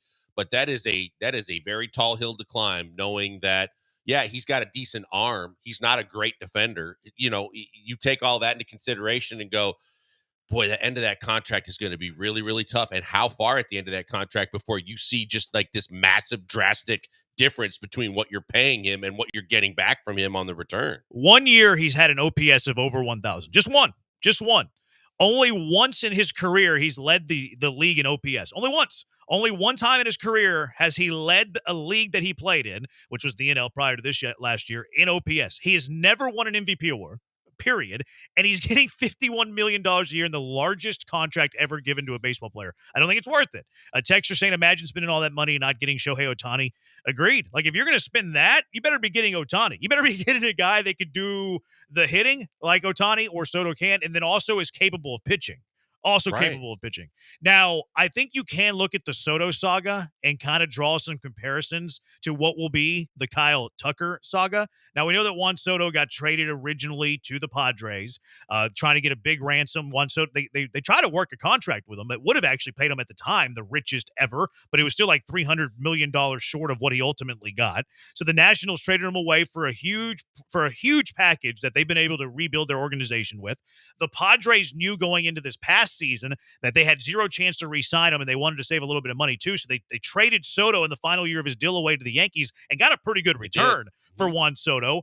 And now, because the Yankees lose Soto, what they're getting in the compensation for the draft is a 4th-round pick because they're operating in the competitive balance tax. The Astros also are operating in competitive balance tax. We're still unsure what they'll be operating with next year.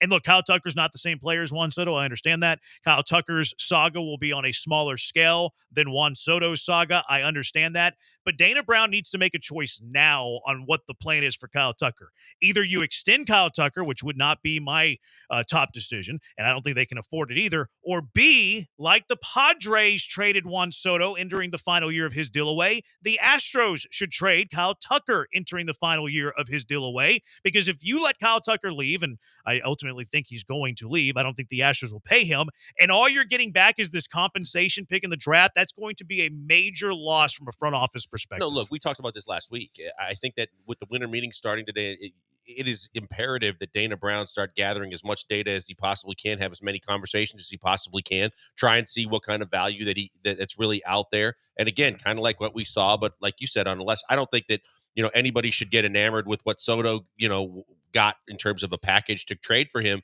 and think Kyle Tucker's going to bring the same kind of package back, but you should get a decent package for Kyle Tucker. And even Framber Valdez, as we talked about, because the fact that if you internally know in your heart of hearts and in your intelligent minds that you're not going to resign either one of those guys, then you need to get something back for them before it's too late. Because when they're rentals, the value of anything that you're hoping to get back is going to go and diminish greatly too. So I think that now is the time to really explore all your options and have those conversations if you haven't already had them, but finish them internally to say, we really don't think we're going to bring him back, because I think he's going to be too rich for their blood. And I think that they are going to, at the end of the day, balk on him no matter what. So you might as well try and get something. But now I understand that they're also going to be concerned about, well, we're trying to win it this upcoming season. And without Kyle Tucker, maybe our chances are diminished a little bit. Mm-hmm. Well, then go get somebody else. Padres made the playoffs too. Yeah. Oh, Padres actually, a lot of people thought were going to be a favorite to make the World Series. Yeah, I don't think, like, baseball's not basketball. Basketball, you trade your best player, you have zero chance of winning. You do that in baseball, okay, well, as long as the rest of your team's still really good, then you still have a really good chance of making a deep postseason run. Look what they did last year without Kyle Tucker. We didn't expect that he was going to be out for that long a period of time. While he was out for that period of time, you won a lot of baseball games. You had a lot of success, and you not only got back into the division, you won the division. Yeah. I'm in favor of trading the Stars. You know that. 713-780-3776. Let's go out to the HRP listener line. Paul, you're in the hive with the Bees. What's up, Paul? Hey, fellas, two things about the Soto signing. First, any giant, large, long-term contract like this, unless it's like the Ohtani deal, which has deferred money, by definition, it's a bad deal for the team that's signing it. I mean, if you think about, let's say there's 6 teams bidding on Soto, 5 of them thought it was way too expensive. So, I mean, they're probably right. The second thing is this is going to make it, I think Bregman is a great fit on the culture of the Yankees. I think New York people would love him if he plays like Bregman, if he's good. And I think he wants that spotlight. He probably wants to stay in Houston with a big contract. That's probably not going to happen. I think Bregman goes to the Yankees. Appreciate it, Paul. Thanks, Paul. Appreciate the call. I don't know that I think that it's going to be interesting to see where Bregman lands. I don't see him as a Yankee. I know he grew up, he was a big Jeter fan. But at the same time, I don't think that they've got enough guys that are trying to be the leaders and the culture guys in a locker room like that. At a certain point, you still have to perform. I mean, they go out and they bring in these guys, and the expectation is it's not just about leadership. You're still going to have to perform on the field.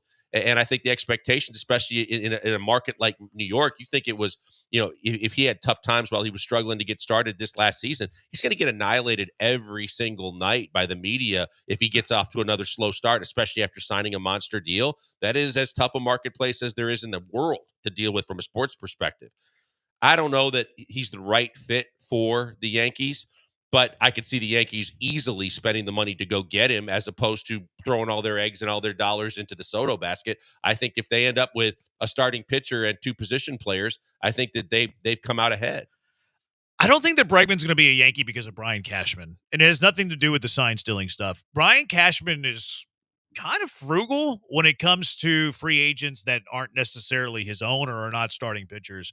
Like, they don't sign guys like they used to sign. And I think that they're going to see some of the warts we see in Bregman whenever we like, okay, this is a diminishing player for each of the last 3 years. Okay, he doesn't have a great arm. Yes, he's a good defender, but doesn't have a great arm. Diminished last 3 years. He could be 31 next year. Do we want to give a 6 or 7 year deal to a guy that's diminished in each of the last 3 seasons and pay him close to $200 million? To me, it doesn't smell like a Brian Cashman move. It's interesting because of when he made the trade for Soto and he spent the money for Judge and he's brought in a lot, other guys too, where he has been willing to spend. But I do understand where you're coming from in the fact that lately, like the Garrett Cole situation, where he basically changed his philosophy and said, you can opt out of your contract, but we're not giving you any more money. And Garrett Cole was so hell-bent on being a Yankee, and he thought he was just going to collect an extra 36 mil to continue to be a Yankee, that he went back and appealed it so that he didn't opt out of his contract. And Cashman surprisingly put his foot down. Yeah, that's not something you see out of the New York Yankees. I think the fact that they have money to play with, if he is a little smarter and wiser about it, depending on who else is out there and what else he looks at doing. I mean, if you're in the market, we always know the Yankees' biggest deficiencies are pitching related for the most part. If they get Corbin Burns and they move to the top of the list for Corbin Burns, that's a great ad. And that's a guy that's worth it. I think they'd love to get Alex Bregman on a 2 or 3 year deal because he would solve it short term at third base when it's been such a glaring need for that franchise. Look, Ari said that the Yankees were interested. I just don't see it. Like, to me, Cashman, yes, they have tons of money, but he usually spends the money wisely. I see them being in on like Walker, Santander, Teoscar, and Corbin Burns. I really don't see the Bregman thing, but maybe it's because I don't want to see it because that's the one spot I really don't want him to go. They're in L.A. All right, College Football Committee. They announced their playoff. The 12-team bracket is out. Did they get it right? 713-780-3776. It's the Bees, ESPN 97.5 and ESPN 92.5.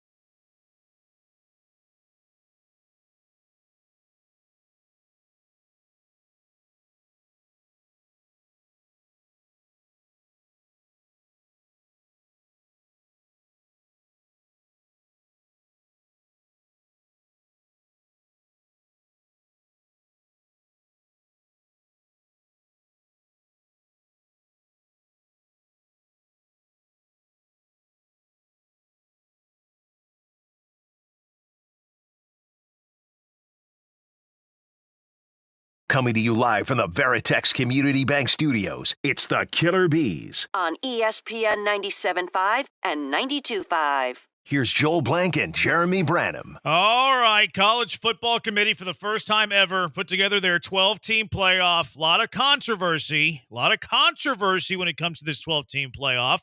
Where do you stand on it, Blankers?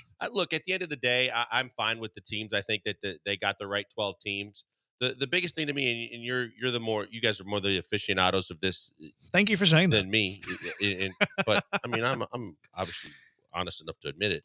But when I look at it from afar, the one thing that does bother me just in terms of how the bracket stacks up and looks, I understand that they got the 12 teams in, and there should be some form of recognition and reward for winning your conference. But at the end of the day, to give Arizona State a bye. Easy. How about Boise State? Yeah, I was going to say, let me finish. You had to start with the Big 12 team. Yeah, because I triggered for that very reason right there. But that was on purpose. But to give Arizona State, a bye and Boise State a bye, and say, to me, I look at the byes as the teams that are the top 4 teams in the country that are just the big powerhouses that have put everything on paper for the entire season. It's kind of like in the basketball tournament. You win your conference title, you make the tournament. That doesn't guarantee you that you're going to have a bye or, this seed or that seed.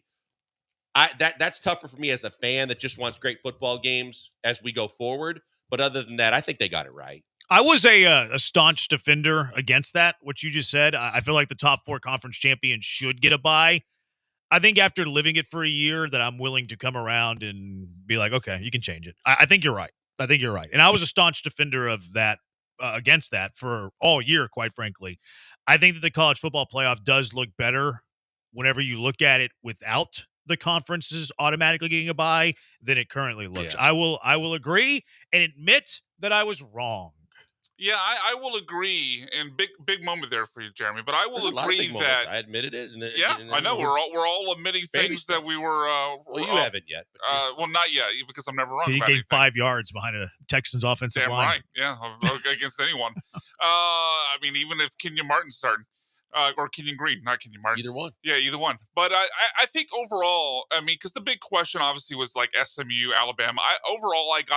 I thought that the committee did a good job in not only getting it right, but sticking to what they'd said, that teams playing in the conference title games wouldn't be harshly penalized. I mean, the committee told us before the conference title games that SMU was greater than Alabama. Well, Alabama shouldn't jump SMU. If you believe that, like the committee did, if SMU is greater than Alabama, then because SMU lost at the buzzer on a walk-off field goal in an extra game, to a bad team.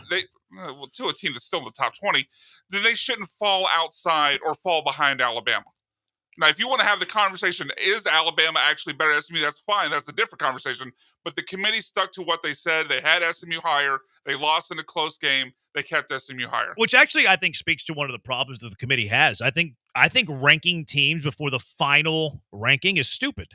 Because now you do commit yourself to some very difficult things after the fact. Like what? And I understand the point of unveiling these rankings is for entertainment, is to get fans interested. It's to have the show. I understand it from an entertainment point of view. But it really pigeonholes themselves for that very point. Because the fact that SMU is ahead of Alabama entering the conference championship, and because you don't want to punish a team that's in a conference championship game, you can't drop them below. Well, then don't have the polls. Don't let us know. I thought Nick Saban nailed it right on the head when he was talking about that the committee screwed themselves if they ever wanted to jump Alabama over SMU by having SMU that high in the polls to begin with. Not only that, Jeremy, but at the same time, cover your own ass by not coming out before the final weekend of all these conference championship games and make the statement for the public to digest that we're not going to punish anybody for said rankings either. I mean, if you don't say a word and then you say, hey, the eye test told us this after we watched that, that we could do something like this, then I don't think you get as much backlash. But because you set it up yourself to basically say, we're not going to change and where we rank them is where they're going to be, you did it to yourself. It was self-inflicted. You're at 100% right. And I do have a problem with what the committee did. I will preface all of that by saying none of these teams can gripe and none of these teams can blame other people but themselves. If Alabama, don't lose 3 conference games. SMU, don't lose a home game against a Big 12 team. When you have your chance in the ACC championship game against a team who lost to an SEC team the week before, don't lose your opportunity. So that's the beauty of the 12-team playoff is that, yes, they might be ticked off at the committee, but ultimately they have to look themselves in the mirror and say, where did we go wrong? We screwed it up. We did not have a perfect year, which is what I like about these debates as opposed to some of the older debates, even as recently as last year. Like, yes, Florida State probably wasn't going to win 2 games to be the national champion, but they were undefeated. Like, there's no reason they shouldn't have the opportunity, even though they don't have their starting quarterback, to play for a championship. So that's the beauty of the 12-team playoff. And again, Alabama, SMU, all of these bubble teams, Miami, they have no one to blame but themselves. But as far as the Alabama versus SMU conversation goes, I do not know how this is even a debate. I don't even know how this is a question when you look at Alabama's resume and SMU's resume. When everybody will yell at you whenever you talk about, well, they shouldn't have lost to Oklahoma and Vanderbilt, who are a couple of bowl teams, by the way, but they won't mention that SMU lost to BYU. When you put them side by side, let me finish. When you put them side by side, strength of record rank, there's 0 metrics, by the way, where SMU's ahead of Alabama other than total wins, but SMU plays in a far weaker league and had an extra game, by the way. Yes, they lost that extra game, but had an extra game that Alabama didn't have the luxury of having. Strength of record, Alabama 9, SMU 15. Strength of schedule, Alabama 16, SMU 60. Win-loss over 500 teams or better. Alabama 5-1, SMU 5-2. Do you know how many top 25 wins SMU has? 0. None. 0. Goose egg. Do you know how many Alabama has?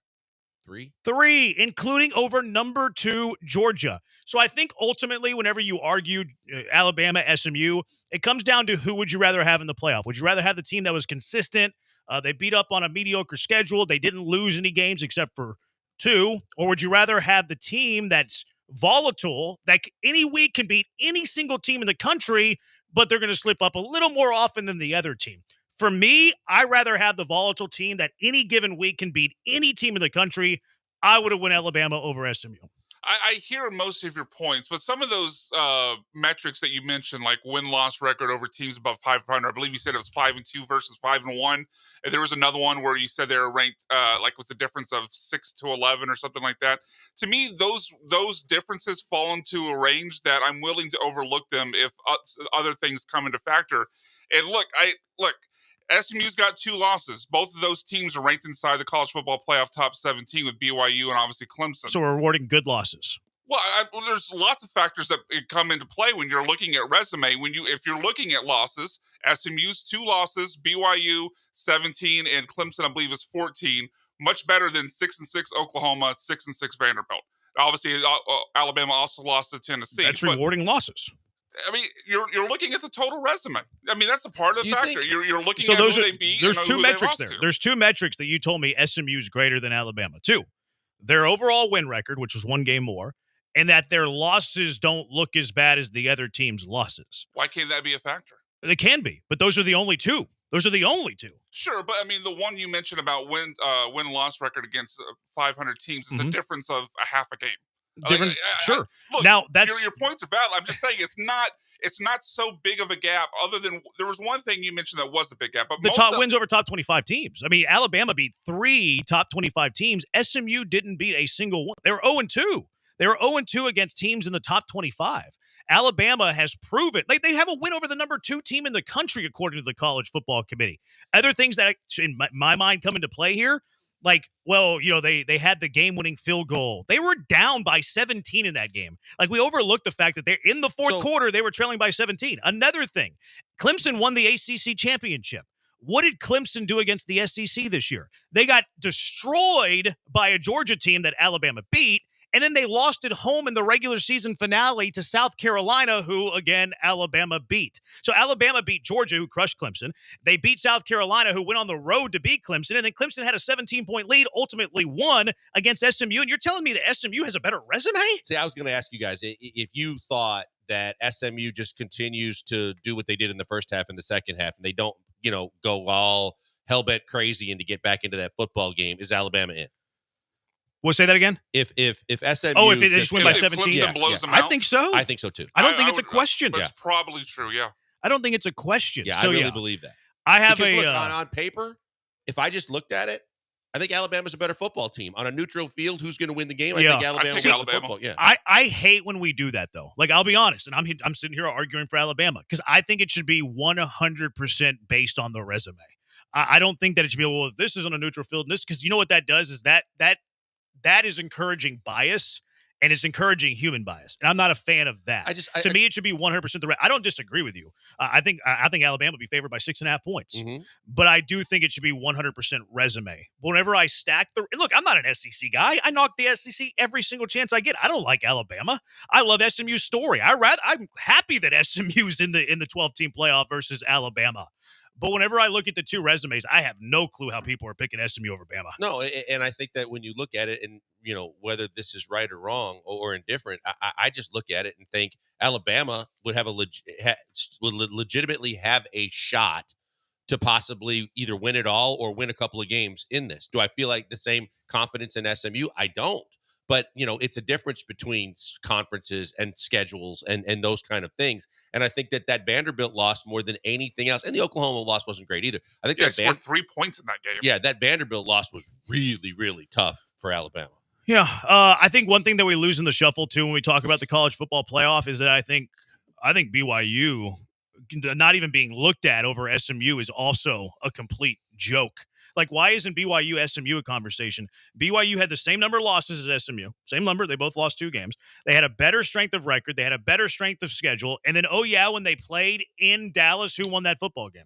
Why isn't BYU and SMU a conversation? It's when they lost, right? Well, It's when they lost. Yeah, which is dumb. Yeah, like, it if is you're going, dumb, but it is. That's why. Like, BYU, SMU should be the conversation. And plus, I think the ACC is easily the 4th best league. Like, I say easily. It makes me think that I'm talking up the ACC. I think they're a distant 4th. I think the ACC is lousy. I don't think there's any reason the ACC should have 2 teams in the 12-team playoff. None. They're the 4th best conference on every metric. Yeah, no, they've fallen off so far that I don't disagree with any of that. And I think that, again, we've done this in the past, but we didn't think we were going to have to do it again. But when you lose matters. And I think that's exactly why you're asking the question that you asked. And it goes back to releasing these polls each and every week, because now you're hostage to these polls. Like, just stop doing the polls and then do it at the very end of the year, because they don't want to bump an SMU below Alabama. They don't want to have the BYU SMU conversation because BYU lost more recently. Stop doing the polls, because they're at the mercy of these polls each and every week. And I think it gets a product at the end that is probably not as accurate as it could be. All right, 713-780-ESPN. What do you believe after this college football weekend? How about those Carson Beck heroics, huh? 713-780-3776. What do you believe? It's the Bees on ESPN 97.5 and ESPN 92.5.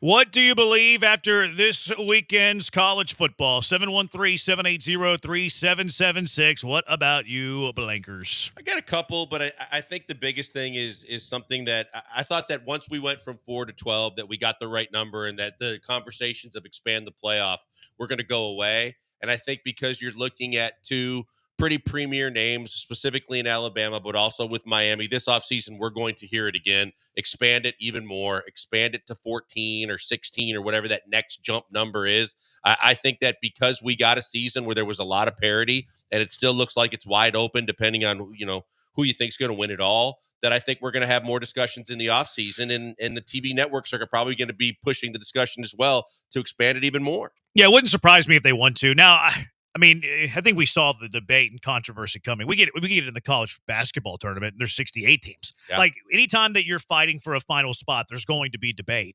What I like about 12-team versus 4-team is that when the debate is Alabama SMU, all they can really do is look themselves in the mirror and be like, we got to be better.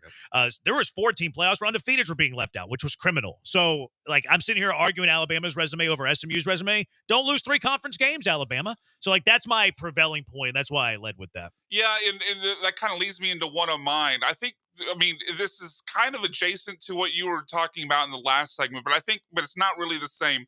The Alabama AD, talking about you only have yourselves to blame. The Alabama AD came out and basically talked about, well, it makes more sense now just to rack up wins and not just schedule tough out of conference. You look at their out of conference schedule, it's FCS Mercer, it's Western Kentucky, it's South Florida, which that was a tight game into the fourth quarter, and then it's, no offense, Joel, a bad Wisconsin team who went 5-7 and was 12th in the Big Ten. You didn't get left out because you scheduled tough in non-conference and lost a tough game, like going on the road to some powerhouse Big Ten team. You scheduled soft and then got your ass kicked by Vandy and Oklahoma. What are you talking about? Oh, I believe Alabama should have gotten in. Their AD's argument was incredibly weak. Yeah, it was so dumb. The SMU's non-conference schedule was more difficult than Bama, not just by opinion, but even then, BYU, TCU, they beat... Who did they beat to start the year? I can't remember. But just those two teams were Power 4, TCU and BYU, yes, out of the Big 12. They played a close game at the start of the season. Nevada. They beat Nevada by like 3 in the very first game of the year. That's not a great one. Not a great result, but still you won that game. So yeah, and the computers also had SMU's non-conference strength of schedule better than Alabama's. And on top of it, Alabama plays 8 conference games. They don't play 9. They play 8. So you lost 3 of 8, not 3 of 9. SMU also plays 8, but it's not like it was their non-conference that did them in. The first one that I have, I believe after this college football weekend, I believe that Carson Beck is a hero. Did y'all see that Carson Beck heroics? He came back onto the field with the elbow in. He had an elbow injury. He can't even throw the football. Kirby told it was the hand. Was it? I've seen. I know. I saw head. That's the shenanigans Kirby played, though. Shoulder. I saw shoulder recently. When he came back on the field, he basically looked like that arm couldn't move. Oh, it was hanging. But today was a UCL, right? They said it was a UCL. Yes, well, indeed, maybe after the game, but today. I'm talking today's They're news. saying The most recent information, but it is definitely an elbow. That's good. There's now not structural. They'll say that. I don't think they would have, because I mean, you just talked about FSU getting left off because they got in. They were. They won though. I know, but what I'm saying, when Kirby, when it's asked about it at halftime, it's like, oh, it's hand, he's going to be fine. I think that was strategic because if they lose that game, they don't want to have what happened to Florida State happen to them. They have to keep up their mirage. It's no big deal. Carson Beck will be back before the playoff games. Now that they're actually in, they can be truthful. It's pretty smart, though, actually. I give him credit for being heads up. Like, that's a pretty heads up move. But arm. We'll just go arm. Carson Beck with an arm injury comes into the game in overtime and leads his team to a game winner. The heroics of Carson Beck. Can you believe that? They should build a statue of Carson Beck for the heroics he had in the SEC title game. I'll tell you, the gamer. Was it Stockton? Gamer. Stockton was the hit that he took. And look, I think they got it right. I don't think that was targeting, but that was one massive blow that he took. I didn't think if Beck didn't get it done, I didn't think he was coming back in the ball game. I've never watching seen a helmet pop off like that. I was looking just on the interviews afterwards going, is he all there? Because I mean, that was a brain smashing hit. What else do you believe? I agree with you that it was proper non-targeting because it was shoulder. But yeah, that was it to the head though? It was kind of side. It was close. It was close-ish. That rule, I don't know that I mean, rule it would probably be 3 games in the NFL. But, man, that was such – I mean, obviously it was a tough loss for many reasons. If you look at the first half and Texas just destroyed them, and yet they had 6 points, and it didn't matter. And then the worst one was when Stockton threw that interception to Jahdae Barron. Yeah. Number 3, I don't know what the hell he's doing, but Barron picks it off. There's one guy that could bring down Barron and keep him from a go-ahead pick 6 with just over 2 minutes to go. And 3 starts celebrating instead of picking up the dude. All he has to do is block the Georgia tight end, and Barron can just trot into the end zone. Yeah. All right, enough Texas football. All right, what else do you believe this week? You got anything else? Yeah, the thing that I believe that's going to continue to happen that's really, really sucks is if you've got a good coach that steps in the case of UNLV, or a good coach stepping in for a good coach at Tulane, you're not going to have him for very long, because all it's going to take is one season where they get things rolling, or in the case of UNLV, 2 seasons, and they're going to get paid hand over fist. I think the Tulane coach said, you know what, without mentioning any Carolina or anybody else, said, I mean, if you're a reporter, if your newspaper comes and another reporter offers you 3 times what you're making, you're not going to be interested in that. The big money's going to be coming, and the lesser markets and smaller schools are going to have a tougher and tougher time hanging on to any talent, not just playing coaching. Yeah, he that was a funny quote. It was a funny soundbite. He announced today that he's not seeking other jobs, which makes me. It means he's probably getting an offer within the next week. No, I think he took his name out of consideration. Ooh, I don't. Something wrong from Tulane. I think he's done. I think it's one thing to say that, you know, he's not actively pursuing. But no, there was a different story today. Like, I know the soundbite that you're talking about. Here's a little bit of that soundbite, which I also found funny. People call. They call my agent. I don't talk to him very often. The last part was my favorite. I don't talk to him very often. But yeah, there was a report that came out today that he's taken his name out of any other job considerations, which makes me think he probably wasn't getting that job, which makes me think it's Bill Belichick. That was his quotes were interesting as well about making it like a breeding ground for NFL talent if he's coaching in college, and the systems that they run and the players they have and everything that they do. I just think he's got a harsh reality of, you know, the fact that he's going to be able to do the things he did in the NFL and have the budget and do everything the way he did it. But even if he doesn't get the Carolina job, you got to believe other schools are going to come calling for him, to where, yeah, it's the right thing to say right now, but I'm not completely sold that he won't take another job before, you know, the middle of the offseason. Yeah, it'll be apparently there aren't NFL teams calling though, so it's interesting with the Belichick. I'm not talking about the Belichick. I'm talking about the Tulane Summerall. I think Summerall is going to get other opportunities this year. Yeah, I think he's staying at Tulane. We'll see. I believe that Power 4 conference title games should not kick off at the same time. I understand they're on rival networks and all of it. Figure out a way to get all Power 4 conference title games kicking off at different times. You had the Big Ten, you had the ACC, although that one's not so powerful, kicking off at the same time. Shouldn't be that way. And because of the overtime with Texas and Georgia, you were kind of I was flipping back and forth going, did the Oregon Penn State game start yet? Because it was close even from that standpoint. I think they should all be standalones. That'd be great. All should need to be standalones. I believe that Oklahoma had a bad year, had 2 more games. They should have won, but they lost, and they're still being talked about. Boomer. So I got a Sooner there. Oklahoma's schedule, too. 6-6, I went and looked at Oklahoma's schedule. Murderer's row. Like, go look at Texas' schedule, look at Texas A&M's schedule, and then look at Oklahoma's schedule. Talk about night and day. Oklahoma got beat by, like, every single ranked team. Like, every ranked team that's in the SEC pretty much played Oklahoma this year. Their schedule is insane. I was looking at it yesterday. Josh from Seabrook, I believe, speaking of conferences, Notre Dame's lack of a conference is a hindrance to their chances in winning the college football championship. Yeah, I don't think that's something you can argue. I mean, they cannot be a top 4 team. They have to with win the current rule. By rule. They have to win one more game than obviously the top 4 teams every year. Yeah, that's going to be a problem. What do you mean? Well, I'm saying they're going to go into the playoffs with no chance to be 3 wins to a title is what I'm saying. Yeah. In the playoff, they have to win 4. Right. Yeah, because they can't be a bye because they don't have a conference championship, which is probably why they should get rid of the conference championship automatic bye. I'm with that. I mean, that's an earlier conversation we had, but I agree with the automatic bids for the top 5 conference champions, but after that, seed it how you seed it. I believe Texas is a fraud.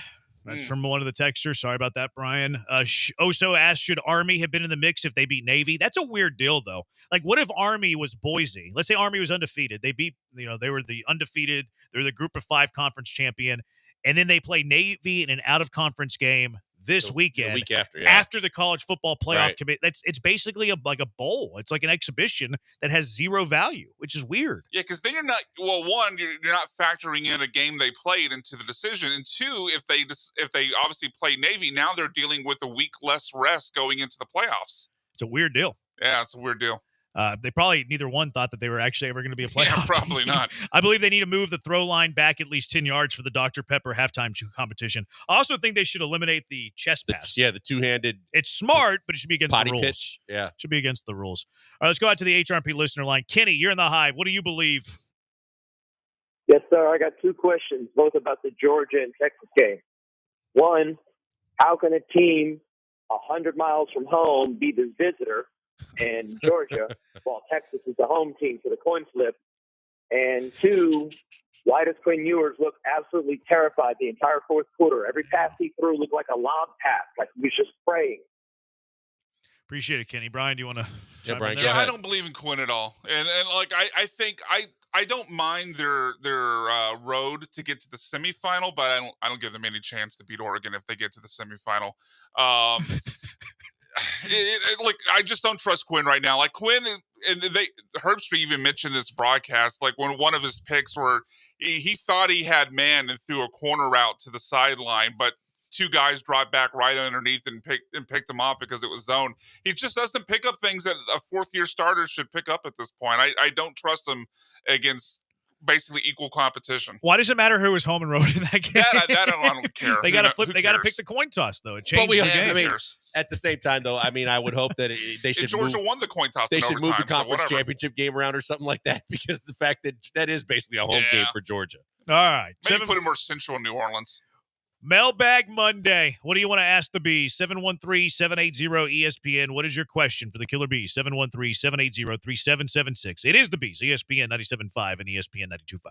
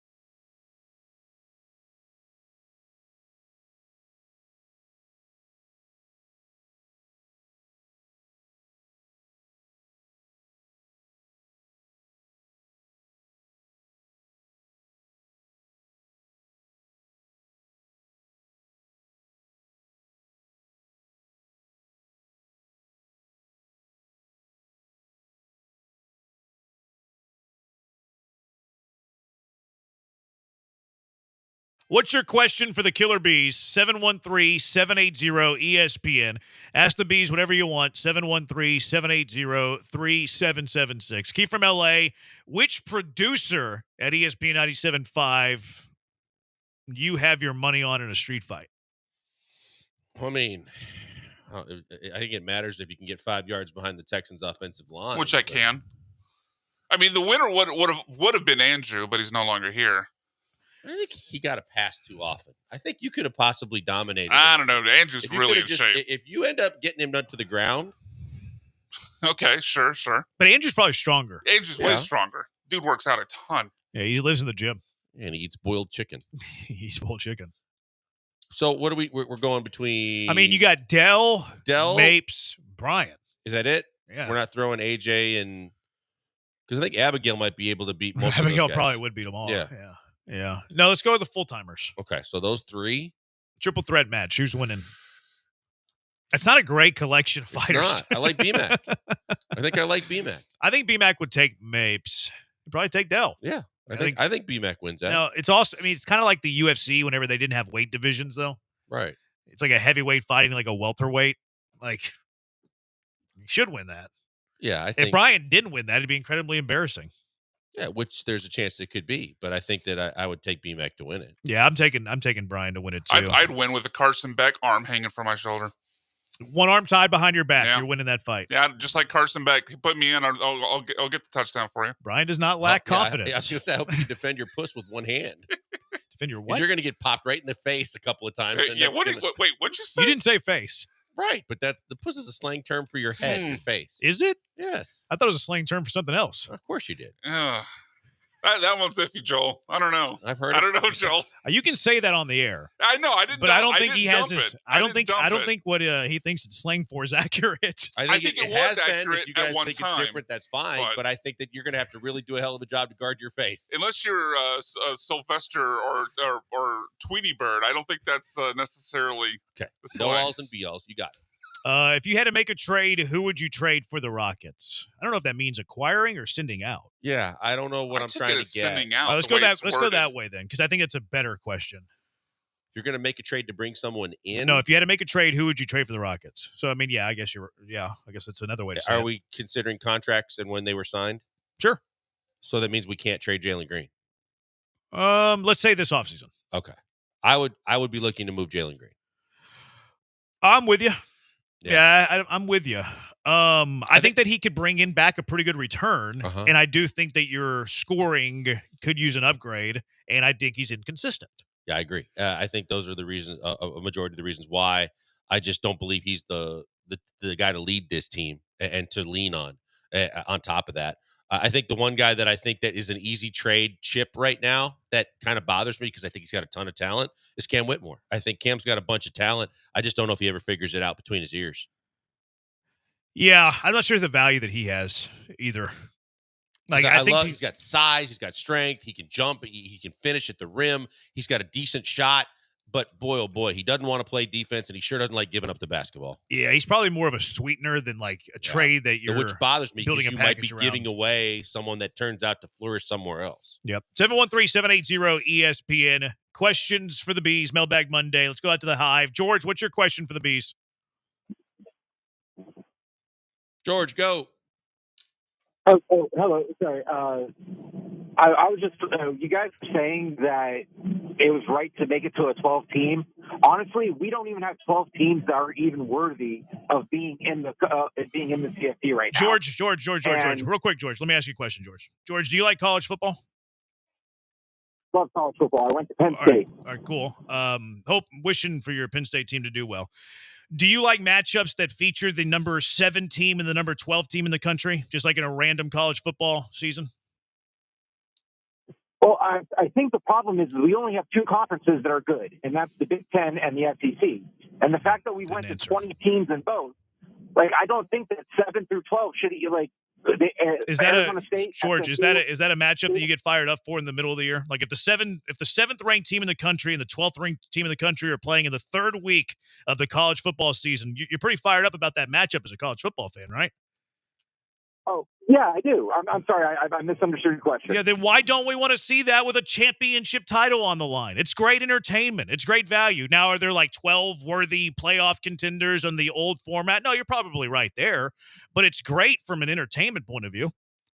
Well, it's great. Like I think the problem was we left out an undefeated Florida State last year, who had, even though yes they lost their quarterback, but they had the right to be there. Yeah.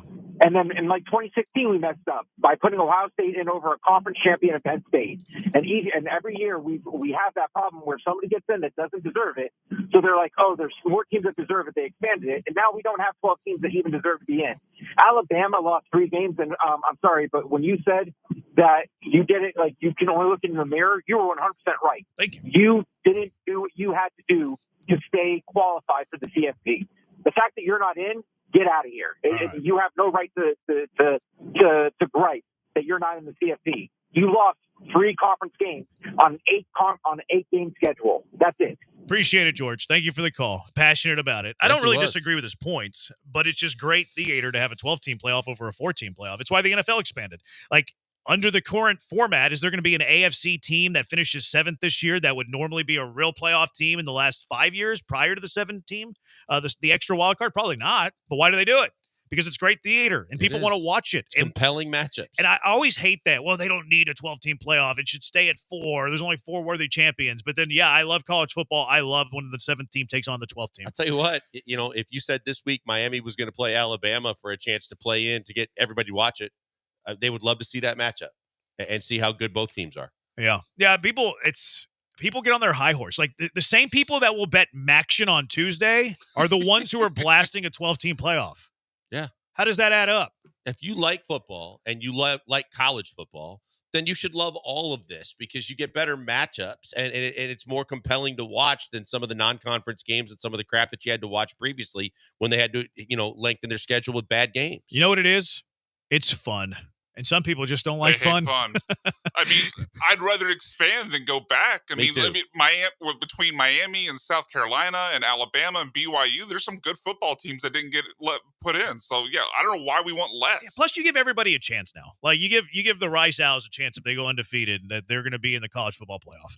That to me makes it worth it in its own right. All right, last one, Texter. What's the worst fashion phase you've gone through?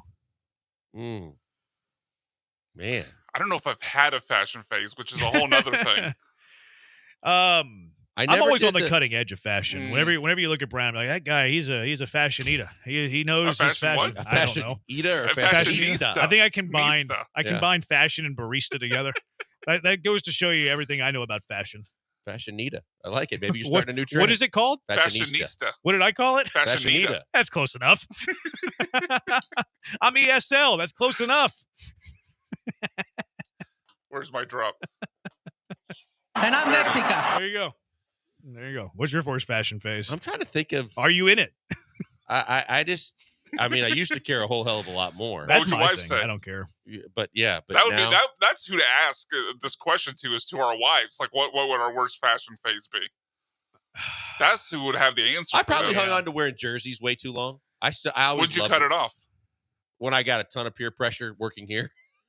So, okay, so that's roughly. We had conversations all the time on air, but there should be a cutoff point to when adults. I agree with that. I'm just curious what age you got. Well, you don't have to say, but I just from my own curiosity, because I have a threshold in my mind. I wondered if you were past. The discussion was that the threshold, regardless of individual situations, was that any adult over 30 shouldn't be wearing jerseys. I'm kind of with that, and I would add on the caveat is that if you wear a jersey, it has to be someone older than you.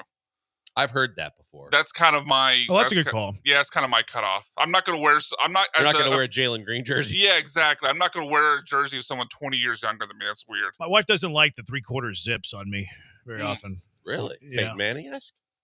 I think they're more like the U of H ones. No, I know. I'm kidding, but I'm saying Peyton Manning is known for the fact that he wears the. I did buy my first ever oil and gas vest though.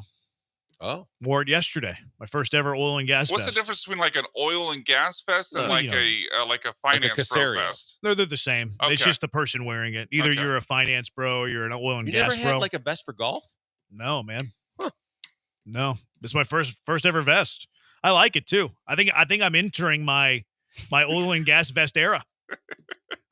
Congratulations. It's a good era for me. All right, what are your hottest takes and biggest questions after week 14 of the NFL season? 713-780-3776. It's the Bees, ESPN 97.5 and ESPN 92.5. Guys, before we go to the break, a word from our good friend Doc Linville. Doc Linville, best in the business at doing a lot of stuff. He's right here in the Med Center. He does plastic surgery. He does Botox. He does spa treatments. With the holidays coming up, looking for the perfect gift for someone that you know and love, there's opportunities galore at Doc Linville's office. And then there's the specialty that I speak of all the time, which is the fact that he can help get your hair back. If you're a guy and you're struggling with pattern baldness, or you've just lost a lot of hair and you don't think there's any way you can get it back, and you don't want to try all the gimmicks that you just don't see as being a viable option to work long term, I encourage you to go to 975hair.com, because at 975hair.com, you listen to us, you're interested in him, you get a free consultation with Doc and his staff. It normally costs $150 for people off the street. You don't pay a dime. You don't sign anything. You don't put any money out of pocket. You don't make any commitments.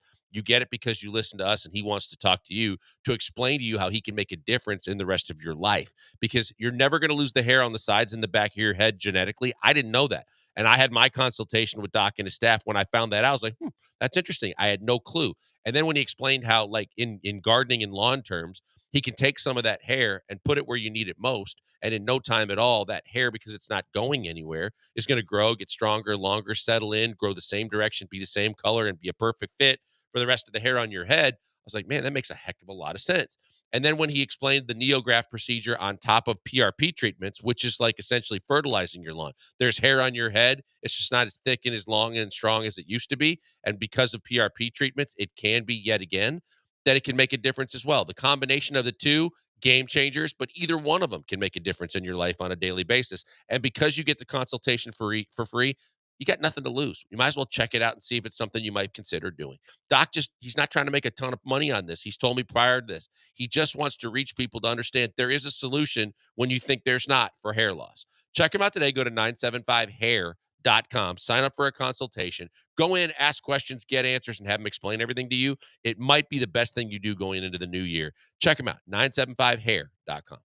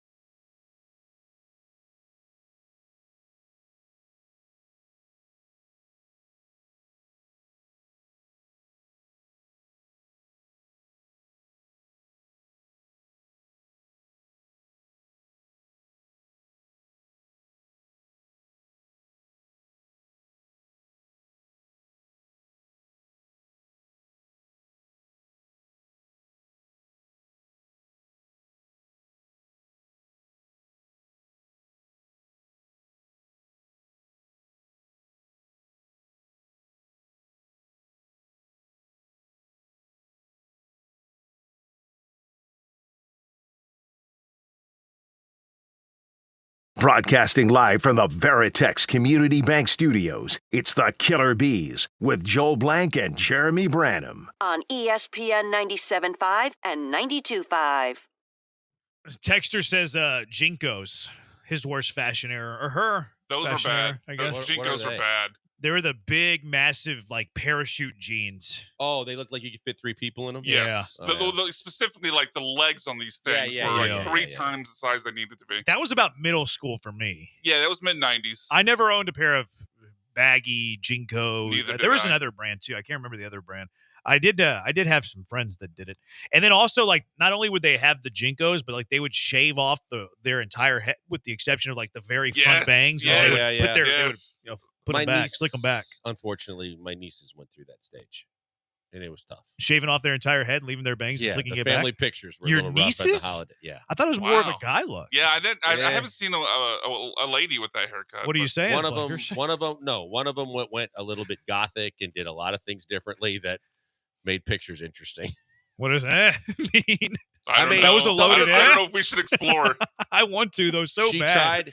She tried the thing that I didn't realize was a thing, but they have the meat hook thing that looks like 2 fish hooks that you would hang like carcasses of beef on. Yeah. Okay.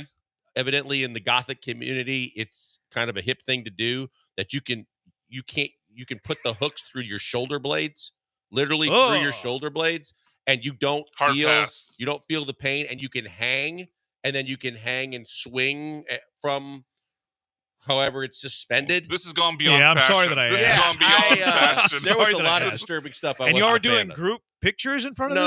No. I'm just They're saying from the swinging back and standpoint of forth with mom and dad are just. she wore those jeans, and she had a tendency to have some interesting hairstyles. Yeah. I was going to bring And up other things. cargo pants as a bad fashion phase, and Joel's talking about meat hooks to the shoulder blades. Cargo pants ain't great. No, I went through that phase where like all my shorts were cargo. It was either the cargo shorts or those. Remember those jeans where they zipped off to turn into shorts? Yeah, I had some of those. It's great for like campers, the people that like the outdoor life, because if it gets MJ. too hot, you can just zip them off. Yeah. That was the biggest miss on the whole. Michael Jordan loved all the cargo stuff. So it was like they had cargo golf shorts, cargo golf pants.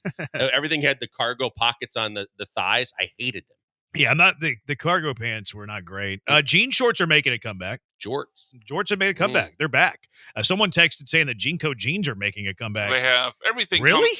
Like every 20 years. I mean, the choker necklaces came back. Everything 20 years, everything Those comes are back. back? Oh The yeah, chokers are back. Oh, chokers are big time back. Didn't know that. Yeah. I'm not a fashionista like I thought I was. Fashionista. So frosted tips count. Frosted tips were kind of that same era. Yeah, that was the Justin Timberlake Jinko sort of jeans. thing. Yeah. B. Hannon said that he dyed his hair bleach blonde because he thought he was Eminem. And there you go. Joe Burrow did it this year. Went through a baggy and sagging stage. Did you ever do the sagging stage, Blinkers? Because you're No, kind of sir. cool. You hang out with cool people. Yeah, but no, I'd never considered. I thought that was an awful look to have the belt line of your pants hanging under your ass cheeks. I don't remember the soap shoes. B. Hannon says soap shoes. You remember soap shoes at What all? are soap shoes? I don't remember Is the that soap like shoes. docksiders and topsiders? I don't. You're asking the wrong person. Let me Oh. Google them real quick. Soap shoes. I don't remember these at all. These are soap shoes. Yeah, they're like colored and no, I don't remember. Like they're 2 different colors. That's almost suede, isn't it? It just. I don't looks remember like- these. I don't know if that's a skateboard shoe. I don't think it's a skater shoe. Yeah, I've never heard of a soap shoe. I've never heard of a soap shoe I either. think that's something. Like skater shoes are usually like Vans. Yeah. I've And never Vans are seen still these. popular because Yeah, I have Vans. Huh. The one that I do remember, I used. You know how popular, by the way. No, I'm the opposite of that. But whenever I was young, I would buy the dress shirts in a solid color, which is a look I cannot stand anymore. yeah, like Sark does yeah, I it know with the what you're talking solid about. black I had like a solid green and a solid red. Yeah, and like dark colors Yeah, too. yeah. Like you No, can get away with a 100%. solid light blue. You know what Yeah, I mean? light blue, white. Yeah, like I would do For I ties would do and like things like that. royal blue and like Oh, red yeah. or I had black, those. and like that was a terrible. Like terrible Nordstrom look. had the boat. It was like their equivalent to the Polo logo, and they were big on those. I had the Nordies that had Nordies. Yeah, they were those kind of dress shirts, but they came in the bolder colors. Okay, yeah, I did that for a few years, and it was a terrible look. Terrible look. I'm light colors. I'm neutral. All of that. Did you ever do Sark the roll does up the bottom of your pant legs to show your socks, like to tighten them up? No, never did that. Skinny jeans? No, No, hell Oh, no. I've God, had some. I I've hated had that some. look. I've had some skinny jeans, but I don't wear them very often. Oof. Or are you? they got too skinny because I put on too much weight. All right, 713-780-3776. Let's go out to the HRP listener line. Troy, you're in the Hive with the Bees. What's up, Troy? Hey, just a quick question. Are you guys old enough that you wear the parachute pants back in high school? And you used to buy them at Chess King and then buy them 80 shirts to go with them. But them parachute pants used to be the thing. You guys have to mention them. Were you not listening while you were on Yes, hold, sir. Troy? We were just talking about that, Troy. Parachute pants? Yeah, did you put us on hold and you weren't listening to us until we came to you? Parachute pants are different than those No, ones you sir, guys they're were talking about, the really thick Are they? jeans. No, sir, Oh, that- parachute parachute pants pants are are like different than oh, Jinko he's jeans. right. All right, my bad. Those My are bad, Troy. Those are breakdancing like My pants. bad, Troy. Parachute Okay, pants are okay. like what MC Hammer would wear. Yes. That's my bad. That's my No. bad. I'll take the L. No, parachute pants are literally like shiny nylon Yeah, I material pulled 'em up that here. are really snug, and they kind of have pockets all over the place. I don't remember these. And the hammer pants were Zubas. Okay. That's All why. right. That's why I got it confused. I don't remember these things at all. I know Barry Laminack is big on admitting he wore them all the time. He wore the parachute pants. So this we was can like. we can ask him on was, Wednesday. Yes, and he was a breakdancer. Was this like late 80s? I think so. Okay. Yeah. They do kind of look like MC Hammer pants a little bit, though. All right. There's some similarities. I think more of like Vanilla Ice, though. Whenever I see these. Yeah, the hammer pants were more like the tapered ankle, real tight ankle, but really Right. baggy, And then like baggy, genie pants. yeah. Oh, these are terrible. I don't remember these. Which ones? The parachute pants. That's why I've never heard of it. Yeah, during the breakdance era, the parachute pants were. He's right. There was a store at every mall, Chess King, that had those pants. My bad, Troy. I got it confused. That's on me. Those big white pants were called cholo pants. Yeah, I do remember that. Guys getting perms on the back of their head. What? I mean, you see these haircuts now. That's where, like a mullet, right? You see these haircuts now where like they have them like it's all shaved on the side, and they'll have like long hair up front, and then they'll have it like a little patch that goes all the way to the bottom of their skull. Mhm. Like they're like half mullets almost. Kind of a Mahomes-esque too, where he's got the really poofy in front, and it doesn't go to full mullet in the back, but it's still full in the middle of the back. Soap shoes are. It's like a grinding shoes, what the textures are saying. Soap shoes let you grind like inline skating. Grinding shoe without needing a skateboard. Grinding? Yeah, like if you're going down like a railing, like that's called grinding? Yeah. I had a different idea of what grinding was. You have a different definition of something else. Yeah, there, clothed, but yes. Between skater and rollerblades, you could slide like a grind only with shoes. I don't remember the soap shoes at all. Texter says True Classic t-shirts. They paid me money once to do a little bit of influencing for them. They did. I'm an influencer. How about the long sleeve shirts that puffed down around the castle? It was almost like bell bottoms on long sleeve shirts. I always think of those as like pirate shirts. Yeah, the pirate. That's from Seinfeld. The pirate shirt. Puffy shirt. Yeah, puffy shirt. Okay, yeah, we're not the guys to talk about fashion, as you can tell. Hottest takes and biggest questions after Week 14. 713-780-3776. It's the Bees on ESPN 97.5 and ESPN 92.5. Mike Holly, U of H class of 1990. Go Cougs. Chris Fisher, all the fine people at HRP. HRP has been protecting the interests of businesses for nearly 25 years. HRP provides comprehensive human capital management services, including HR compliance, benefits administration, and payroll. HRP will work with you to customize a plan for whatever you need. There's nothing cookie cutter about HRP. You need a little help, a lot of help, anything in between. HRP will create a plan for what you and your business needs. Also, their customer service, second to no one. You'll never talk to a stranger on the other side of the line. You'll be calling someone that's familiar with you and familiar with your company. I can speak to that customer service anytime I have a question. Always get a quick response that's easy to understand. Let HRP take on the demands of human resources and eliminate your HR burden so you can get back to growing your business. Give them a call at 281-880-6525 and let HRP customize a plan for you. 281-880-6525 or check them out online at hrp.net. That's hrp.net.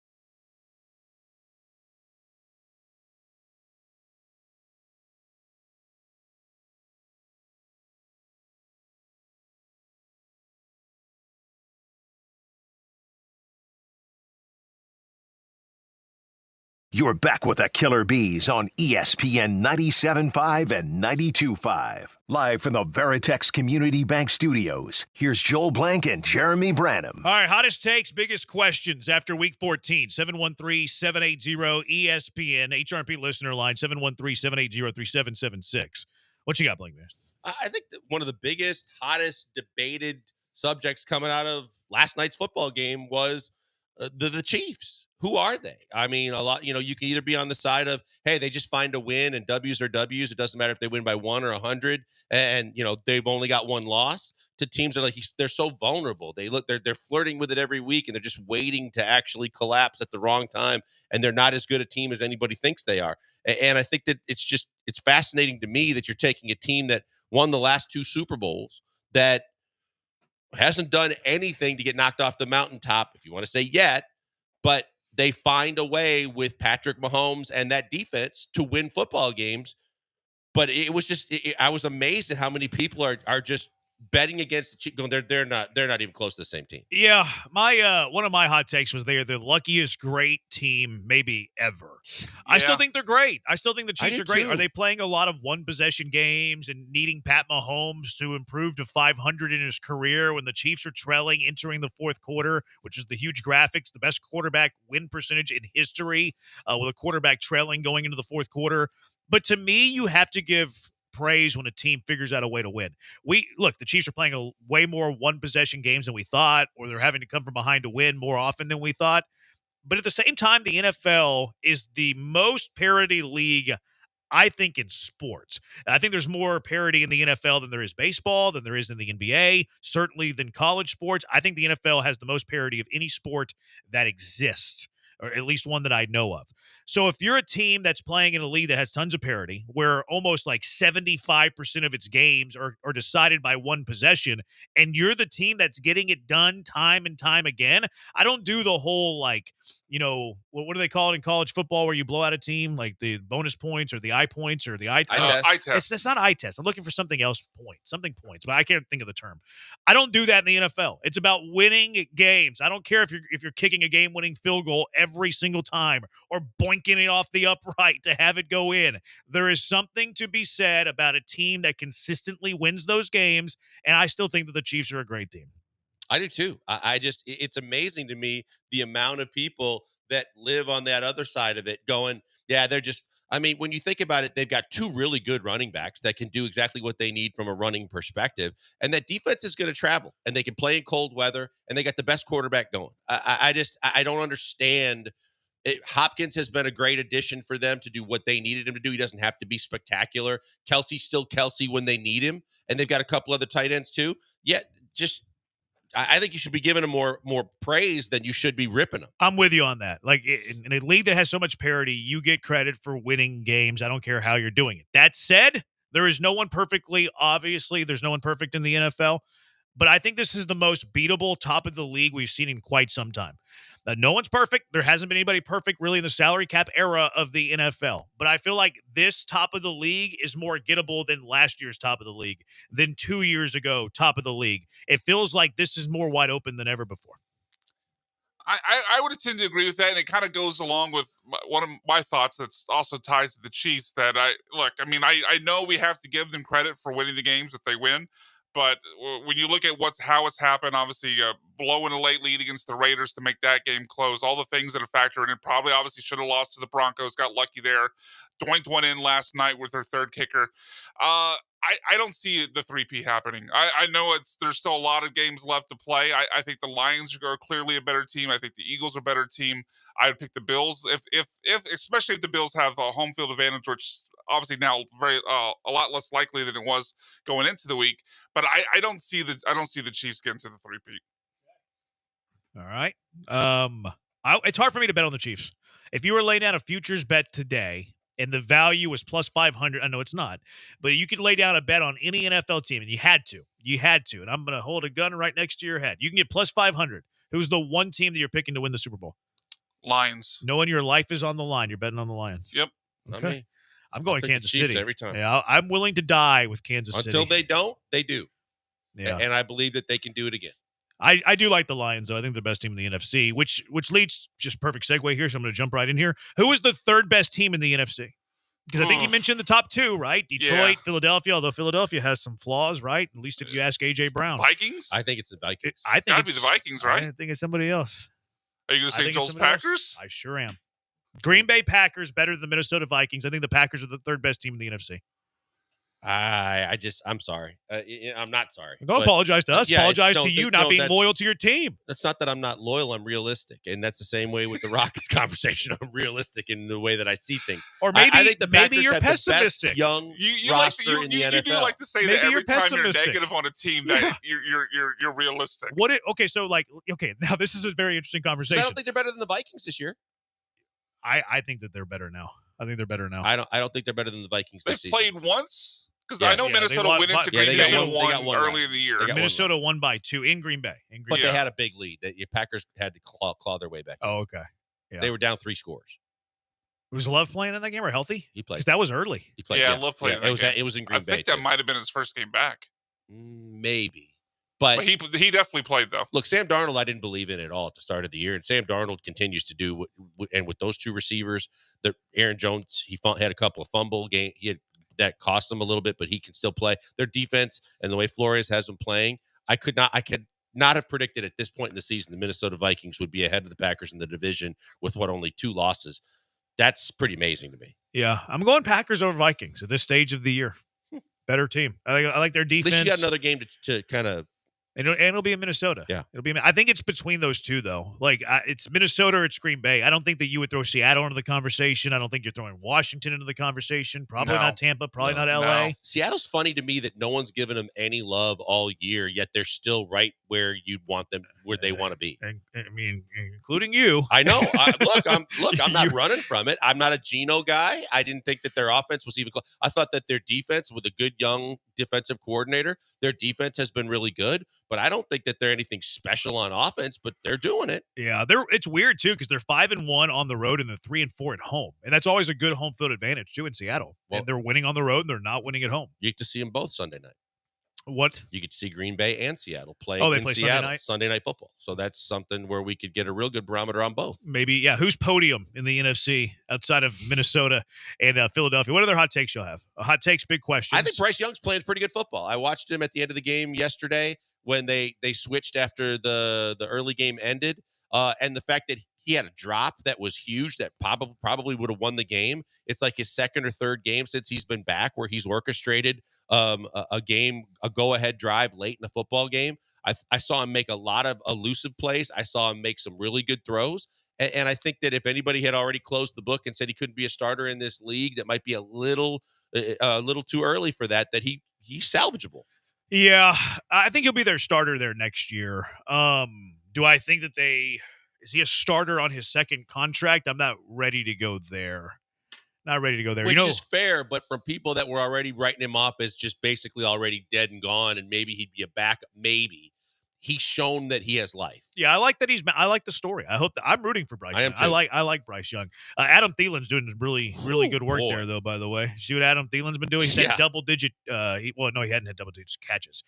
He had 8 catches 2 weeks ago. He had 9 catches yesterday, flirting with 100 yards in both of these games. Could have had him for 6th rounder, I think.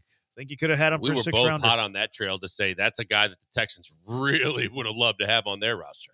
Cardinals are frauds, methinks. 100%. Every single time we think Arizona is going to take that next step, they don't. Every single time we think that the greatest athlete on planet Earth, Kyler Murray, is going to take that next step, he doesn't. I think I'm done being fooled by the Arizona Cardinals. I'll take it a step further. I'm not buying into him ever again. I'm done with Kyler. I've tried to be on the Kyler bandwagon as one of his supporters, even though he obviously tests us at times playing Call of Duty too much. But yeah, like I don't think the Cardinals, they're not going to move on. They're invested too much in them. But I'm ready to kind of write that off. Kyler and his interceptions and his inconsistencies, because one week he looks like Superman. 1 week he looks like the best athlete on planet Earth, like you would say, and the next week he can't hit anybody. Yeah. Other than the other team. I don't think it's ever going to click for Kyler. And what always continues to bother me too is he blames everybody else. He's like a narcissist when he makes a mistake. He made an awful throw yesterday for a pick and then threw his arms up in the air and was like barking on the left like the receiver. And it was like, God, he threw it right to the defender. Maybe the receiver ran the wrong route. He's done it possible. his whole career, though. It's just annoying. And even if they run the wrong route, go talk about right it on the sideline. Yeah. When no one, wait till you get to somewhere where it's not cameras all over staring at you. I'm with you on that. Like if you have miscommunication on that, go talk it on the sideline because it is a bad look, and I don't like bad body language. I am a body language expert. Time to bench Kirk Cousins. I'm doubling down on it. Look, I was wrong because after what I saw yesterday, he's done. That was awful. Washed. He was Washed. awful. And as much as I don't know that a rookie quarterback thrown in that position can do what everybody's hoping for, he couldn't do much worse. Yeah, I was gonna say he couldn't do much worse than what Cousins did yesterday. Was it last 4 games, 0 touchdowns, 8 interceptions? I saw that. Yeah. He threw for like 350 yards, but he threw it like 80 times. Yeah. I'm with you. I'm with you on that. Any others y'all have? We'll get to a couple of the texters. Yeah, I think the Chargers are one and done in the playoffs. I think they get in, but I can't see this. I think this team is still a year away from legit doing anything. I mean, Lad McConkey has been, when he's healthy, because he's been banged up quite a bit, has been a nice find. Will Disley kind of came out of nowhere after not doing much during his time in Seattle. But I just don't think they have the offensive weapons to actually win a playoff game. I think they could beat the Texans in the wild card round. I think they on could the road. too. Yeah. They almost beat Kansas City yesterday. Yeah, I think they probably could. so. I just don't believe. I love Herbert. I love Jim Harbaugh, but I don't see them winning a playoff game this year. I think they're a year away from actually advancing. I'm with you on your bigger point that they don't have enough offensive firepower to like do anything substantial. I think they're capable of beating the Texans on the road, but I don't think that they're capable. Johnson of winning made a couple twice. of nice catches yesterday. Did you see that hit on him? Yeah, the one where he. How's that a penalty? He got in between two guys, and the fact that he hung on to that football was impressive. I thought it was a clean hit. They called a personal foul for a hit on a defensive receiver, which they has did. to be They call it defenseless receiver, which has to yes. be a launch or it has to be a hit to the neck head area. And to me, he led with the shoulder, did not launch, and hit him right in the chest. I thought that if you are those two things that you mentioned are true, or that he's in a vulnerable position, like the defenseless part of that, which is why you can't hit him in the head or whatever. I looked it up earlier in the year. I'll look it up again, but I'm 90% sure you're allowed to hit a defenseless receiver. You just can't launch. You can't hit him in the helmet or neck head area. I thought if you left the ground and that's a launch. Like if you leave the ground, not the defender. I thought if the receiver leaves the what ground, are you supposed to do? Not touch him? Just try and wrap him up, I guess. I'll double check the rule. Also, did you see the penalty on the Ram linebacker for hitting Josh Allen while he was still in bounds? What are we doing, NFL? Yeah, it's not quite the same as what happened with Aziz and Caleb Williams. Aziz was late. This one was not late. No, I'm saying Aziz and Caleb Williams for another one that wasn't even close. He was trying to sell it that there was almost like a horse collar or whatever, and like a cheap shot, and the guy never even before he even went down, he was throwing the flag and wanting the penalty. The play that I'm like Allen rolled to the right. He threw the ball like in his final step before he was out of bounds. And like before he's even done completing the throw and before he ever steps out of bounds, the Ram like shoves him like a forearm shove, hitting him. And they called a personal foul. Like he's in play whenever the touch is made. Yeah, no, I thought it was a bad call. I agree with that. Like, it was similar to what I was saying with Aziz. It was not the hit on Trevor Lawrence, but the hit on Caleb Williams week 2. Yeah. I mean, Caleb wasn't throwing it. I believe he was just running out, not throwing it, if memory serves. But it was very similar, as obviously Aziz wasn't flagged for that hit. Then Josh Allen got the flag in his favor. Yeah, it was very similar to that play. It was very similar to that because when Aziz hit Caleb Williams, I thought it was it was a violent hit, but he was in play. And Josh Allen yesterday was in play when the Ram dude hit him and got called for a personal foul. Yeah. It's sick. It's terrible. I hate it. I'm not a Kansas City fan, says a texture, but they have won all year with 3 key players out most of all the season. I got to give them their flowers. Rams are the 3rd best team in the NFC right now. That's not even key from LA. Rams are the 3rd best team right now. They just beat the Bills. Could you lobby for the Rams being the 3rd best team? They've just been too inconsistent for me. They've had some really low lows when you thought that they were kind of putting it all together. They fought through a lot of injuries. They fought through a really depleted offensive line. And I think Stafford still has plenty left in the tank. And those 2 guys at wide receiver are killing it right now. But I just can't say that they're, as a complete team, the 3rd best team in the NFC. Yeah, I think they could give somebody a game, but I can't say they're the 3rd best team. I think they fall into the category of teams capable of beating basically anybody, maybe not the Lions, but they're not going to be consistent, and I wouldn't bet on them. I'm with you on that. Did Philly just blow their doors off in LA? Yeah. So I would say it was the Lions and the Eagles. Josh Allen locked up the MVP last night, too. In a loss. I agree. In a loss, he locked 6 up the touchdowns. MVP. In a loss, he locked it up. It's crazy. Although, what are they doing? Trying the QB sneak towards the end of the game on the first goal? down. Yeah, on first down. Yeah, inside the 5. maximize your time. Throw the ball. I didn't understand that. I had a buddy saying that they should fire the Bills staff for their clock management. That was at the end of the game. awful. Yeah, it wasn't very good. All right, 713-780-ESPN HRP listener line. Kenyon Green off of the IR. Can Kenyon Green actually be a factor again this season for the Texans? 713-780-3776. It's the Bees, ESPN 97.5, ESPN 92.5. Hey, before we go to the break, a word from MyBookie.ag. Still one game left in the NFL this weekend. It is tonight. It is the Bengals and Cowboys. And if you're feeling a certain kind of way or you don't care at all and you want to make the game more interesting, you can go to mybookie.ag right now, put money down on it, and be in an environment that you want to be in because your money's safe and secure. You're going to enjoy the fact from the app to the website that it's a very much a like-minded bunch of people that love to converse and talk while you can get the in-games, the props, and all the different bets. And if you listen to us and you go there, you can cash in almost immediately by always using our promo code BET975. If you go to mybookie.ag right now, sign up for the very first time, and put in anything up to $1,000, whatever you put in, they're going to put on top of it and double it so that you have more money in your account almost instantly, more games you can bet on, and more chances you can win. And they also have a great loyalty program right now called MyBookie Plus. Once you sign up and you continue to use your promo code, they'll chart every time that you make a bet. As you make more bets and you are a more frequent participant at mybookie.ag, you'll cash in with bigger bonuses, more opportunities, and better chances to cash in because they take care of their customers. They've been in business for over a decade. They want to make sure that they take care of you every step of the way so that you continue to use them when you want to bet on sports. And they got all the sports. They got golf, they got UFC, they got college and pro, basketball, football, you name it, they've got it, and they're waiting for you. And when there's not games going on or you feel like doing some casino games, they've got casino games with live dealers standing by right there, right now. Blackjack, poker, you name it, they've got it casino-wise. The dealers are standing by, and they want to serve you. They're fantastic. You don't have to fly to Vegas or drive to Louisiana. Just go to mybookie.ag. It's like I always tell you to do. Bet anything, anytime, anywhere with the only place I tell you to do it. Mybookie.ag, promo code BET975.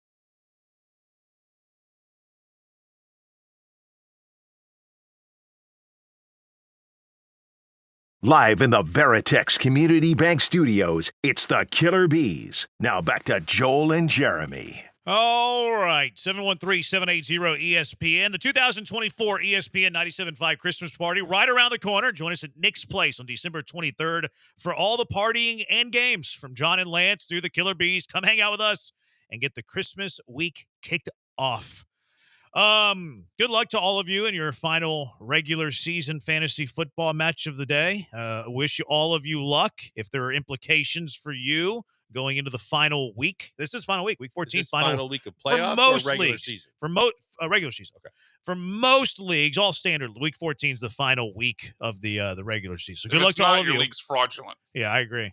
How's your best ball team doing there, Brian? I'm still in first. There you go. You're going to advance.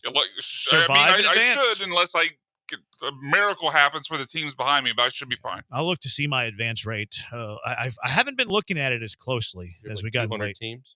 Yeah, I'll let you know my advance rate tomorrow. All right, 713-780-ESPN. So the Texans have opened up the 21-day window for Christian Harris and for Kenyon Green. No surprise with Christian Harris. John Alexander told us this 2 months ago, which is crazy that the Texans had this date benchmarked for Christian Harris to return. So that nailed the reporting there. Now, it doesn't necessarily mean they'll play. It just, you open up the 21-day window. You have 21 days to then activate the player. Now, the surprise was that Kenyon Green was also designated to return. So it opens up the 21-day window.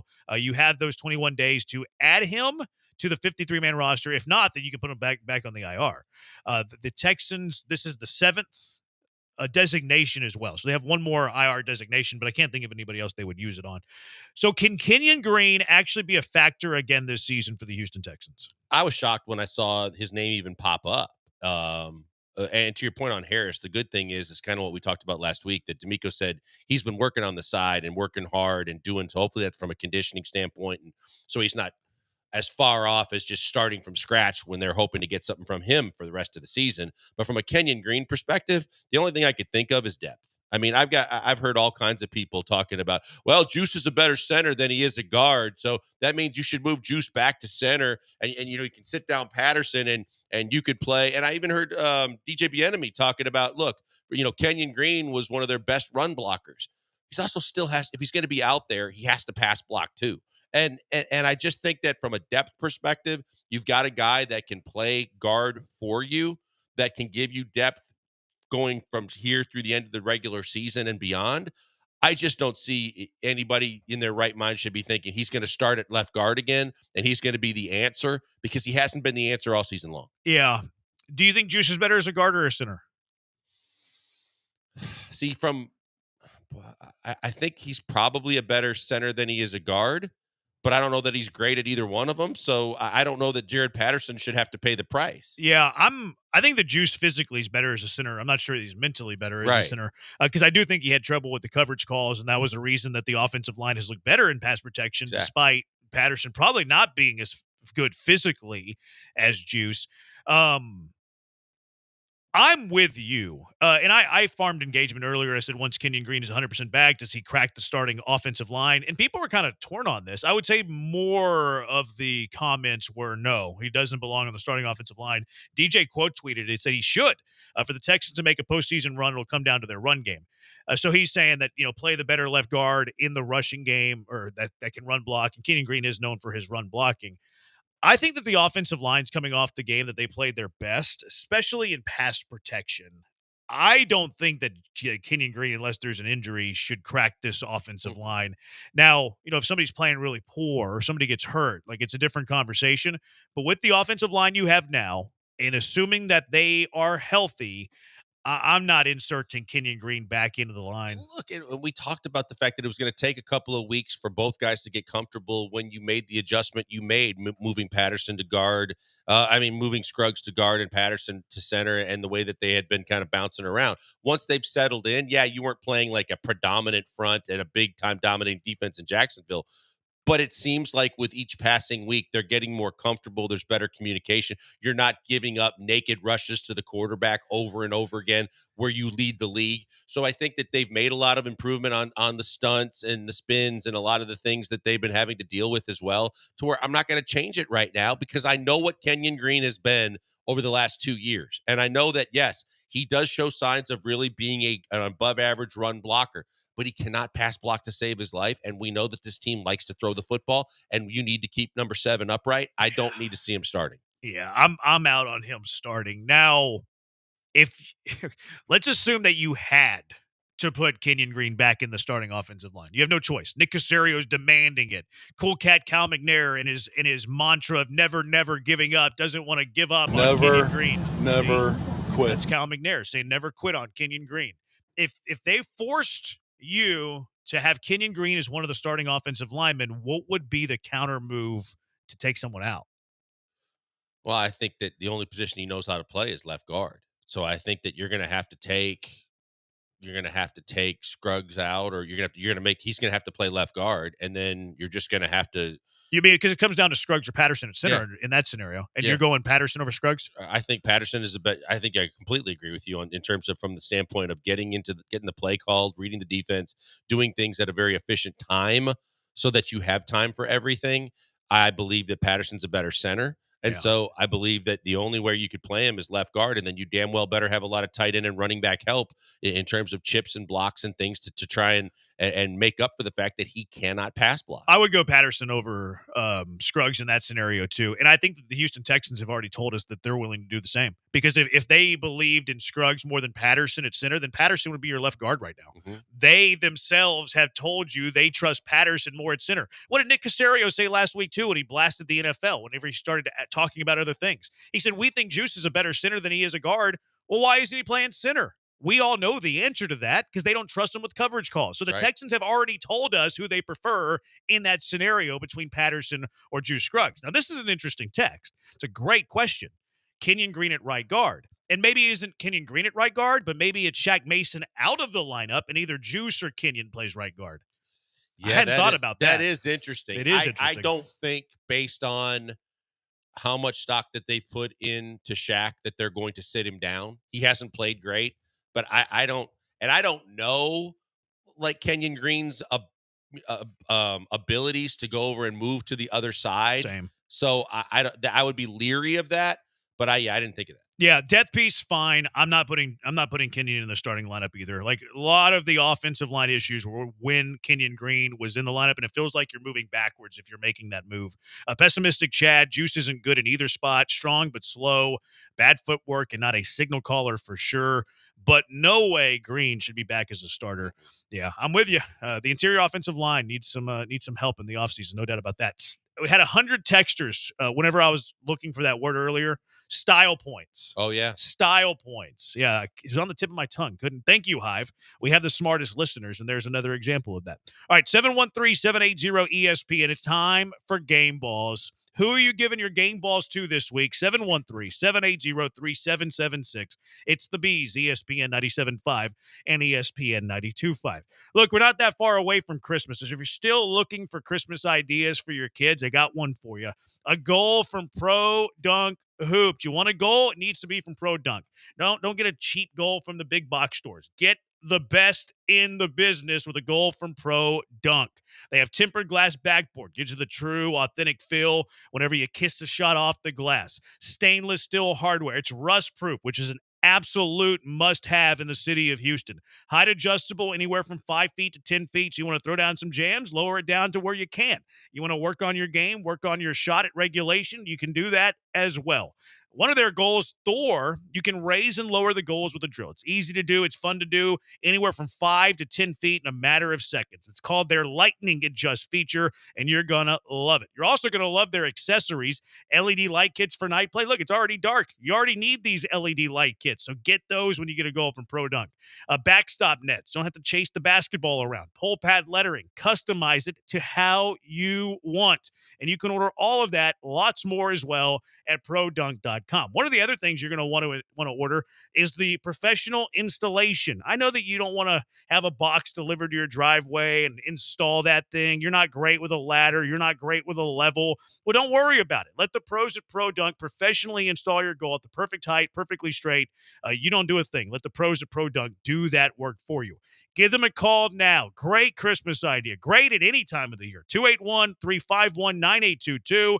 Visit ProDunk.com. That's ProDunk.com.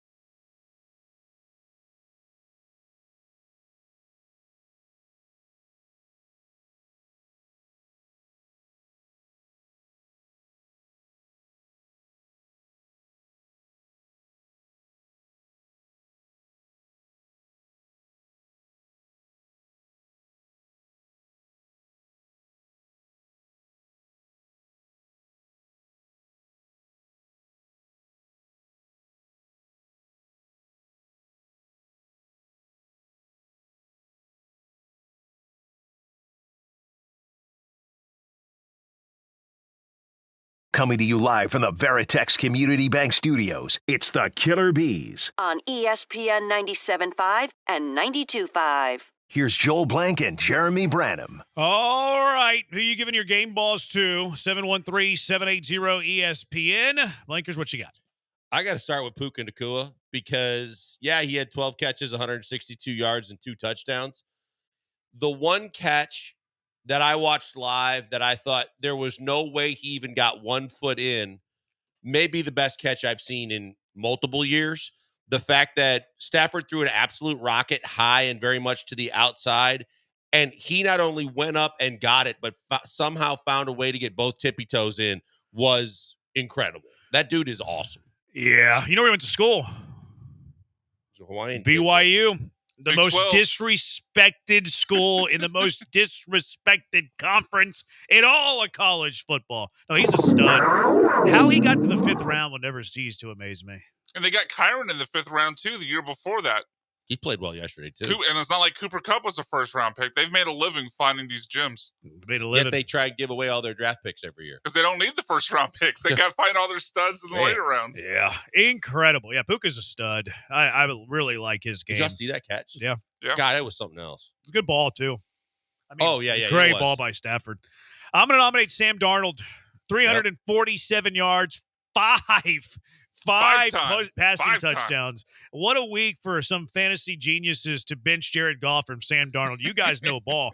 Jordan Addison, 8 catches, 133 yards, 3 touchdowns. Justin Jefferson, 7 catches, 132 yards, 2 touchdowns.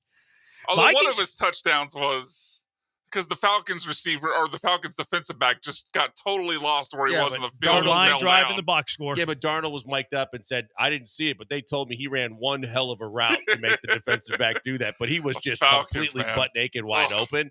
But the first touchdown was Jefferson's first touchdown in like 6 weeks. He had a drought going. That was crazy. It's a line drive in the box score. Yeah, they're going to have an interesting decision in the offseason, though. Yeah, you think the Niners got an interesting one coming up with Purdy. What are they going to do with Darnold? What do you think? I think they're going to bring him back. They're going to try and get him on a short-term deal and let J.J. McCarthy play behind him and learn. But I think how short-term, though? Yeah, I feel like he's going to get the bag. I think they're going to give him a 3. Most they'll go is 3. Well, if they go 3, that's 4. They're going to try Jordan Love, J.J. McCarthy. I guess. McCarthy's only going into his 5th-year option if you let him play all 4, though. You're pretty much throwing away that draft pick. My guess is they're going to let him walk.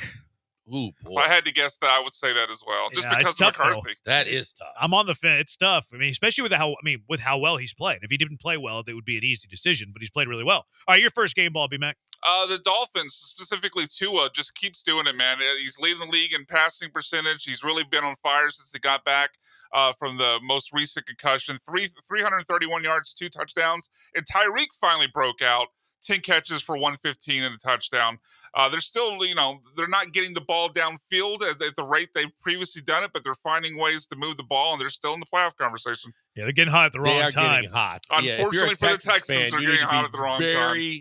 Very concerned. Jonnu Smith, he didn't do a ton of the game, but he had the game-winning touchdown, so another piece for the Texans to worry about. He didn't have he didn't have a catch in regulation? I think he had 3 catches for the game, but I can't remember exactly how they're spread out. But I thought he one didn't of have them was a the catch. game winner. Jonnu? Yeah, I don't think he had a catch in regulation. Yeah, the game winner. Yeah, he had 3 I think he had 3 catches in the game winner all in overtime. Oh, the touch was the game winner. Yeah, it was the game winner. Yeah, I don't think he had a catch in regulation.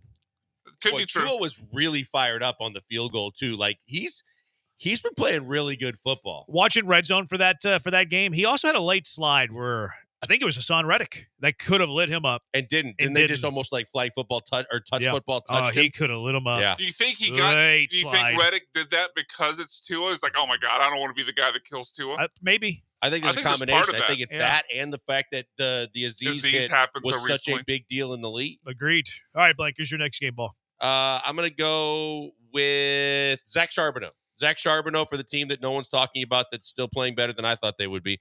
Seattle, 134 yards, 2 touchdowns. Filling in basically, right, and picking up some of the slack. Walker, for Kenneth Walker. But that's a big game. Yeah, he was really stinking good in that contest. I was in desperate need for a running back in one of my fantasy leagues. You started Charbonnet? Yes, I did because I wasn't going to, though, until Kenneth Walker was out Friday. I got very lucky there. But, yeah, he was fantastic. He was really, really good. At least I was wrong that Garrett Wilson played, right? Yeah, very wrong. Yeah. I figured it out that the ticker said that Sauce was out as well as so you saw Wilson? Yeah, and I thought it was Garrett Wilson as well, but it was Sauce Gardner. But it was the running back. Breece Hall. It was Breece Hall and Sauce Gardner were definitely out, and then they were still evaluating Garrett Wilson. Isaac Garindo, 15 touches, 78 yards, 2 touchdowns. Fingers crossed that he's healthy for this week's game. First week of the fantasy football playoffs. Fingers crossed that he's healthy. There was you could go Purdy there. You could go Kittle there. Kittle had a big game. 6 for 151, and Purdy had 325 and 2. I thought Purdy had 12 catches. Or Kittle had 12 catches, I thought. I had 6 and 151. Yeah, 6 and 151 is what I had 12 too. targets. Yeah, 12 targets. Right. Yeah, Kittle was going to be one of mine. But I'll mention Rachaad White of the Buccaneers. 17 carries for 90 yards on the ground, 2 for 19 through the air, plus 2 total touchdowns. Bucky Irving, I think, went out a couple times in the game, which partly led to Rachaad White getting increased workload. But it never looks pretty with Rachaad White. It doesn't seem like the efficiency is never there, but he keeps getting the job done. You know what injury it was for Bucky? No, I missed it. He has a back spinal. Ooh. Spinal. Sounds bad. That's a Mike Tyson quote.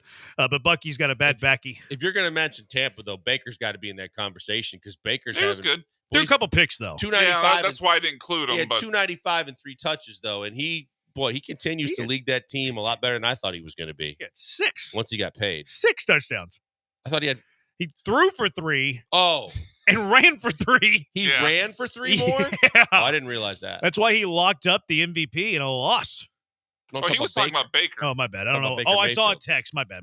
Yeah, Texter said that my game ball goes to Josh Allen, but he's a loser. That's my bad. I started to think Allen because he was talking about Josh Allen. Yeah, Josh Allen, he was a beast. Yeah, Josh Allen almost got a game ball, but he's a loser. We don't give game balls to losers. DeAndre Hopkins gets one for me just because I want to give one to DeAndre. 4 catches, 32 yards, and a touch. I had a lot of receivers this week. He's the first of more to come.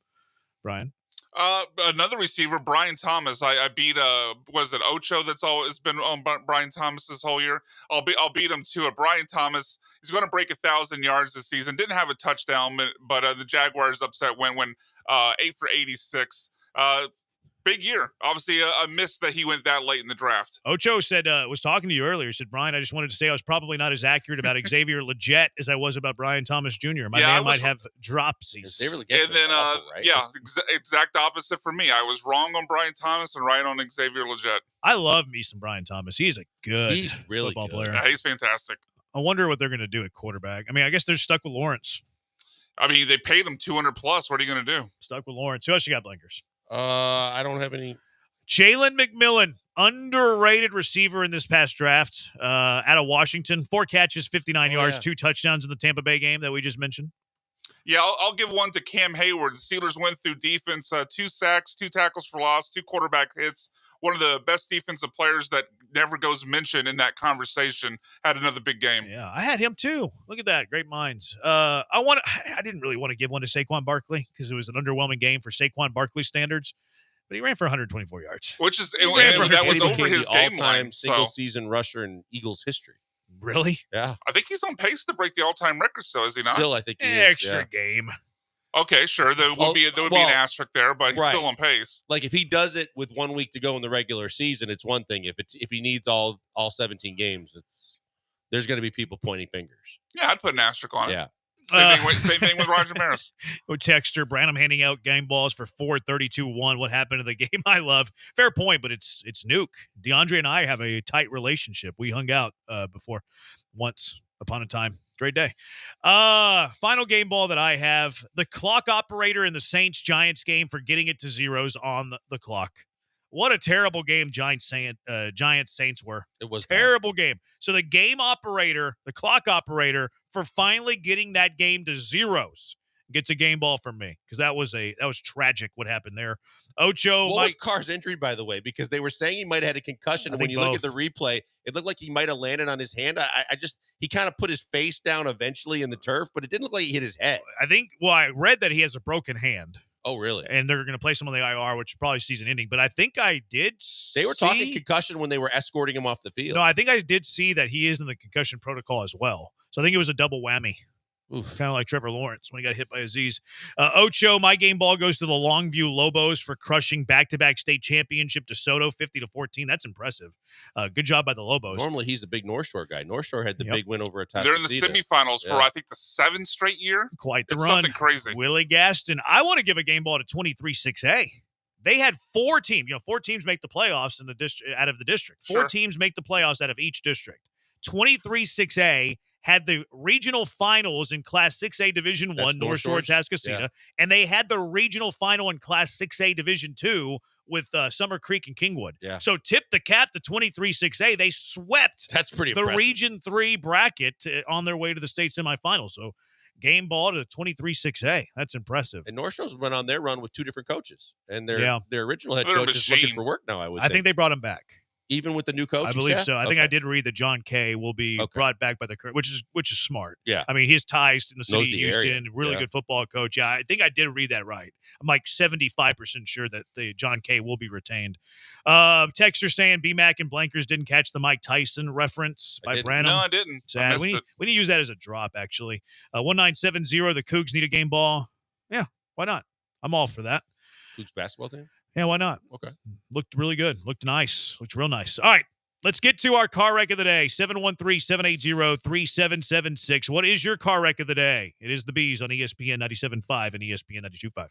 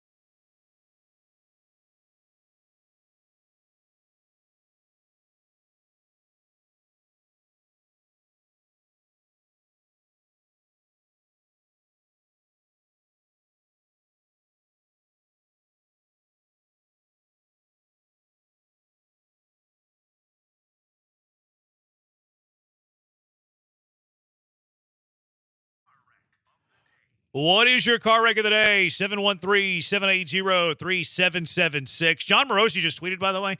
Kyle Tucker's potential trade availability has created some buzz in the winter meetings lobby this evening. Tucker had a higher OPS plus than Juan Soto in 2024, but played in only half the number of games. There you go. Dana Brown, what a bravado move that would be. I'm here for it. I completely support it. Me too. Come Smart on. move. Let's go, Dana. Let's go. Get a big haul coming back. You know what this kind of tells me though? I think that Dana Brown's got the reins. Let's hope so. Because I don't think Bagwell would ever do this. No way. Agreed. Reggie wouldn't Ever either. would do this. And Reggie's gone now. He's gone. Oh, that's right. That's right. Yeah, he's the straw that stirs the drink out in the Bay Area, I think. Yeah, this shows me that Dana's kind of the man, which I like that. Get it right, Dana. All right, what's your car wreck? I got one. 2 national announcers that don't know either team that are playing in the game. Kenny Albert and Jonathan Vilma yesterday doing a game between the Bears and the Niners, but it could have been 2 completely different teams like the Rams and the Browns. Here's Swift. DeAndre Swift picks up a Rams first down. They held the ball on this opening possession of the third quarter for 7.5 minutes. That looked eerily similar to the Packers and Buffalo. You see Swift in the second half. He is much better for the Browns, averaging over 5 yards a rush. For the Bears, over 5 yards a rush. What? Vilma tried to correct himself at the end. Kenny Albert had no clue that there was no, he was completely wrong. Why? I wonder why I said Rams. I don't know. Because he's never played for the Rams, right? And like they're also like not the same. No, just the Eagles and the Lions and then the Bears, yeah. Like I can understand too, sometimes like you'll see some colors and it'll throw you off. You know what I mean? Right. But like these aren't Rams colors. No. That's weird. That's really weird. That was awful for national announcers. And it makes me feel like it's AI. Yeah, a little bit. That's weird. Greg Byrne, Alabama 80. Look, I was Team Alabama for the resume, but when Greg Byrne starts to cite their non-conference schedule being too strong whenever they played Mercer, Western Kentucky, who else did they play? Help me out. South Florida, 5-7 Wisconsin. And Wisconsin. And when their non-conference schedule, strength of schedule, was worse than SMU's. I was Team Alabama, Greg Burney. But come on, that wasn't the reason that you were left out. It's because you lost 3 games in the SEC, Greg Byrne. Come on. Bad argument. Just let me be your advocate. I'll argue it for you. You be Paul Heyman? I'll be his advocate. All right, I like that. All right, what are you nominating? I'm gonna. This is a bit cathartic for me, but I'm gonna go ahead and give mine to the Texas Longhorns for having a big first half, holding Georgia to. I don't know if you saw the stat. They had 54 offensive yards in the first half. The quarterback goes out, his arm's hanging out off his limb. New guy comes in, and then the one-armed quarterback hands it off for the game winner. Longhorns completely choked that one in a way that I've seen before with Major Applewhite and Chris Sims back in the day. But, man, that was disappointing. Yeah, that was, if you're a Longhorn fan, not one that you like. But they still have a chance to win it all. They do. Still have a chance to win it all. You got another one, Blankers. I do. Go ahead. All right. John Heyman went with Keith McPherson on WFAN over the weekend, and they got a little contentious. Broken a lot of stories. I think the reason that got such play is because people believe everything I tweet. I've had 100,000 tweets, and you get one that was wrong, and it did say appears, and I know I rushed it, and it was a big mistake, and I regret it. But it's 2 years later. No regrets. I think it's like at some point, I think someone could probably drop it if they're a nice person. What I think is it just like how I introduced you. Everybody in baseball knows who you are. So one, it's a credit to your work, your following, yeah, and how. By the way, I won't be going on with you again. The whole thing has been a disaster. That's okay. I can't even believe you said that to question my integrity. Are you being serious right now? I'm being serious. Yeah, John. Asking me if I'm getting a cut because I have a relationship with an agent. That's outrageous. I know you're not a journalist. You don't know anything about this. I know you don't, but that's an outrageous comment. You should know that it's much. Friday night at 8:30, John. You should know that much. And I am I'm not done with you. I am not I'm taking done with this that WFAN. serious. Goodbye. John, thank you for I joining can't us, even John. believe it. Thank I you, can't John. even believe it. Thank you, John. Appreciate your time. He's got to get to bed. I did not expect it to to go that way. John Heyman crashed out on WFAN. Sounded like he got kicked in the grapes on the end. Can't even believe it. Those media are too uptight. If you were a nice person, you would have dropped it. That's the part that I liked. So weird. The line by Keith McPherson that he needs to get to bed. That was the line. Yeah, he did throw that especially one in after there too. the Yeah, very nonchalant. Like, my God, man, get control of yourself. Oh, that was good. I enjoyed that a lot. All right, what's winning? I'll give it to Heyman. John Heyman for sure. He's going to win something. John Heyman's winning something. He takes himself very seriously. You can tell he takes himself very seriously. Never coming back on. Do you think he'll be back on with WFAN? No. I don't know if he gets paid or not. If he gets paid, I think he's very paid, easily back. Yeah, if he gets paid, he's on. Yeah, he's back on. Otherwise, he's not going back on. I think he'll go back on with WFAN, but not this particular host. Maybe. Yeah. All right, John Heyman, you win our car wreck of the day. He's going to do it for us. Thanks to Brian for doing all the hard work. He's Blank. I'm Branham. We'll talk to you tomorrow. Coming up next at 6:30, Cowboys, Bengals, little Monday Night Football. Good night, everybody.